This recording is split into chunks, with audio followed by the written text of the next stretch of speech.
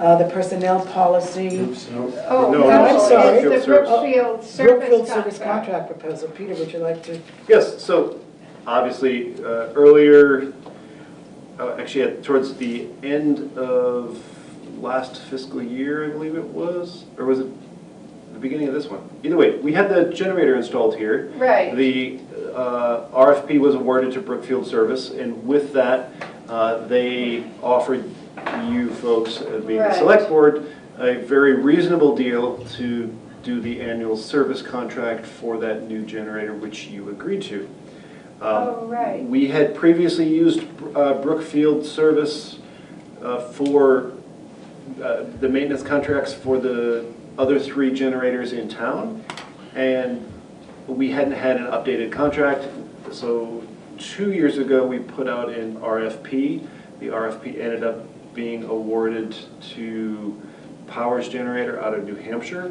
Brookfield Service has now submitted to us a new contract proposal for providing service to all 4 generators.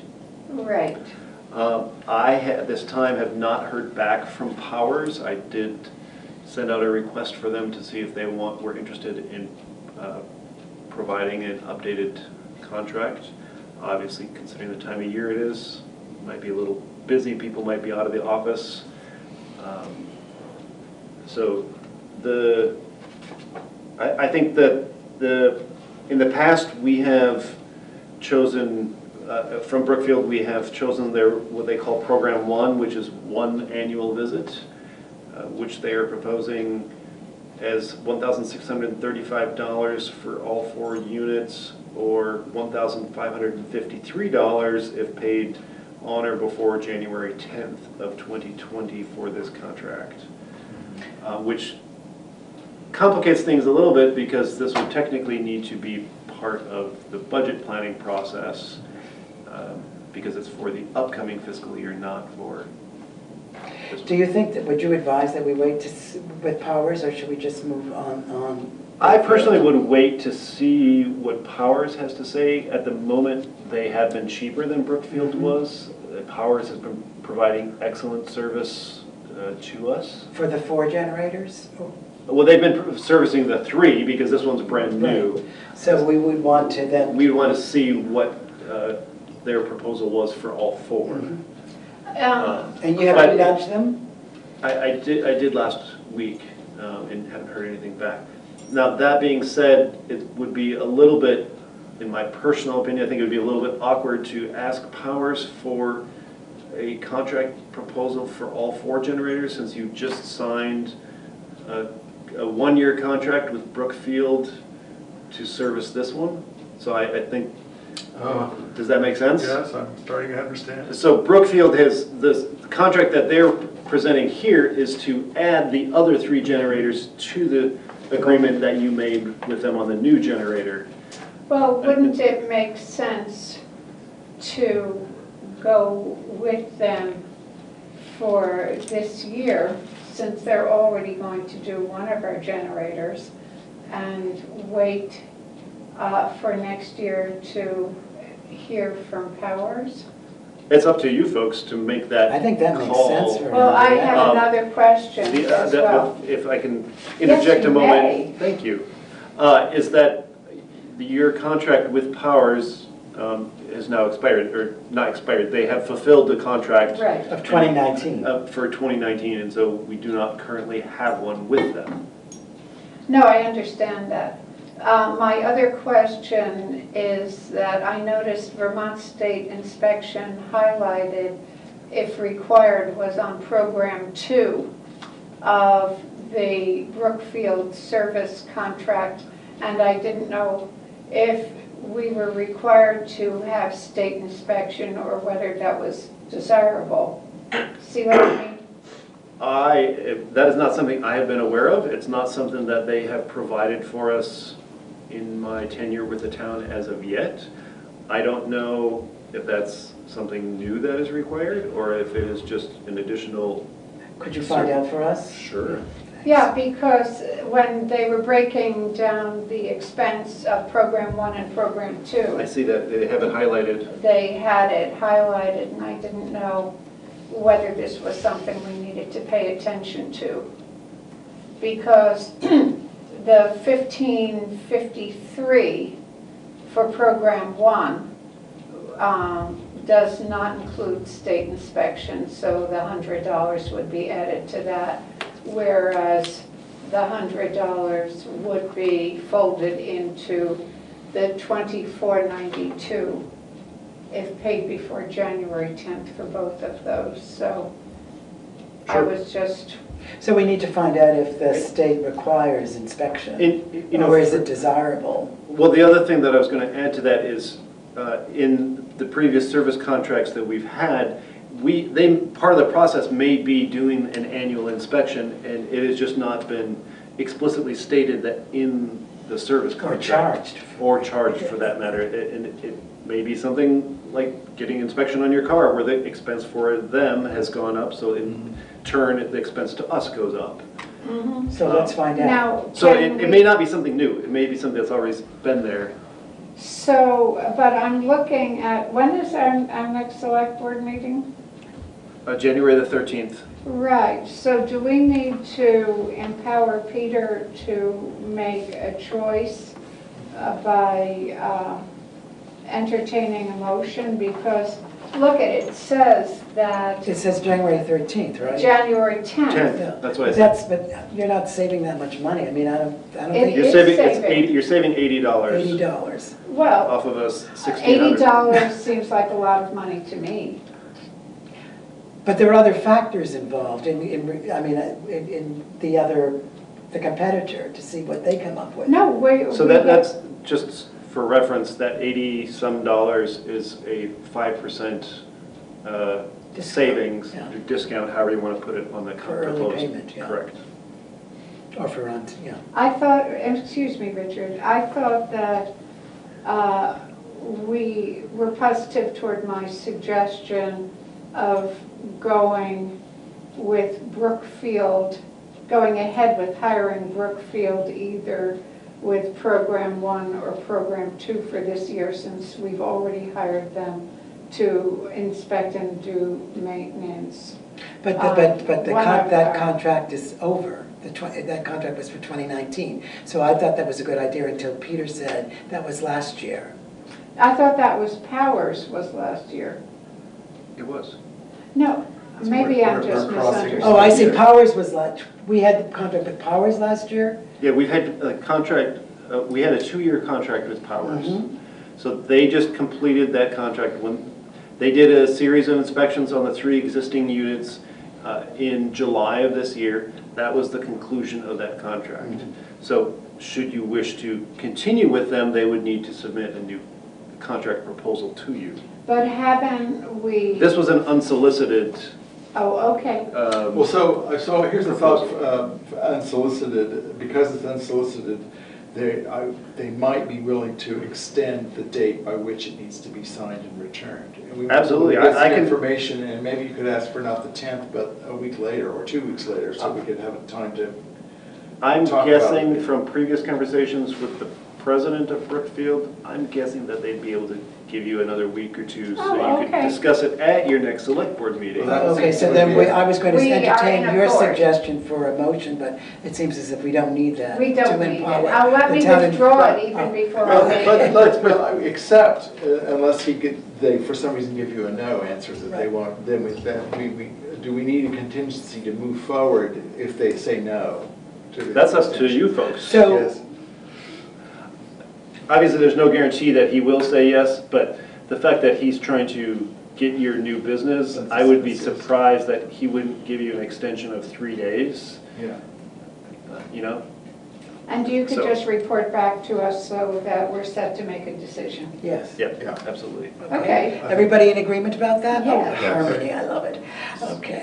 Now it's on to. So just before you move Oh. on, Mr. Chair. Yes, sir. I just, for clarification, so there's actually 2 action points for me to take under this proposal. One is to get clarifications regarding the state inspections, and the Yep. second is to request an extension on the prepayment Yeah. deadline. Okay, thank you. Thank you. Okay, on to old business, and that would be the personnel policy, the vacation Yes. business. And you all looked at that in the, Yes. I have that somewhere. And John, So- your question was answered, right? It wasn't really. I didn't think it was, I mean, that wasn't something that I could specifically Oh. answer. That was, Who should answer it? Is it, well, it's a discussion the select board needs to have. so was the that's what we're doing question? right now. Well, the question, Is shall it I about speak, this? Peter? Ask your chair. Shall I speak? Yes, please speak. We've been desperate to hear you. Well, so the way that I think we've agreed that we should move forward, let's say that I started work for the town on April the 1st, let's say, that my vacation dates until July 1st would be prorated. And then on July 1st would start how vacations are counted. So then on the second year of, which July 1st becomes my second year? You know, and that's really tricky if, let's say, you got hired. It could be really tricky if you got hired, for instance, in August 15th. So you would have worked nearly a year before your first July would have happened. And so it just, am I making sense? You know what I'm saying? Yeah, and that's partly where the question from the employee came from. Yeah. And that's why it's prorated for the first year. So there would be an expected, probably it needs, to me, it seems like something needs to be clarified in the language, just so that we're clear that until the first year, the first July that you meet, that would be called your first July, your first year. Your first year happens after that. Yes. So that you could really work here for a year and 10 months before your first year of vacation would. Because they got to a July. You hadn't gotten to a July. Wow, So, and I think- that's a problem. Well, I don't know if it's a problem, I No, just it think just it needs needs to be to clear. write a sentence It just that needs to be expresses clear if that. that's what it is. I mean, I'm just trying to use myself as, in my own Yeah. head, I'm sitting here trying to use myself as an example of how that worked. Because I was hired in the beginning of November, you know, and so then my vacation days were prorated, but I think because of that's a good question. I don't know how you guys would do that. I mean, they're getting prorated vacation, and that's fine, so long as you're inside a circle that's of the, you know, we're all getting 5 days, but when do I get to start getting Well, more doesn't vacation? this doesn't answer it? Vacation leave accrual begins on an employee's date of hire and is prorated to 1st July, Yes. beginning of fiscal year, and accrues thereafter on 1st July as earned. Isn't the Except this says at the beginning of the second year, and it seems to me like it would be better if it said at the beginning of the second July 1st or That's something. the second fiscal year. Fiscal year. That's what it should Yeah, say. yeah. The second fiscal year. So it was somehow really clear to Yeah. anybody stepping in that there's no way they're gonna, you know, they're not gonna be able to bring this question It should up. be So- at the beginning of the second Fiscal year. fiscal year. Or, Yeah. yeah, at date of hire, or, yes.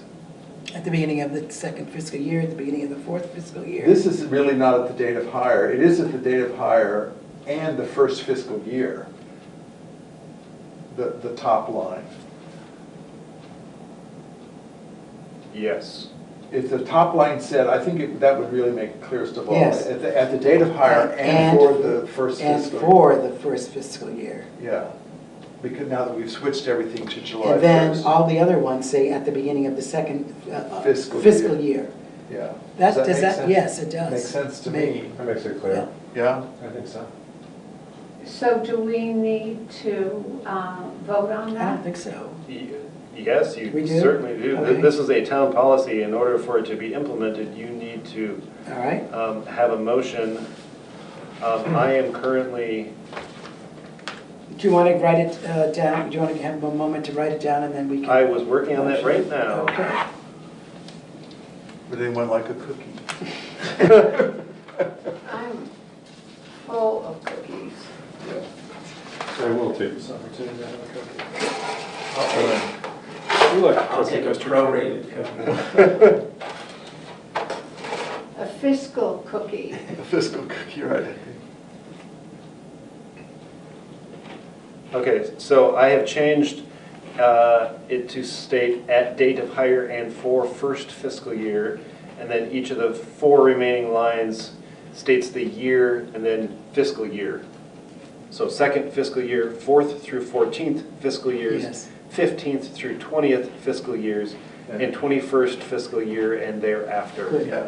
So do I have a motion? Hang on, do you need to say, as a clarification, like at the start of the personnel policy, that the Guilford fiscal year runs from July? It already states that. It already said does. that, okay, then that's perfectly clear, yes. Did you make a motion? Yes, I Okay. move that we establish, that we accept the personnel policy as amended tonight. I will Do- second. Any discussion? All those in favor? Aye. The motion Thank carries you, Sam. unanimously. Thank you very much, Select Board. Now, on to the warrants. Who's Let's doing see, the warrants? Gordon isn't here. Did you Did folks you wanna have a make the chance to motion? review the warrants? I haven't reviewed the I one. didn't look at the, So you would really want to look at this one, the 33,000. So, yeah, that's the budget status report, that's not the So it would invoice be in edit here? list. That's just the payroll. so it would be here. Oh, I see, yes, okay, so I'm looking to see What the if big items the big are. numbers. Sand and salt. Mhm. I see, yeah. I will have while he's reviewing that, I will have a copy of the a completed copy of the personnel policy for you all to sign at the next meeting. Okay, Since good. you have just approved it. Okay, yes, I can see that in the, when we get to the, so I would move that we approve the payroll warrant for the week ending December 15th of $8,732.25, as well as the payroll for week ending December 22nd, 2019 of $7,926.76, as well as expense warrant number 2012, totaling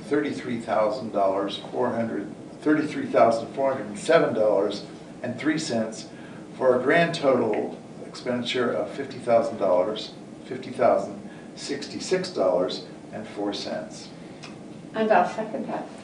All right, and then Is there a discussion? And can you Yes, explain? yeah, then I'll explain just the largest expenses that might be of interest to folks are $6,954 for salt, and then there was $8,138.73 for Blue Cross Blue Shield insurance. And those are the only. That's half of the expense right there. Yes, that's half. There is a recreational surfacing, Vermont recreational surfacing bill for guardrails of $3,847. So those. Any further discussion? All those in favor of? Aye. Aye. Aye. The motion passes unanimously. Thank you very much.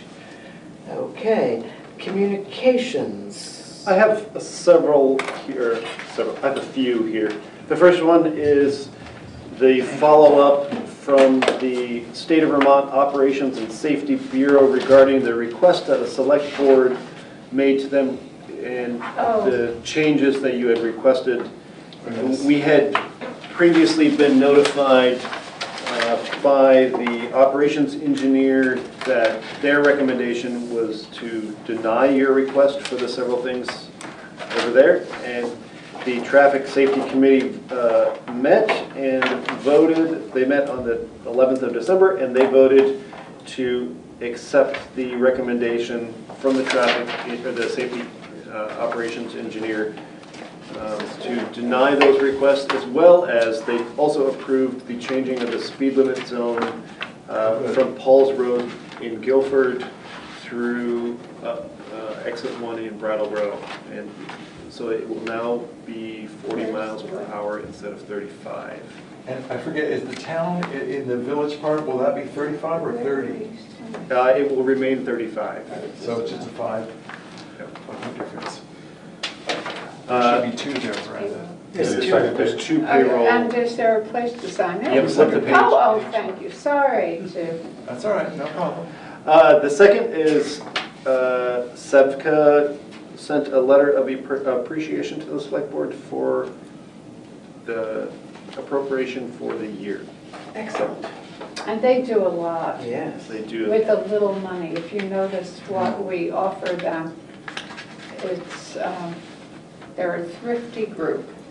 So we also received a notice of a filing of a certificate of public good by Comcast, just notifying that they have submitted that to the state for the state's review.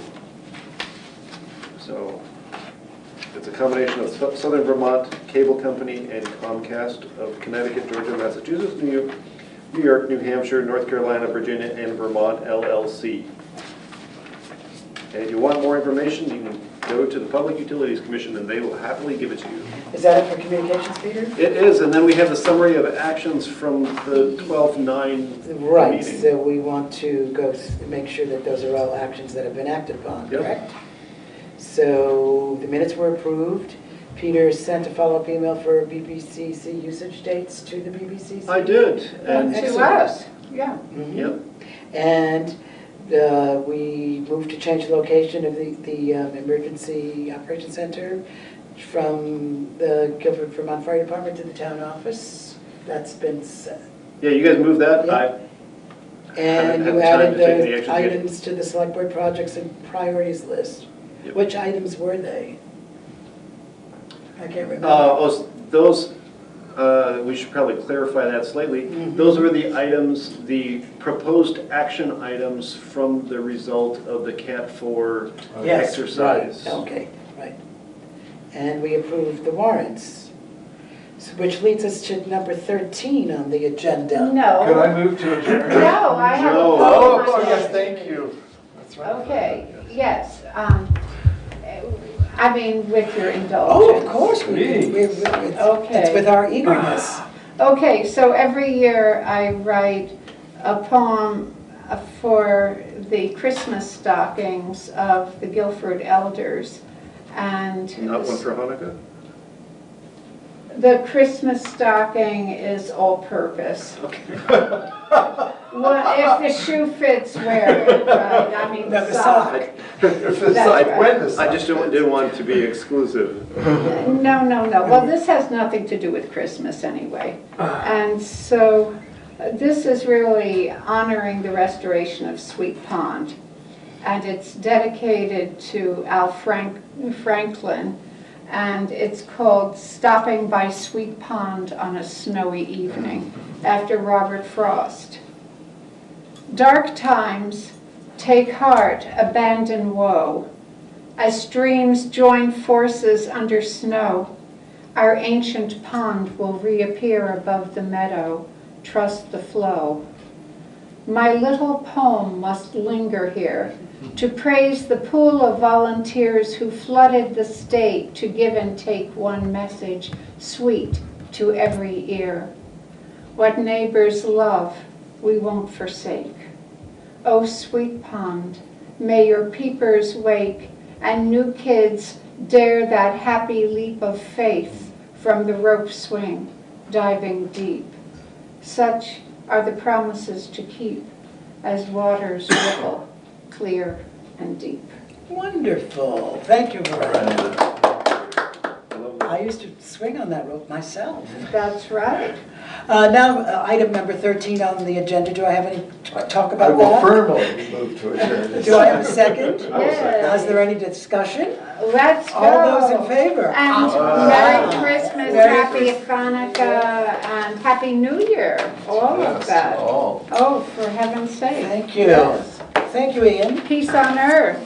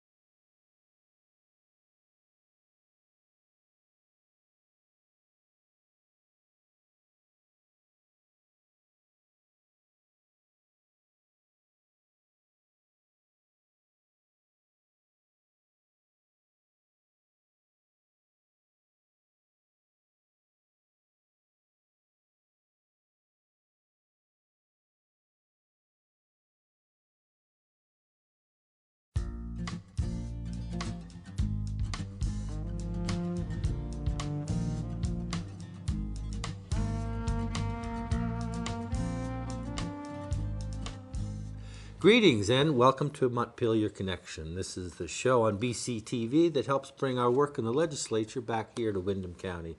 And we want to thank BCTV for helping make that work more accessible to you. It's getting close to the holidays, getting close to the new year, so we are getting ready for the 2020 legislative session.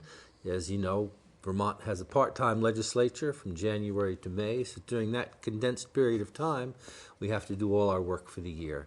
As we look at the session to come, today's guest is Senator Jeanette White. Hi. Thanks for coming, Jeanette. Thank you for inviting me. And thank you for all your service.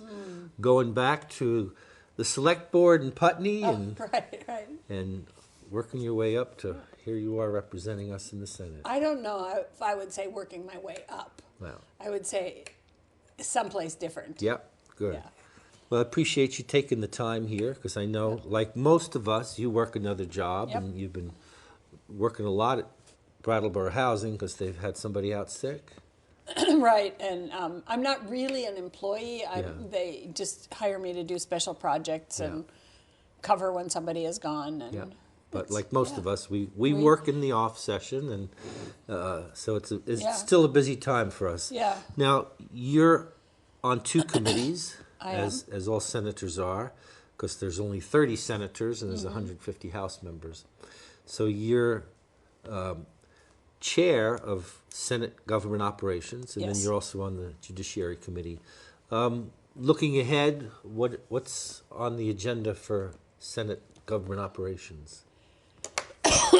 Well, I think that there probably isn't anything around elections this year necessarily. We've done a lot in the past around automatic voter registration.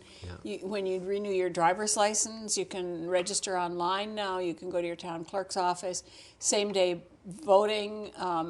And so we've done a lot, made a lot of changes lately. Yeah. And I don't think there's any kind of major change going to happen this year. But I should say that one of the things that we've been looking at, and that the Secretary of State, Jim Condos, has been very up on, is cybersecurity of our elections systems. And he is part of a national Secretary of State's group, and Vermont is leading in that, and the town clerks are all getting trained on it, and I think our systems are pretty impenetrable.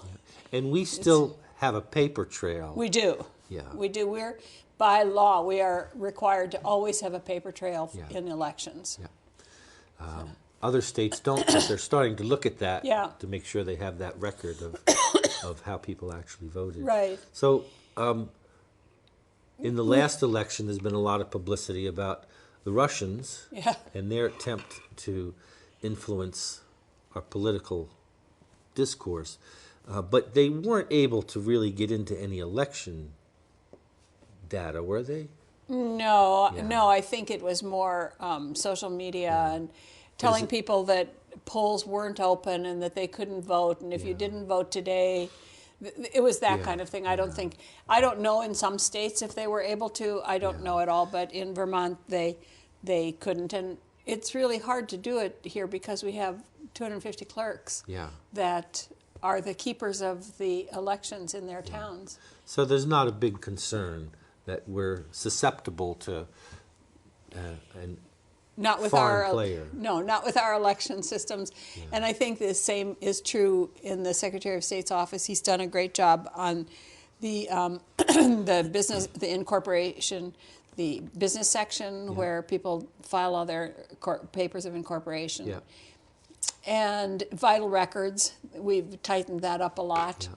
So, Now, in regard to records, oh yes. there has been some controversy in the news lately about policies around public records and who can get them and whether they should pay for them or Right. not. Can you shed a little light on that? Well, I think there's some misunderstanding, and I read the case, and there was a dissent.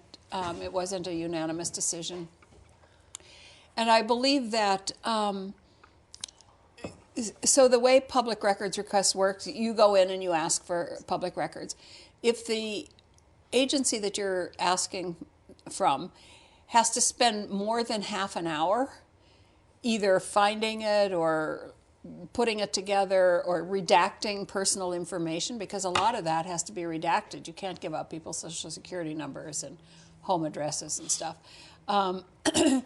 If you spend more than half an hour, then the statute said that you can charge for that. And there's a what do you call it, chart that says if it's this level person, you can charge this much, and if it's the governor that's doing it, you can charge more. But I think there was a misunderstanding. The Supreme Court felt that the statute was not clear, and so you could only charge if people were asking to make copies. And regardless of how much time the agency spent preparing it, you couldn't charge if they only wanted to look at it.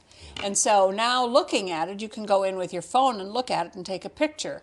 And what the Attorney General said is that we're not going to allow you to take pictures because we had to spend all the time preparing it. So we'll try and clear that up this year. I think that from my remembering of what we did before, that this was just maybe the statute wasn't clear enough, or so. And that's the way the process works. We Yeah. put a law together, and then some things come up that they might not seem to be have thought of beforehand. So we go back and we look at it again. And there are issues around public records. What is a public record? How much for municipalities, for example, how much of their employee information is public record? And of course, there was just the big flap in Digger about the DMV, and they do. Is that a public record or isn't it a public record? And actually, public record you can't sell them. But this is a little bit different. So we'll be looking at that issue and having DMV come in and. I think there's going to be some discussion about Yeah. that, because I've heard from some people already who are not happy, and I'm not so happy about that either. As we move forward into the data age, our data should be ours. It is, but the be people used they're that way sharing, is- people they're sharing it with are insurance companies, law enforcement agencies, and they get it anyway. Law enforcement agencies Yeah. can get it, and so if it's available to law enforcement agencies, is it really confidential or not? And do we really have any private information anyway? I think that's going to be an ongoing discussion. I think that we're, given social media and what people post themselves and with their information, I don't think there is such a thing as privacy. Well, I think many people are looking at this. I know personally I now use a different search engine on my computers that doesn't mine that data. It's not the big ones. It's a smaller one, and if you look online, I don't want to be advertising one over another, but there are search engines now, because otherwise, whenever you search, that data then gets stored and put into a file. And my for guess you. is that it won't be long before the smaller ones start doing the same thing, because they're going to figure out that they need to have revenue from those. Well, this one in particular, and I can tell you about it later, advertising that they're not going to do it, and they have another way to make money without selling your data. So that's what makes it attractive to some people. But we will be looking at that with the DMV and what is public and what isn't public. Yeah. And At one point, there was a lot of discussion about what records are exempt from the public record laws. Has that been settled, or is that still an ongoing process? Well, it's never settled, because no matter what you do, some people think something else should be exempt, and some people think that whatever is exempt So what should kind not of things were exempt? Well, from we the have laws? the public records law says that everything is available to the public unless it's specifically exempted, and things, anything that has personal information is exempt. Now, you can get a record, but all the personal information has to be redacted. So it doesn't mean that the whole file is exempt.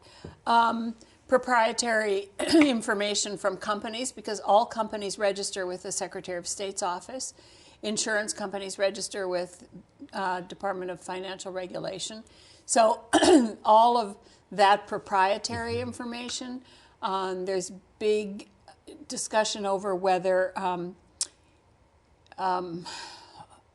going to get the term wrong here, but the manure management systems that farms use, is that, does that have proprietary information, so it should be exempt or not? We have 260 some exemptions, and we went 3 years ago, we went through every single one of them and decided, and there were people that said we should only have 10, but if you have 10, they're going to be so broad that, because what does it mean to have 10, and they're going to be broad. So we have very specific exemptions. Were you thinking of the methane digesters before? No, there's nutrient management systems. That's what it is. That's what it's called, and it's how you dispose of your manure and what you do with it, and how does it leach into the water system and stuff. Yeah. So, but so we'll open meeting laws and public records law are never settled. Yeah. They will always be on every year. In every year, your committee oversees the Office of Professional Management, right? Right, professional regulation. Regulations. Yeah. So they license various professions in Right. Vermont, and certain ones come up for renewal or review.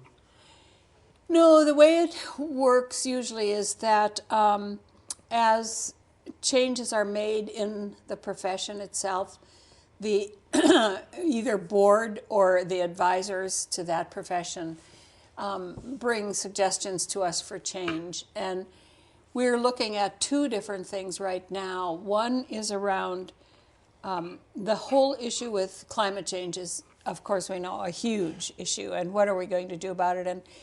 And we continue to build houses, and we continue to put in HVAC systems and all of that. But so people who are doing those kinds of jobs, should they have specialized training Yeah.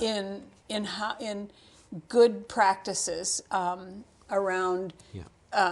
for climate change and greenhouse emissions, and Yeah. and realtors, what kind of training do they have around that? So, excuse me, we're looking at that with the professions, Yeah.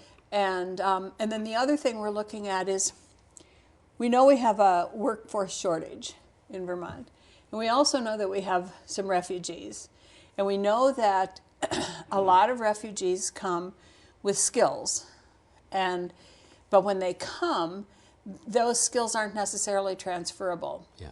So the Office of Professional Regulation has spent a fair amount of time last year, and we're going to continue it this year, looking at how can we make those skills transferable.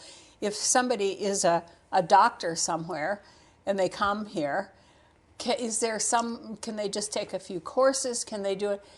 Because you don't want people to have jobs that aren't in their own profession. It's bad for us, it's bad for the state, it's bad for them, and it puts them in a dead end a lot of times. So those are the two things that we'll be working on this year. Interestingly, in our history, whenever there have been labor shortages, we've relied on immigrants coming into this country, and right now that seems to be at odds with what the president is trying to do to keep people out at a time when we really, right across every business sector, people are really struggling to find employees and good employees. Employees and children to put in our schools. Yeah. So hopefully we can loosen that up after the next election.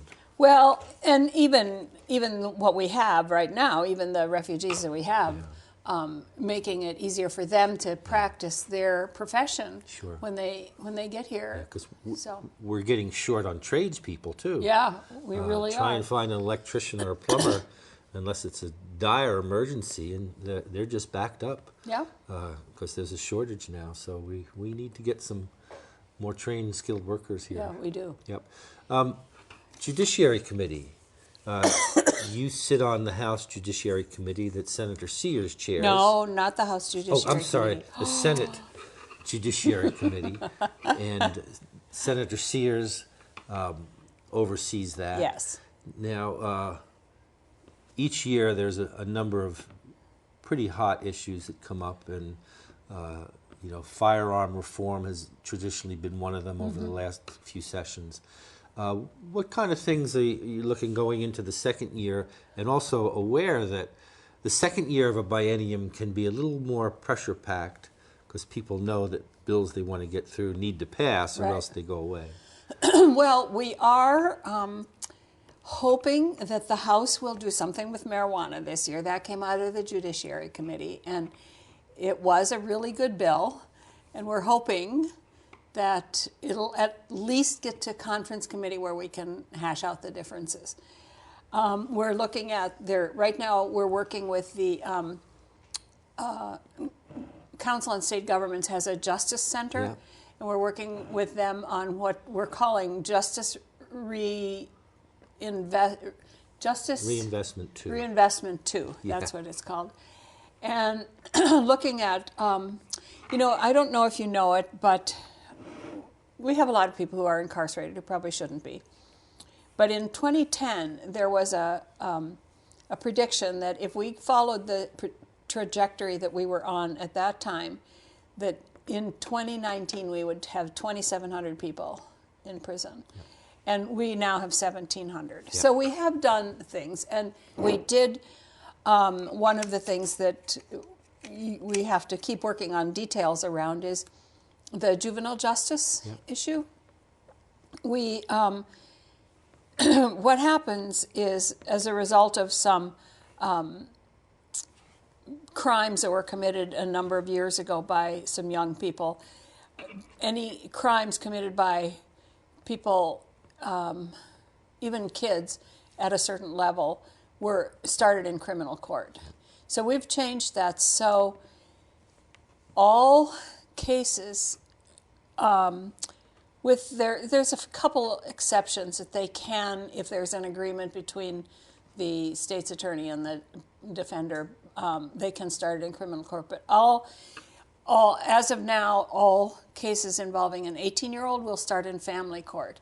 And the reason for that is that in family court, they're not public cases. And then if there's a need, it can be transferred to criminal court. So that means the proceedings are closed to the public. Right. And so the kids have a better chance of, and we know that kids sometimes do things in their youth that can change their lives forever, and this will hopefully give them a chance to correct that. And then, and because they'll be having case managers or getting therapy or whatever it is through family court. But if it needs to be transferred, it can be transferred to criminal court. But they'll start there, and then as of, I think it's next year, it goes up to age 19 and eventually up to age 21. Yeah. And we're the first, the juvenile justice people are really excited about that because we are the first state to do that, and it is a huge, huge change. And I think it's really exciting, and so we're looking forward to do that. But there are tweaks that have to be done every year because how does it affect DCF and how does it affect corrections and the courts and stuff. So we're making those changes. Right now, the family court dockets are pretty full as they are. Yeah. So if we start adding to that, we may need more judges or.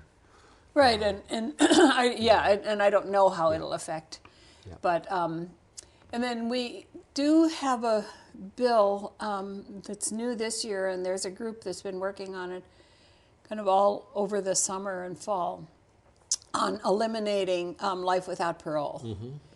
And because we still have that on our books, and just eliminating it as a possibility. And looking at things like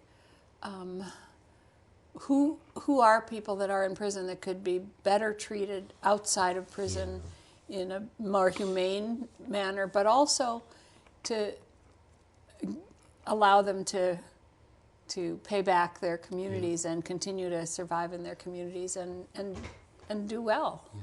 So now, last year we started to have some discussions around some of our prison population that's aging. Anything come of that where maybe different ways of dealing with them, especially if they're ill?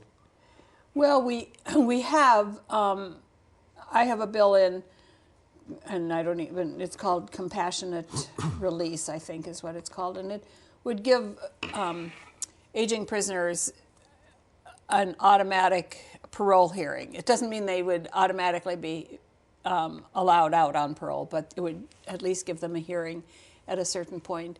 And we're looking at kind of a look back after a certain number of years after a crime has been committed.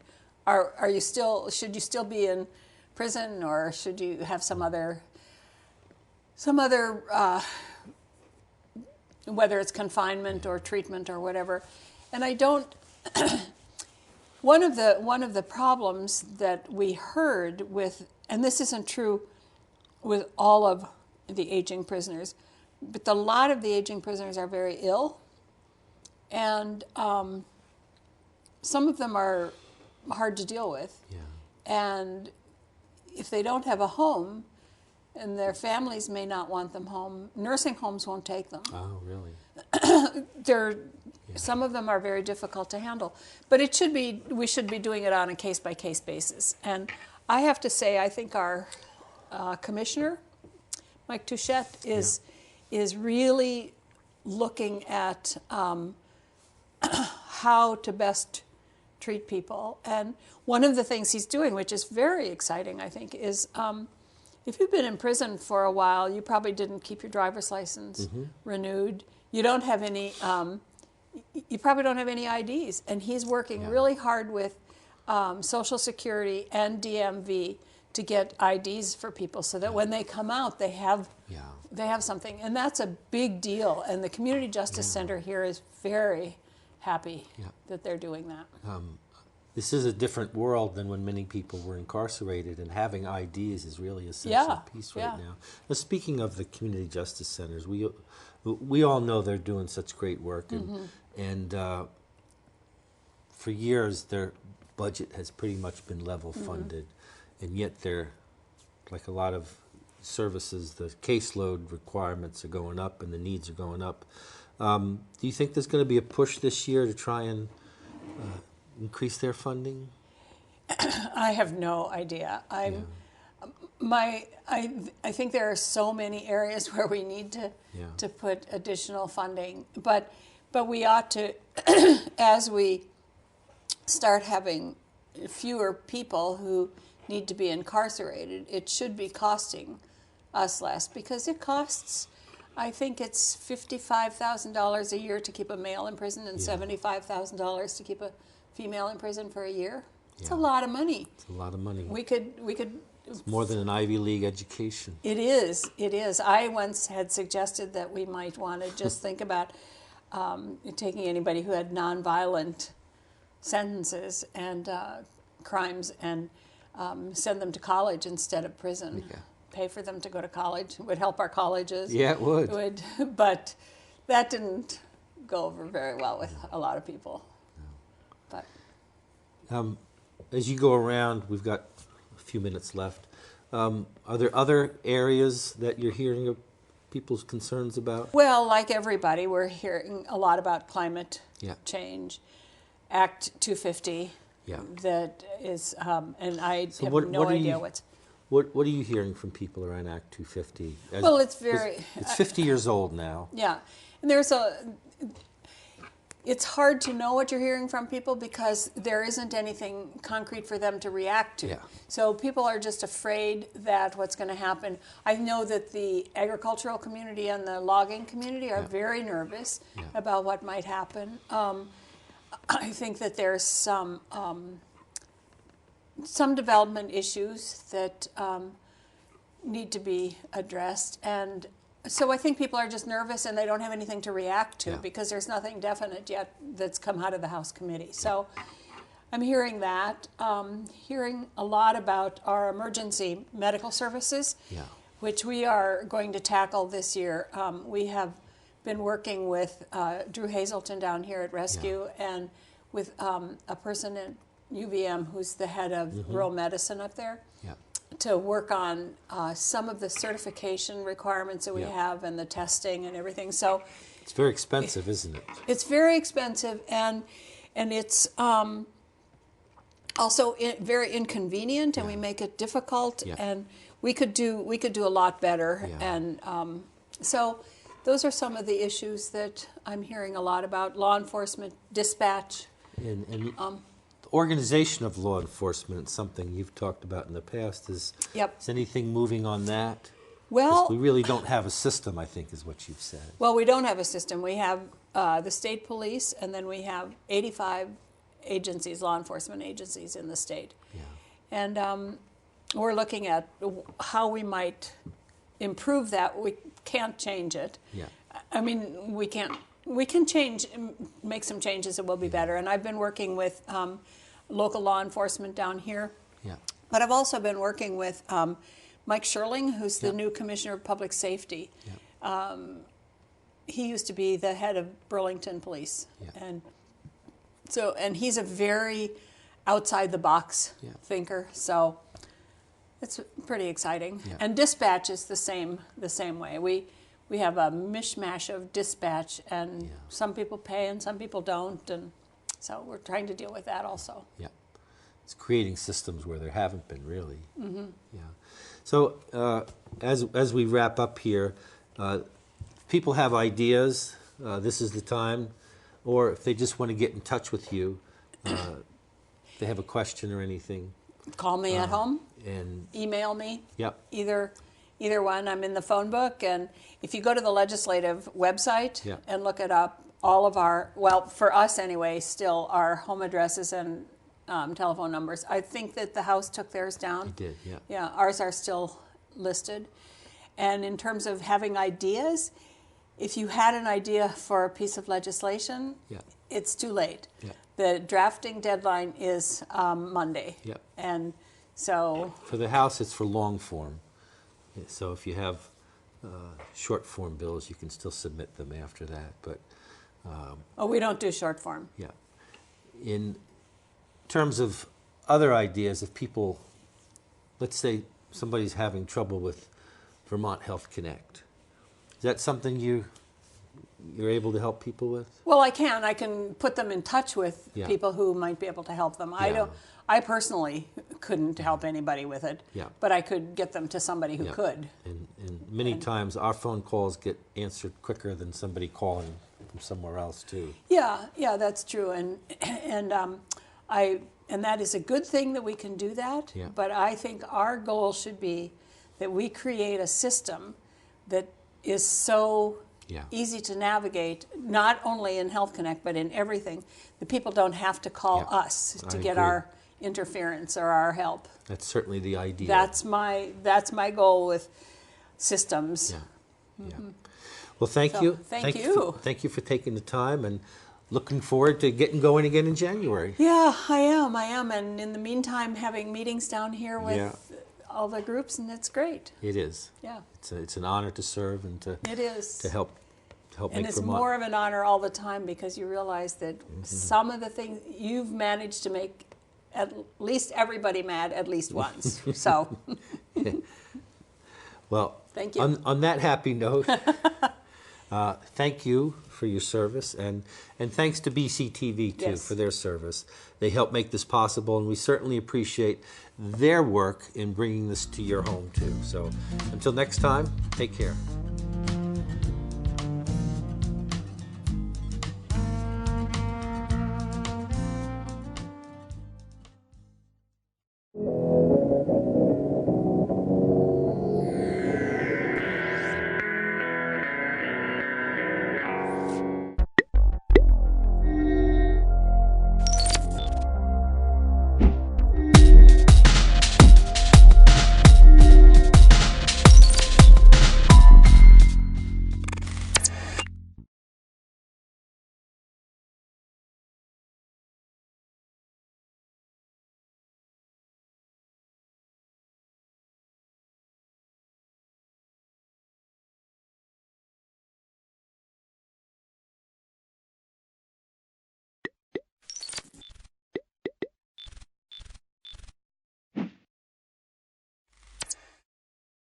Like 1 minute after 7, let's call this thing to order.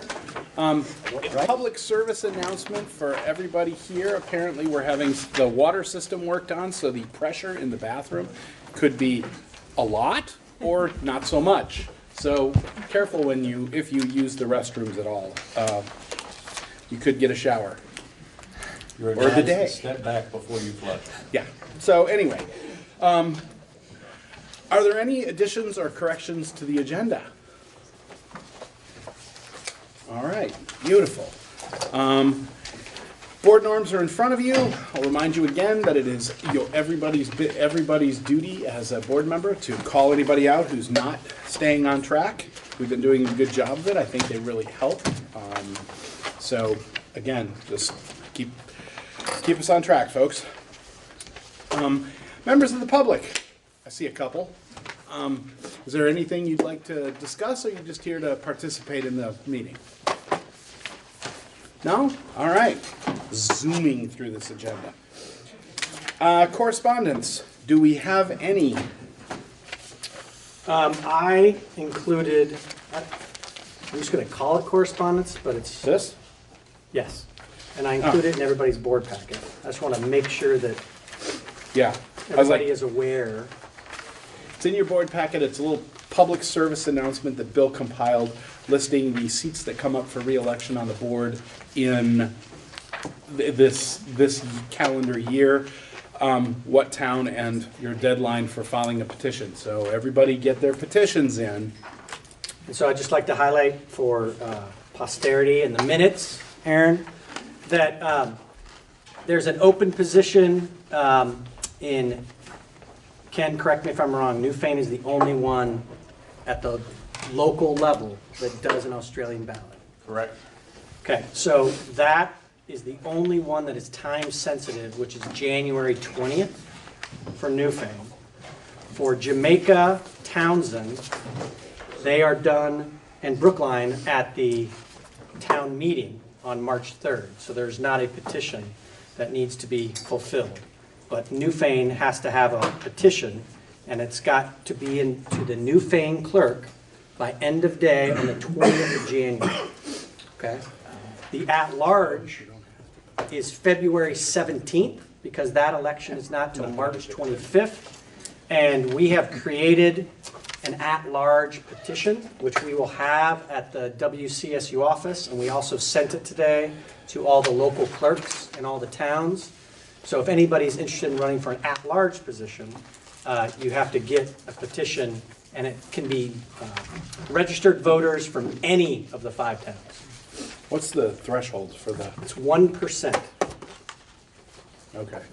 So it's like 35. Oh, for the at-large? Yeah, it's like 30 something. It is less than 40, but more than 35. But I will confirm that. Okay. So if you get 40, if you're an at-large If you person, get you're all 40, set. I will be pleased. and you're getting good. But I will confirm that and make sure that all the town clerks know. I remember it from a couple of years ago when it was. 13 this year and 17 next year. Okay. Anything to add to that? Anyone? All right. So we have a final draft of the values that we worked on through the retreat that Lindsay and Scotty have put into a sort of flow chart that, lets it go down. It's pretty easy to follow, I think. Makes sense. If anybody wants a color copy, we have some. Ooh, so pretty. Very pretty. You you, want to Scotty, talk about for the color process and, how you think everything's still I thought everything was still reflected in there. Yeah, the goal was really just to keep the same values that we had previously discussed and just try to organize them in a way that was clear and concise. Very That was great the idea. clarity. After you have a chance to take a look at these, if you have any questions or any edits. If not, I would love to have these things actually approved as our values that we're going to then look back on as we make decisions. And we can get them posted up there for us at meetings, and we can have them as sort of, put them on the website and publish them. These are them. Give you a chance to make some comments. Yeah, do we have to have the Route 30 sign down the bottom? I think the logo's probably gonna go. That was me. Mr. you like that? Creative. Sorry. I know. Yeah, that's Go ahead. I have a question. Under the 628, the top one is play-based learning environment. I'm wondering if you can tell me what that means at the middle school level.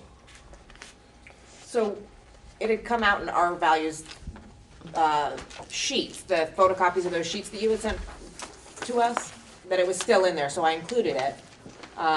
If anybody wants to revise or discuss, I'm the compiler. Going back to the original work, I can pull it up, but going back to the original work, somebody wrote that on the value sheet. It's not necessarily It's not on these now. It was from the photocopy. No, it's not from up the here retreat. from our original values. And then we worked from these to create the new ones and changed it. So if the person who actually moved play-based learning up to that level wanted to comment as to why they thought so, I mean, go ahead. May I? Sure. Well, now that we moved the sixth grade from the elementary school up to the middle school, the sixth grade, when we did these, was part of the elementary, which was play-based learning. How's that for an excuse for why I got there? That's good. That might be, that's. So just the sixth grade. So, I mean, I would argue that everybody needs to play a little bit, and that makes it more fun. It's definitely not the same in early education as it is in middle school or even high school, or for that matter, secondary college. I mean, I still play now. So I think it's up to your interpretation as appropriate playful learning. Okay, Sorry. So Bob, it needs to be fun. it needs to be fun. Some things need to be fun. I mean, come on, a robotics class has got to be a blast. And you're learning a whole bunch of things in Right. there. I guess when I read play-based learning environment, it sounds very global, Yeah. and so I'm just curious. It sounds almost like that everything within that realm should be play-based, which I'm just clarifying. I'd be first to admit my background is primarily at the high school level, not the middle school level. I can talk to my colleague Pam about this another time to find out what her experience is with this, but it just surprised me, that's all. Just curious what it meant. In any of the middle school work that I've done, the terminology has not been play-based, but more constructivist or discovery, collaborative, creative, those kinds of words. Certainly project-based learning is a big thing in the middle school. Yeah, if places. and I'll go back to your robotics, and I love that example because it really is about discovery and learning through discovery. I might be a little more comfortable with that word than play-based. I certainly can understand when sixth grade was in a different configuration. Okay, Scott? I was just gonna say, it would take me minutes to make any edits, and I already have to get rid of my logo. So anything that this board wants me to get rid of or to add, I could do in minutes and get it back to you. You could even A-OK it today with a few edits. Right. So I think we have the spirit of what we're looking for there. What do you think? Discovery-based? What makes sense to the board? Project-based? For 6 through 8? The project-based might be too specific around, Right. Or discovery-based creative. might be more open-ended around inquiry. Try to make it fun when you can. What was Okay, yours? yeah. It's such a downer. Everywhere I go, I right. try to make it fun. There we go. I knew you did. Discovery learning environment. I Constructivist like that. leads to, sort of encompasses all of those things without being super specific to one in particular. I do like the word inquiry as well, with a focus, because that focus becomes more science-based. My only other question, not to complicate things, was, are these in any priority order? No. When you're down to the, okay. No. It's all super important. Nice answer. So we can wordsmith that one a little bit, but let's get it figured out so we can get them basically adopted as our values to move forward. Yes? Yeah, when I read that, I also had a play-based kind of like head snap. So if we're gonna redact that wording in 6 to 8, can we reword it for pre-K to 5? Play-based is great in pre-K, and play-based is great in kindergarten, but not the continuum. When we talk about play-based and we talk about project-based, that means something specific and a pedagogy of learning in an environment versus discovery through other things. So I just want to make sure we're not locking the pre-K to 5 to that too. So this is what happens when you have non-educators try and like use the right words. You know what we want, we just don't know how to say it. So yeah, if you can make some suggestions, we can do this, because what we're going for is pretty apparent to all of you, I think. We just didn't say it quite correctly, I think, is what we're getting at here. So is that a task for us to come up with a different word? Right now. Yeah, Right it's now. right now. No, if you need to think about it, you can, but I was hoping to like check this off as, these are our values, here we're going. But we can string them along. While he's thinking about that, I think under sixth grade, it says transportation for after-school activities. Is that not important for the K through 5 as well? And also like the STEAM offerings, wouldn't that be two things that could be values in those lower? I think about that for our elementary students as well. This isn't gonna work. Good point. It is noted in the core values, but not specifically for after-school activities. Yeah, it does say Right, it says transportation for 4 years, right, Yeah. not for the after-school activities. Right. And just because it was named specifically in those others. I think they're thinking more sports events and that kind of thing, whereas as opposed to the laughter program, which I'm sure is what you're thinking. Sure. Which I agree, they're just as important.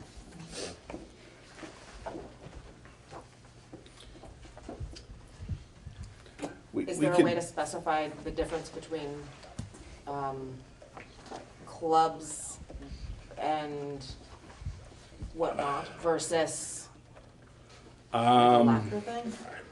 We could probably go back and spend another, couple of hours and like rehash what we meant and stuff. I mean, I think it was. Just when you say after-school activities, I think of the after-school program, but if you called it extracurricular activities, that's more sports, drama, that kind of stuff. So if you just change that to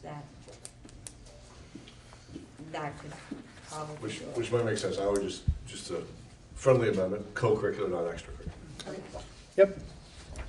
Agreed, folks? So Agreed. after-school activities Got that, becomes Scotty? co-curricular. And what about the STEAM offerings in pre-K through 5? I mean, that's, Well,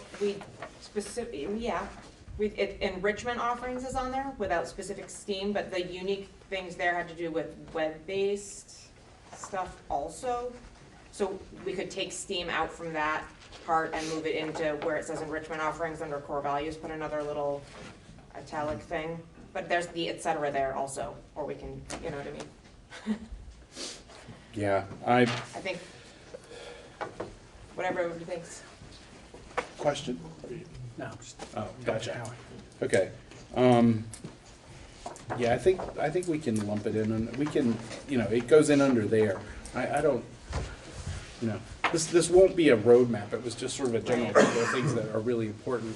It won't be like, well, we said STEAM wasn't here, so you can't use it in pre-K 5. Right, but don't you value that in the elementary schools as well? I mean, the only thing I see that you value in the elementary school is the word that Craig's coming up for play-based Well, learning. plus where there's everything. Plus everything in the core above it. values. Oh, I know, above it, but then when you look below it, then you've specified things, so that's why just as somebody who wasn't a part of your discussion, I look at it like, oh, they value this, but there's not as, so just giving you my feedback, you can choose to do. Okay. Mhm.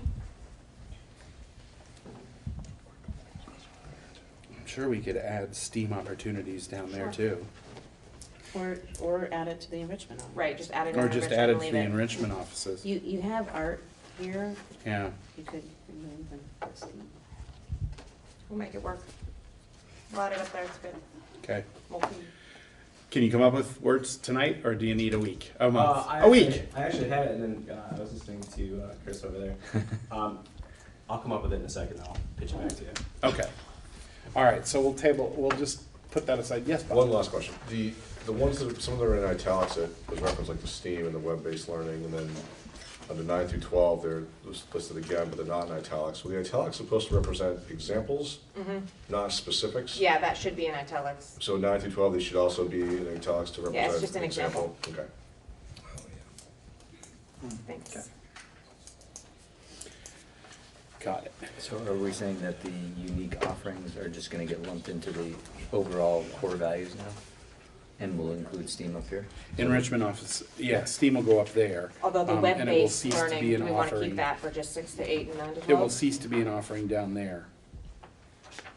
I know Craig will say web-based learning pre-K through 5. Well, we could just take out all the examples and just say unique offerings, But then we say, why don't we have unique offerings for pre-K 5? And we'll back it up to.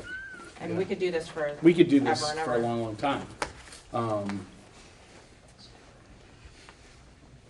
You know, unique offerings probably goes to core values, because we want we want pretty much every student to have a chance at some unique offerings. The good news is we'll look at these again next year, so why don't we get them done this year, and then we can look at them. Yeah, again we'll next year. we'll relook at these at our retreat next year and go back and, okay, these are mistakes we made. So if we come up with the one language to make play-based learning say what we really want it to say instead of what we did say, I think we can move forward with these and then tweak them at our next retreat.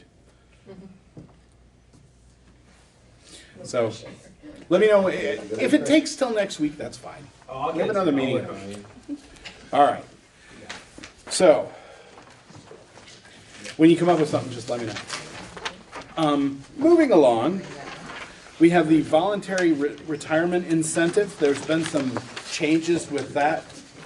You need him, us, all of us. We're all good. Yeah. Thank you. Hey. I'll see you tomorrow. Thank you, Ed. See ya. Take that pizza, Ed. I will. Yay! Okay, so we've had some, we put out the voluntary retirement incentive. We approved it at the last meeting in December, and there's been some action on that, and we may need to discuss, I'll let Bill lead us through it. but, Sure, so after putting out the voluntary exit incentive program, a couple unique situations were brought to my attention that I thought we could address possibly through an amendment, which I put in your packet. It's the page behind the voluntary incentive program. Basically, there are 5 criteria for somebody to be eligible. And in trying to recognize that we wanted the incentive program to be equivalent or in the range of an FTE that a person has worked. I did not take into account what if somebody had worked a full FTE and then the final year before they were eligible, they were less than a full FTE. And you could look over somebody's 20-year career and they could work 18 or 19 full FTEs, and then maybe the last couple of years they had been stepped down or the position had stepped down. And I don't think that was the intent. That was definitely not my intent in making sure that I was presenting something to you guys that was fair and equitable to our employees, but also representative of the FTE. And so I crafted a possible solution for the board's consideration to make an amendment to the voluntary exit program, where we would just look at the last, if somebody's less than 1.0, we would look at the last 5 years and do the average of those 5 years. And I tried to create an example, not only the motion that I would suggest, but then an example of somebody had worked the last 5 years and they were full-time 4 out of those 5 years, and they were half-time the 5th year, instead of only being eligible for $5,500 in the incentive, they would be eligible for $9,900, which I think is more representative of the body of work that the employee participated in. So, I'll make that motion. Second. beautiful. Okay, just for the camera and for you, Aaron, the motion is to add the language that says, for an employee who meets all the criteria in Appendix A and is contracted for less than 1.0 FTE for the 2019-2020 school year, the incentive will be prorated and calculated as the average of the last 5 years of employment. So that's our motion. It's been made and seconded. Any discussion on that? Question? Yes. Is there a lower number? Like, is it halftime? Is it? You're only eligible if you're 0.50 or above. Anything further? Ready to vote? All in favor of the motion, please say aye. Aye. Opposed? Abstentions? The ayes have it. All right, the motion passes. So that'll help. Thank you very much. You're welcome. Okay, so we have the second look at the budget tonight. The budget committee has met and worked with Lori on this, and I'll let Al, as chair of the budget committee, talk a little bit about that before Lori leads us through this. All right, so yes, we were tasked the last time to reduce from 7.7% increase to 5.7% increase. We were not actually able to get there without taking some more drastic programmatic reductions. We did not feel as a committee that we wanted to do that. So we brought it back to you, and I believe it is 6.31% increase. So we got within, I think it's 70. It's like 70,000 to cut. 71,000 of that number that we were attempting to achieve. So that's as far as we felt that we could go, and Lori's going to go through all the details on that. But I think longer term, certainly I would hope that us as a budget committee can look further down the road and discuss what are some other larger strategic things that we could do that would really impact the budget. I mean, as we looked at it last time, there's only so much that you can impact in the budget. So we need to look at other opportunities and possibilities, which could include building consolidation and other things like that. So much more difficult conversations, and we felt as though we went as far as we possibly could with this budget. And I'll hand it over to you, Ray. All right, so the items that were reduced, if you look at your draft summary sheet here, this gives you a draft over draft look at where we did make those reductions to get as close as we could within the 71,000. Instead of a full-time nurse being added, it will only be a half-time position, and also a half-time position in technology versus a full-time. There was some guidance that will be, additional guidance that was reduced, and then one of the other major reductions was in the building operations. There was a bathroom project that'll be pushed off a year. So that was the $50,000 down at the bottom. The other reductions that we were able to do were through healthcare. So as you know, the healthcare will be changing as of January 1st, 2021. So that affects this budget, so we are able to recoup a little bit. It's only half a year, so it wasn't, the whole bit there. So those were the reductions that were made to get us to this point. Anybody have any questions before I move on to talk about revenues a little bit? Last meeting I asked about the positions that we've transitioned to the SU's office and why they're so much more expensive coming back, and you were going to look into what the difference in cost was and why. Yeah, so I did look at that nurse, and actually it's not that much different. I think if we want to flip right to that first. So that's in the elementary part of the budget. I took my line numbers out. Okay. Yeah, and then I copied it. Here we go. Here we go again. I need Craig next to me. All right, so we're looking for probably on page 3. Yep, the school nurse right there. That's what? 2132 is the function number. It's on page 11. Okay. So you can see where we reduced the teacher health care, all of that down half. That $150,000 that's coming in from the SU is actually the complete program cost. So it's not just salary and I'm sorry, I benefits. can't find you in the budget. Where are we now? It's there. Okay. Yeah. Third page. Thank you. Third page 11. I couldn't Gotcha. up the account number. Third one down to Okay. 11. It's all the way to 11 here, so excellent. 11 On number page 3. 11. I have no idea why it did that, but Thank you. I'll blame it on Excel. All right, right. So it's 2132 is the function number, school nurse. And so that 113,000 is the complete program cost, which includes salary benefits, all of the payroll benefits. some supplies and that type of thing. So if you added up all the 5111, the 5611, other than the 113, you'd be, you know, if it were full-time, it would be fairly close.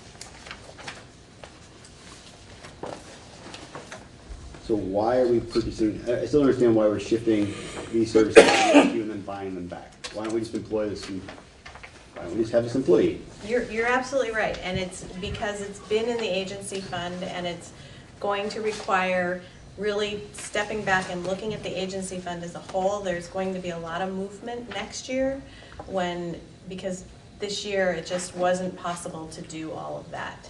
There's some contractual issues that have to be taken care of, people in certain places, because remember the agency fund is not just West River, it's River Valleys, and it's Wyndham.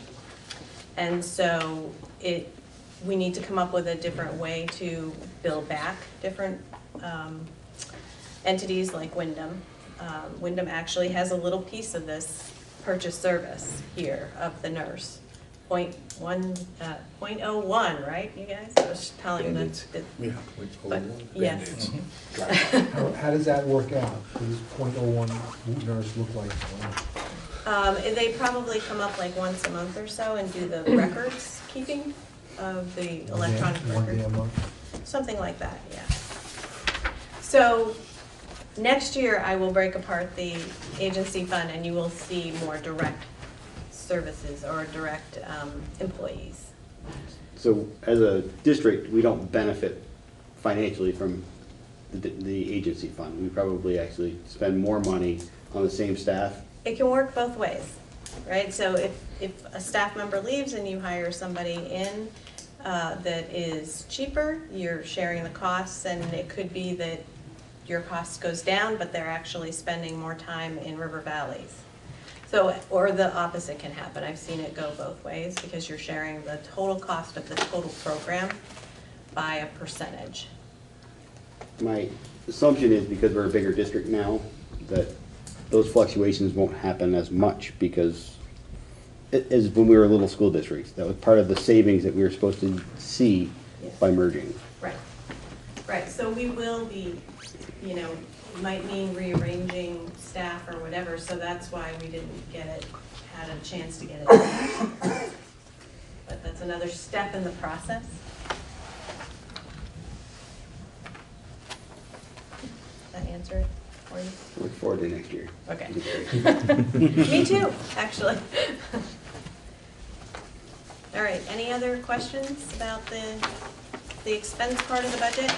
All right, so let's go to the first page and we'll just talk through the revenues. These are the revenues assumptions. These revenues can change right up until you submit your budget, but this is the best that we know at the moment. So we have some pre-K tuition and also that tuition other sources is the after-school program or after-care program for the pre-K in Townsend. So that's a direct result of expense. So because of the program can't really make money, so it's going to be, if there are not enough students, then the staff will need to be reduced and obviously the revenue will be reduced. So that's just an estimate in there. Your ed spending, that's the calculation that we'll talk through when we go through the tax rate. Small schools grant, you'll see that that is down. So the small schools grant was, last year I had a conversation with Brad James and thought that Brookline and Newfane received a small schools grant in 19, but they had to have received it in 18 to be able to count it. So that's why it's down, because even though they got it last year, they're not eligible as part of Act 46 to get it going forward. Secondary, there's some these are pretty static as we see. The vocational center, that went down a little bit. That's just based on what is paid out to the vocational center by the state. And then a big reduction is in tuition. Last year was estimated at 49 students, and this year we're estimating 45. I did increase the tuition, which we'll talk about later, announcing tuition that you'll have to do.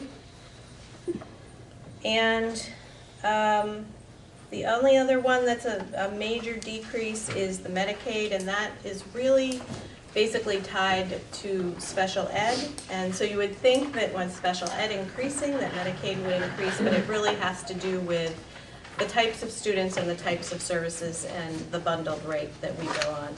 And it changes every year, and it'll change from this as well. So that is the total for the revenues.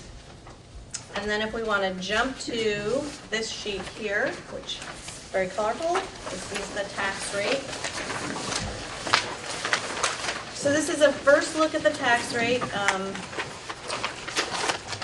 And this is, you know, built very similarly, I can't say the word, to the 3-year comparison that will be in your annual report, but that's not out yet, so you've seen this before from me. So the expenses, and then we minus out the offsetting revenue. Offsetting revenue is any revenue that is not ed spending or that vocational center revenue. Okay. That gives you your ed spending number, which is divided by your equalized pupils. So we are only on version 3 of the equalized pupils coming out. Last year it went to version 14 before they finalized it. So we're hoping that it's not going to change too much from here. Last year was 519.26, so a reduction of 6.6 students or 1.3%. So that's not bad. That's actually pretty good news for this year, because you have that protection of being allowed to drop the 3.5% for the hold harmless, but you didn't touch it. So this could be part of the bottoming out that we had talked about for years. So so that to me is actually good news. Of course, it is only version 3. Then it gives you your equalized, or your ed spending per equalized pupil is 21,763. There are some exclusions that you can take off to reduce the penalty. And I figured those are around $635. That's about what they were last year, so it'll probably come in about the same. The excess spending threshold this year was set at $18,756. So you are over the threshold by $2,300 there. So that is where you're paying double taxation on that amount of money. So the per pupil used for the tax rate is $24,135. The yield, based on the 12-1 letter, came in at $10,883. Expect the yield to change. The yield changed at least 3 times, I think, last year before it was set. And it can go up or down depending on what is happening up in Montpelier. So the anticipated tax rate is $2.22.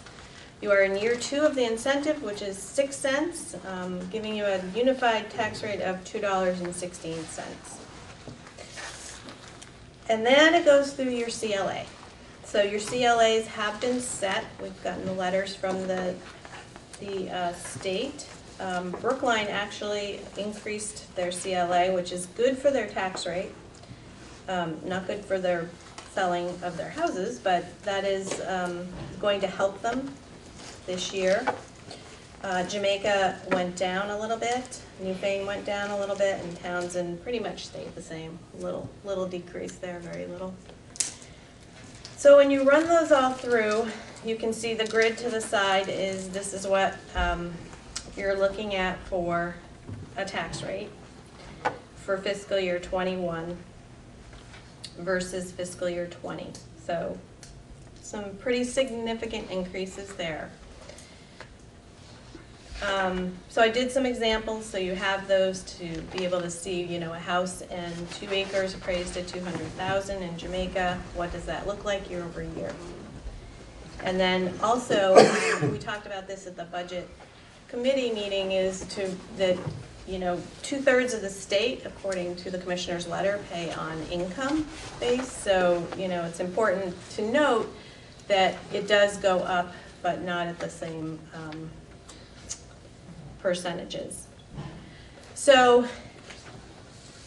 the reason I'm showing you this, especially for Brookline and Newfane, is because there is what we call the 5% rule or protection that will come into play again this year.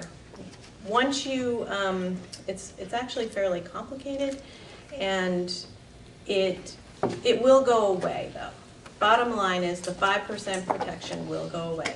So there's a cliff coming, even for Brookline and Newfane. So if you flip to the next page, it gives you an idea of what Brookline and Newfane's tax rate will look like with that protection. Now what's interesting, okay, you look at this whole budget and you look across Brookline, their tax rate's actually going to go down by a penny. Part of that's because of their CLA going up 5%, and part of it's this 5%. And Newfane goes up 8% rather than the, what did you have, 21%. So.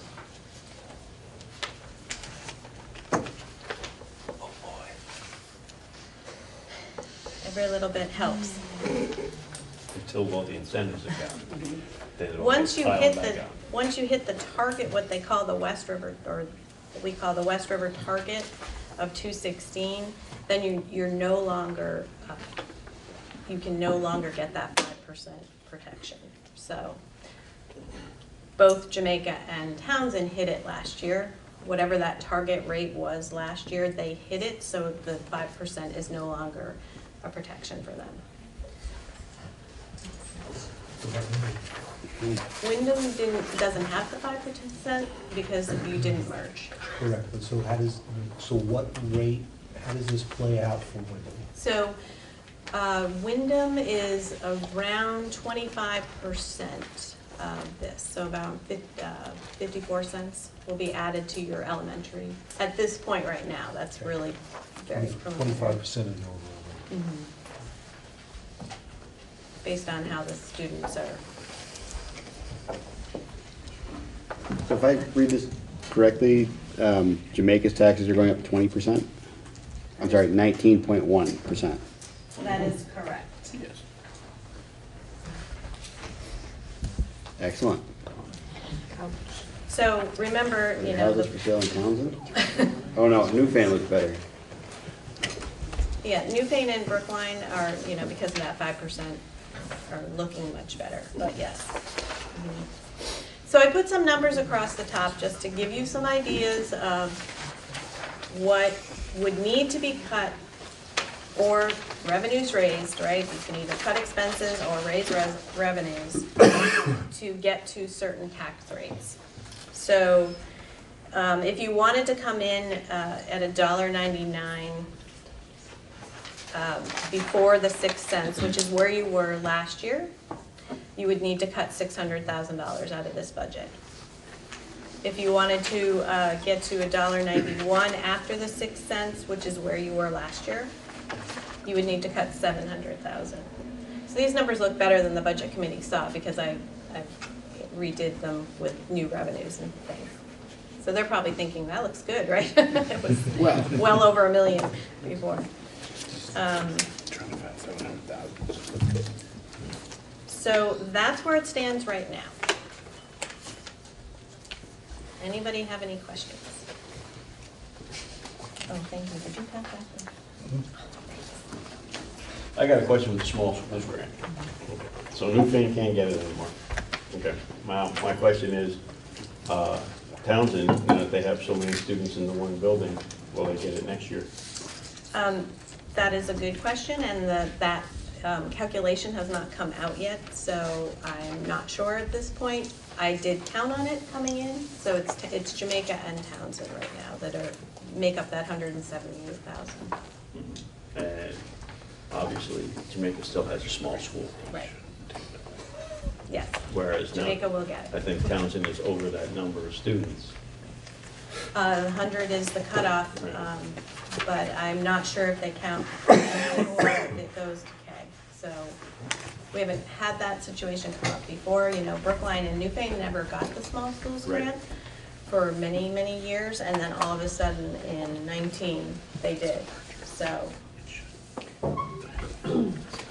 that is coming. That's what we thought. We thought that it was a merger grant too, but they still call it the small schools grant. And they still have. And there was a reason for that. So you consolidate, you grow your schools, and they find a way to take more money. But I think Lori is correct. Pre-K is so variable across the state. I believe it's at K and above measurement. Right, but that could be a possibility. It's just, I haven't been able to get that information yet. Well, it could just be, it's interesting to me because if school choice then becomes a deficit to our income, if, you know, we reach a certain number in a certain school. And should we change our cutoff numbers? Just, and you know. the small schools grant only applies to schools that are open, so. That makes sense. Point out the obvious. You never know. Questions, comments? Drew? I guess my comment is I'm not really sure how we could go back to, well, Newfane and, I'm sorry, Townsend and Jamaica and present tax rate increases of 16 and 19%. The good news is you don't have to, because we all do it together up here. Isn't that lovely? I mean, I don't assume that you're wrong, but I'm hoping that you've made a terrible calculation error on the spreadsheet. That's just not, it's not sustainable. We can't ask taxpayers to pay another 20% in property taxes. You're exactly right. It's not sustainable. And we need to change the way we're doing things, or this is what we have some, the quick alternatives are slash programs, you know, and cut $700,000 out of the budget, but you know, that's now programs and positions and things. Or every year we're gonna have this same problem where this is what we've always done, this is what we're gonna continue to do, and you know, enrollments shrink, costs go up, and tax rates do too. So hopefully, I mean, if we present this budget, which I'm not sure we have an alternative without some really drastic cuts, we present it saying, and we need to change the way we do things, or this is going to continue. And ask, is this what you want? You know, do we want to do this every year, or do we want to do? You know, Al started talking about the budget committee putting together some scenarios to change this, but those scenarios will be back to the original meeting we had with option A, option B, and option C. I mean, you know, we can't continue to run 4 buildings and expect it to somehow cost less and still provide a rich education for our children, you know? I mean, we didn't add any programs or things to this budget. We just maintained status quo. And it costs almost $1 million more. You know? We have to have that really difficult conversation about how do we do this in a more cost-effective manner. And it can't look like it does now, or this is how much it costs every time we do it. And I hate to be that guy, but the other element of this is we did chop 50 grand out of the budget for more building work that needs to get done. And at some point, I know the Buildings and Grounds Committee, I know there's a structural engineer coming to take a look at this building in particular. That it's going to be a thing. Oh, that very comes home. soon about what happens with the buildings and what how much money is being spent in, so, I mean, those numbers are, it's not gonna get better, it's gonna get worse when the years of kicking down the road, the building stuff comes to a head. Absolutely. Sorry to cheer you up, Drew. Lori, do we have any numbers in terms of, you mentioned hitting the bottom, in terms of population for upcoming years? Any projections? You know, I haven't had time to go and do 5 years. I had done that a couple of years ago, I think, had gone like 5 years out, and this did seem like, you know, it was sort of the leveling period. It wasn't dropping quite so significantly, but that is something that I plan on doing before, you know, too long, especially with the budget committee looking into the future. That's going to be very relevant to know what are the equalized people's going to do over the next 5 years.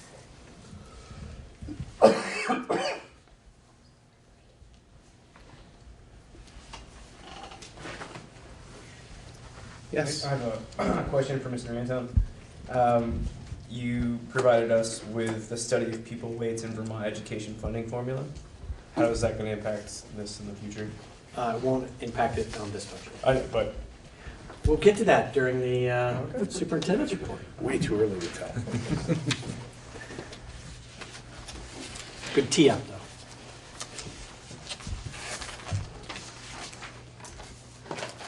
What do we think, folks? I think they're gonna say no. Well, I think there's a chance of that, but I also think the answer is, if you say no, you have to tell us what do you want to lose? I mean, we could cut $500,000 out of the budget if we took co-curricular out.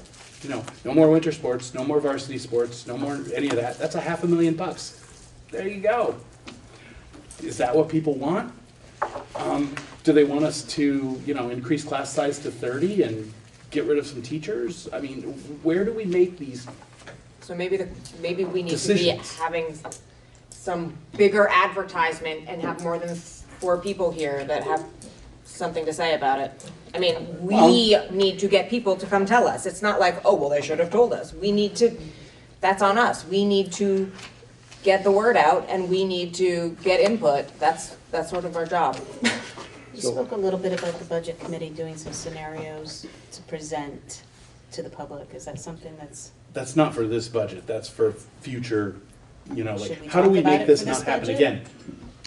I don't think there's, for the anticipated no vote? No, I think we have to talk about it for this budget. We left last meeting talking about 7% increase in expenses that we wanted down to 5%, with tax rates going up 20%. The public has not heard a 20% increase in tax number, not until this video comes out. And then we're probably all gonna have more phone calls than we've had in a long time.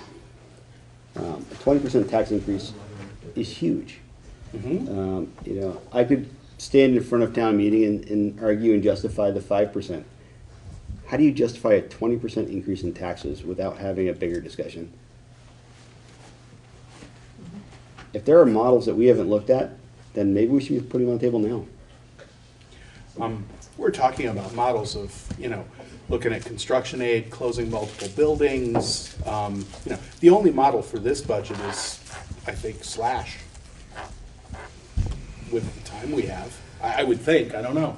I would ask the administration, what could we do? We will take whatever direction the board gives us. I would just need some very specific direction, looking at your core values. You know, where do those buckets fall? What cannot be touched, what you don't want touched, and what is possible to be touched.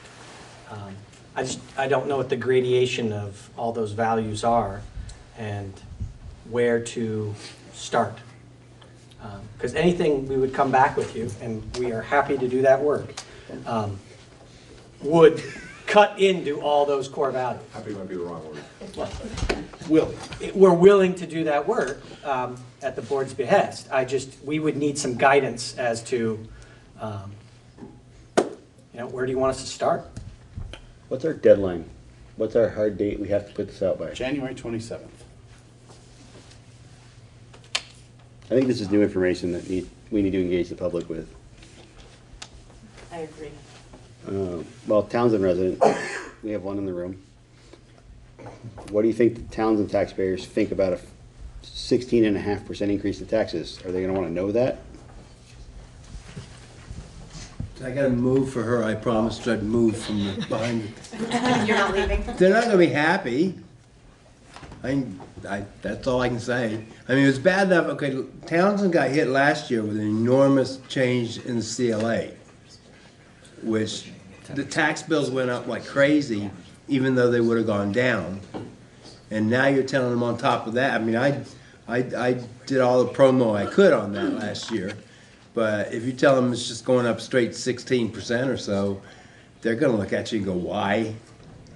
But the key, and especially when all you guys sitting here, the one thing I can tell you, you get a room full of people, and one segment's gonna say cut this, one segment's gonna cut this, one segment's gonna cut this, and technically you're gonna be left in the same situation you are now, because you're not gonna have a total idea from everybody.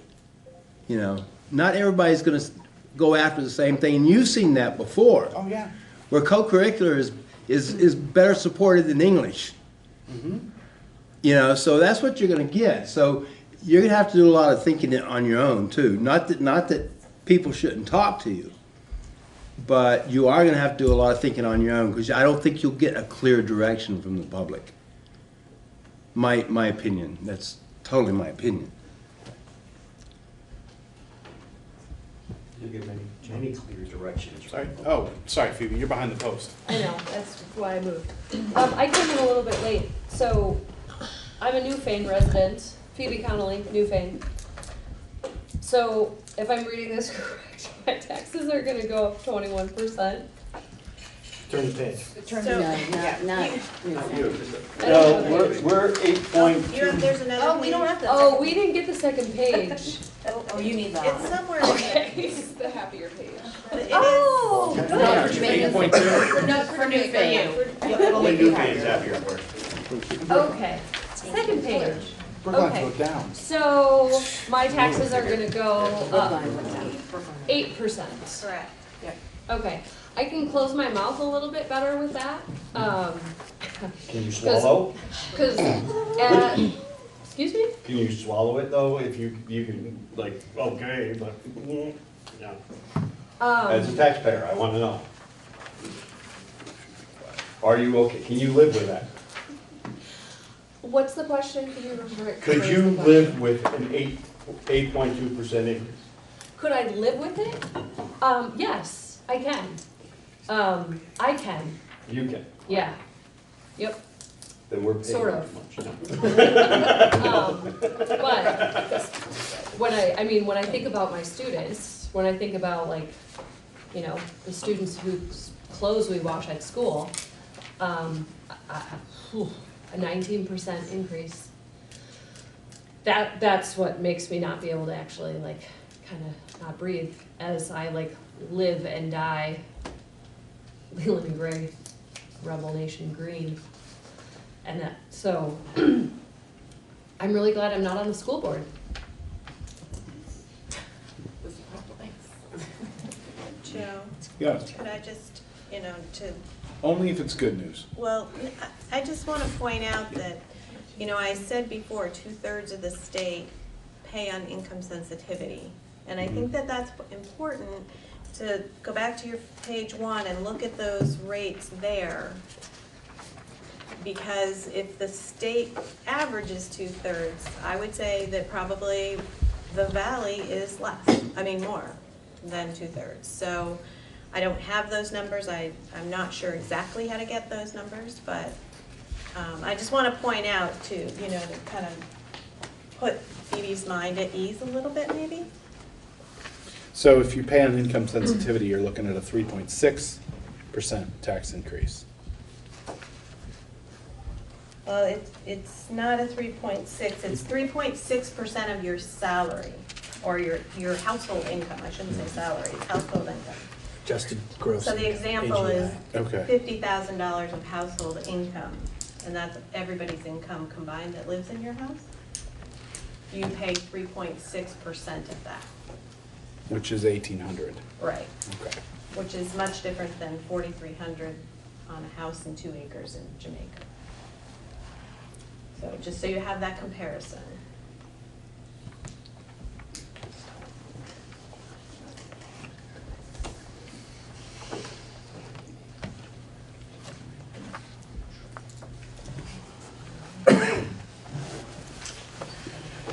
You get some directions? I mean, you want to start talking about which values we want to let them take pieces out of?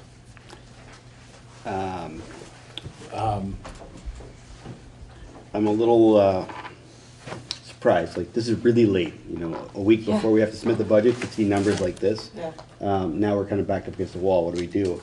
I can't support a 20% increase in taxes. This would have been good information, you know, 2 months ago, like, when we started looking at the budget.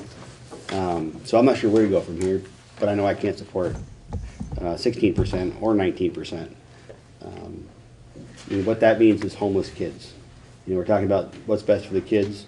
Well, if we drive them out of their homes, then is that what's best for our kids? You know, if we take more food out of their mouths because they're trying to pay their taxes, is that what's best for our kids? These aren't little numbers. These are big numbers. And there's plenty of people this affects that don't even have kids in the system at the moment. What about our fixed income seniors? And they do also matter, yeah. They got, you know, 0.5% in their, you know, Social Security increase this year, that we're now gonna add 20% to their property tax bill.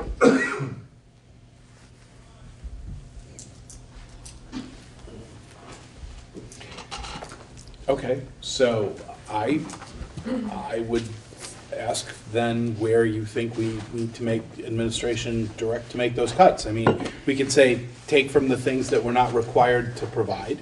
You know, that's gonna be music, art, co-curricular, you know, those kinds of things, because that's not a state requirement. We can, you know, direct increased class sizes in elementary schools. We can get rid of AP courses, because those aren't very well attended, and maybe we can consolidate. I mean, we need to give fairly specific direction to administration as to where we want to see that money come. And, you know, if we're talking about making it just the 71,000 that we had originally asked for, we're still looking at this tax rate. To get it down, you know, in the numbers that you're talking about, you know, for instance, to reduce expenses to get it to $1.99 after the 6 cents, we still have to do $500,000. So, you know, find $500,000, start looking in these places. Is that the direction you want to give the administration? One second. I don't have an answer for you. I don't know when I can and can't talk. You can talk now. So I sat in Dutton Gym 2 years ago? A year ago? A year and a half ago? I don't know. 3 years ago? Probably all of those. Sure, all those times. No, I think we're thinking of different sit-ins in Dutton. Where you guys gave a whole bunch of different proposals for redesigning the district. One was adding 6 through 12. There was like option A, option B.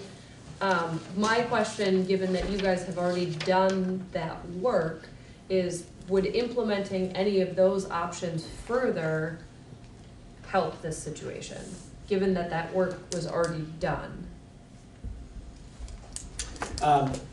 The largest savings in those scenarios, and the reason they were put out 2 years ago, is because one of them involved having one less building.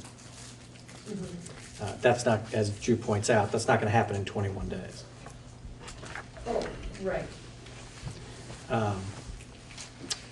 The things that Joe was talking about are, you know, possible.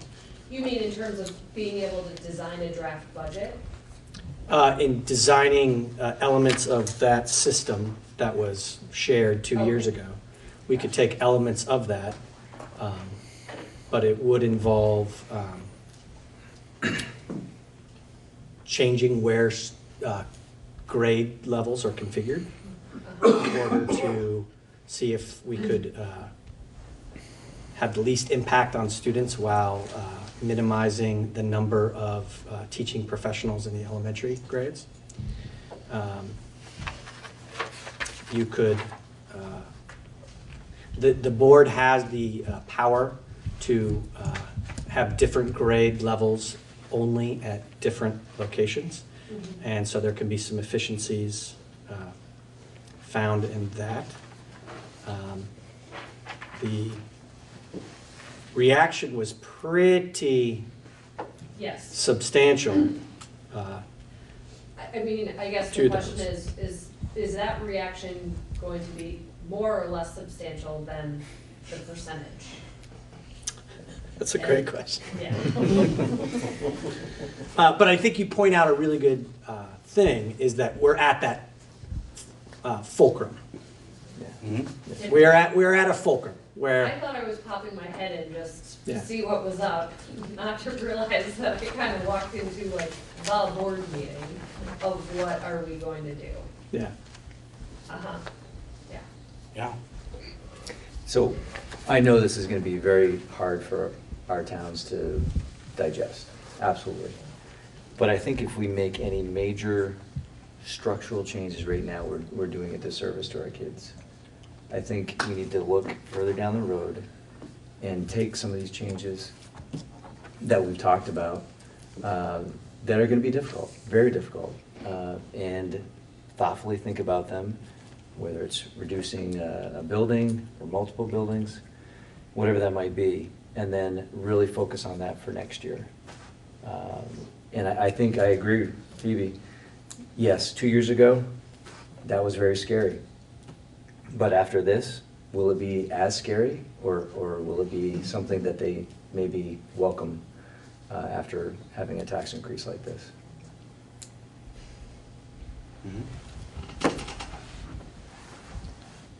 Yes, Bob. Joe, I would just say that I would agree with Al's perspective on this and Phoebe's. I think that the dangerous piece that makes this so interesting right now is that if you reduce a significant amount of money to make the tax rate palatable to get to that place in a year or two, you're potentially significantly changing what we do and how we do it. And so you might end up consolidating or reconfiguring or doing whatever to save and end up with something, but you've already, and death by 1,000 cuts doesn't begin to describe it. It's worse than that because it's one or two cuts and they're big. You know, part of the conversation the principals had after you guys came back last time was that idea that Bill spoke about. Knowing that any reduction that we're charged with making, I mean, minus like bathroom renovations and things like that that are long overdue, but we get that that's, you know, for kids programming is more important than that, is kids programming. That's what's left. And so knowing and thinking about how to value that, I think as Bill threw out some options, like are we eliminating, or you did, as we're eliminating AP programs, are we eliminating extracurriculars, are we eliminating you know, whatever, the arts and music and those sorts of things, after school programming or co-op or whatever the kinds of things that could be considered like, you know, extra, unrequired by law, you end up with a place that you can create this great building later on down the road, but no one's going to want to come to it because you're not going to add those things back in later. That's not how it works. Once those things are gone, they're gone, and the savings you save, you maintain it every year. You don't get it back. So that would be my caution on that. And I said I'm not a taxpayer. I get where you're coming from, but just be careful how deep you go to get to that next stage, because when you get there, you might not like what you have.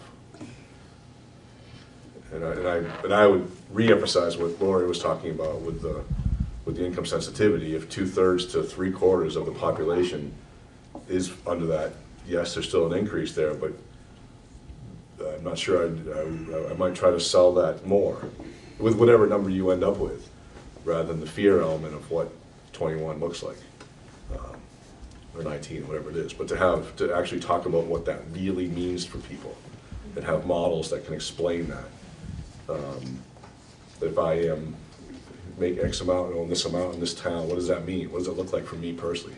Because if we're talking about a couple $100, that's very, and then, but you're making draconian cuts to get to that, to save them a couple $100, they might not want to pay that difference. You know, if they're not an income sensitive person and they're paying the full 19, well, that might be a different conversation for them. But those are the kind of things that you have to kind of think about. Who's being impacted the most? And what are you going to lose in the process that you're not going to get back? And then where will you be? What will your school district look like? Go ahead. And do you think that we have a responsibility to do some more outreach and education with the communities about what these costs look like? We've added $1 million to a budget without adding anything. It's just incremental increases. And we have to educate the public of what's going on and why the decisions that, we're making decisions about the children's education and we're all putting the children first. That's why we have a budget that looks like this. But when that 19.1% increase hits Jamaica, it's going to impact the community because there's people in Jamaica who are not income sensitive, who have businesses in Jamaica who are leaving Jamaica because of this. It's killing the community. So we really need to have a conversation about that. Agreed. Drew? I guess I'll, point at the elephant in the room. If we close the smallest school, which would be Jamaica's, what does that mean? Is that something we should be presenting to the public in Jamaica right now? Well, we've moved some services, some staffing out of Jamaica. So it's not as big an impact as it was when we first merged. So it's somewhere in the 400,000 range, 380 to 400 to close it. However, that automatically you reduce 91,000 in the small schools grant. So that's, $200,000 to $300,000 isn't a major cut to do that, in my opinion. But that's about what it looks like. It gets us halfway to the tax rate.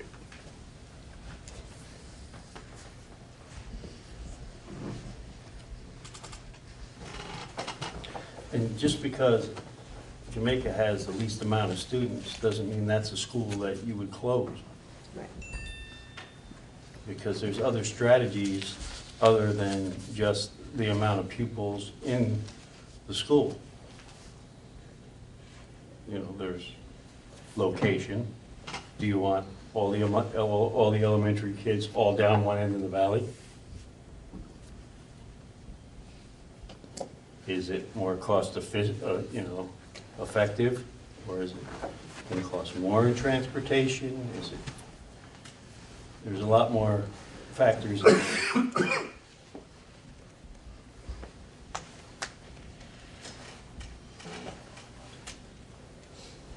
We need to do that supervisory union consolidation. So,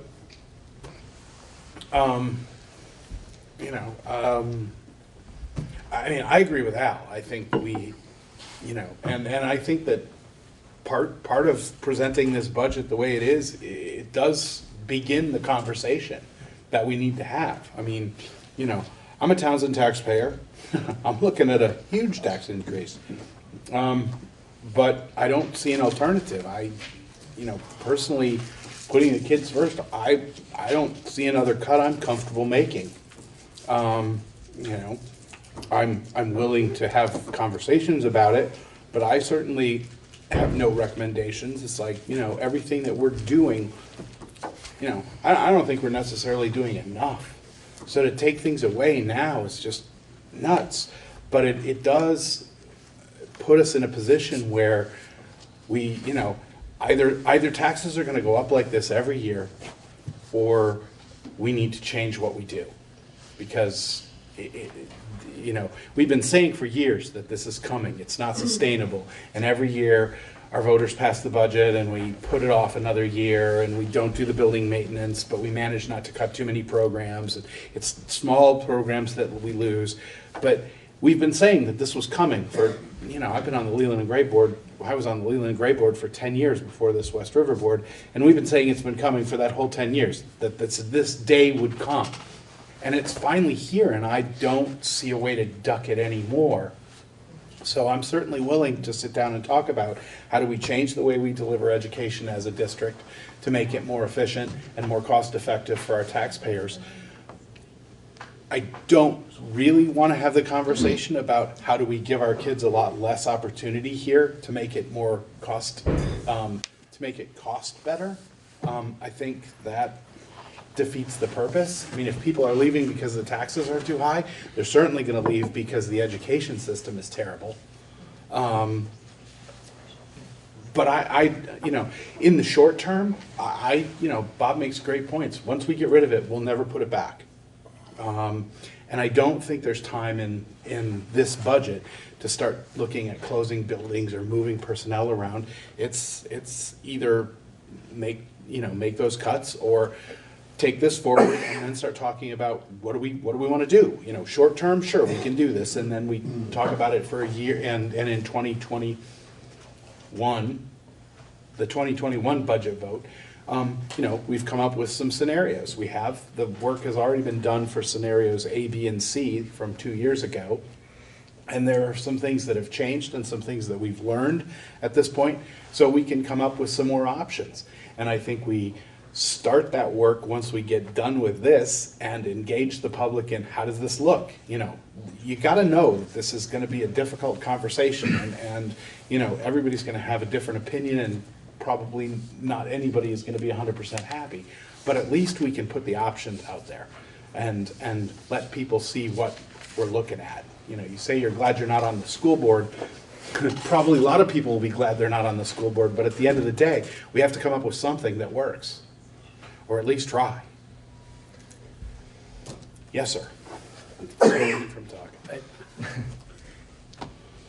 I know that we probably should know this information like months in advance, but unfortunately, the way the system works, and Lori can speak to this better, you would think, all right, we're going to have a 5% increase in our budget, and students relatively flat. Why is the tax rate impacted so much, right? Well, it's the excess, and that's what we'll have to take care of as part of the options that we explore. Until we get under the excess threshold, that's the game right there. When you have that doubled, what percent did we looked at that last time, and that equates to about $600,000. No, to get under the threshold, you're 1.2. Oh, right, yes, but you're right, what you're talking about, yeah. So, that's just got a stranglehold on us. Yeah, unfortunately, the information doesn't come out, until mid-December, and then it's the holidays. So, I honestly thought maybe that this might look worse because of the equalized pupils. It still could. It still could. Right, we're only on version 3. Can you explain again why it is that Jamaica and Townsend don't get the 5%? It all has to do with the target tax rate, and last year the target tax rate that the state calculates, it's nothing I do, it's what they do, was $1.85, and if you were at that or above, then you don't get the 5% protection. So if your tax rate the previous year plus 5%, I should say, gets to that 1.85, then you don't get the protection. So these were the only two for both mergers that got it. Dover and Wardsboro also they met that target tax rate the first year, so they are not eligible for the 5% forever. But the 5% will go away, and that's why another reason why the long-term planning needs to happen is that there will be some increases for those two towns as well when the incentives go away. There will be no more 5%. unless they hit it first. So.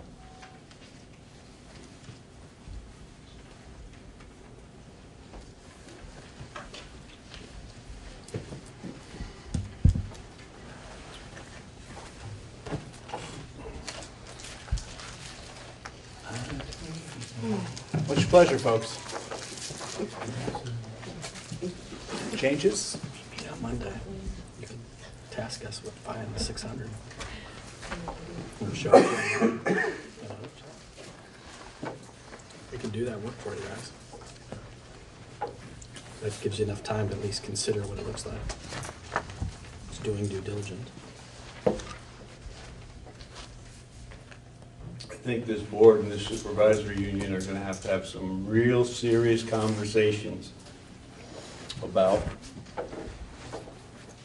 looking at consolidations of districts and administration in the future,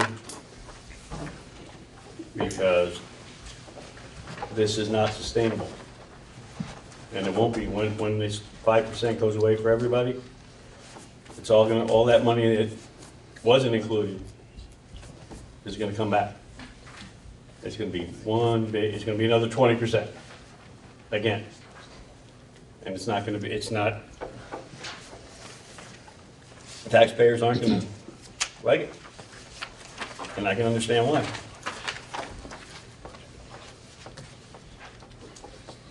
I got something to say.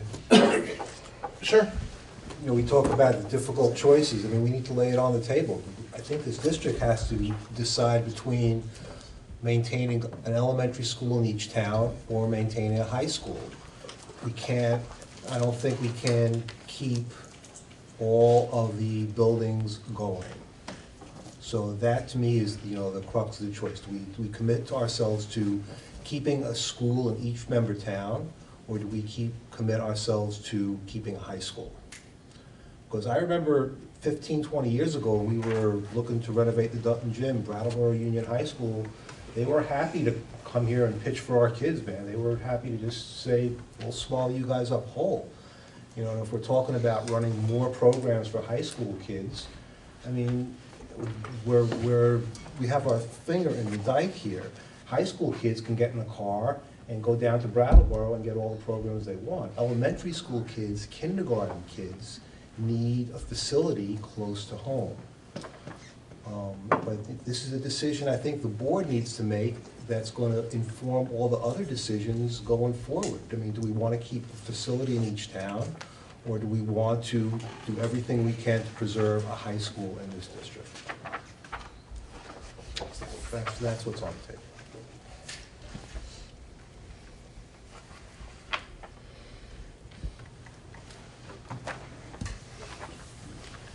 So we have another budget meeting scheduled for a week from tonight, on the 13th.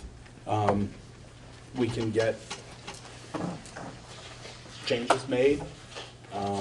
Do we want to get some changes made?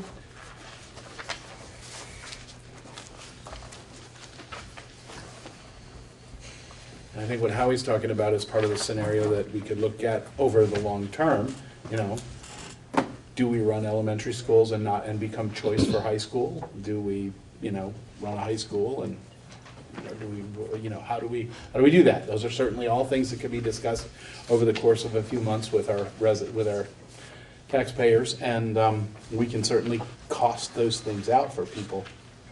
But that won't change what we're doing right now. So changes for next Monday, anyone?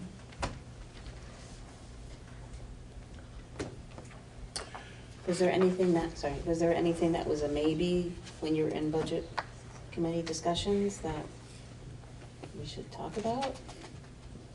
Or you just felt like you guys took as much out as you? Yeah, other than programmatically making changes, as Bob was saying, changing the structure, the overall structure would have been difficult. And we did strip back some of the additional changes that shows from budget 1 to budget 2. Right. Technology guidance and part of the nurse, so. Yeah, the next change would have been where programmatically are we gonna start making cuts? So that was a whole board rather than a committee.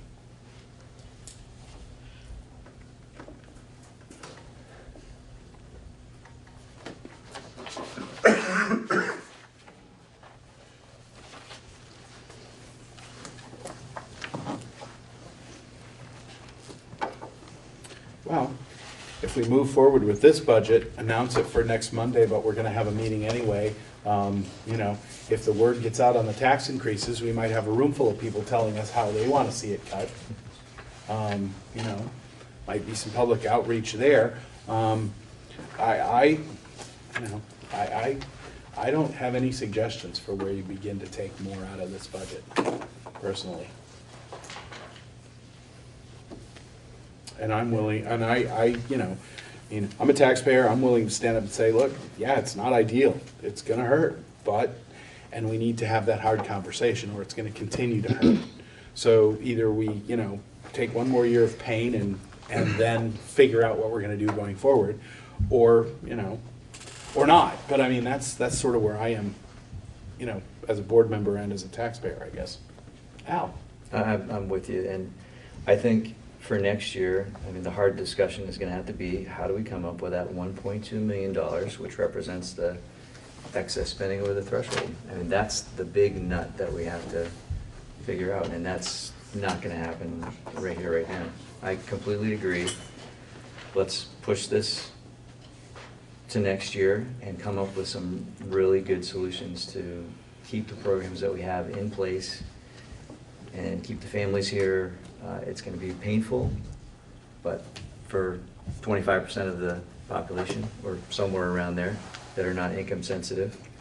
But yeah, I think we really need to do this and then find that extra 1.2. I think it's still gonna hurt you. Oh, it's gonna hurt everybody. Of course. Nobody will be unscathed. Hey, Joe? Yes, I think if you go that route, what I would suggest is definitely have some scenarios around that income sensitivity piece for each town with some different varying numbers, just to kind of have that to show people. And I would also emphasize the percent increase in the budget compared to the percent increase in the tax rates. And nobody can really explain the formula.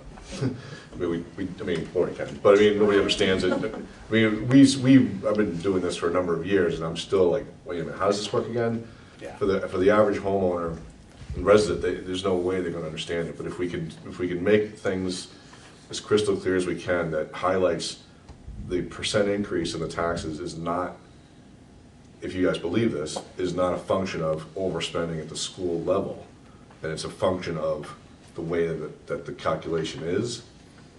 If that's something you guys believe, and that's something that you guys think you can sell, I mean, it might be worth considering that angle as well to be able to talk about it. Because of 5%, what are we at, 6% increase in the budget? 6.3. Does not equate a 19% increase in your taxes, and yet it does. And yet for the people who live 10 minutes down the road, it's a 1 penny or whatever. So I think that's, being able to like explain that in a way and have scenarios that really highlight that, if you're gonna go the route that you're talking about, might be the only way you can get it through, is to really explain that, the heck out of the formula, what the implications are, the income sensitivity piece, and really talk about the formula, while emphasizing that the long-term plan, we hope, is gonna be more cost-effective and hopefully better educationally. I mean, I think one of the things that Howie did mention, trying to either talk about saving one or the other, is save both, have everything in one building. But I mean, that's not a year or two or even 5 maybe down the road. That's a much longer conversation with buildings and grounds and a lot of communities, from all the communities, not just one group in Jamaica. So I mean, there are other ways, and we're not talking about a huge number of kids. I've worked in schools that have more kids than our entire district does in one building. So, you know, people were freaked out about having 6th grade here. You know, Well, I just think there's other things to consider. I think that longer term thing is, but if you just cut off your nose and spite your face, you're never gonna be able to have those conversations because the kids will be in Brattleboro, and it won't be a decision. It'll just happen. You won't be able to get them back. Right.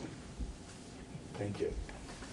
For a poor family There's a on task. income sensitivity, you're looking at $181 increase, okay, in your taxes.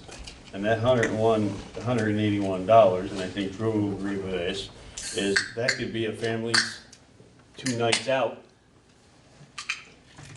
that they, won't have. Could be a family of 4 going out for 2 nights to the movies or whatever, that they don't get to go because their taxes went up. And that's a lot to swallow for somebody who hardly has anything. And that's, that it might sound like a little bit of money, but when you're, doing your grocery shopping for 4 people with $150 for a month and you're making it because you don't qualify for food stamps, but and you make it through and have a little bit of money left over for the family to do things, and they lose those little bit of privileges, which are 10 times bigger than people that take it for granted. So income sensitivity, it's going to hit them just as hard as it's going to hit somebody who's paying full price, in my opinion. It's just maybe not dollar for dollar, but lifestyle-wise it will.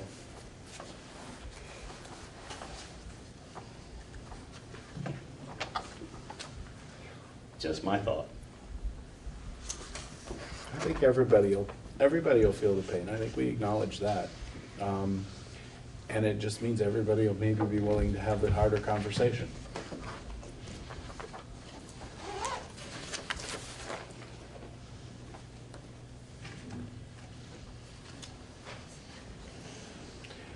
Any administrative tasks for the next time we talk about this, other than what Bob had suggested about being able to actually explain the impact a little bit, where, it is a 6.3% budget increase and what it's doing to the tax rates.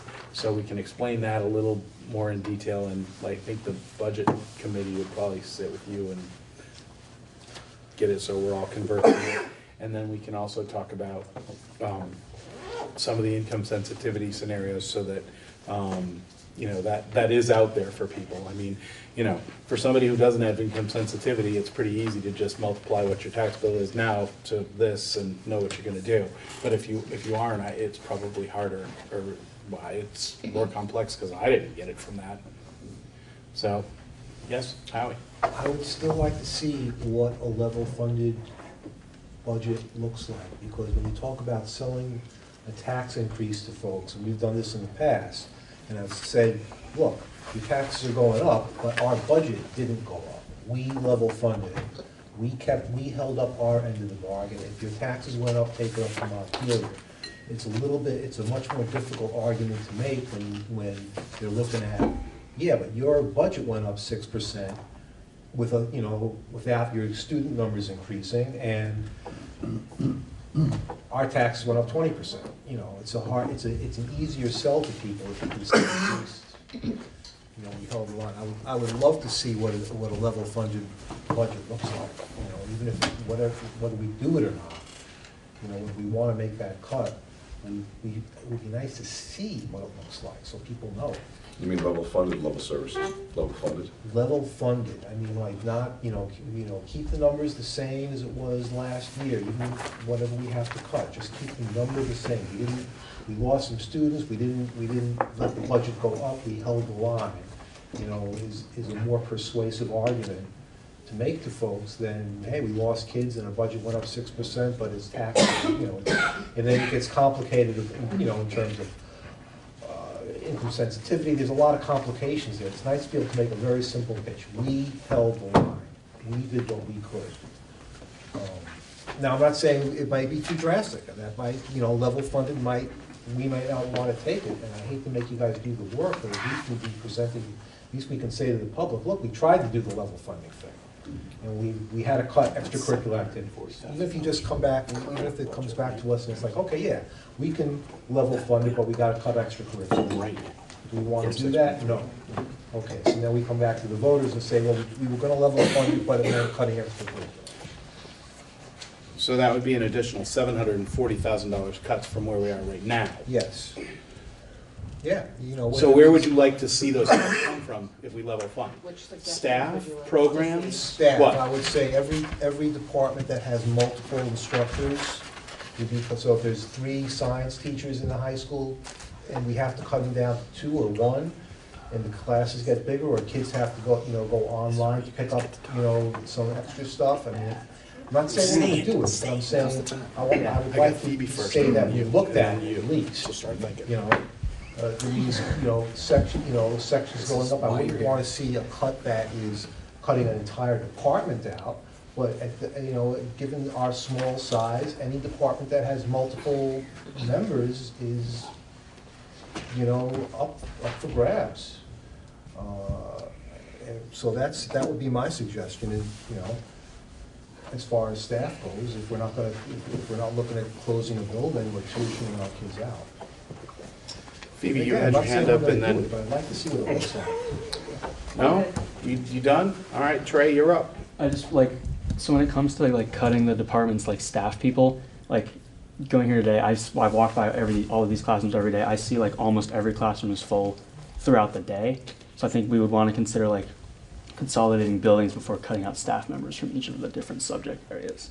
That would just be my idea. And absolutely, I would like to see all the scenarios, but we can't, for this budget coming up, we can't cut it doesn't seem practical to cut a building. So I'm just throwing that out there. You say, what do we cut? We have to look at it. Abby, go ahead, please.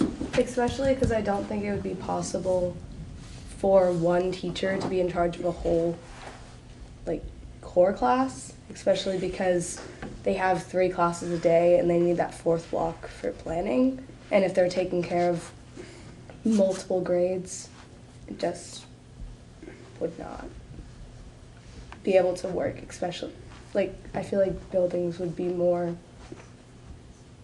reasonable than cutting teachers, I guess. The short version is you would end up with 0 electives. You'd have the core, you could probably cover the core classes. You'd have no electives, you'd have no APs, you'd have fewer remediation type courses, because you wouldn't have the staffing to do those. And so you did that in the 4 core subjects, that's what you'd end up with. And then if you did, music has 2 teachers, so you get rid of a music teacher, you have them do band and chorus. Most of the departments only have 1 person in them, but that's all from the high school. The middle school is already pretty tight unless you combine 6 through 8, which maybe you could lose 1 teacher by doing that. And through all those combined, you're maybe at, what's 6? 6 staff. 9. 6 FTEs. So that might get you close to 600. And you've just taken away every single elective and AP course and half your music department. But that's just here, obviously, but that's just a quick spitball of what it would look like. I got. Hold on. Drew's got his hand up. I know I'm sitting in a room full of administrators, but is there any administrators we could cut in this process? Either through changes in all seriousness, do we have, again, back to beating up the supervisory union's office, are we overstaffed there? Can we lean down our overhead and leave the programs? Is that a possibility anywhere? Leave the programs for kids and make the administrators work twice as hard. For a year, right? Just for a year. They'll all get better next year. That's what you just told me, so. That's what I heard. So. The SU budget has been passed, and we did. Well, the SU budget may have to be redone if we can't do these. We did cut a half a position out of the business office. Is there room to cut more? We may need to, if we have to cut programs for kids to keep a fluffy SU, that doesn't make any sense. Yeah. I'd rather gut the SU, nothing personal, than to, I would rather cut the SU budget than the programs for the kids. And I know that we do this thing where the SU budget, and it's never on camera, nobody sees it. SU budget's climbed and climbed and climbed over years. We keep shifting positions and moving the cups around. But maybe it's time to really look at the administration in the SU and keep the programs for the kids. I agree Sorry, that that's Bill. a conversation. I agree that that's something we should do, but that's not something we as a board can do for this budget. We may have to. the SU budget is passed. There's no unpassing the SU SU level. budget. You would, at the SU SU level. board, we have to have So, that conversation. Just to be clear, then, we're gonna make sure the public knows that the SU budget was passed behind closed doors. That was a public meeting. It was, but was it on camera? I don't. Was it on camera? Did the public know that their SU budget was gonna result in their kids losing programming because we can't afford it? If that's where we're at, I have a problem with that. I think that's an unfair characterization. Well, then of can we your look budget, at it? but I don't think it can be looked at now. It can be looked at going forward, but it's Like- it's not a solution to try and reopen a past budget to deal with our current budget If problem. this fails, we're gonna have to reopen this budget. So we Yeah. might as well start by reopening the SU budget and see if we can cut administration to make this more reasonable. Hey, you guys can do whatever you want. You guys are the board, man. But we're not the SU board. No, but the SU board can do whatever they want. Okay. I have a question. Sure. What about a partnership with other high schools? So let's say we were to cut these AP teachers and not be able to offer AP.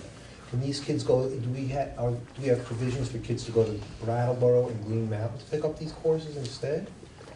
Is I mean, that, I would presume they would charge us tuition to do that. We don't, there's no other Is types there- of agreements that exist. there's no kind of à la carte, we can't, we'd like send a kid for like one class over to another school?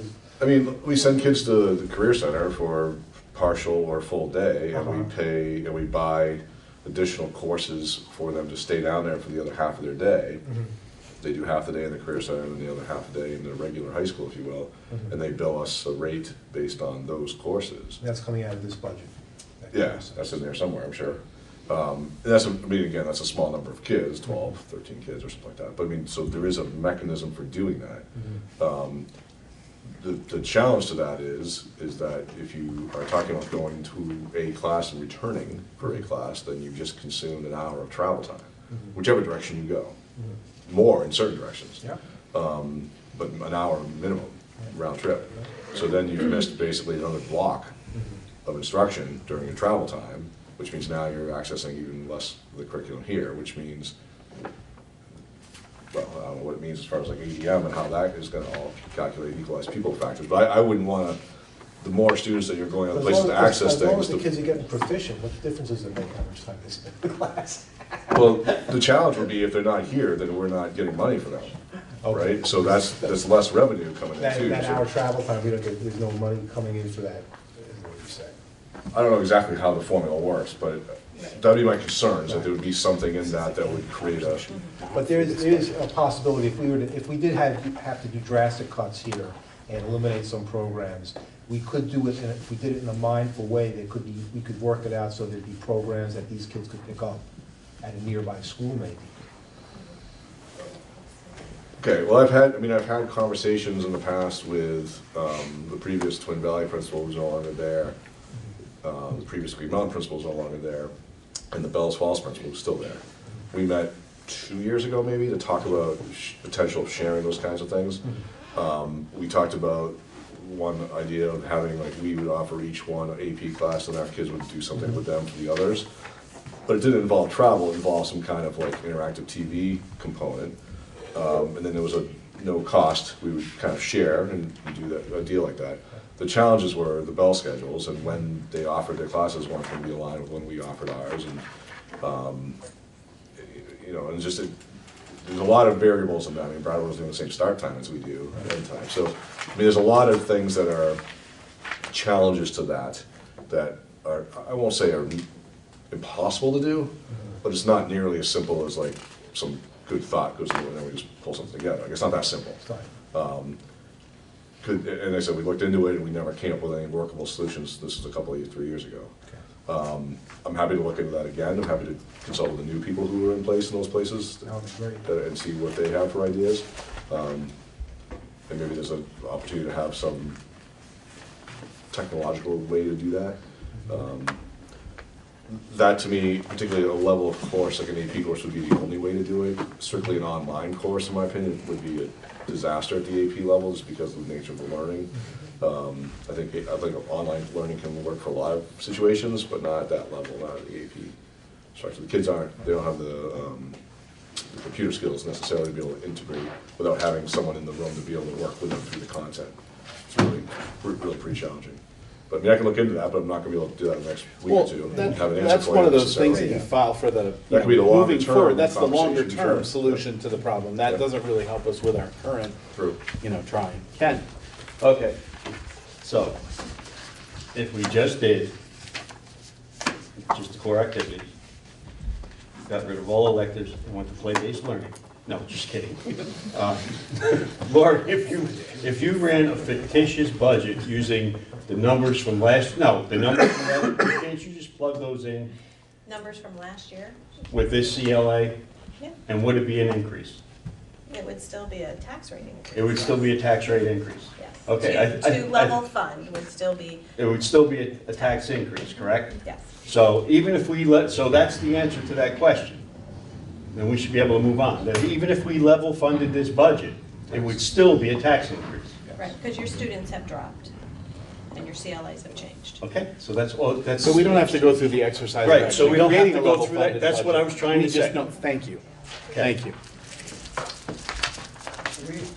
We got a letter from the governor, or from the governor's office, maybe like a month ago. And I'm sorry, I can't really characterize it, but it really was very kind of foreboding language in it. And it was saying that all across the state, we're going to see these large tax increases this year. Is that right, Lori? And was there anything specific that, I mean, because it made it very clear that this was going to be the very worst it's been, I think. And that was statewide, and the article was pretty long, but I remember it really referenced the steady decline of in enrollment statewide, and especially in the like urban areas of the state. I think up in Chittenden County, I think in Chittenden County it's very different. I'm getting laughed at once again. But I think that this is not unique to us, is what I'm saying. And so I think maybe some clarity around that, or some examples around how it's impacting places other than the West River Valley might be helpful to the tax base. Because I think, like we're all saying, this is a surprise. So we need to explain the surprise. And when that letter came out a month ago, I put it on Facebook, but my guess is that not many people read it. Okay, thanks. I think it was sent to the board too. Yeah, I know the letter he's talking about. I could probably pull it out. And they did say that. So, I have a question. Sure. Comment. In terms of advertisement or awareness, public awareness, I feel like we need to make some major decisions today as to something that we can, what are we gonna do? How are we going to let people know to come and have these conversations, to come try and get a grip? Now, we can't have like one budget information meeting and expect any bit of that to go well. They need to come now. We need people at meetings now. No. There needs to be a bit of a, If we say this is the budget we're gonna go forth with, we've got some ideas, some possible alternatives, but, we don't really see anything without changing programming, and, our intention is to move this budget forward and then start talking long-term how to fix the situation. If that's what we decide to do, that'll make the front page of the Reformer by Wednesday. That'll get some people in here next Monday. And a few letters to the editor. And some letters and some discussion, and, I have no problem telling the world that this is what we're gonna do. And then starting to have the conversation. We back of the envelope math, Bob says, I can do this, this, this, and this, and that gets us $600,000, but you now have no electives and no AP. Is that what you want? Really? Probably nobody wants that. And we can just start looking at almost everything we do short term is going to be draconian and really detrimental to the students. So we know that we have to change things, and we have to figure out a way to make it not detrimental to the children. So we need to start talking about it now. so that we don't do this again in a year. And I think that's what the message when we tell people, when they come.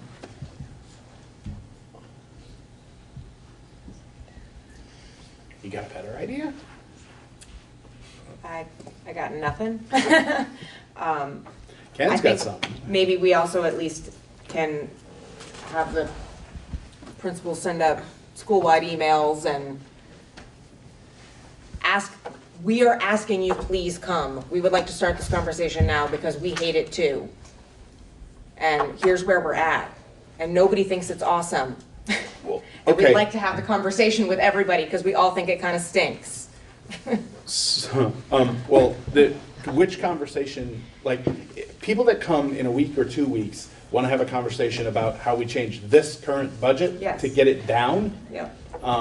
Is much different than the conversation that I'm hoping what we start is, how do we move forward? Which, you're right, we all agree that that needs to happen, but in addition to that, we're holding this budget, and we're saying we're gonna do something with it, and there's a lot of people that are gonna say no about it. And if we're saying, look, this is what we got, some way or another, we have to pass a budget, right? I mean, so let's have these conversations with more Okay. people than us. I mean, I just, we can convince ourselves, but we're not who needs convincing. Ken, I you mean, wanna we say also something need to that? convincing. Yeah, Ken, go ahead. So the way I see this, we got two choices. One, we can either get the SU all together and try to make cuts at the administration level and have that talk within the next month and a half. And I don't see that happening. So I would like to make a motion that we move forward with this budget, with these increases to present to the public. I'll second that. Okay. Ken, you want to speak to that further? It was your motion. Al had his hand up. Well, I find it, I can just say that, last year when we did our first budget, Newfane was the one that was on the high end in Brookline. And it went down from there, and we went through with that budget. As much as I complained about that budget, so if somebody else has the high end this time, we're all in it together. That's what I was told. So run the budget up and see what the people say. All right. Al, you had your hand up. Did you have a comment? It actually wasn't about that, but Yeah. But no, I do agree. I would love to see the scenarios that Lori will come up with for income sensitivity, and I think if we have a good way to present it and to help people understand that, yes, this is the budget for this year, and we are looking much further down the road at things that we can do to take care of the $1.2 million elephant that's in the room. I mean, that's what we have to do. There's no way around it. And I don't even think in a year we'll be able to bite that off, right? I mean, Bob talked to it. Some of these things that we'll probably talk about will be 1 year, 2 year, 3 year, potentially 5 years. But I think as long as we get that plan in place and we can present it and people can understand that we're moving in the right direction, and we're keeping programs in place for our kids, which is what we're all here for, the most important thing, I think that's the way we should go. Any other discussion on that motion? Just that we start the budget like in July next year.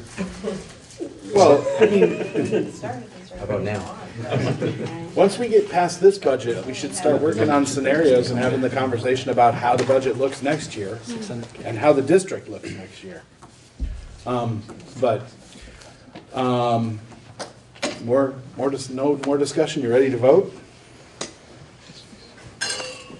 All right. All in favor of the motion, please say aye. Aye. Opposed? Nay. All right. One nay, the rest ayes. The ayes have it. We have a budget. We'll still meet next Monday. We'll talk about presenting it, and we may make some more adjustments. We can still make some adjustments to We just it. passed the budget, this is what we want now. Yeah, you Right, we're gonna You just warn pa- this, but we're still gonna talk about how we We're present. not adjusting right? it though. How we present it. Right, Right. you just passed it. There's no adjustments next week. We could always amend it, right? No, you just passed the budget. Okay. That's what we just did. We decided that we didn't want any more information, we passed the budget. We're gonna present the budget, yes. That was what the intention was. Right, so there's no adjusting the number next week. That's what we just voted to do, is to put this budget forward to the voters in the spring, not to get more information for next week. Right. Okay. So, moving on. Tuition for next year. Is that a you thing, Lori? We'll do that later. No, you announced it every year. Do we have the, I know, it's, we announce the tuition every year. Do we have a number? Yes, I increased it to 2.8%, which is keeping in line with Burton's increase, which is still below the allowable tuition, 17,890. So the tuition for the 2021 school year for the West River Education District would be 17,890? Is that high school, elementary school, all of it? Nope, that's high school, and elementary would be 14,400. 14,400. Keeping in the same line Okay. of 2.8%. Do we need a motion? Or we just announce it? Yes, Drew? Well, I would assume that we'd want to have the tuition rate to be our cost of educating kids. One might So, think that, but there's a couple of different things. You will price yourself out. Tuition, students are already down by 4 students, and there's 0 coming from, projected to come from Marlboro and from Dover next year. So that's one area, because Burton is 17,900 something.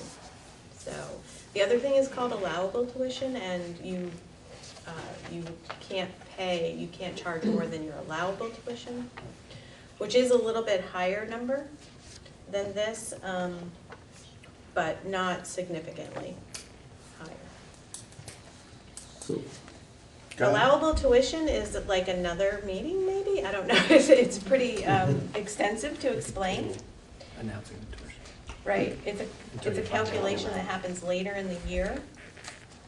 so why, and the people that work in business, why would you charge less than your cost of delivery? So everybody in this district is paying the cost of delivery, and then those people that want to send their students here pay less than it costs us to provide the service to them?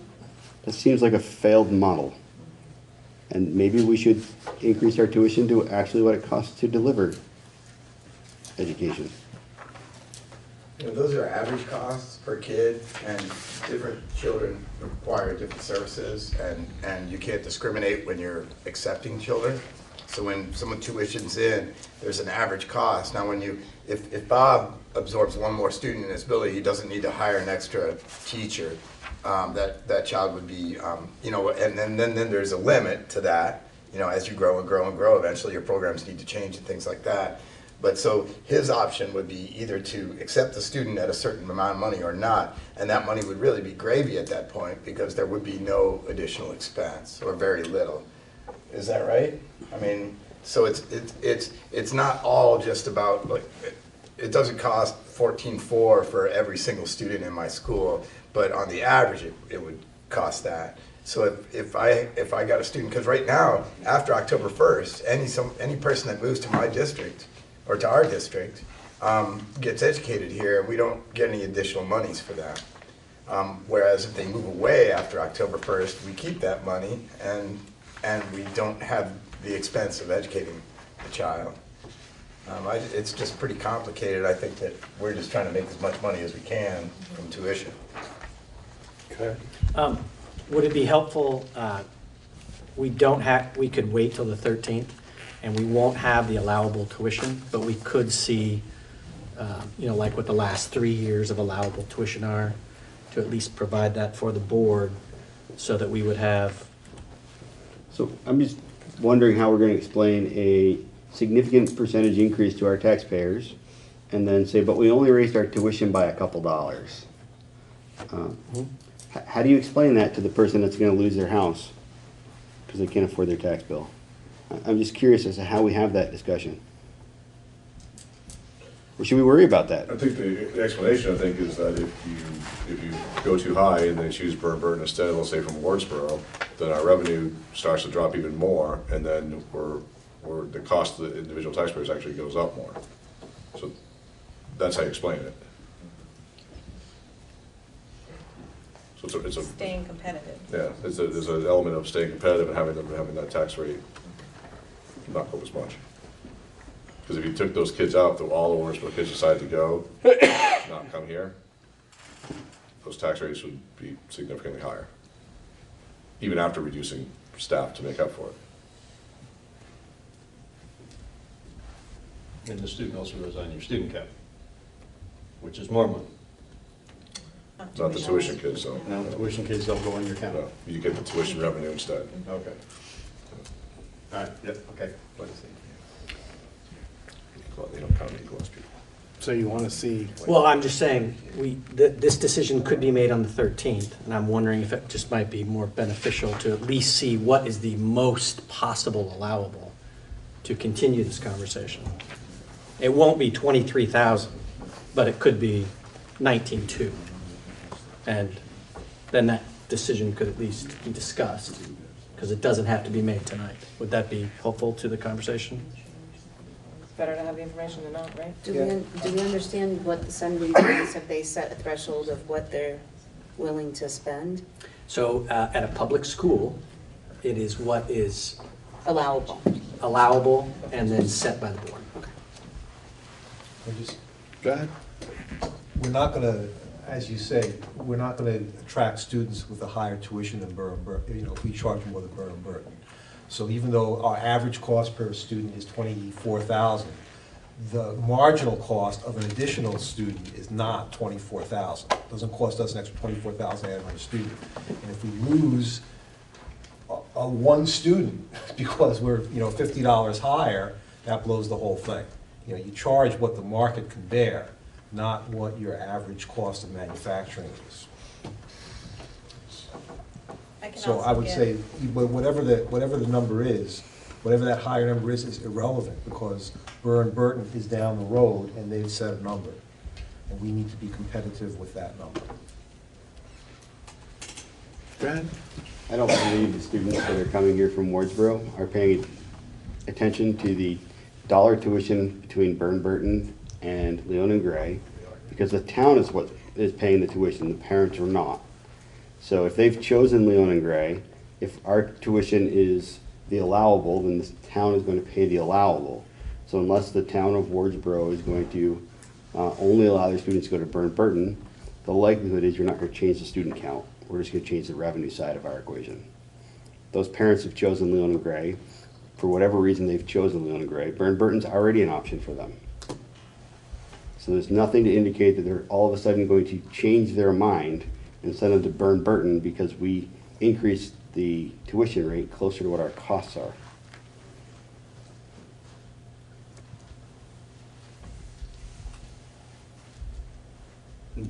Well, correct me if I'm wrong, but the River Valleys is what we're talking about, the Wardsboro students. They'll only pay up to the Burton rate. Well, that's what I was asking. What's the vote? That's for approved independent schools. Oh, just for. When you go to a public school, You it's pay the at allowed that rate, okay. or what the board sets. And the board gets to set a rate up to the allowable. The challenge, as you guys have pointed out, is we don't know the allowable before we get to make the announcement. You can make the announcement be whatever the allowable becomes. And we could look at like the last 3 years of allowable and see kind of, oh, it's increased 2.5%, 2.5%. We can give you a range. I guess my point is you don't have to make that decision tonight. We could give you that information on Monday. I also could get the area high schools and what they're charging for tuition. That would be good to know if we're gonna get the allowable and put and make the decision in a week. Is that what we wanna do? Yeah. Nod? Yeah. Okay.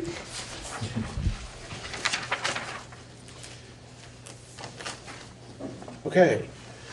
Moving on to administration reports, student board member reports. Do you have anything you'd like to tell us about? Bill, did we say we're not doing these? Nah, go for it, man. Have some fun. All right.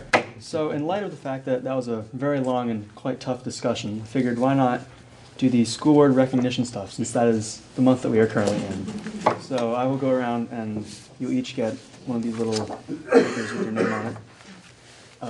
Starting with me, and then Suitable for framing. They are suitable for framing, yes. And Abby. You. Mike is not here. Joe. Thank you. Thank you, appreciate it. Dedicated commitment to preserving You're gonna earn that. Thank you. Frame that. You're earning that. Good stuff. I know. Put his skin tone That's and it. everything.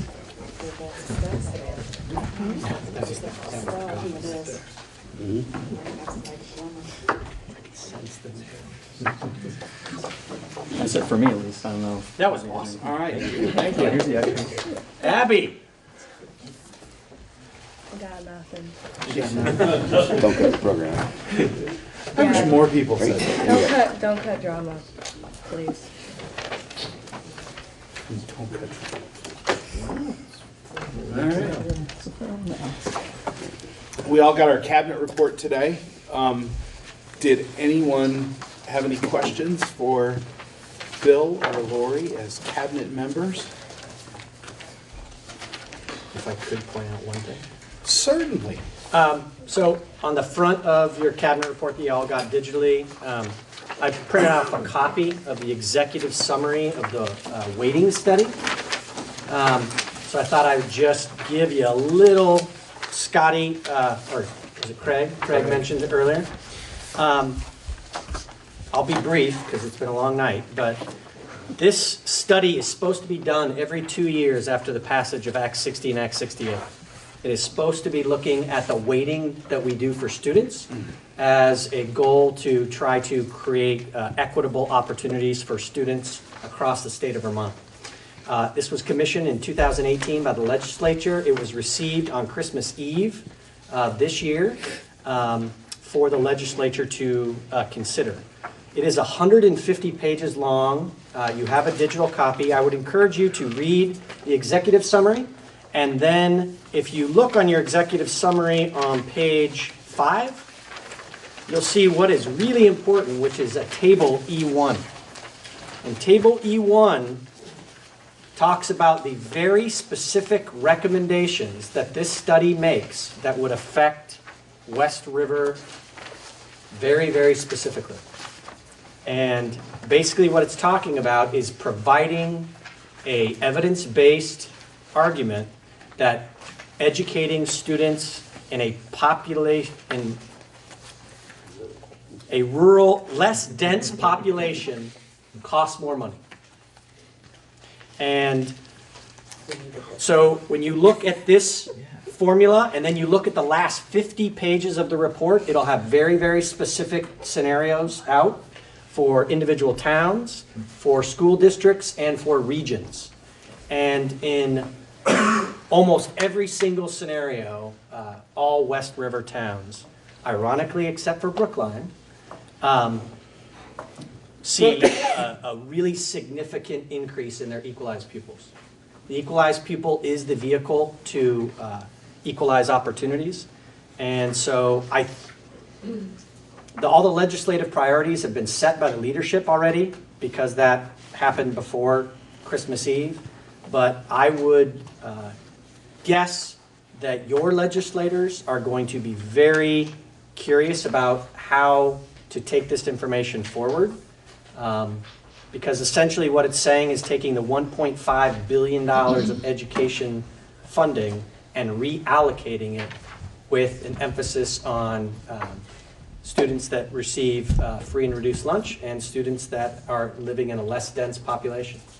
And that is a significant game changer if enacted. Don't know where it's going to go. I don't know if it'll sit on a shelf, but I wanted you all to be aware. I'm going to do this at every board meeting so that everybody is aware of what's going on. I know that in our SU, we have 3 legislators. Laura Sibilia from Wardsboro and Dover, River Valleys, and Carolyn Partridge from Wyndham, and Emily Long, who sits on your board, are all very well aware of this study. And so I encourage you to, at the very least, read the executive summary. And if you have questions, I'm more than happy to help. But this, if enacted, is a true rebalancing of how that $1.5 billion is shared across the state. So, just wanted to make sure you all knew that.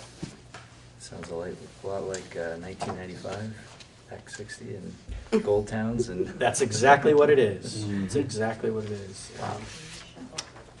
Yeah, yeah. That's all I'll say with that. And it's just another reason why our budget is what it is, because we're doing this. It is one of those things that you kind of know intuitively, and it's really nice to actually have. We know it on paper. The essence, what you guys. Now we have a study. Yeah, you have a study. That was commissioned by the legislature to inform the legislature. So I don't know where it'll go, but I want you all to be aware. Thank you. Any more questions? All right, so for administration tasks for the next meeting, we just have the tuition assignment to give us the 3 years of the maximum allowable and the rates of the surrounding tuition schools. I think that was it. Scenarios for income. Scenarios for, well, that was under the budget committee, was going to work with Lori to understand the tax rate and the scenarios for income sensitivity. I sort of volunteered the budget committee. But it'd be nice if Lori wasn't the only one who sort of understood that. I would also, sorry, I didn't mean to. Yeah, go ahead. Administrative task to have administrators advertise to their families at their buildings to, that, There's a having budget. there's a budget that we're discussing big time. Let's have the conversations before the vote. Come comment on the budget. Okay. Knowledge is power. Is there anything else? Did I capture it all? Okay. There weren't pay orders tonight, right? No. Okay. We need to pull. Yeah, we need to pull pay orders out of the consent agenda. Oh, I just want to. We'll get down to it on the next meeting. Okay. We need to pull pay orders out of the consent agenda, but then we just have. Yes, Rick. Lori and I discussed it last meeting, and unless I miss my guess, officially, the board has not approved pay orders for 2 meetings. Because both of those. What? That's right. Somebody looked at them after the meeting last time. Yeah, I thought. And the time before that. Right. Yeah. Oh. Well, it's that. We'll put it. You want to do it on the 13th? Yeah. For the 13th, bring all the warrant numbers and stuff so we can actually read the right stuff in there, and then we'll do it. Yeah. Okay. So it's not in the consent agenda tonight, but for the 13th, we'll have multiple months of pay orders. So it's just the minutes of the last meeting, December 9th. Just need a motion to approve the consent agenda. So moved. Thank you. Doesn't need a second. Doesn't. And no discussion. All in favor of approving the consent agenda, please say aye. Aye. Opposed? Abstentions? The ayes have it. Okay. We have 2 executive sessions. One is on a legal matter. The other is contractual. Yeah, and I included in the back of your packet the board's policy on conflict of interest. I sent it all out to you 3 or 4 days ago so that if anybody thought that they had a conflict of interest to go into executive session today to talk about our legal issue, that they would have an opportunity to make their own decision. That was it. So If you go into executive session, then you've made your own personal decision that that is the decision that is right for you. Only an individual board member can make that decision. So I feel confident that everybody that comes in has thought about that and decided that that is the right thing to do. And then the other issue is a contractual issue that we need to talk to the board about. Okay. So, just need a motion to go into executive session for a legal matter. So moved. Thank you. Is there a second? Second. Thank you. All in favor, please say aye. Aye. All right, we're in. Okay, we're out of executive session. I'd like to make a motion that we send the letter as presented to Newfane. Okay, is there a second? Second. All right. Any further discussion on this? We'll just send the letter as we read it. All right, all in favor of that, please say aye. Aye. Opposed? Nay. Abstentions? Me. Okay, so the ayes appear to have it. Thank you very much. We're now going to have another executive session for a contractual matter. There won't be any sort of resolution when we come out of it. Okay? Did you want to go into it and then I can stop? Okay. Make a motion to go into So- executive session. Is there a second? Second. All in favor, please say aye. Aye. We're in.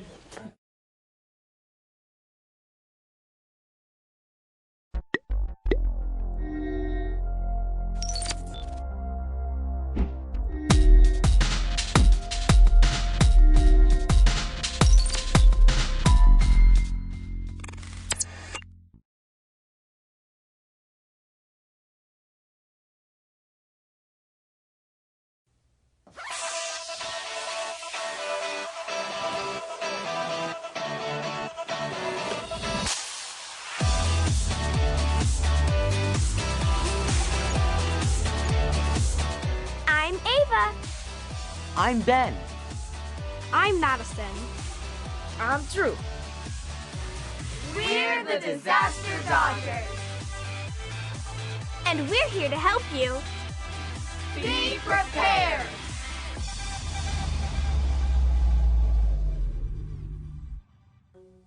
Today, we'll talk about something that can happen at any time and can do a lot of damage.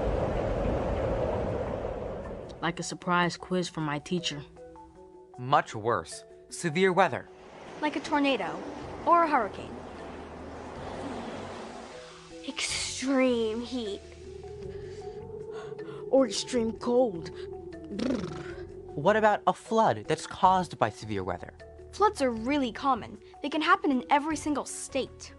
Lots of things can cause a flood. Heavy rain. Rivers that overflow. Really big ocean waves. Melting snow. A dam or levee that overflows. Floodwater is dangerous, especially when it's still moving. It can knock you off your feet. And even if the water looks clean, it could make you sick, so never drink it. Ah, gross. If there's heavy rain or a bad storm, keep a TV, radio, or cell phone on for flood alerts.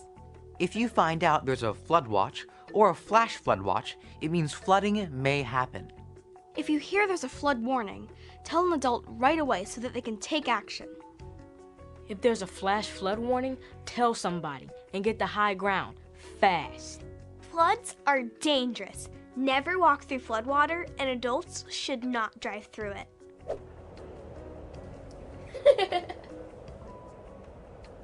Hurricanes can cause floods, but they can also bring other kinds of danger. Hurricanes are strong tropical storms that form in the ocean and can come onto land. Hurricanes have strong winds of at least 74 miles per hour. They can even reach 155 miles per hour or more. Whoa! When a hurricane comes, heavy rain, strong winds, and large waves called storm surges can damage buildings, trees, and cars. So it's important for you and your family to be prepared. If you're at home during a hurricane, use a TV, radio, or cell phone to listen for alerts. Keep away from windows and glass doors. Lie on the floor under something sturdy like a table, because things could fall on you and hurt you. If it's expected to be too dangerous to stay in your area, you and your family may be asked to evacuate. Evacuate? You'll need to leave your home and get to a safe place. If that happens, follow instructions from officials. If you get separated, follow your family communications plan to reconnect, and be sure to bring your family emergency kit. Hurricanes can be really dangerous. So can twisters. You know, tornadoes. A tornado is a violent storm that sometimes looks like a funnel or a cone. If you haven't seen one up close, you've probably seen one on TV.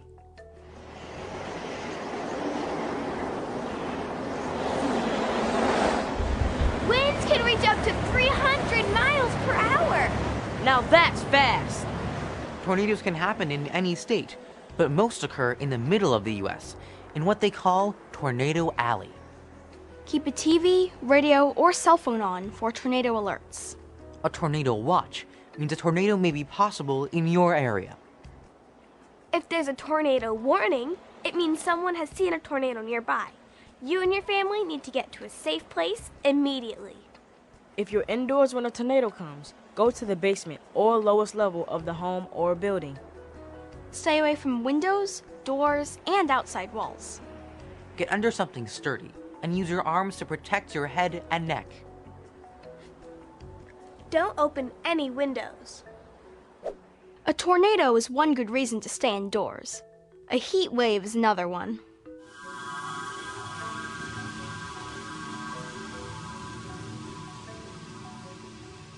Hey, can you turn on the heat a little? Yikes! A heat wave is an extended period of extreme heat, and to make things even worse, it often comes with high humidity. This kind of heat can be dangerous and can threaten the lives of older people, young children, and people who are sick. When it's super hot, stay indoors as much as you can. Heat rises, so stay on the lowest floor away from the sun, especially if you don't have air conditioning. Drink lots of water, even if you aren't thirsty. Eat light meals. If you have to go out, wear light-colored clothes that cover as much skin as possible. Wear a wide-brimmed hat. Check on your pets to make sure they're okay. It's important to keep them hydrated too.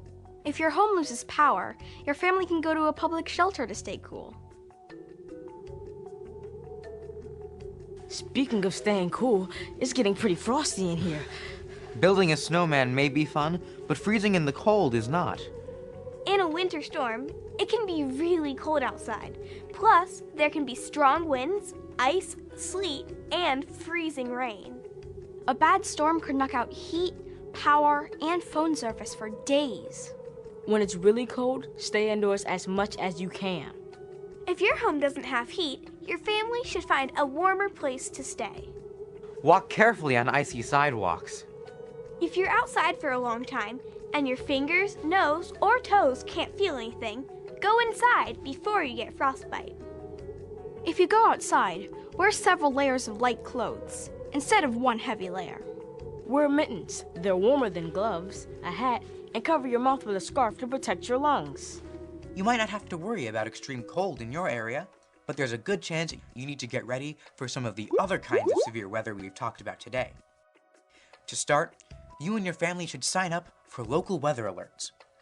So tonight, talk to your family about making a plan and taking time to practice it. Always remember, when it comes to disasters, be informed. Make a plan. Get prepared. And go to ready.gov to find out more.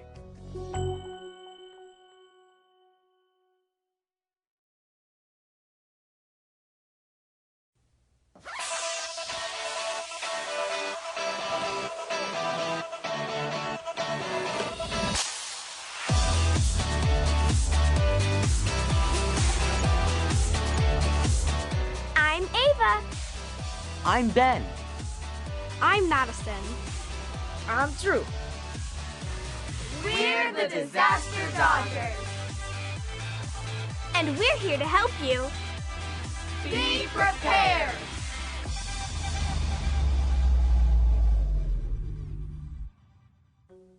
Once in in a while, something happens that you weren't expecting. Very funny, Drew.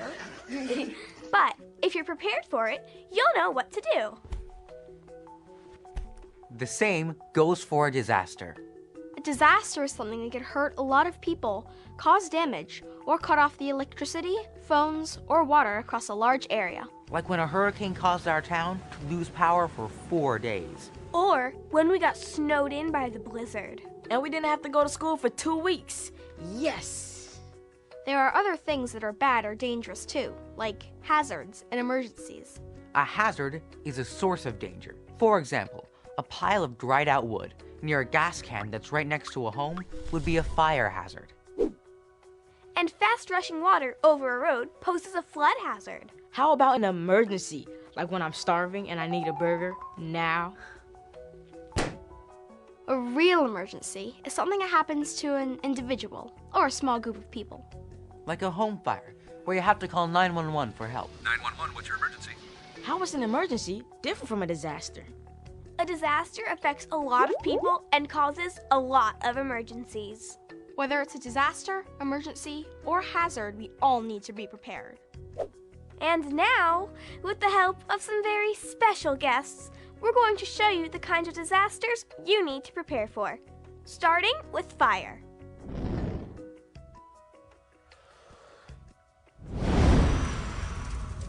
Whoa! And severe weather.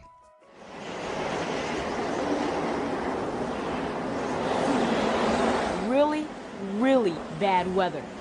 Like a tornado, or a hurricane. Or extreme cold. Or extreme heat. And there's another kind of disaster. An attack by giants? Earthquakes. Don't those just happen in California? Actually, they can happen almost anywhere in the country. Okay, we get the idea, Quake. All kinds of disasters can and do happen at any time and anywhere.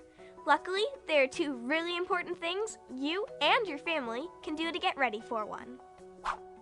First, have your family make a family communications plan. That way, everyone in your family will know what to do when a disaster comes, and how to get in touch with each other. Like sending texts when phone lines are busy and calls don't go through. I am safe at Brian's house. Second, make sure your family puts together a family emergency kit. Fill it with everything your family would need if you suddenly had no access to food, water, power, or shelter. Your family's kit may need special items, like medication. And don't forget to check on family members and neighbors who may need help in a disaster. So talk to your family about making a plan and emergency kit. I'm gonna do it tonight. Always remember, when it comes to disasters, be informed. Make a plan. Get prepared. And go to ready.gov to find out more.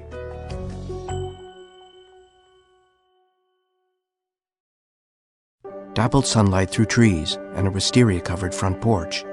No 2 days are alike. An older woman sorts her medication. So every day, you prepare. A woman who is blind feeds her service dog. For yourself? She places the bowl on the floor and he eats. For those you love? A mother using a wheelchair packs a lunchbox.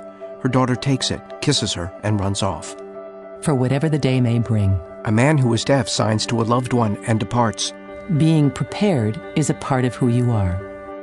But in the case of a disaster, preparation isn't always front of mind. In an emergency, when help and resources may not be available for days, being prepared is more important than ever. It's up to everyone to be informed about what types of emergencies might occur where you live or visit. Knowing the best responses for your personal circumstances is the key to maintaining your health, safety, and independence. Make a plan that covers where you'll go in an emergency and how a personal support network can assist you. Build a kit that contains the specific things you need to survive for several days. Food and water, medication, and supplies, The older woman assembles her kit. as well as any important documents you may need. She includes a USB drive. Being prepared is a part of who you are, and disaster preparation is no different. The man who is deaf stores his kit in the closet. There's no one more capable of planning for your situation than you. The mother using a wheelchair closes her kit and hugs her daughter. Words on screen. Be informed, make a plan, build a kit, get involved. Ready.gov/myplan. When the sky turns gray, rain becomes ice, and temperatures continue to drop, you'll ask yourself, how prepared or unprepared are you? Did you winterize your home? Remove the leaves from the gutters? Insulate and caulk so you're less likely to shutter? Does everyone in the family know the winter weather plan? What to do, where to stay, and how to get in touch? Are your emergency kits ready? Is your radio on? Once the snow and ice starts and the temperature drops, stay where you are. Bring Fido in. If the power lines snap, you've got to stay warm. Dress in layers. Wear mittens and a hat. Do what you have to do. But never, ever do that.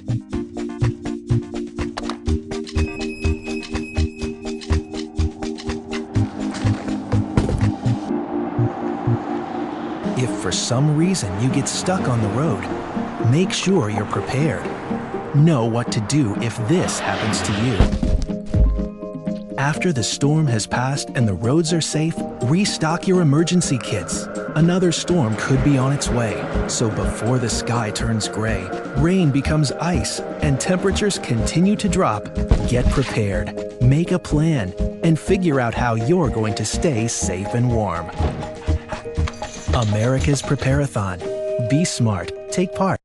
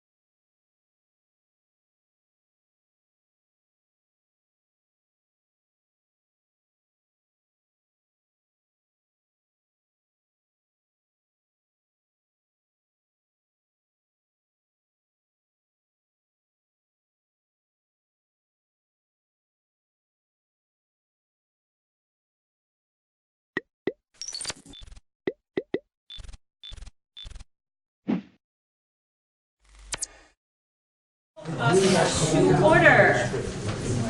And I have a bunch of agenda additions. There's copies there. Well, they're gone.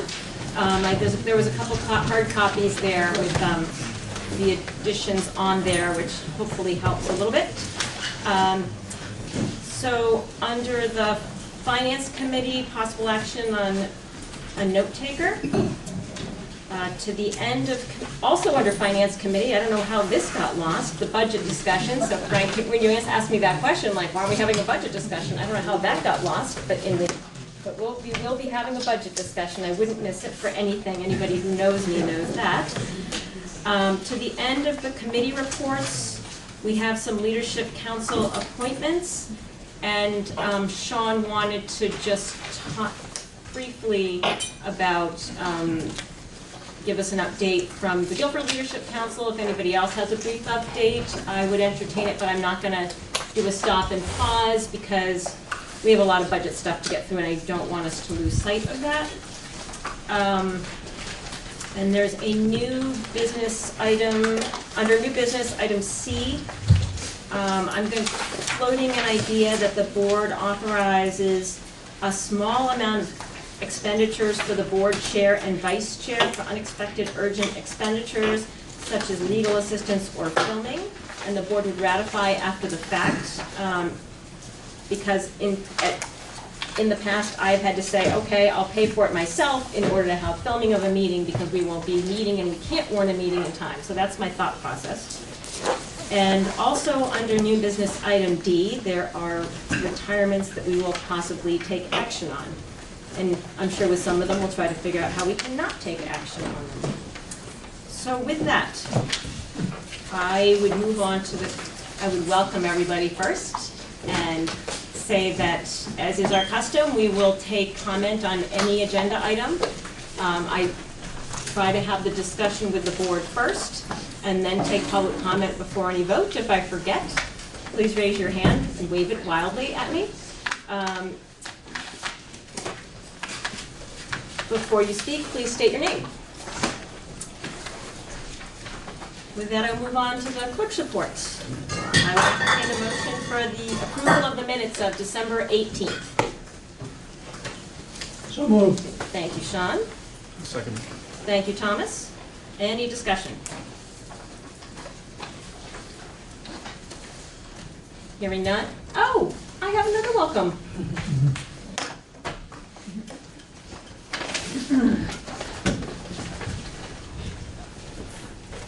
So we have a student council representative with us today. I'm a little late. No worries, no worries. I didn't see you there, and so I didn't go looking for this. So, there we go. Hand this over to Wendy too. That's not you. You think you might have another? Just you tonight. Just you tonight. You can handle it, all right, Elias? Sure. So Elias, I've known you since preschool, but do you want to introduce yourself? Hi everybody, I'm Elias. I'm a member of the student council at the UHS. Welcome, and I'm trying to see if there's anything on the agenda that Do we need our name tags? Oh yeah, pass the name tags. You can, you know what, Elias, I'm going to give you an agenda, and if there's something, if you have to leave before the end of the evening, and there's something you want us to comment on, just send me a note. Okay. Okay, awesome. So, hearing no discussion on the minutes of December 18th. All those in favor of approval of the minutes of December 18th, please signify by saying aye. Aye. Nays or abstentions? The ayes appear to have it. The ayes do have it. The minutes pass. Communications. I attached them to the email that I sent everybody with the updated agenda. One was an email chain between Donna Russo Savage and Will Senning and myself about the new Brattleboro term lengths. I also sent everybody the new special ed waiting study information, which was not great news, and an email from Thomas that he had sent right before Christmas with an Atlantic Monthly article on turf recycling. And I think that was it for communications that I had to send to the board as of this morning. Does anybody else have communications they wanted to share? Oh, everybody had a quiet Christmas, holiday, Hanukkah, New Year's, excellent. Whoops. Moving on to committee reports. We're getting right to the heart of it today. So Finance Committee, how do we want to do this? Do we want to do the Academy School review first? All right. Take it away, Sean. Yeah, or would you like me to introduce? Actually, I mean, I read the Academy deal, but I think it should be. Okay, so I'm happy to introduce Diane and Corey from Stevens and Associates. So this is a follow-up from our discussion on December 18th, where the board asked for much more insight into the Academy Improvement Project that is part of a capital plan. It's a long-term capital plan. We are in the we're in the planning phase of that, so there's no like bond scheduled or construction timeline imminent. This is the part of the plan that reviews the need and a conceptual solution to the need that has been growing at the Academy School. So before Corey and Diane do a presentation, I'm hoping Kelly could just say a couple of things about the learning conditions, the environment at Academy School, and then also if you have you have the report that we're going to review through email, the feasibility study. Let's see if I can pull it up as well. And what we want to do there is, basically you'll see an executive summary that I think Kelly will speak to now, and then Corey and Diane will fill in the details of the project. So, Kelly? Sure. So, as you know, we have a wide range of learners in our schools, and we've been really creative over the years at Academy with our space that we currently have. We have an MTSS model in our schools, which means multi-tiered systems of supports. And when students are in small groups receiving academic interventions or services for things like IEPs, they are going into learning spaces that are not necessarily the optimal space for them to do their targeted learning. We have renovated small spaces within our schools, which has helped, and we have brought in a modular building in 2008, which has served the purpose for a time with some pretty serious upkeep, but ideally something permanent would be the solution that we're after. The modular building is the big replacement, and that's there's a lot of things that are troublesome about it. One main thing is that a lot of students who go out there are traveling pretty far to get there. So the transition time from their classroom, where the teacher has to pick them up, or they travel alone if they're older, to getting settled in their learning space can take up to 10 minutes. And oftentimes their session group time is set for 30 to 40 minutes. So between the transition to get there, get settled, and then get back to their classroom in order for the next thing to start, their actual instructional time is maybe 20 minutes at best. So that's a big problem when we're trying to really fill the gaps with kids. And as far as the resource room, you'll see that's where primarily the services for students on IEPs are provided. And right now it's one big open classroom, about the size of this room, divided into 6 learning stations. It houses 7 staff, and it's pretty tight. That's a picture of one of the rooms, one of the spaces in there. There are currently not any partitions built up, so there's tables and chairs, and there are dividers that are about 4.5 feet high. And everyone works really hard to keep their voices low and be respectful, but sometimes every learning space is full with kids and teachers. And for some of our students who have the most specialized needs for instruction, they're really distracted in that space. It's really hard for them to get what they need. So we're looking for partitions to be built up, and you'll hear more about that in the resource room, and ultimately replace the space of the modular Casablanca to a permanent structure that would house a more private space for academic interventions. Okay, so We're very fortunate to have Stevens Associates right here in Brattleboro. They were a logical choice for us. Of course, the former Brattleboro town folks would recognize that Stevens Associates has assisted with the pellet boiler renovation project, which has been very successful. So they had a good knowledge of the facility and a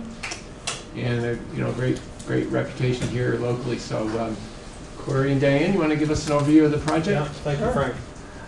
Does this work as far as standing here and presenting at the screen? Do you have the screen and me on the same? No. Okay, great. My name is Corey Frazee with Stevens & Associates. Thanks for having me. Thanks for the introduction. Diana Abadi is an architect with us who has done a lot of school projects in her past. I'll just provide a quick overview of the work that we did, and then we will try to quickly take you through the slides. Except for the site plan, all the information is included in the report, and we want to kind of get through all the slides, and then we can open it up for questions and get into more detail as needed. So we completed a schematic level design for looking at the two spaces Kelly referred to as the resource room and an addition that would replace the White House at Academy School. And a large piece of that was a feasibility study, as we call it, proving out that the project was viable. We looked at actually two different locations for the addition. I am a civil engineer, so I looked at the site and I looked at permitting to make sure that the project was feasible.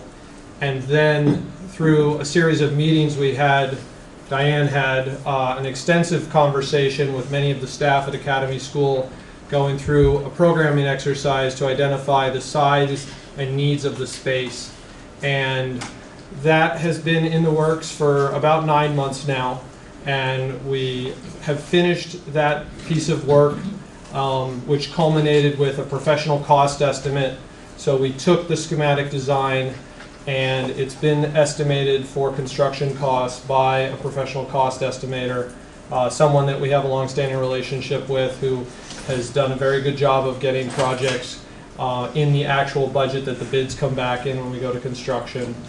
And in parallel with that, we put together a project budget, which you will see tonight, which includes soft costs and other incidental costs for the project. Here's a quick agenda of what we'll try and cover tonight. Objective, project overview, starting with the site plan, talking about the renovation of the existing resource room, talking about the addition, and going through a summary of costs. There was a complementary project that we looked at the same time for efficiency purposes more than anything. There's a window replacement on a different part of Academy School that we'll brief you on. That's a standalone project, but we wrapped that into our work since we were working with the staff anyway. This is table of contents of your report. Do you want to quickly talk to these project objectives? Sure. I think Kelly and you've done a great job. I think I can go home. But I think the running theme that kept coming back was that the objective of this project was really to provide better spaces for students so that they can learn in an environment that would support that. So really what we set out to do is look at what those overcrowded conditions were and how we would address it. Also ways to provide visual and acoustical separation. That again was a running theme in both the special ed resource room and the Casablanca White House building. And of course we would also look to do this project using materials and methods of construction that would support the environment and be as energy efficient as possible. So to get everybody oriented with the site, Academy School off of Route 9 in West Brattleboro, you come in on an entrance road by the fire station and then you exit around in a loop. This is the original 1950s building. This addition was added in the 70s. This infill, which fills out the A that is hard to see because of the roof, but that was the 90s addition. This is the White House, or Casablanca, which was brought in 2008, I think. It provides about 1,500 square feet for the uses that Kelly described. And this is the area of the addition.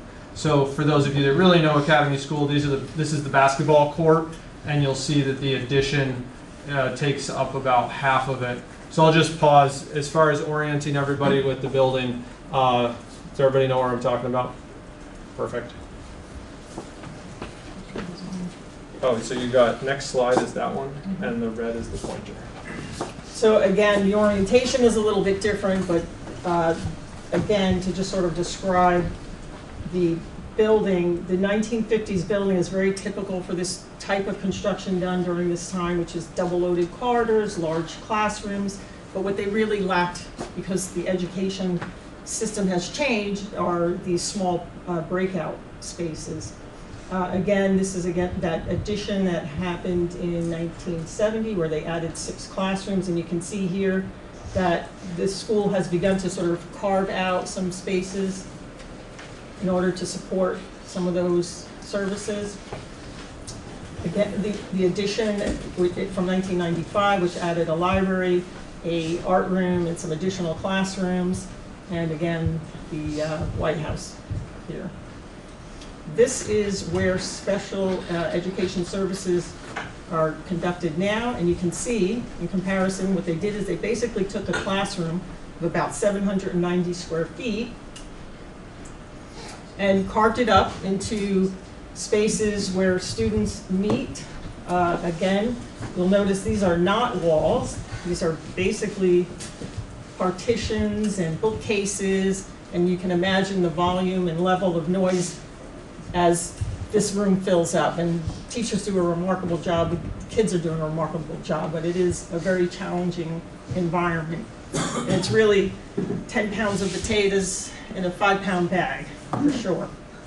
Diane, can you just pause for a second? Yes. Do any of the board members need hard copies to follow along? Would that be helpful? I know most of you have it in an email, but if you want hard copies, we can queue you up on page numbers if you need me.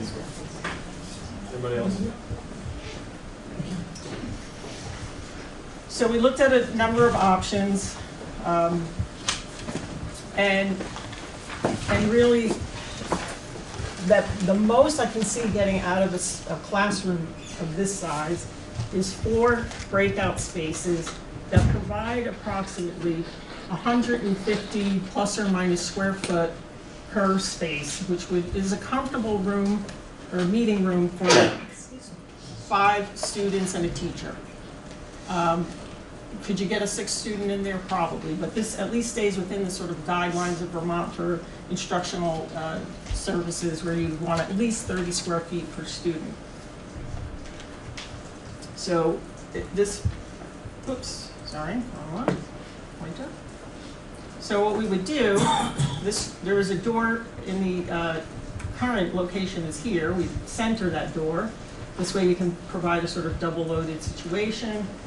We would provide a small air handling unit on the roof to provide fresh air ventilation, because currently you get fresh air through a sidewall unit ventilator, which would not be able to provide that fresh air circulation through these spaces now, which would have walls that would go directly to the ceiling, which would provide acoustical separation as well as a visual separation.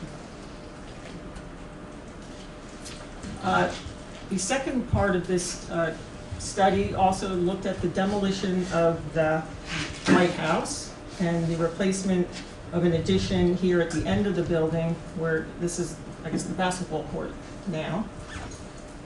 And it's a 2,100 square foot addition that, well, before I get into that, this is actually a very diagrammatic plan of the White House and how it functions in terms of you come in from outside. This is the core of bathrooms and service. This is circulation. And basically, students and staff are limited to these little sections over here, which again are open environment situation. So there's no visual or sound separation. It's very chaotic. And there's also a small office space here for a social worker who has absolutely no privacy. So what we're proposing. And, well, and again, here are some slides of the White House, and here you can see a student walking from outside, going into that building. So what's being proposed, again, is a series of breakout or seminar rooms of approximately 150 square feet to accommodate upwards or average of 5 students and a teacher. So we're on page 6 of 9, appendix. We would also have some spillover because, again, if you go back to that resource room, I really am recommending that 4 spaces you could probably get 4 spaces, but if you remember, there's at least 7 functions going on in that room. So some of that would spill over into here, and probably assign some resource space here, and academic support along in here. We would need to add another bathroom. I think it would be a pretty bit of a long walk for a kindergarten or first grader to try to make it down all the way down. So we are providing a single-use toilet here. You would maintain the building egress here and a second means of egress here. The sizing of those individual rooms, I think it's worth noting that we talked with the Academy School staff about the appropriate number of kids to have in this sort of setting. And so each one of those spaces is designed to have 4 to 5 kids with 1 teacher. Thank you. And this is really just a rendering. That this is not a design. It is and it isn't, but it's just to give you a sense of the scale of how that 2,100 square foot building would look, or what that means in terms of the larger context of the Academy School as it is now, and then just a little bit of a close-up of that construction. All right, now our favorite topic, costs. Yes, go ahead. I see that all the rooms except the therapist room do have a window. Some have 2 windows.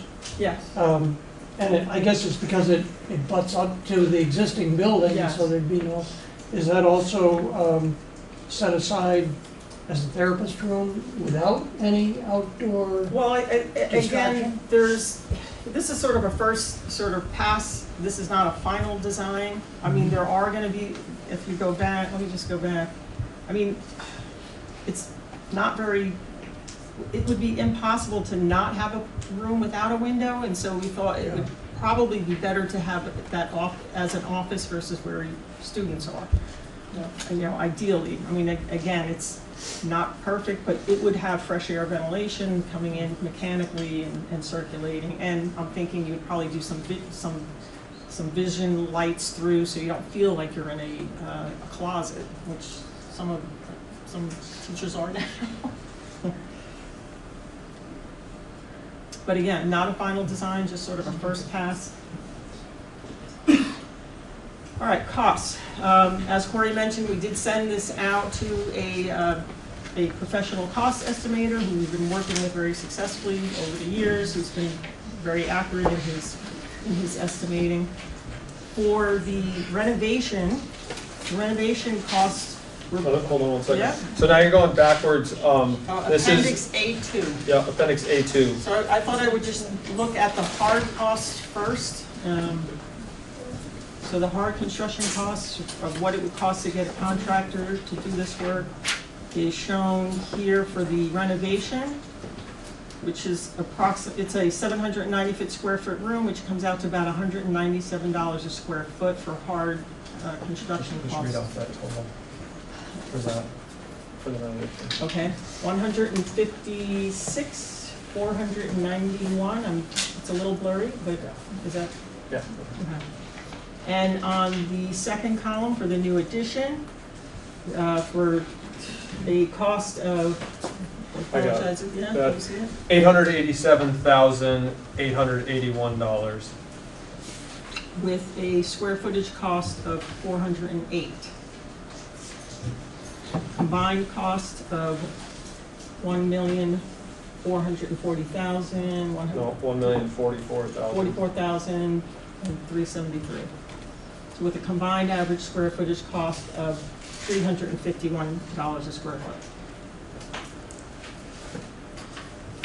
So as a budget, there's, you know, those hard costs are not the only costs that you look at.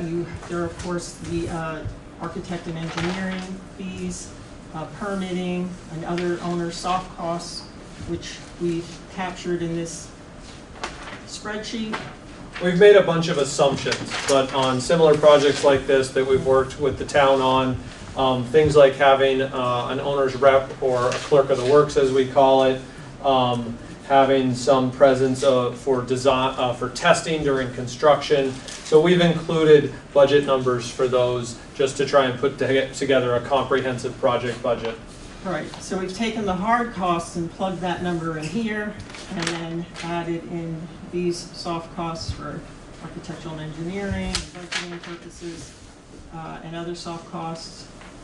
And that brings us up to an estimated project cost of $1,434,500, with a estimated square footage cost of $483 a square foot. And I think we ought to just, let's not do the windows now.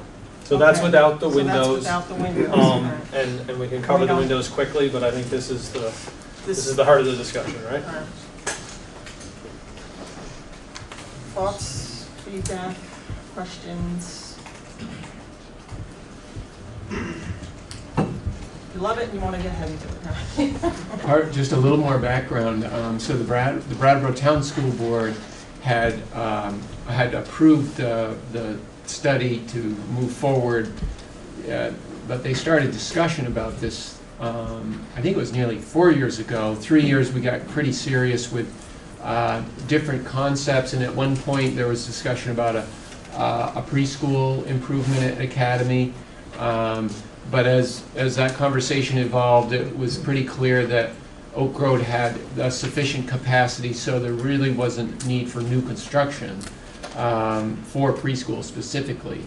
Mm-hmm. But that certainly led into this recognition that as student needs changed, the facility did not accommodate what we needed. So as you said about last year, there's been a very thorough analysis of options, the flow of the programs, and certainly the feedback from the Academy administration.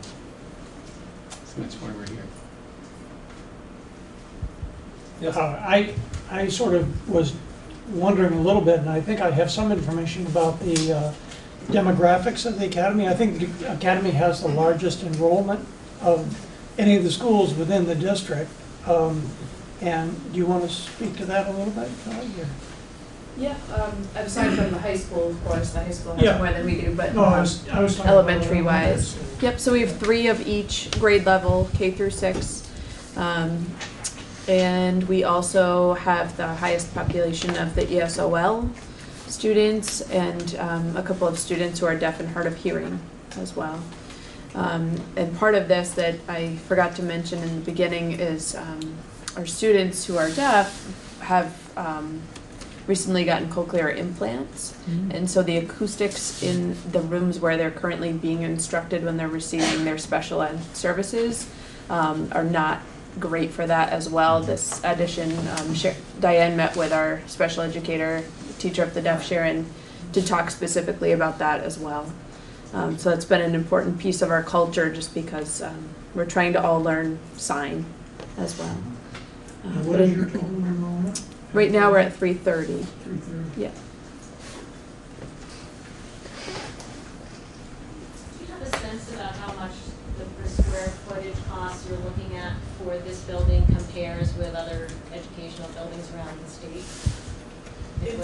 I've actually done a lot of sort of online researching to get a little familiar with that, and I will say that one of the things that did become apparent is that we happen to be in a region where the cost for building schools is one of the highest in the country. Don't know why that is, but there are lots of trade school magazines that collect this data and put out reports, and it does show that Vermont costs, or what they'll call like the median cost for construction for square footage for a elementary school is about $400. And that means to say that it's the median price, meaning that half of the projects are more than 400 and half are less. But in comparison to the rest of the country, we happen to be in an area where, for whatever reason, the cost of building schools is higher than here in Vermont, and that's true also for New Hampshire, Connecticut, Maine, and Massachusetts. We're sort of called the Region 1, where that group of states happen to be the most costly in terms of school construction. So we're sort of in, I felt like when I saw this, I was like, we're in that ballpark.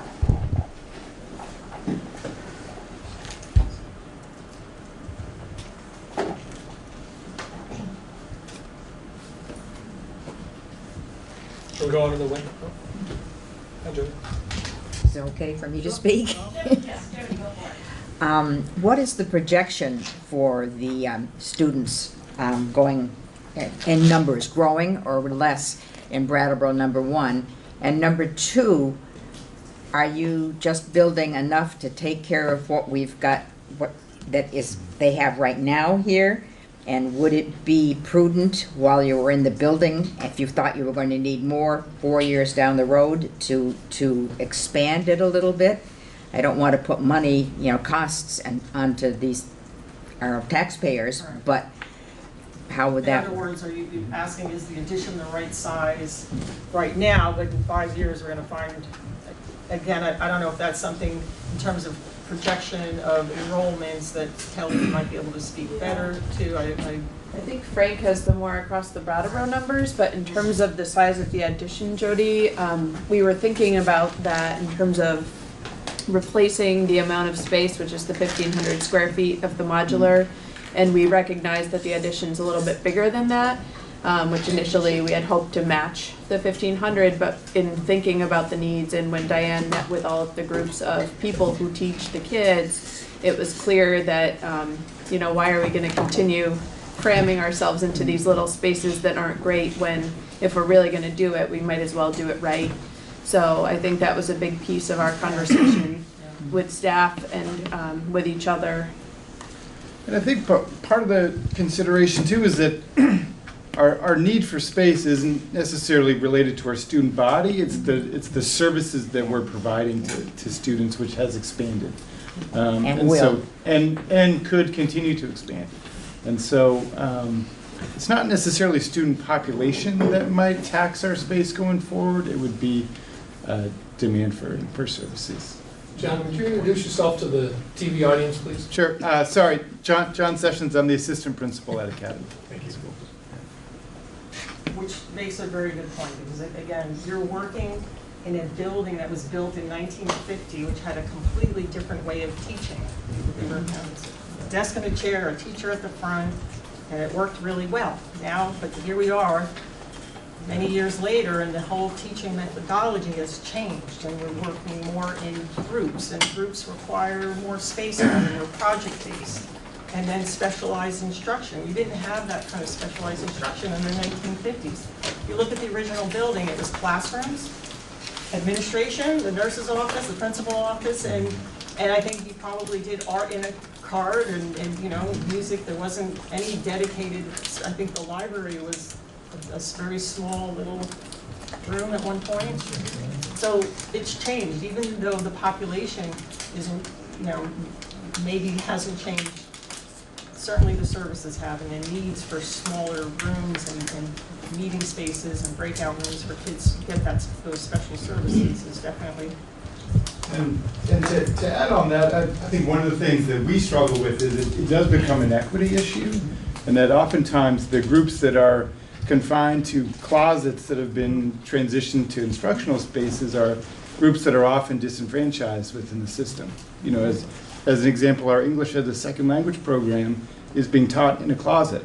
Renovated. Renovated. It looks nice. It's got a window. But that was a supply closet Yeah. that we turned into instructional space for students that really need that space, and it is a critical piece for them.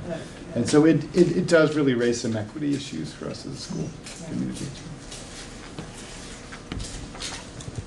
Just regarding, but also regarding the enrollment question, Jody, when we look out, the three Brattleboro town schools, the enrollment is pretty remarkably consistent, around between 94 and 104 students when you put all three schools, and because there have been three schools, when there's any kind of a serious enrollment, maybe a bulge in one place, there's capacity at the other schools. So, but it's been stable, and there's just very recently we've seen a little bit of a decline, but over the years it's been pretty steady. So we expect it to continue.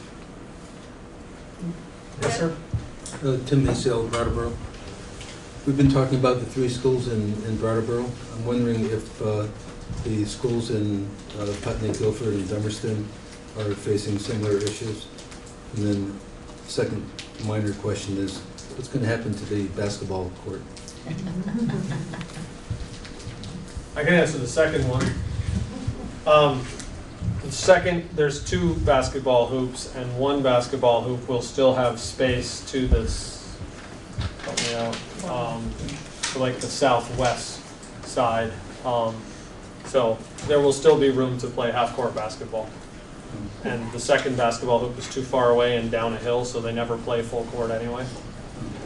We have to figure out a spot for the help me out. Gaga ball court. The Gaga ball court is Yes. the one that I think the kids are gonna miss.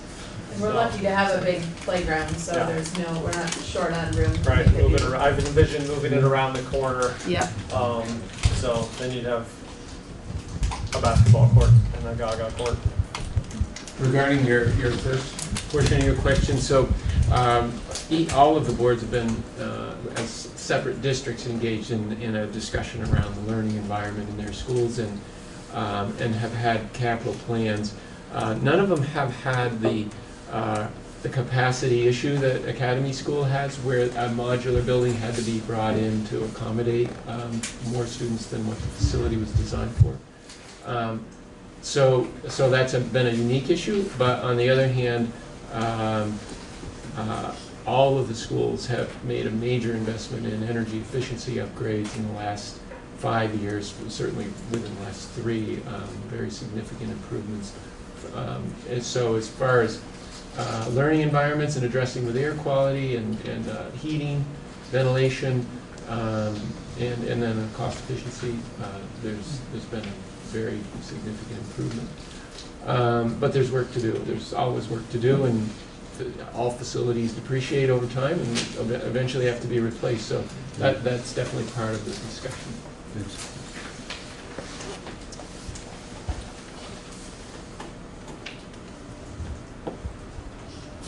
Should we quickly cover the windows? And also, if you wouldn't mind, a hypothetical timeline on, if the board said, yep, let's move forward with this, if you could just give us the big swaths of a timeline, assuming. Yeah, depends a little bit on the structure of how the school board wants to approach the budget or the project with pre-qualifying construction contractors. We really like using construction managers if that's the method that you prefer.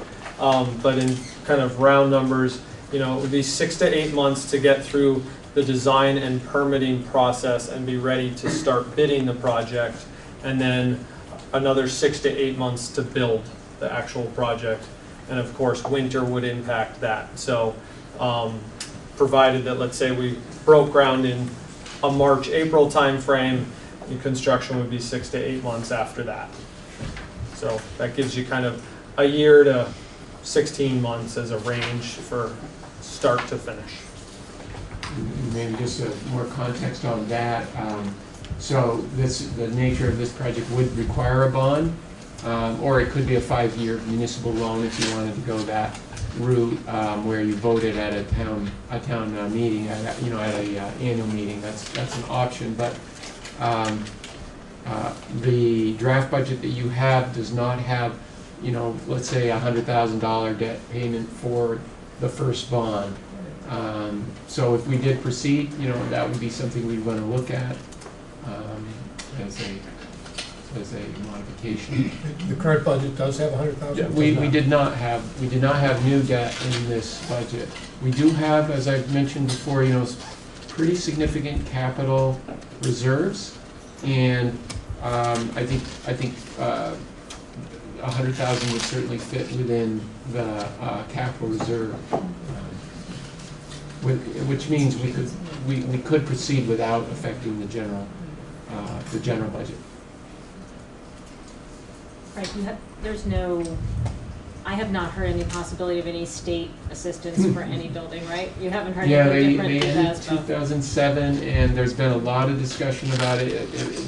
The whole Act 46 had a lot to do with equity. There's a great deal of concern that wealthy communities have the funds to move ahead without the state, and the rest of us don't, and that has happened in a big way. So I know it's getting a lot of attention, but no bills or specific timeline that I've heard of. Well, actually, Liz Adams was on, the House did pass, the House committee, they H209 is their proposal for school construction. It didn't make the crossover. So right. that's where the Senate will look at it, and it's a really wonky bill. Yeah.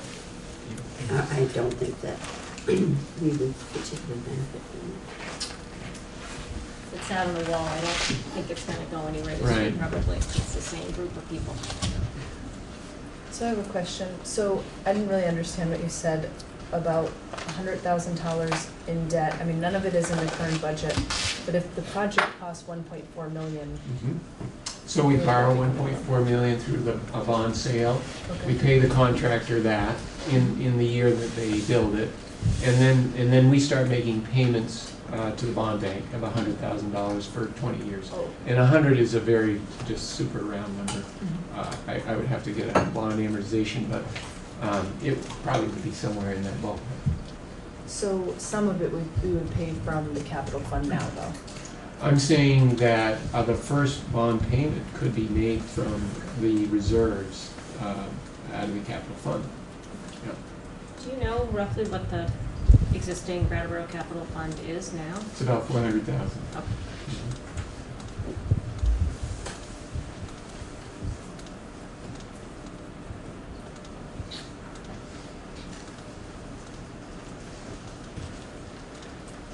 Other questions for our presenters? Cover windows quickly. Oh, yeah. Yeah? Let's just at least identify where in the building it was and Okay. share the Right. cost with them. Right. This is not part of, it's Right. not part of this Right. budget, but one of the things we looked at, there are a series of windows along the south facing, or they get a lot of south exposure on the existing, in the original 1950s building. They're beautiful windows in terms of, they're sort of these monumental with the glass block, and they let in lots of sort of diffused light, and the teachers love them, but they're incredibly energy inefficient, and they allow a lot of solar heat gain that passes directly through that glass block. It has absolutely no resistance to solar heat gain. Those rooms become little ovens, and they are also the original wood frame, which are really, I've spoken with Matt for maintenance over these windows for some time, and they're very problematic in that, they're leaking, the wood is rotting, they need constant repainting, and they're just become problematic, and they're incredibly energy inefficient. So that's an interior view of the windows, but you can see it's very nice. It's very sort of part of the historic character of the building, which I would hate to lose, and I think some of the teachers were very upset when they thought we would be getting rid of them. And one of the things we looked at, what you'll see there on the left, is an option to use a translucent panel that allows that same sort of beautiful light to kind of filter in, but it blocks the solar heat gain. And So this is, you're not looking at Academy School.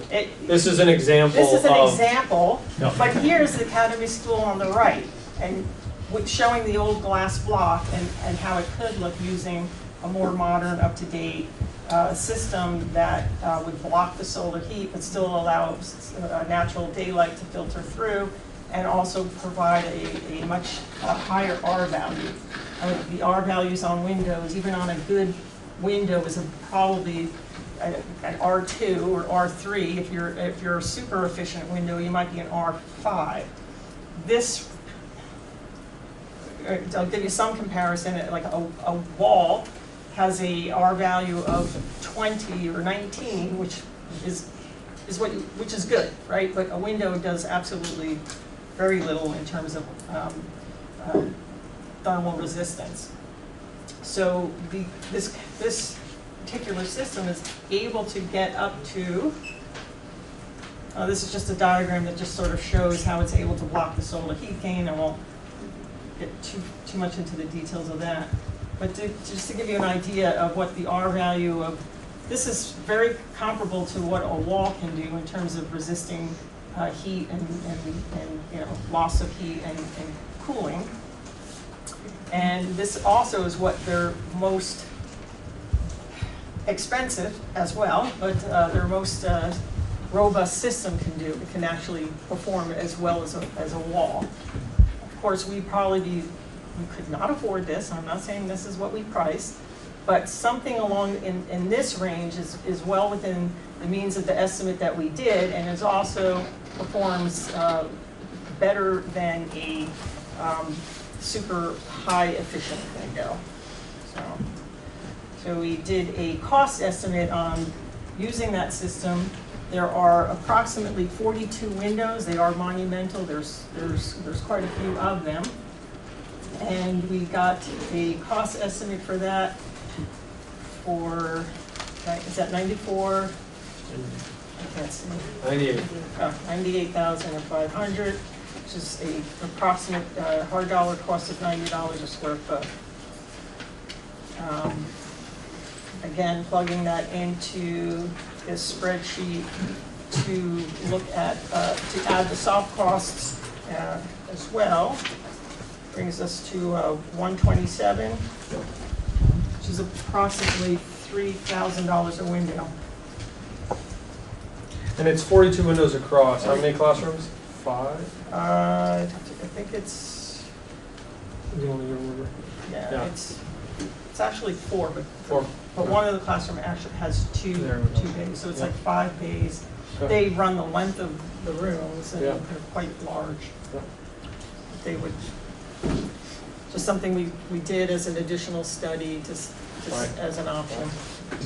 You didn't look at the other side of that hallway, those north-facing windows, which are also massive glass. They get 0 solar gain, but it's just as much loss. Yeah. I think we could use it as the same reference point, but this work came up primarily because of a maintenance Because issue. the sun, Yes, where's and the, because paint, of the sun, where's the because wood out? Yeah. And and that solar heat gain that's coming in. Yeah, on the north, it's not a problem. It's probably quite nice, but it's the aging of the It's system. cold. And it's cold. Is Well, what it that's, is. Yeah, yes, the yes. comfort's not- Oh, yeah, the comfort's there's no not- resistance to any kind of. So the coupling of these two projects would probably have some advantage doing it together in terms of the overall cost? There's probably some economy of scale to that. I mean, it's not, again, if you have one contractor versus 2 contracts, you're going out once to a bid versus twice. So yes, it definitely would, there is some economy to doing it together. Have you done any numbers on what the fuel savings might be? I've not gone that far into it, but we would. Energy savings, did you say? Yeah, fuel, yeah. Fuel. And you mentioned the extremely efficient windows. Do you know how much more those would cost roughly? Or what sort of difference would you talk about in price if we did do the very energy efficient placements? Do you mean in terms of? Just a rough, how much more the you said that this was in like the middle range, but there were some that were extremely efficient, but that we weren't gonna be thinking about those. Do you know how much? Oh, cost-wise? Yes. Off the top of my head, I don't, but I know it was so high that I do, that I don't know that if it made sense. I mean, but I can. I mean, a lot of those, I probably have it, I want to say it's more than, you know, more than 20. So it more than doubles the cost of the window. Thanks. That's what I was. Yeah, if it wasn't, if it was like a 20% or 50%, it might be something you'd want to consider, but I think it's more like double. Okay, thanks. So that building has 2 pellet boilers in it, so it's not a direct carbon or direct oil trade-off to save it. Yeah. So is this the only portion of the projects that would be affected by students actually being there? I mean, I assume that you can't do that window stuff when the students are in the classroom, et cetera. You have to do that like during the summer or break or something. So, but the other stuff could happen when. Yeah, actually, that's a good point, because the construction that goes on out here could be managed during school. I certainly think that's There's an egress issue that we'd have to solve.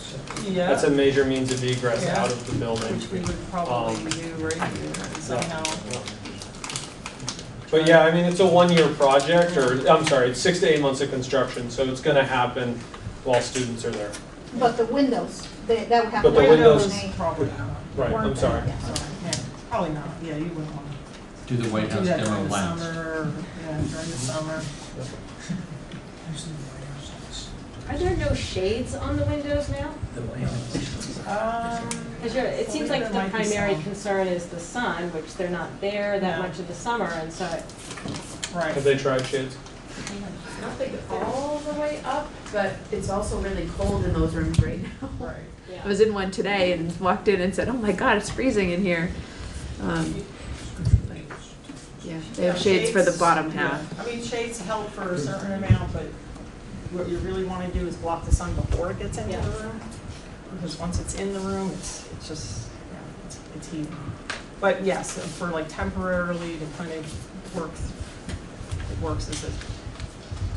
Are the wood sills embedded in the block glass so they're not easily refinished, refurbished, or are they? Well, the glass block, you mean to refurbish the? Yeah, if you really wanted to just sort of tune it up and then bring in window quilts or something, as I recall, those sills would be hard to separate from. They are. It is. It looks like they built it there. It's not like back in, you don't go to a window manufacturer and they didn't come in. They probably built them right there on the site with the wood frames and caulked.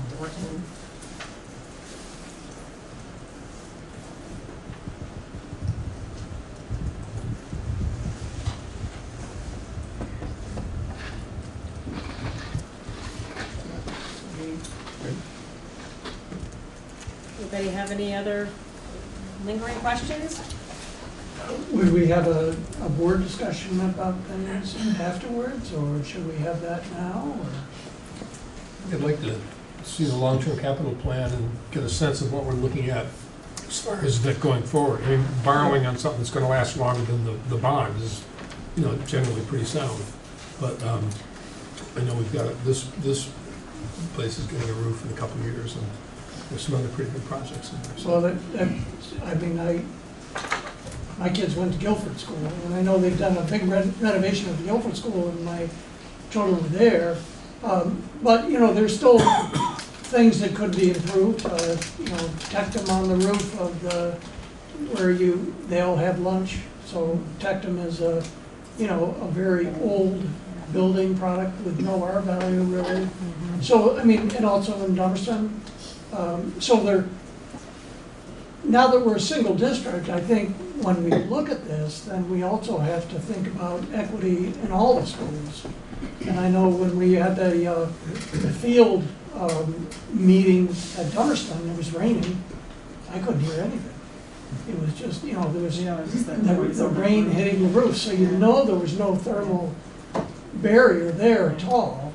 So, I think I think this is fantastic, and it's probably extremely needed and timely. But I think also that as a district board, we have to think about Guilford, Dummerston, Putney. I think Putney's probably done, gotten their school to a better place than a lot of other schools. So, I mean, there are quite a few elementary schools that all probably need some attention. Well, speaking to that point, when Wyndham Wood Heat started organizing the work in the Wyndham County schools around the Clean Energy Development Fund, so this is a result of Vermont Yankee closing down, and it was a couple of $1 million made available for energy improvements. These are competitive grants. That was about when I also started in this system 5 years ago, and we did engage energy audits on all of the buildings in the Wyndham Southeast Supervisory Union, and as a result of that, we went through pretty much every building for the highest payback investments, and it was primarily oriented toward energy efficiency, reducing fossil fuel use. So. Point is that in terms of equity, probably the low-hanging fruit has all been captured, and we very much made use of the. I think we got maybe 90% of the funding, and it has to do with who's going to the table first. So the point is that I think we do have these, particularly around heating control systems, and a thermal envelope. That we're primarily wood energy in this system now. We do have a couple of schools that are not, but so I think that the most important work has been done, and as I say, there's a lot more to do, but it will be that 20% costs a lot less payback on it, but needs to be done. And in a way, I would say the way it's laid out is an instructional need more than anything else. So, that does make it a little more appealing.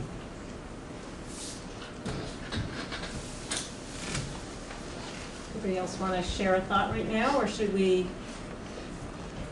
When will we be coming forward? So we could maybe do that at the end of the budget discussion and sort of come back around so people can think about it a little bit. I think I would just like to say the piece that speaks to me is, we talk about our priorities as a district to support all students, and I think this is really a case where we're supporting children with hearing needs and children who are struggling in schools, and there's a large population there. So if you know me, you know how much I would hate to spend $1.4 million on anything, but I do think, as we're thinking about our priorities, that really speaks to me. So that's just the only thing I want to say before we go into all the other budget discussions. So thank you, and should we stay? Are you going to come back to this tonight? Is that what I'm hearing? I don't think you need that. Okay. Yeah, I think we have, this is incredibly thorough. Your presentation was incredibly thorough, and I think people got their initial questions answered, and I think it's more now, we may have some questions, but I don't think they would be able to answer on the spot, and it's more a discussion about how to spend how to fund all our priorities. Fair enough. All right. Thank you. Well, we're happy to come back. Yep. Thank you for having us. Thank you. So the next item under Finance Committee was there had been a request at our last meeting to discuss our projected deficit primarily from unexpected special education costs and to come up with some possible strategies. But Frank has been working very diligently to get us these numbers from the state, and at 3 o'clock was still pulling this together. So he will have to go back and speak to special education and kind of get a sense of where we think the deficit's going to be. So do you think you can do that by next meeting, or should we push this up to February? Probably February would be better, and of course, Okay. keep in mind that this is an issue for the supervisory union. Right, Of course, that it, is of course, it true. affects the SD, because that's where the money comes from. but- Right. But typically, when there's a variance in an assessment, the SU fund balance carries it into the next year, if it's sufficient. So that's the question I will address, yeah. And the other item under Finance Committee is a request from the board for paying for a note taker for Finance Committee, because it's very hard to be a member of Finance Committee and take notes because you have all the spreadsheets in front of you. Frank has graciously done it for years, but he has asked if the board would be willing to take one thing off his plate in a very busy transition year at least.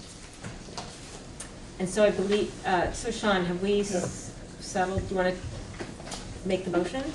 Well, I would make the motion, there was a dollar amount, I wanted to make sure that the dollar amount is accurate before I made the motion.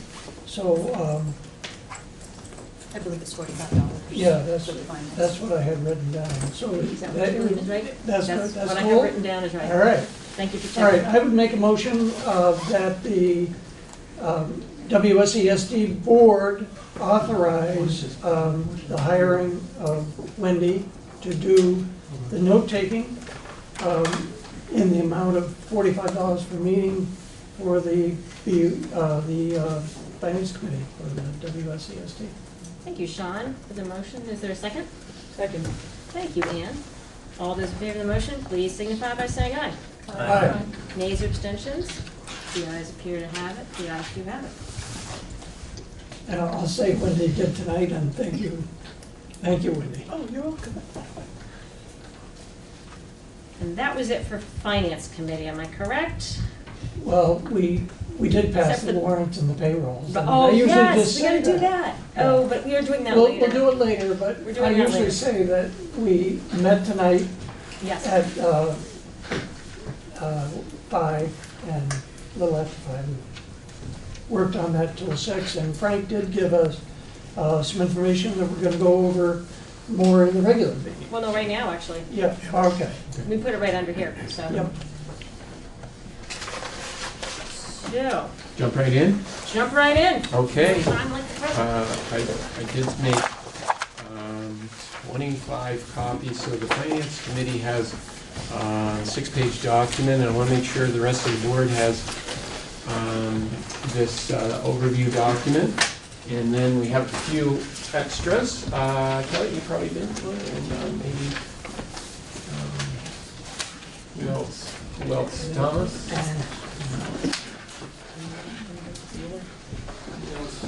Anyone else? I need a copy of the document. Oh, here it is. Good? We already have Okay, it. Yeah. there are a few. Yeah, yeah. Yeah, that's great. Yeah, yeah. Can I, yeah, if you don't mind, can I just? Thank you. So, you take one if you like. Is it online? And this will be online tomorrow. Yeah. We don't like to put, I don't like to put things online in advance of the board seeing them. But this is a series of documents that I would assume will continue to evolve. This is all part of a draft budget. So what I have handed out are. Could I just, if people want to take a picture of somebody so they can look at a photo on a, if that's helpful, I'm just trying to think of how we can get information to people if they want to. I'm sure we could have if I thought of it ahead of time. That would have been great. Oh, I don't mind just plugging in. I don't know, well, if you. Oh, yeah? Yeah, you don't mind doing that at all, if you like? That would be great. That would be Okay. awesome. Especially with the colors. With the camera too, that'd be great. Oh. How can I assist? It's a seamless interface. Steve will tell me if I got to push other buttons.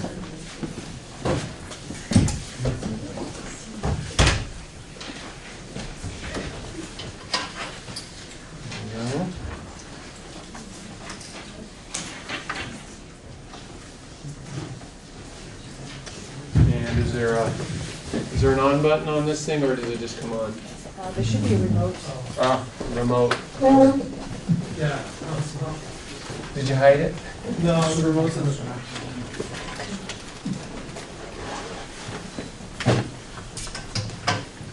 Somewhere? Yeah, I think I heard it. It's humming. Yeah, I hear it now. We're good? Yeah. Oh, thank you.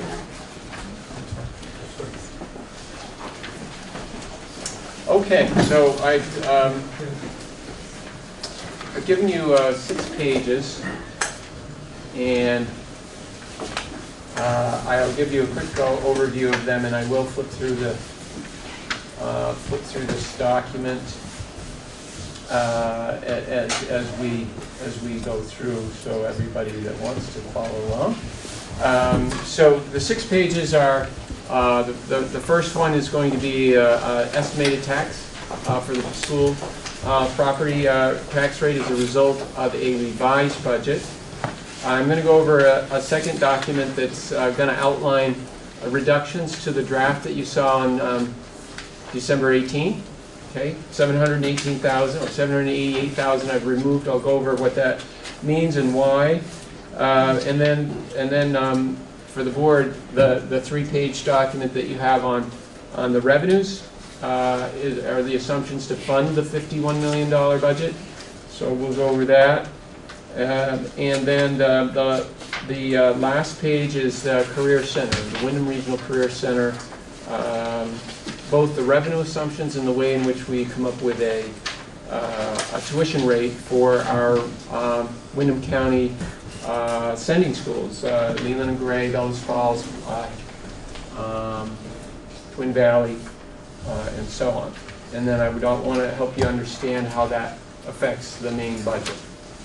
So that's the content that I had in mind. This first document here, I've got it up on the screen as well. This is a document that the legislature asks all school boards to publish in their annual reports. And here's some of the highlights. Fortunately, the preliminary data from the tax commissioner right off the bat gives us this 2.3% relief. So I'm at the very top of the page there on your first page. And the whole state is subject to this, what is called the property dollar equivalent yield, a $10,000 number that is the basis for dividing our proposed budget by. So 19,081 is our proposed cost per student. The whole state takes that $10,000 number and they divide it by their spending per student, and that's your tax rate. So you can see why it's so important that we we get this enrollment number. And of course, we know how many kids are in the schools, but the data goes from the school attendance registers to the state of Vermont. The state of Vermont takes tax data and other data and equalizes it and sends it back to us. So I'm quite relieved to see that this is not substantially different than our current year. So our current year is 2,234 kids, equalized students, and our new number is 2,241. If that had have dropped, whatever percentage drop that is, and we've seen this, all of you and school boards have seen this, that's at a direct translation to the tax rate if we don't drop by the same amount of spending. So fortunately, it's a stable number, and in fact slightly up. So in summary, when we take the revised budget that I'll go over with you of $51,311,000, and we subtract these grants, tuition, revenue sources that are not from the education fund, $8.5 million. We get something called education spending. The whole state does this, and then we divide that education spending by the students, and there's our cost per student. A couple more things. The state also sets a threshold in which if you spend more than a certain amount without exemptions, then you're subject to a penalty. This looks bad on the surface, but it's not as bad as it looks in that the threshold is $18,756, and our number is $19,081. However, because we have bond debt in Putney and in Brattleboro Union, and that is nearly $2 million, divided by our 2,200 kids is $878. We are exempt from the penalty up to that amount. So you can see the difference between $18,007 and $19,000 is somewhere around $300, and we have a buffer of $878. So we're not subject to the penalty with this draft budget. We still have to raise the money that would support a $51 million budget at $19,000 per student, but we're not subject to the penalty. The penalty would be for every dollar you spend over $18,756, you pay twice. You pay double the tax. So, a couple other things. You know, we're a union school now, so there's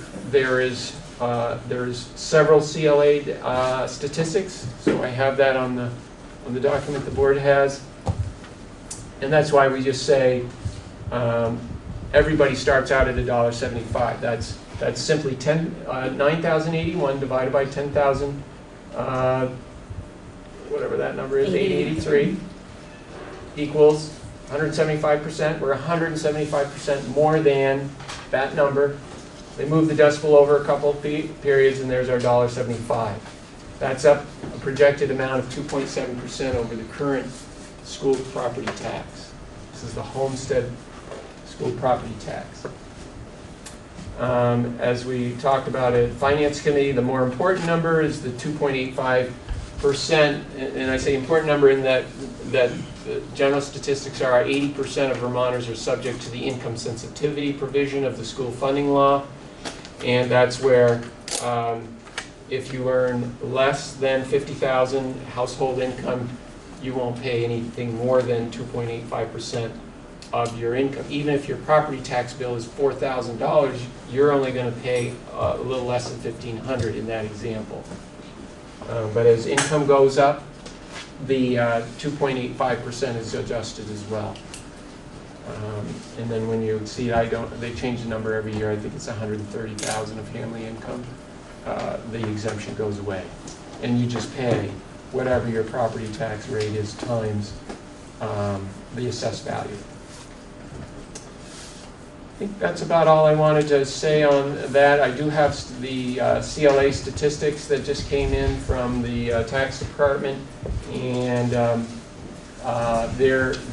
we have no control over this. This is not really anything to do with the school board's proposal, but our $1.75 in this draft budget gets turned into these numbers.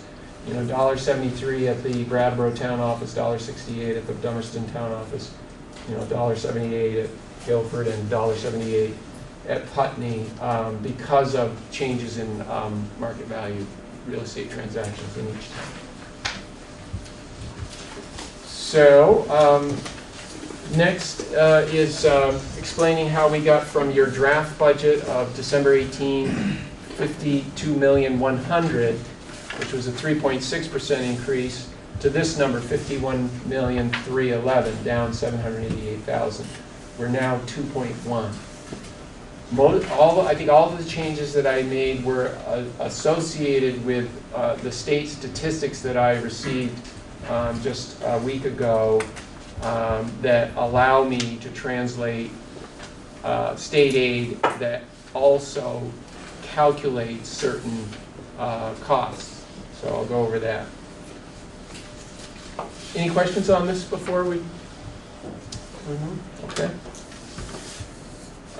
Okay.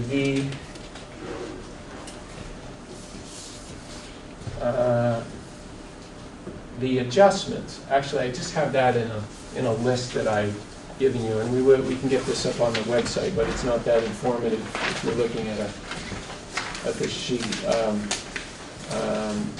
So this handwritten page 2.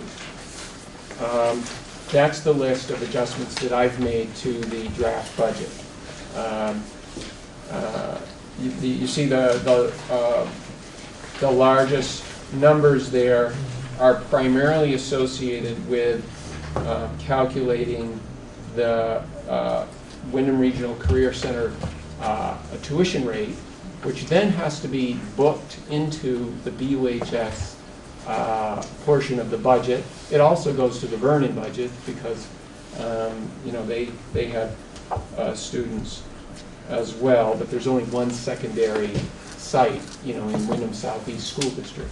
So if you went to your page 14, you see on the far right of your budget document, you would have seen, and this is your budget document from last meeting, you would have seen a number of $814,000. That was just a copy of the FY20 number.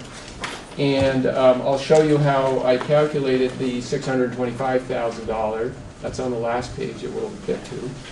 And so there's a reduction of $188,000 from what was the FY20 baseline. I didn't make any assumptions until I got the state 6-semester average tech FTE. So that plus the there's a state, what they call a state share, and then a local share, that you can see those reductions of $188,000 and a $225,000. I removed those. The other large adjustment down is the transportation. You remember the evolution of our budget development last year. It was unusual in that we didn't have a clear path right up until I think it was June 25th, a couple of days before the fiscal year started, which is highly unusual. So the point is that we brought in old conventions not having any information about the new conventions until after budgets were published. So where we had in your draft budget December 18, $979,000 is assessment from the SU for transportation. I've adjusted that down to $658 because the SU is going to get the state aid. Before we had the state aid in the districts, that's the way we all had that. But the state said, we're not sending you the district, the state aid.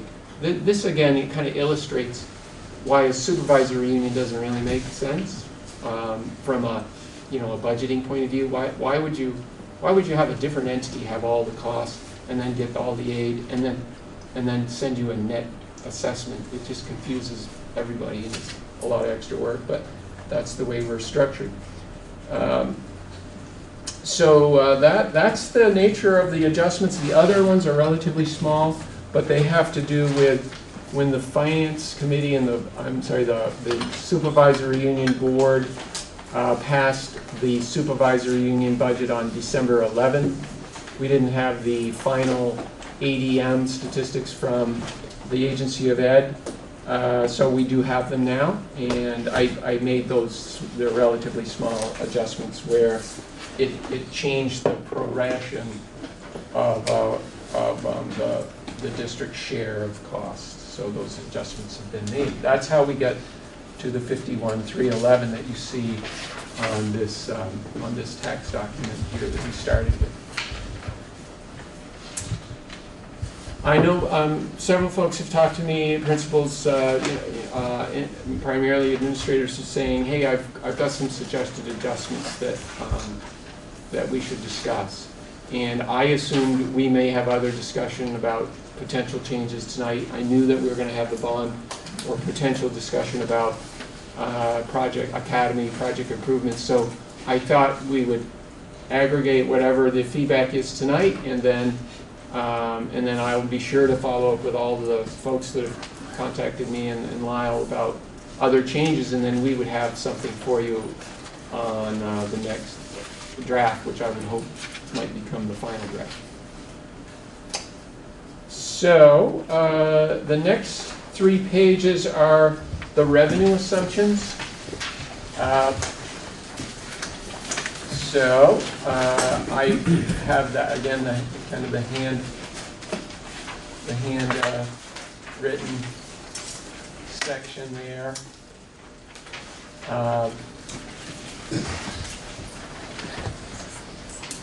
Page numbers at the bottom there. And these 3 pages total up to $51 million that funds the district. So let's see if I can get this blown up a little bit. There we go. Okay. So I don't think you're going to want to go over all of these details. I'm glad to try to answer any questions you might have, but maybe a couple of the big number highlights. Where you see in general a number in FY20, and then you see nothing in FY21, oftentimes that reflects the fact that it was some sort of a washing entry, a pass-through, like the Guilford paying bands. Well, you would have seen that as part of the tuition number, $3,377,000. But in the new number, $3,200,000, right on that page 3, the biggest number on that page, that difference has to do with pulling Guilford out and then looking at how many 12th graders left and how many 6th graders are coming in, and then setting a tuition rate for the new year. But in some instances, like actually the second line down, that's a one that reoccurs. So again, on my handwritten page 3, I'm looking at this $12,500 number. Okay, other rentals. There's several of those examples. That might be the one where the SU paid the Dummerston School District for the space to run the special ed intensive needs program. Well, you're not going to have a system where you pay yourself, because we're all one entity. So there's several of those sort of examples. So we've already talked about these large assumptions around the Career Center tuition. That's at $625,000. I'll show you how that's computed on the last page. As I mentioned, the $3,200,000. I think we're heading toward a tuition rate of either $15,750 or $16,000 for the high school. And actually, it would be for the whole system, but the high school is where most of the tuition is received. And that's based on cost minus all of these other revenue sources. We can't make a profit when we set tuition rates. So it's cost minus revenues that taxpayers don't pay for divided by kids equals the tuition rate. And this is obviously a very significant relief or benefit for the region, having $3.2 million in tuition revenue. That's costs we don't have to raise on our local tax rates. Those are the major assumptions on that first page. Any questions before we go to the next? Could you just clarify for me that number that you just mentioned, that $3,200,000, Yep. and the previous year was $177,135 more. Yeah. So what does that mean exactly? That's because Guilford is not in that number. Guilford was in $3,377,000. So if you take out $380,000 for Guilford, you'd be about $3 million, right? So really, we're up $200,000 if you were looking at apples to apples. I see. Yeah. And we continue to see good enrollment growth, right? Dover, Marlboro, a little bit of Wardsboro enrollment, Halifax, a number of towns that have choice are choosing Brattleboro, which is excellent. And then on page 2, that education spending grant, that's from the state. Is that Yeah. right? So we're $2 million plus more this year than the previous year. Is that right? Right. So what that reflects is all costs, I don't know if I printed it out, but if we go to the next page, which on my handout to you is, it's labeled, yeah, page 5. So what that 42 million represents is, when you go to page 5, it's looking at 51 million in spending, okay, 51,311,000 in spending. That was on that first document I gave you, the tax page. And then you subtract all other revenue. Subtract all of this revenue that we're looking at. And the difference is 42 million. That is a balancing number. That's the one that comes from the education fund. And it also sets the tax rate. So it's generally not a good thing that that number is up, right? Because as that number goes up, it means you've had to raise a tax rate that funds a bigger number. But the reason it's up is because our spending is up and some of these pass-through revenues are down. But that is the majority of the school funding right there. Other significant revenue sources, though, as we just sort of go through these assumptions, the next one after that, 3.2 million, in terms of just magnitude, 1.2 million in the Title I sub-grant from the supervisory union. You see that? You know, there's so many good things associated with the intervention that is delivered to students as a result of that funding. That's primarily all teachers, right? Academic support. And that's been a very stable, and you can see we've got an assumption for an increasing, I believe, Paul, I know we got to resolve the issue about Putney, but I believe we've increased academic support in Putney. They were definitely lower than the other districts, and we've got to resolve whether or not we have enough carryover money to fund it or not. Another assumption is Nancy's done a great job with pursuing and securing the technical education grants. We have not necessarily assumed that they will be sustained, so that's why you see some of them don't reoccur.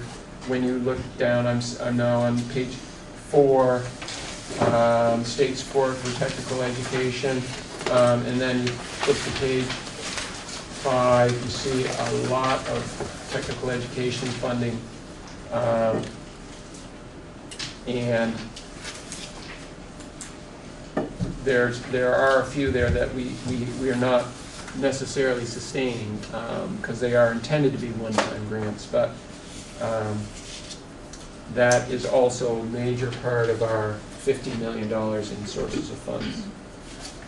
Ultimately, we come down to the total of all of those revenue assumptions, $50,511,000, and you know, if you flip back to your first page, you don't have to, but you will quickly notice that that's less than what we're spending, and so that's a planned deficit, and it's funded through existing fund balance. And I've proposed 800,000 as a use of existing fund balance. We have approximately 4.2 million in fund balance right now in our general funds, and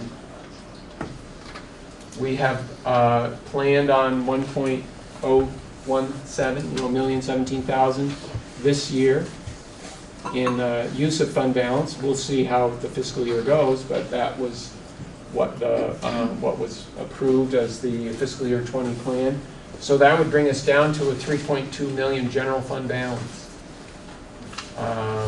And if we applied 800,000 against that, which is this proposal, we would have a net ending fund balance of 2.4 million, assuming that we got all the revenues that are on this budget, and we spent what we said we were going to spend. So I've mentioned that you know, this is a unique year for us. It's our first merged budget. we haven't had what would normally be a familiar planning process to us, to analyze so much of what we might typically do, in terms of how might we share programs, how might we reevaluate program delivery and so on. The way the timeline came together, it just didn't allow for that. But nonetheless, we're in a very good shape, for moving forward and having the resources that allow us to, start at a conversation with a 2.7% proposed increase in taxes. I'm hearing from my neighbors to the north that they're looking at 20% tax increases in their small towns, and unfortunately in my own town, it doesn't look good. They're looking at $25,000 per student in terms of costs, and on a statewide level, I've heard that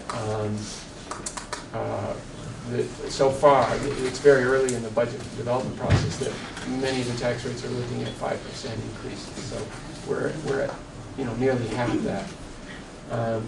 However, here's a couple of scenarios for you, just so as we before you leave the balances, there's no capital reserves in these numbers, is there? That's right. I do have the capital funds. Oh, that's fine. We can get another time.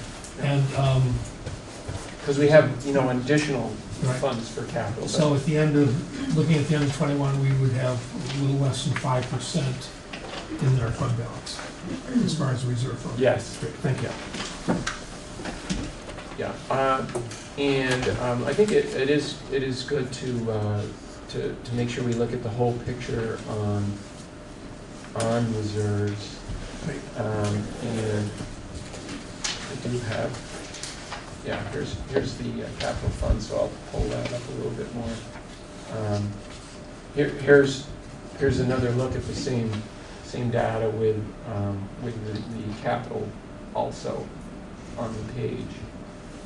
So 1.6 million at the high school, Brattleboro Town 4 million, and so on, 2.1 million in reserves. So that's what we ended the year in June with, and those are the ones that are restricted for capital. So you can't use this money to reduce taxes unless you put a warning on an agenda in a town meeting and you have it voted. So this is where we were just talking about, well, if we wanted to go forward with the Academy project and we felt that it was an equitable investment across the region for facility improvement, we could actually go forward and draw out of that $400,000. The reason why that $400,000 is there is because we did start building the reserve for that replacement project. At one time, we thought we were just going to flatten that building and put in a equivalent for $800,000. And at one time, this reserve was $800,000. We went out and did the Green Street project, the Academy project, and some upgrades at the Oak Grove system. So that's where we came down to $400,000. Okay. Oh, and I was going to give you just a quick scenario analysis of, okay, what happens if you did 600,000 instead of 800,000, right? So if I change that number to 600,000, so you've got your printout there of what the tax rate is now, $1.75, and if we did 600,000, then that $1.75 would go up to $1.76. And I would be concerned about watching that we don't exceed that 878 buffer between those two numbers, which that scenario wouldn't be a problem. Some folks might say, I just don't want to go forward with a budget, even though we're not subject to a penalty over the 18,756. That would cost us $927,000 to get under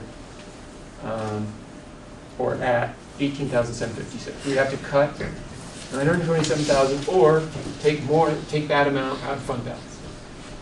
Okay? So those are a couple of... Sorry, are you saying we would have to take 927 total or 1.7 from the fund balance? Your 1.7. second, yeah. Okay. Yeah. Okay. And that would really diminish your resilience to future ups and downs and surprises. Okay, a couple more things to review. I think, just one. And probably Nancy's of most interest, but I'm guessing for you, maybe the least interest. But it took me 4 days to get through this thing, unfortunately. In a nutshell, what page 6 shows is the Career Center cost. It's quite a convention Vermont has, where the Career Center is within the tax ID number of Wyndham Southeast School District. There's no difference from the IRS's point of view or the retirement office or anyone else's in terms of looking at an entity. But for some reason, the state of Vermont has carved out Career Center funding as if they're a different entity within our own entity. So it creates a tremendous amount of calculations and assumptions, journal entries, and so on. So I'll give you the quick snapshot of it. On the far right-hand column, if you went into the detail of your financial statement, your budget, you would see that $2,378,000, the proposed budget for the Career Center. After assigning their share of overhead, like the maintenance of the building, portion of the bond debt, and then taking away adult ed, we come down to that $2,738,000. That's the cost that now we need to try to develop into a tuition rate. Before we do that, we've got to take away all these federal grants that Nancy's gone out and secured, because we can't make money on money that's already coming in from the federal government. So we take away $654,000 in grants, and we get to a number of just under $2 million. You see that in the middle of the page, $1,966,000. And now we divide that by the number of Career Center FTEs, 102. Okay, that's in the middle. Of that 102 kids, 68 are Brattleboro UHS kids. And then 34 are those Newfane kids, Rockingham kids outside of our supervisory union. Actually, now that includes Bernie kids. So we do the math. That nearly $2 million divided by 102 is $19,000 per student. We could charge that tuition rate. I've gone through this with a lot of folks over a lot of years, and it's not in our best interest to do a maximum allowable.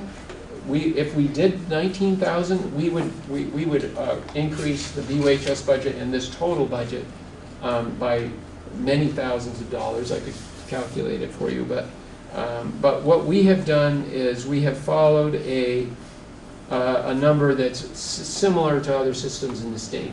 So 16,750 is what I'm proposing for a tuition rate. Differs by a couple percent, 16,500 over the current rate. If we did that computes a cost to BUHS of $1,140,000. That's now in the budget. That's the number that was $1,300,000. So that's where I've cut, 200 and something thousand almost, because of the lower enrollment and that tuition calculation. So then you now see those numbers. Maybe they're familiar to you. The 625,000 we already talked about. The 514,000. Those are the revenues that we have to tell the state we're going to pay ourselves. Makes no sense. We actually don't cut a check. It's a journal entry that's required by the state of Vermont, and it's all part of school funding. The last couple of numbers on the bottom are additional calculations that produce that this is real cash, $939,000 from the state of Vermont for career technical ed support. It's recognized that you may have to make a large investment in equipment, and you don't necessarily have classrooms that are suitable for 20 kids. It's, you know, when you're dealing with machinery and so on, oftentimes it's more like 10 kids. And that's why they subsidize it with another $1 million. And then the $257,000 is the tuition that would be the 34 students that are not in our supervisory union, like Marlboro, Dover, attending, that is cash flow for us. So there's my budget update for you, and can you try to answer any other questions you might have? Can I ask a couple of revenue questions? Sure. On your page, your handwritten page 4, looks like Putney's paying a lot more aftercare fees and summer program fees. Yeah. Is a change in? Yes, I want to, Herb's not here, but I do want to spend some time with Herb. Yes, they have a lot of things developing, and the trend has been more and more programming, and much of it is self-funded. It's through fees, particularly the summer program. So yes, I need to have a better understanding myself of what the design, the program design is, who's paying what, and I know Emily had some questions about, you know, how does that look relative to the other schools, and so much of these things are, you know, what's been initiated at the local school. Guilford is another one that John is here, where I know there's a significant increase, and then there was this little bit of an anomaly where there were parent fees going into like a student activity fund, and we were paying the bills out of the general fund, and so we've got a little bit of a transfer, and it's like a one-time thing, but these are great programs, and it seems like they're just growing interest in all of our schools. But I think this summer camp revenue that you were pointing to is probably understated a little bit, and that's what I never want to overstate revenue, because if we don't get that, we... Right. They've developed a program, an extensive summer program for the last number of years, where Putney students pay a fee, those who can, those who can't have scholarships, but it's also opened up to surrounding towns who also pay a little bit more. It's running a couple of weeks segments, students, parents sign up, and it's really a great program. Of course, they have a pool there, so that helps, you know. So I'm curious, if a student from Brattleboro went to Putney, they would pay more for the program Well, now? they had in the past. I Okay. don't know about, that would be something we would have to. Because that's a little, because if it's being subsidized in any way by the unified districts, that would be, I would have a hard time wrapping my head around that concept that of. Well, this will be the first summer that. Okay. But I do think, you know, most of the summer programs have been substantially self-funded by fees. So, yeah. Is that true in Guilford? You don't have the summer, you just have the after school. Other questions? Yeah, the EES pre-K contribution, $30,000, $29,000? Yeah. We weren't sure if that was going to be sustained, but it is. Is Mary here? Yeah, Mary. The pre-K program's working great with our EES partner, and I assume we're going to continue them contributing to the teacher funding. As far as I know, Yep. that's the plan, yeah. Yep. Just, because it didn't show up in the FY20 budget. Yeah, we weren't sure if it was actually going to get off the ground, but it did. Okay. Yep. So that actually will happen this year. And then, is that, the small school grant is $150,000. It strikes me that that's your guess, right? Absolutely a guess. Okay. I've asked the agency of ed for a lot of refinement of assumptions, and mum's the word. And not surprising, just checking. Yeah. And then tuition for adult education, we don't, it was $15,000 in last year's budget, and now we don't have anything for. Adult ed, which page is that? Second to last line item, page 5. Your Yeah. page 5. Oh, yes, yes, that's a good question for Nancy. I had the same question. It was, For the Perkins grant, which a lot of this funding comes out of, has been totally rewritten from Perkins 4 to Perkins 5. And I have yet, the plan of how Vermont is going to implement that has not yet been approved. And so until that is approved, I can't even begin to guess what that number is going to look like under the new formula, because now they've divided the funds they give the state between not only us, but also Vermont Tech and CCV. And so how that funding is going to come out, I've asked lots of questions and I haven't gotten any answers. So, and even the people who I thought would know, who've been doing this job for years, told me they were putting in 0 this year because they just couldn't even begin to guess at that. The other place that shows up is under the time grant, which is on the back one page. And this year it was $103,500. That used to be a much smaller grant and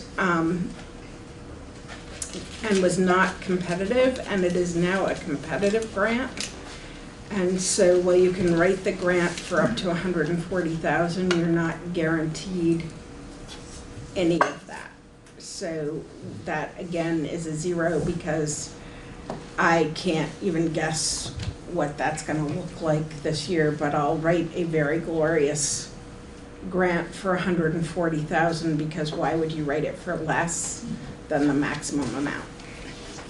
and these are the reasons why we have amended grants, because you can see we're going to move forward with our process. We'll hopefully have a board vote on February 5th and then a public vote on March 17, and then these grants come and go, and then it used to be that you would just say, well, we'll just keep that as off the general fund books and track it, but you know that's problematic, especially when we have so many really great resources. So that's why you see the title amended on the FY20 column there. Is it reflects adjustments to the voted budget, and we always keep a reconciliation of that. So anybody who wants to know how to get from there to here, we can tell. Do you know when you'll hear about those grants? I mean, when will you know if you're getting some and how much? I mean, is there a certain time of year that they come out, or? Yeah. We write the grants usually in late April and May, and then usually you hear in July and August. This year was a little later because we were switching over grants. I'm pretty sure next year is going to be a little later because there's a whole new slew of paperwork that we have to fill out this coming year. This year I did write the grant for $140,000. They gave me 2 federal grants that kind of sort of appear in here. The problem with that is that they said we had to spend them, pay the money, and have the delivery of the items we were spending them on in a 2-week window, and they sent them to the SU instead of the SD, and so by the time we sent them back and had them change them to the SD, the window was so short, it was about 2 days, and you have to go through the approval process, so there was just no way. And so I ended up sending a little bit of money back, which just makes me kind of ill, but I can't unethically spend money either, so it just is the way it worked this year. Next year I'll try and avoid that at all possible cost. So Frank, how is it that you can come out with your tuition rate if you don't know what your grants are and you can't? Well, the grants are always washed, so you take the cost and the revenue out. Okay. Oh, I guess. Okay. Yeah. All right. Any other board questions at this moment? Because I bet there's somebody in the audience that might have a question. Judy. Jody Normando, stop laughing. Smiling. I have a couple of comments and then a couple of questions. Going through this was horrendous. Being able to use this, which was your cover sheet for it, only helped me get through here. I would recommend a couple of things if you can possibly do this, because I'm sure this is a written program from the state, but if you could possibly do, I asked you this last year from Dummerston, that a heading like saying Academy School in the top of theirs really helps, rather than going through the bottom of it and finding out it's Academy School, unless you have this cheat sheet that tells me the numbers for Academy School. Yeah. So if you could possibly do that, I think it would help the public a lot. The next thing is if you could do an index in the very beginning and say that the Guilford School starts on page number 55. And so that you could, if you could somehow put that in the front and an index, it would be greatly helpful, because this is terrible. The other thing that I wanted to ask you about in this sheet, the cover sheet that you did before, under Dummerston, student transportation, down $146,941. Yeah, so that reflects that net of state aid. Yeah, so instead of Dummerston paying the whole bill, they're paying the net, the difference between the cost minus the revenue that the SU gets, and the difference is substantially lower. Yeah. So okay, because I like anything that's lower. That's fine. Same routes, same buses. It's just this accounting business that when you have an SU, you've got to have this third party that does just what you're saying, confuses everybody. Well, it is, and I haven't even gotten to the SU budget yet. And a question for you. Supposedly, the legacy boards were supposed to stay on track until the end of December, and to be able to do the audits. And as a legacy board member, where are the audits? Audits are just about finished. The draft work, we were done in August. The auditors determined that they had to do an actuarial assessment of employee benefits.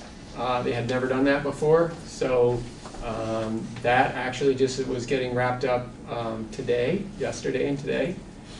So, you know, I've told them, for example, Brattleboro Town likes to publish that entire audit in the annual report. They have to have it by the 15th, so they should be coming right away.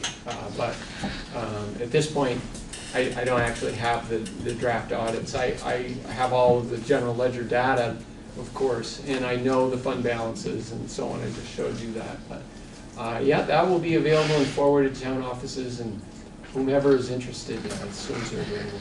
So is this going to be a late event every year after this, or because they always used to be like in the August or when you had them done?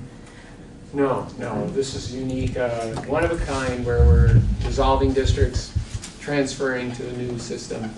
Definitely one of a kind. Something else to keep you busy. Oh yeah. Thank you. And so those are great suggestions, and I know you probably don't want to look at last year's BUHS annual report, or actually maybe 2 years ago. I think I threw it away. Yeah, but we do take the time at the end of the cycle to do exactly what you're saying. It really is very much needed. I've asked the software vendor to please, you know, make this usable. It's hard for me to see it, so we take the time. We'll take about, you know, I don't know, 5 hours, and we'll go in there and we will add those headers. We'll put them in bold. We'll increase the font, because I absolutely agree with you. And the it would be wonderful. The index is a good idea too. So thank you.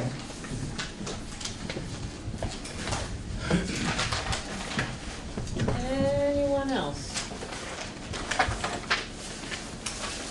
so much, Frank, for that Okay. review.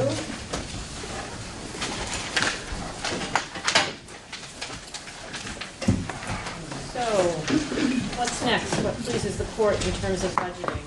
Is there a desire to look at expenditures? Do we want to, does anybody have follow-up questions from, that, 127 page expenditure report that we want to consider? Getting the tax rates really helpful for thinking about how we feel in terms of if we want to make cuts to the expenditures or changes in the reserve fund and what the board feels comfortable going forward with the tax rate. We don't have to do that tonight.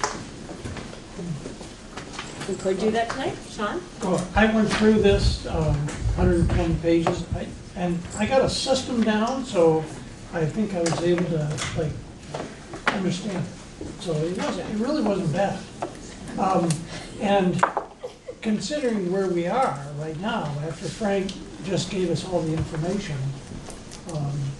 I feel so much more comfortable than I did looking at a 3.6% increase on the 51 million, 3.64 on 52. All of a sudden, from what Frank said, it seems like a go to me. Not tonight, but I mean, that's my feeling that, I did go through this pretty carefully, highlighting the amounts. It seems like we're getting close to the finish line. So when you go home to Guilford, there's going to be an 8 cent per thousand tax rate increase. So that's the kind of that I feel. Yeah, but that's mostly because of the CLA, I believe. Because our CLA went down. Right, it did, yep. So most of that tax increase was, if our CLA was exactly the same as it was the previous year, the tax rate might be very close. Because last year, our CLA was 1.008, so I think that's the majority of the difference. Well, I'm not sure of that, but I think it is. Our unified tax rate last year was $1.70, right? Yep. And so our tax rate's gone up 5 cents, and so the CLA is going to vary. Yeah. We went up 3 cents from Frank, 2.3 cents last year, because Frank put together a projection for what we would have been in FY19, and it was 1.673, and then it was 1.7. So this is quite 5 cents is a pretty significant, in my experience anyway. Yes. We really tried to be a penny one way or the other. Yep. Yep. Luckily for my CLA in my town, it's. Yep. I'm not trying to sell anytime soon, so it's only 4 cents. But I just think that's something to kind of consider and maybe look at your tax rates historically. Yep. And but by saying that, are you saying that what we should do is look for more cuts within the budget? I'm saying that the cuts is an option, more fund balance is an option, and there are downsides to all of that.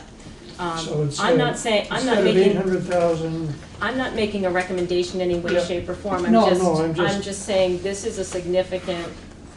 5 cents is a significant increase. And so, are we comfortable with that? Do we feel that, and I don't think we can answer that tonight. Well, that Maybe we can. 5%, if I'm 5 reading cents. this correctly, 5 cents is 2.7%, is that correct? That's right. 4.6. Yeah, but it's on your property values, so. But the increase would be 2.7%. That's the kind of the board's taking responsibility for what you can control, and then in the real estate market, you got to go down to the bottom of the page there, and that's the real impact to the taxpayer when they open up the property tax bill. But keep in mind that we're talking about a lot of folks are going to be subject to income sensitivity. So. Right, it's not the smartest thing we do as a state because it makes it appear that our property tax rate is awful for everyone, and it's only people making, you know, it's only 20% of 20 to 25% of our taxpayers that actually pay that rate, but people see that rate and think everybody pays it. It's not really good marketing for moving to Vermont. But no, but when you do receive the tax bill, you see what it is. But when people look up a tax rate on when you're going to buy a house, what's the property taxes, or when you're on Zillow or something, it looks like a lot. But anyway, I digress seriously. So Brattleboro's is a 9-cent increase. Is that correct? I'm reading that? 8.4. Yeah. So at the bottom of that document, the tax document that you have. Yeah. It says percent. Yeah, I should change that formatting to show it in like a dollar. So it says 8.4%. That's 8.4 cents. Oh. Yeah. And that's because the CLA.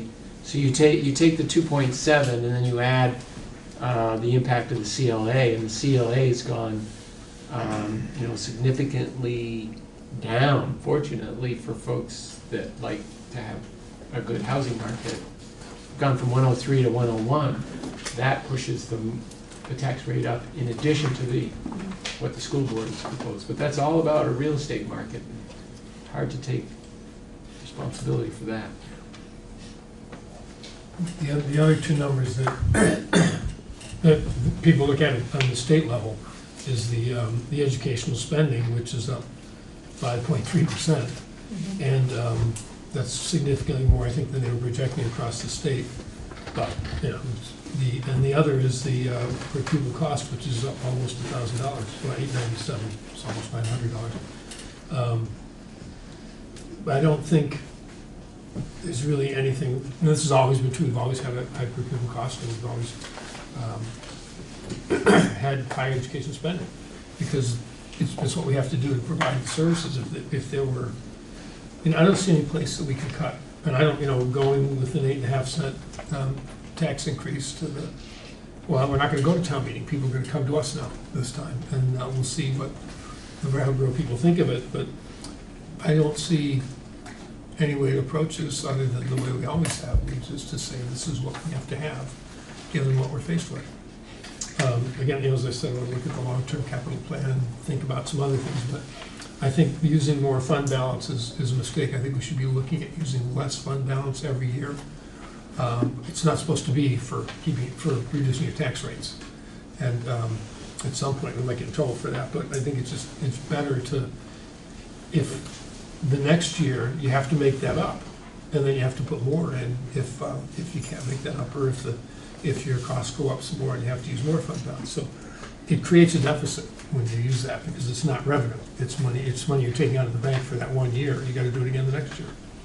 And it's not the best way to go. So I mean, 800 is fine given the balance that we have, but it's a third of the 2 million.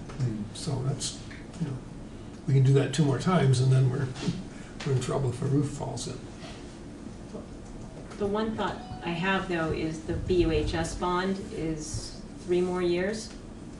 Yeah. And so we will have to be putting money into maintenance, but it's not going to be at the rate of the BUHS bond.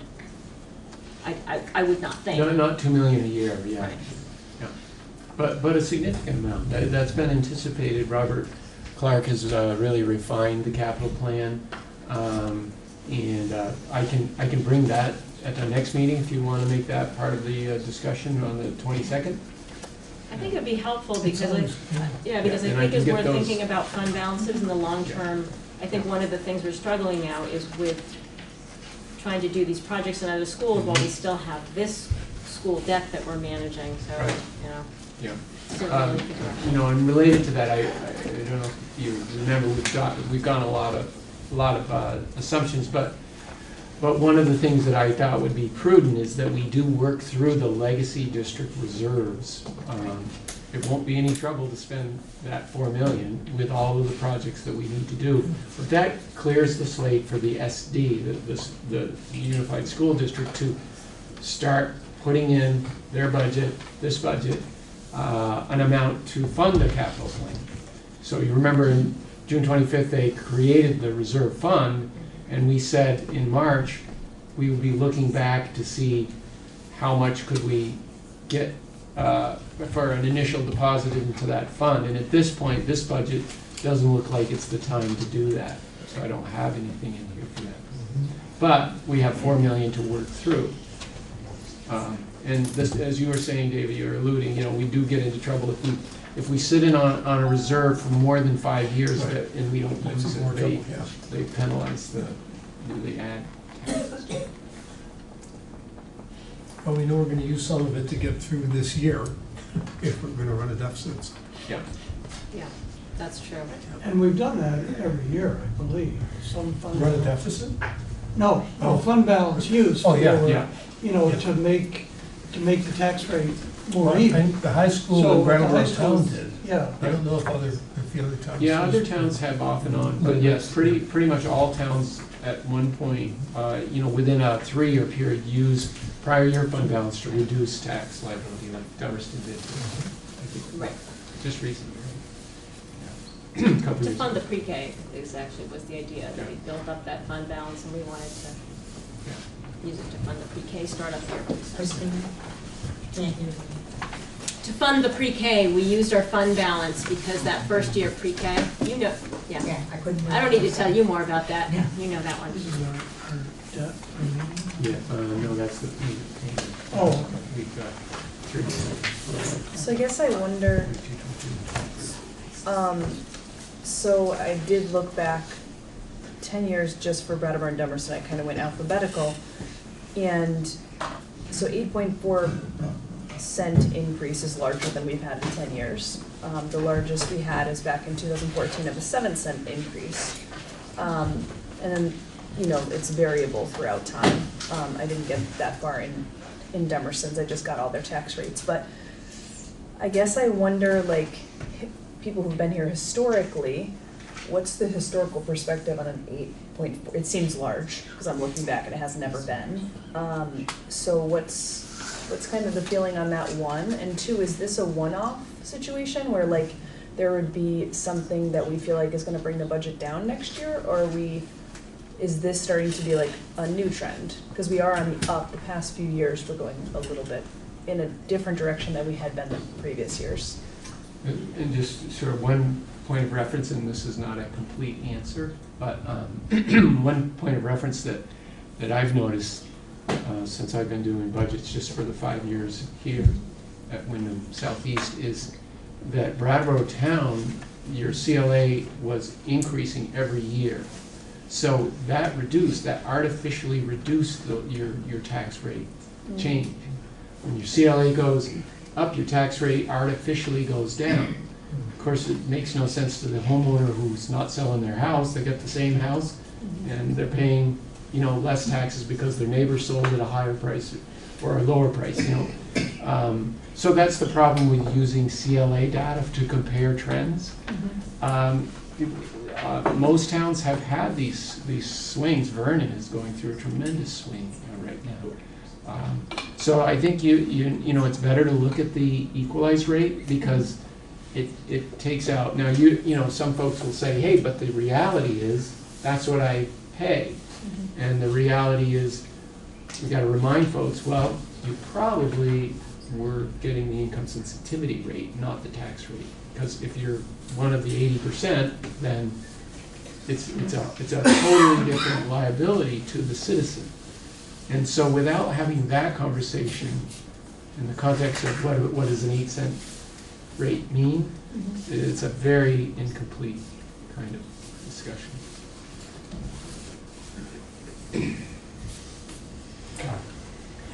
Well, we can refer people to the video of the meeting if they have any questions.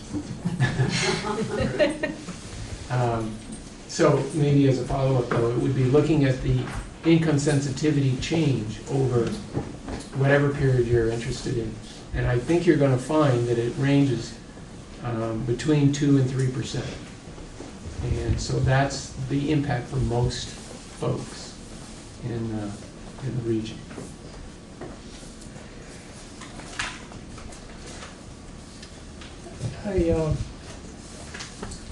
That is why I was interested in the accelerated merger, because if you look at 10,864.2 cents every year for the next 5 years, it represents a significant, so what we're looking at now is no 10,864.2, and if we were, you know, we'd be golden. So we're in the same place, you know, as was predicted, exactly, in a merged district. And yet we get no benefit of the 10,864.2 tax reduction. I don't think, I missed it when when the legislator told us that the merged district would cause our spending to go up, you know, from $1.70 to $1.75 in the first year of merger. The idea was it was supposed to bring this, you know, they did not predict our costs would go up 3 cents last year and 5 cents this year. I think it has to do with the increased needs that have been so clearly illustrated by our professional teachers. And right, I'm taking exception with the AOE, the legislature, all believed that our tax rate with merger was going to go down, and so not with the incentives, but the whole reason was merger was going to be cost savings because of we were going to work together better. So, and those are the things that will be helpful as we get accustomed to this new governance structure and the planning cycle. You know, we can really delve into it. But things like, for example, nobody anticipated, or I didn't anticipate, that the region would add $269,000 for a diversity program. I think it's great. You know, they did it, but they did it at the outset of the merger, the launch of the merger. Now that's a pretty big increase. It's great for the community. It's great for the the investment in terms of addressing the need. But when you're putting it in the context of the state perception and your point about where's the benefit of the merger? Well, financially we went the opposite way, and it is it's a community decision. yes, Jody. I'm not Jody Normandale. I'm not sure I'm correct, but I think I am. Is that our district has always worked so well together over the years with all the schools, where in the state of Vermont it has not been the same in the other districts. So I think we've consolidated ourselves in buying and those other issues, sharing things, and so we didn't have as much to gain out of this as other districts have had to.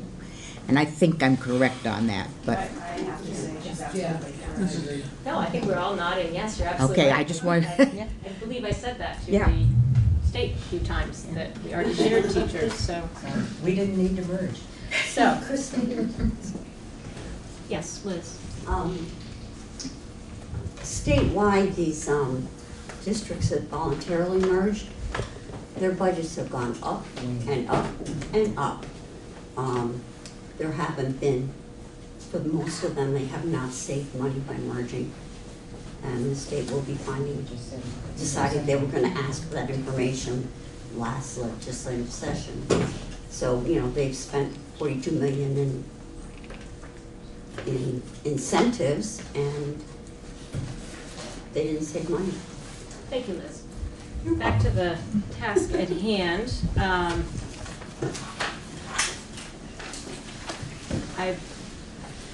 Is there a motion? I guess I'll do it. I guess I'll go back to the old-fashioned Robert's rules. Is there a motion to ask for reductions or for consideration of fund balance changes at this time? Actually, well, let's go ahead with that.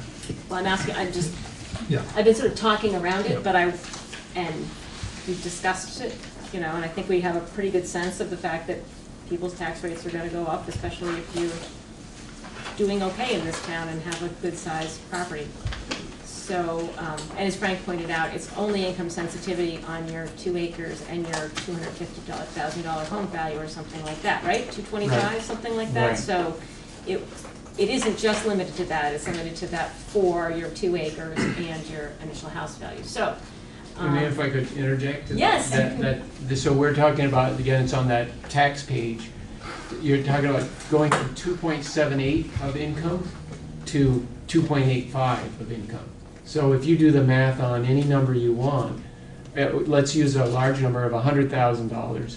That's $2,780, right, versus $2,850 in terms of liability. That's the impact, as opposed to an 8-cent tax increase on maybe, who knows, a $400,000 house. You know, those are the things that help put it in a context. Can you re-say that? Sure. So if you look at line 34 on that tax impact document, and then you look at the column for fiscal year 20, and you go down to line 34, you see that it says 2.78.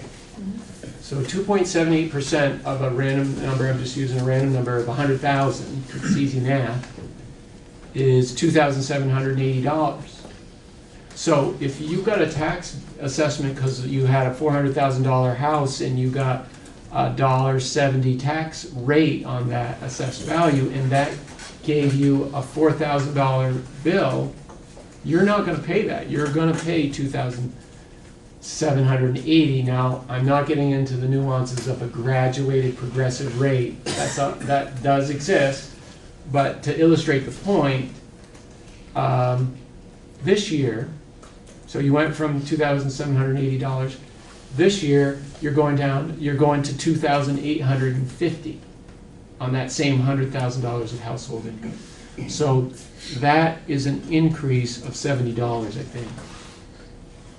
Okay, that's not a scary increase.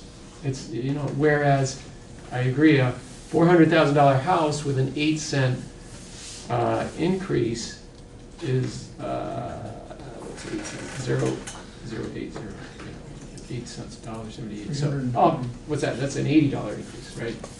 8 cents is an $80, right? Right, times 4. Yeah. Yeah. Times 4 is 340. Yeah. So, you know, that's the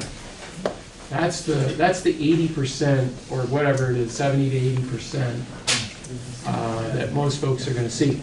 But I do want to be clear, it's not exactly 100,000 times 0.0285. It's 100,000 adjusted for whatever they do to go from 50 to 100. And it would be a higher rate, but it's relative. It's a relative rate. You paid that the prior year, you're going to pay it in the future year if your family income is at the same rate.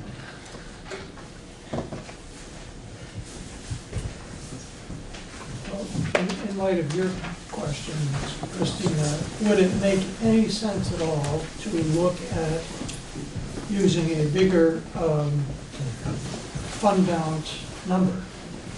And would it have to be increased so much that it would reduce our fund balance to something that's too small in order to make a difference?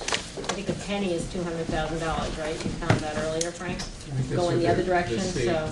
Oh, you're saying in terms of Fund balance. our If we own. went from 800 to $1 million, Yeah, it's about. it would be about a penny. Yeah.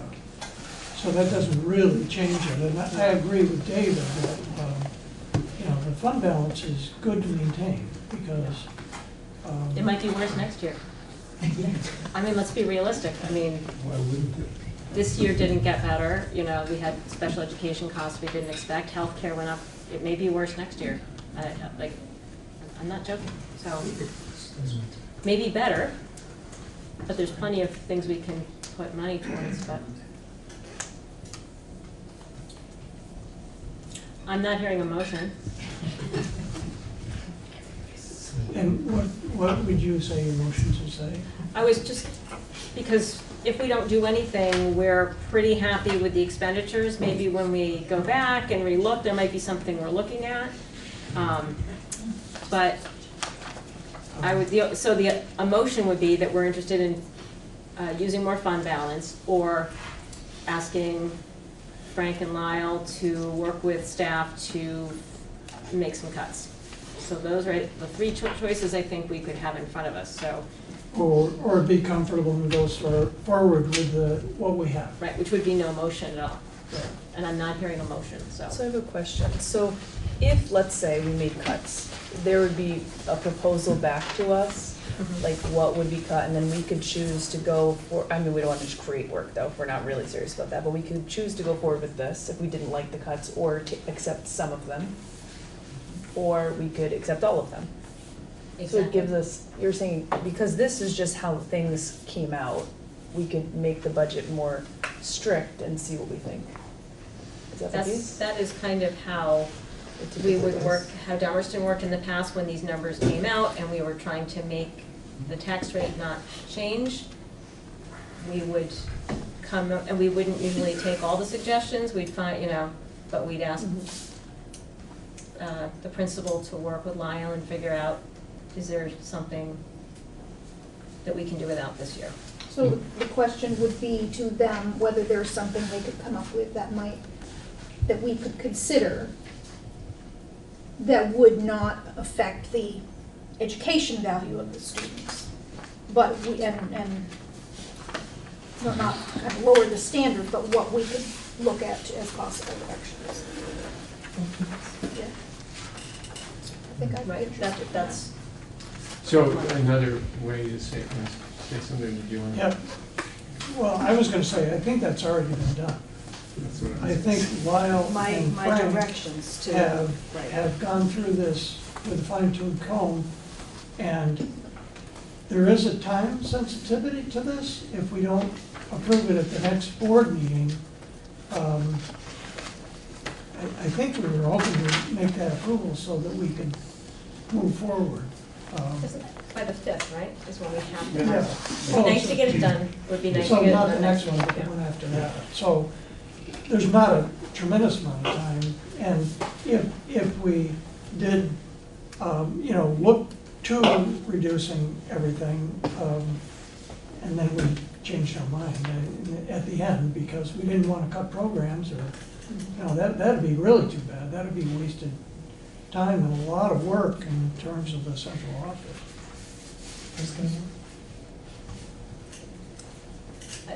David? I mean, there are a bunch of ways you can cut. You can say, well, just cut 2% out of everything, and then it's, you're not making any value judgments. You're cutting the things that are really valuable, and if there is anything that's less valuable, that gets cut too. It's really not a really very, very responsible way to do it. And Kelly, what you said about not affecting the educational experience, that means that the cuts would have to be all administrative. We'd have to direct them to cut this certain amount for administration or make reductions in the administrative budget. And there would certainly be consequences to that as well. So, I mean, usually when I shouldn't say usually because it's only happened a couple of times in my experience, but when the board has said we'd like to, see a lower budget, the things that come back are all the things that the kids love the most, the art programs, the after-school programs, the sports programs, and things like that, because the academics are the last thing that anybody looks at. And so, I don't think we're really ready to do that. So, and I would rather have it go to the voters and, and have they either force us or say, don't do this next year. We'll pass it this year, but, and just see what the public response is. Because, we hear regularly what these, what our schools are facing. We have that information, we get it regularly, but the general public doesn't, except when they come to vote on the budgets. And I would disagree with you a little bit, David, in that cutting administration might not affect, but in this climate, administration is working closely. No, I said it would affect. Yeah, it wouldn't be without okay. consequence. Right. They work closely with families and students. All right. And the additional responsibilities just in terms of reporting, reporting data, never mind reporting on families and product and schools. So how would the academy, let's say we did want to move forward as a collective with the academy expansion.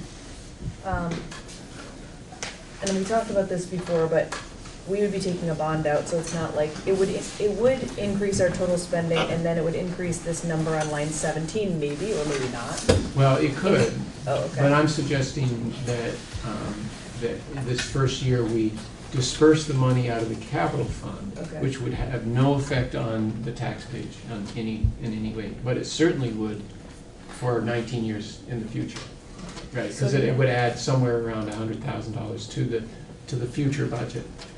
So next year, when we'd still have the BUHS bond, so it's not like we relinquished that and then we were just replaced it. So we'd still have the BUHS, Putney's, and we'd have this new bond potentially. So if other things were equal, it would definitely be another spike. No, $100,000 on this budget is not, it's not a significant impact in itself on, we were talking 200,000 as a penny, so 100,000 a half penny. Okay. But, it doesn't take long for those to add up, so I'm very cautious about saying it's no big deal. It is a big deal, especially when we're already 20% over the state average. Now, we're 20% over the state average because of the level of poverty that we have in our region. And then we heard a little bit from some other folks about the high cost of, everything in Windham County. So that's part of it. Jody, Norman Dunn. I thought I heard Frank when he was standing up here saying that he had heard from people, you'd heard from people, teachers, or principals or whatever, that they might have some ideas for cuts. So I would think you'd want to have him listen to some of those and present them to you. Well, they're not all cuts. They're also. Oh, well, then you could balance it. Then you could balance it off. Yeah. But that's, the process evolves, and so much happens between October, November, December in terms of families coming and going and needs and so on. So that's how come the conversation always is going on. Well, so I am curious though, as we think about this $100,000 that we're looking at spending on Academy, is that the best use of that? Because I don't think we have a lot of leeway to add anything more, really. I don't think people can afford it here in this community. And so if we have $100,000 to spend, is that Academy project the best thing to spend it on? Because we can spend those capital funds on plenty of things, on plenty of things in our district. It's been a planned project for 4 years, a lot of analysis. Clearly, it's right. It's at the core of what we do in terms of serving our most needy students. So it's not a new idea. It's really been well vetted, and on a relative basis, me being part of the capital plan and seeing what we did at Green Street, what we did at Guilford, what we just did at Putney. We did some controls work at Dummerston. It's definitely in terms of instructional space and the learning environment. What I'm familiar with is the most urgent need. They've made the case, and it made it over, 2-3 years ago, and it's not getting better. There is a, Lyle could speak more to this than me, but there is an intentional, I think, assignment of certain services to Academy because it is the larger hub. And so it is by design, there's, we're talking about the ESL program, English Language Learner, our deaf students. So, it's got a unique role in our system. It needs that improvement. If this budget passes and the voters approve it, will you throughout the year continue to look for things that maybe, if you determine that, well, we didn't really need as much for that you could pull back the fund? I mean, is that how? We always do that, yes, and that's what leads to a surplus, and that's how we've created these capital reserves. At the end of the year, we say, well, the voters approved in Guilford, it'll be a $2 million budget, and we only spent, you know, 1.9 million, let's put 100,000 into the Or we capital. got more of a grant than we were expecting. Yeah. Okay. Yeah, and at BUHS, we've had very large surpluses, not every year, but most of it is because we get more tuition students paying $16,000 per student than what we knew was likely, and that's a testament to the programs that we offer. For instance, I have 8 letters to read to you in a bit. At least 4 of these people who are retiring have 40-plus years with us. I suspect principals won't be hiring people to replace them that have 40-plus years. I may be wrong. Yes, Deb. Deb Carding, curriculum coordinator. I just want to, having come from Academy and been an academic support teacher and worked very closely with the students that it would benefit, I just want to share my personal opinion that it is an amazing way to spend that money. Those kids need it. They're learning in an environment that's not ideal for them, and they deserve better. Thank you, Deb. Mm-hmm. And I want to be clear, I'm asking, is this the best spending? And that's what that was my question. And so thank you for answering my question. Is this the best way to spend? One of the things we may have to look at because of the cost of the addition is other forms, other building structures or other buildings. Instead of an addition onto the building, there's a company in Vermont that makes zero energy buildings, and they can break them into smaller parts pieces. They can add bathrooms. There are a number of things that already manufactured buildings that could meet those needs for probably significantly less cost. I know there are requirements for one of the reasons that schools are expensive in the Northeast is that there are a lot of restrictions on the ways they have to be built. But we haven't looked at other structures. We've looked at how to, the best way to meet this need. There's like there's like a modular zero, Yeah, net zero, modular zero, modular. yeah, net zero built comes on a truck and you put it on a slab and it's already. So is that something that they could take what's already been done in this feasibility study and apply it to like one of these structures, or would they have to redo that in some way?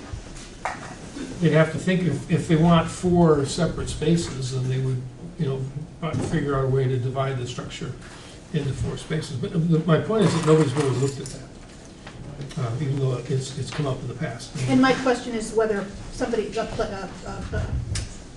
someone like that could take what the feasibility study and use that to sort of, these are what our needs to make 2 appear to different be. structures, one for resource room and one for the main room. This is what our needs appear to be Yeah. from this study, and this is how we could The manufacturer accommodate it. could come up with it, yeah. Possibly. I mean, I don't know because I don't manufacture homes for a living, but it certainly seems like if they want to sell one, they have to be able to customize it to what people want internally. How do we go about answering that question, or is it?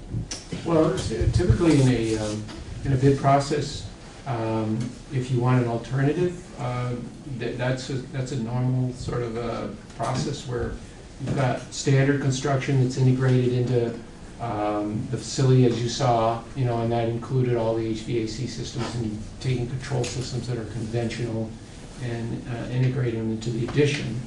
But I've gone through projects that look at, post and beam, SIP panel type structures for school use, and so they certainly lend themselves to a career center environment where you're doing a greenhouse or a warehouse or a variety of things. The industry's always evolving, so I think it's definitely a good thing to ask the question, and we would reuse the feasibility study. It defines the program needs. Kelly's defined the traffic flow, which is the most important thing. So in terms of site and permitting, I assume it's going to be those things that's the value of the significant investment that report reflects. And then it's, okay, now let's build the space that meets those traffic patterns and learning environment needs, and okay, what's on the market? Can we Can we bring in, I don't know if you had a vendor in mind? There is one that I read about last year, and then I read some more about it this year. Yeah, now typically the guys that we heard from tonight are aware of, you know, what's out there, and it is a matter of structuring a bid that says, you know, give us our base bid, and then give us whatever the board says we want to make sure is considered as a, you know, as a viable alternative. We do have to keep in mind that, you know, we're fortunate to have that exemption on tax liability. That's based on a plan being submitted to the agency of ed, and they say, yeah, this meets school construction standards, you get a pass. If you don't meet that standard, you don't get the pass. And hopefully in the future, we'll also get the 30% state aid. So it's just one of those extra, you know, things you gotta make sure you cover. You mentioned the Career Center, and that kind of brought up another question for me. When I was here at the high school quite a while ago, the Career Center, they had students who built houses in the community. Mm-hmm. Is that something that the Career Center could get involved in and help to offset and maybe, you know, provide some opportunities, educational opportunities for Career Center students? I think a job co-op, you know, it certainly couldn't be to the extent that has been, and it has been relatively recent that the Career Center built a house and sold it right down the road. But yeah, when we're doing commercial construction, we can't have the Career Center construction trades person have the role they do in a house construction. You know, it's because of the permitting, the licensing. So there's so many things that the codes requires certain credentials for.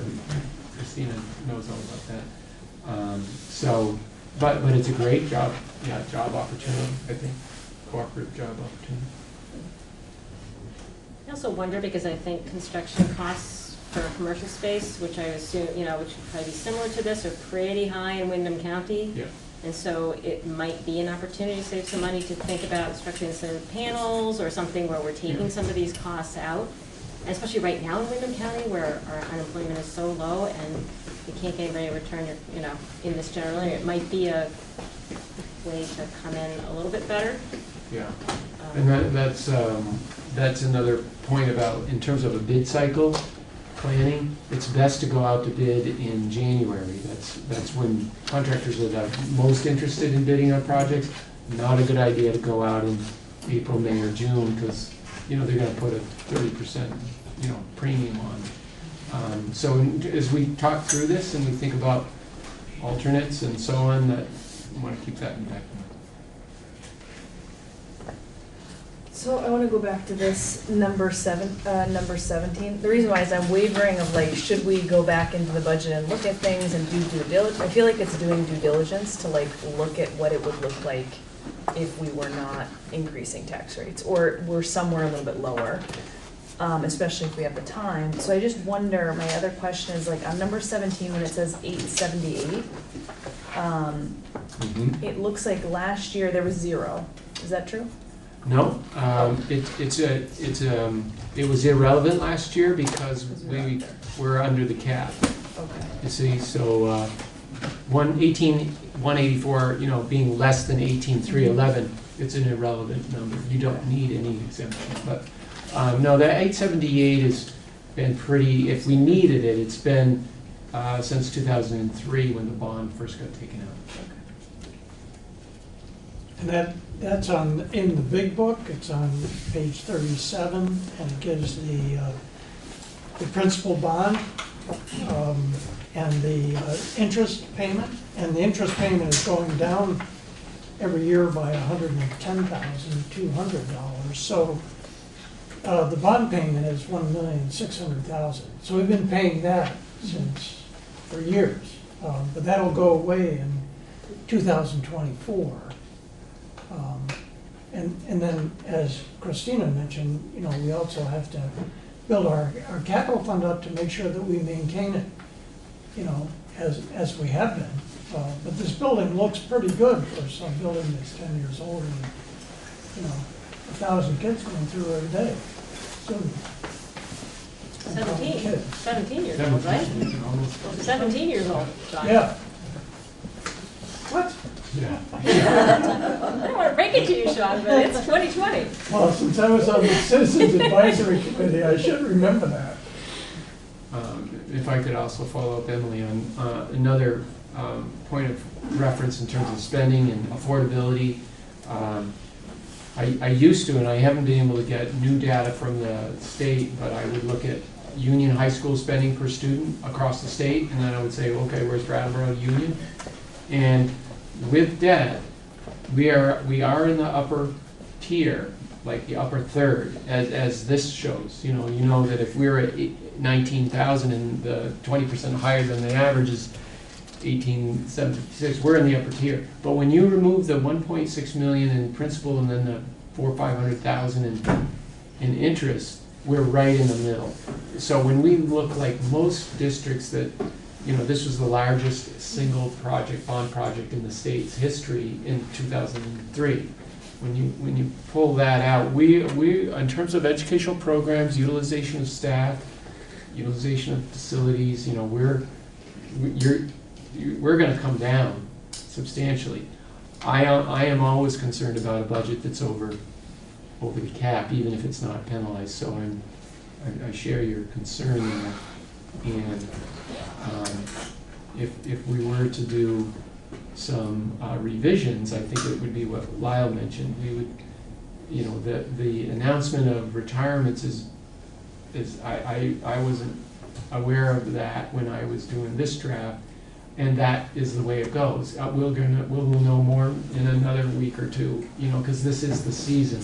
I think is it January 15th? January 15th. January 15th, folks are required. So if there's a significant, disclosure there that we think is material, then, that would be a way to address a budget reduction without cutting programs.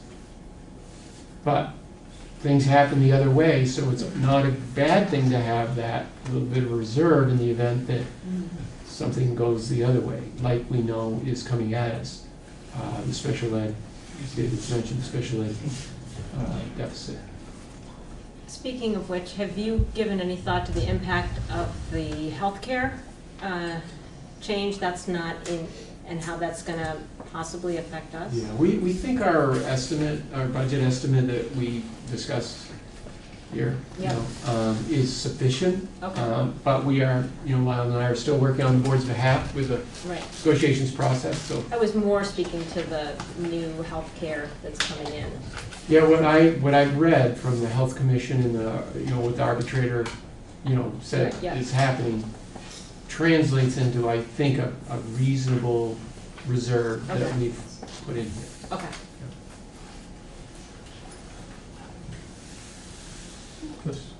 Oh, sorry. On the other side of things, I'd asked at the last meeting to develop a restorative justice coordination proposal based on what the group presented last time, and I had a nice conversation with Steve. He laid out how things work at the high school and the need for time, basically, and for teachers to be able to learn how to engage in some of these practices. And it was really clear that if there was some previous experience in the elementary schools, so that when the kids came into the high schools, they would already be familiar with the language and I'm not going to try to get into the details of the kind of activities they engage in because I don't really know that much about it, but it seems really evident that if we believe that this is a way we're going to see improved behavior and we're going to be able to have to intervene less as time goes by. Right now, we're pretty good at the intervention, but we're having to constantly add staff to do that intervening. If we think that this is a potential long-term remedy, I think we should. There's no question that there needs to be some coordination between from pre-K to 12. So, I'd like to.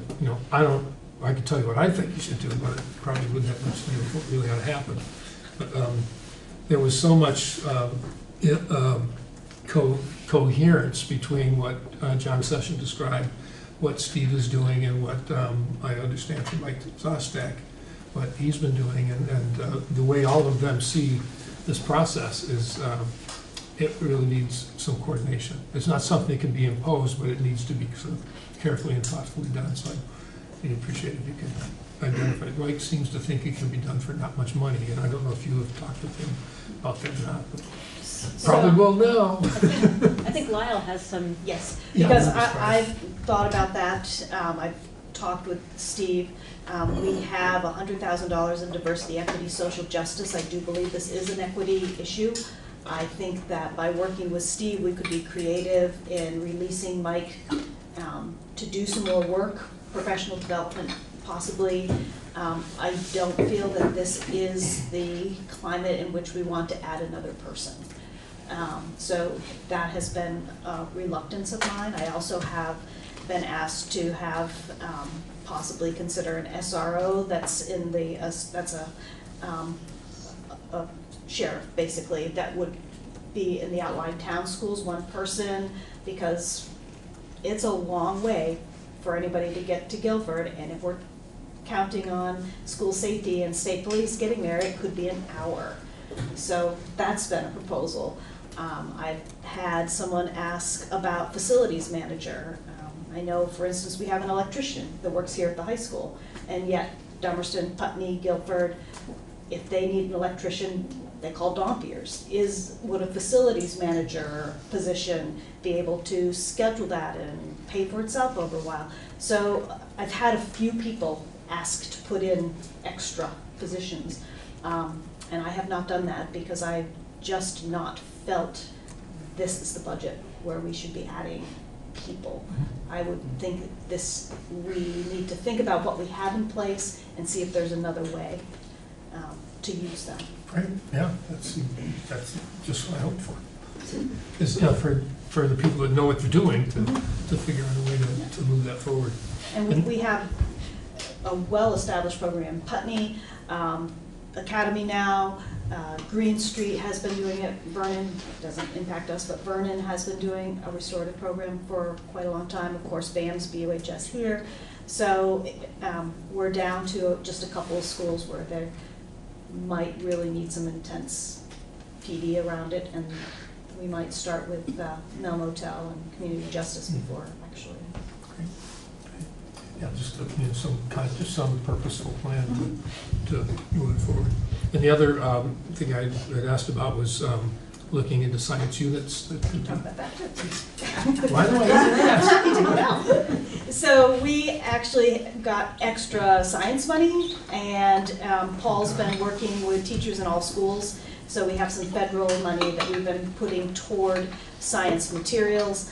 We actually have a little bit more, and Paul and I spoke Monday about pulling, actually I think he's talked with Keith, I hope he's talked with Keith about this, pulling a person out who would be a science coach a couple days a week for the rest of the year, going into schools and working and using some additional federal monies. So we're really focusing on science and education. Thank you. Thank you. Love that. He's talked to you, right, Keith? You knew about that? Looking at our agenda. Oh, okay. Just say yes if you're. All right, yes. So, I'd like to make a suggestion. Sure. That we actually leave the budget for now and come back to it at the next meeting, and not plan to tweak it too much. I mean, we can talk about it a little bit, but no big tweaks. And I guess what I'm saying is that I'm comfortable, and I think it's the document that answers everything. So. any comments on Sean's motion to move on? I think I just would add a friendly amendment to your non-motion, that if it looks like in that pile over there that there's $100,000 or whatever, that we take that into you let us know, and we'll take that into consideration.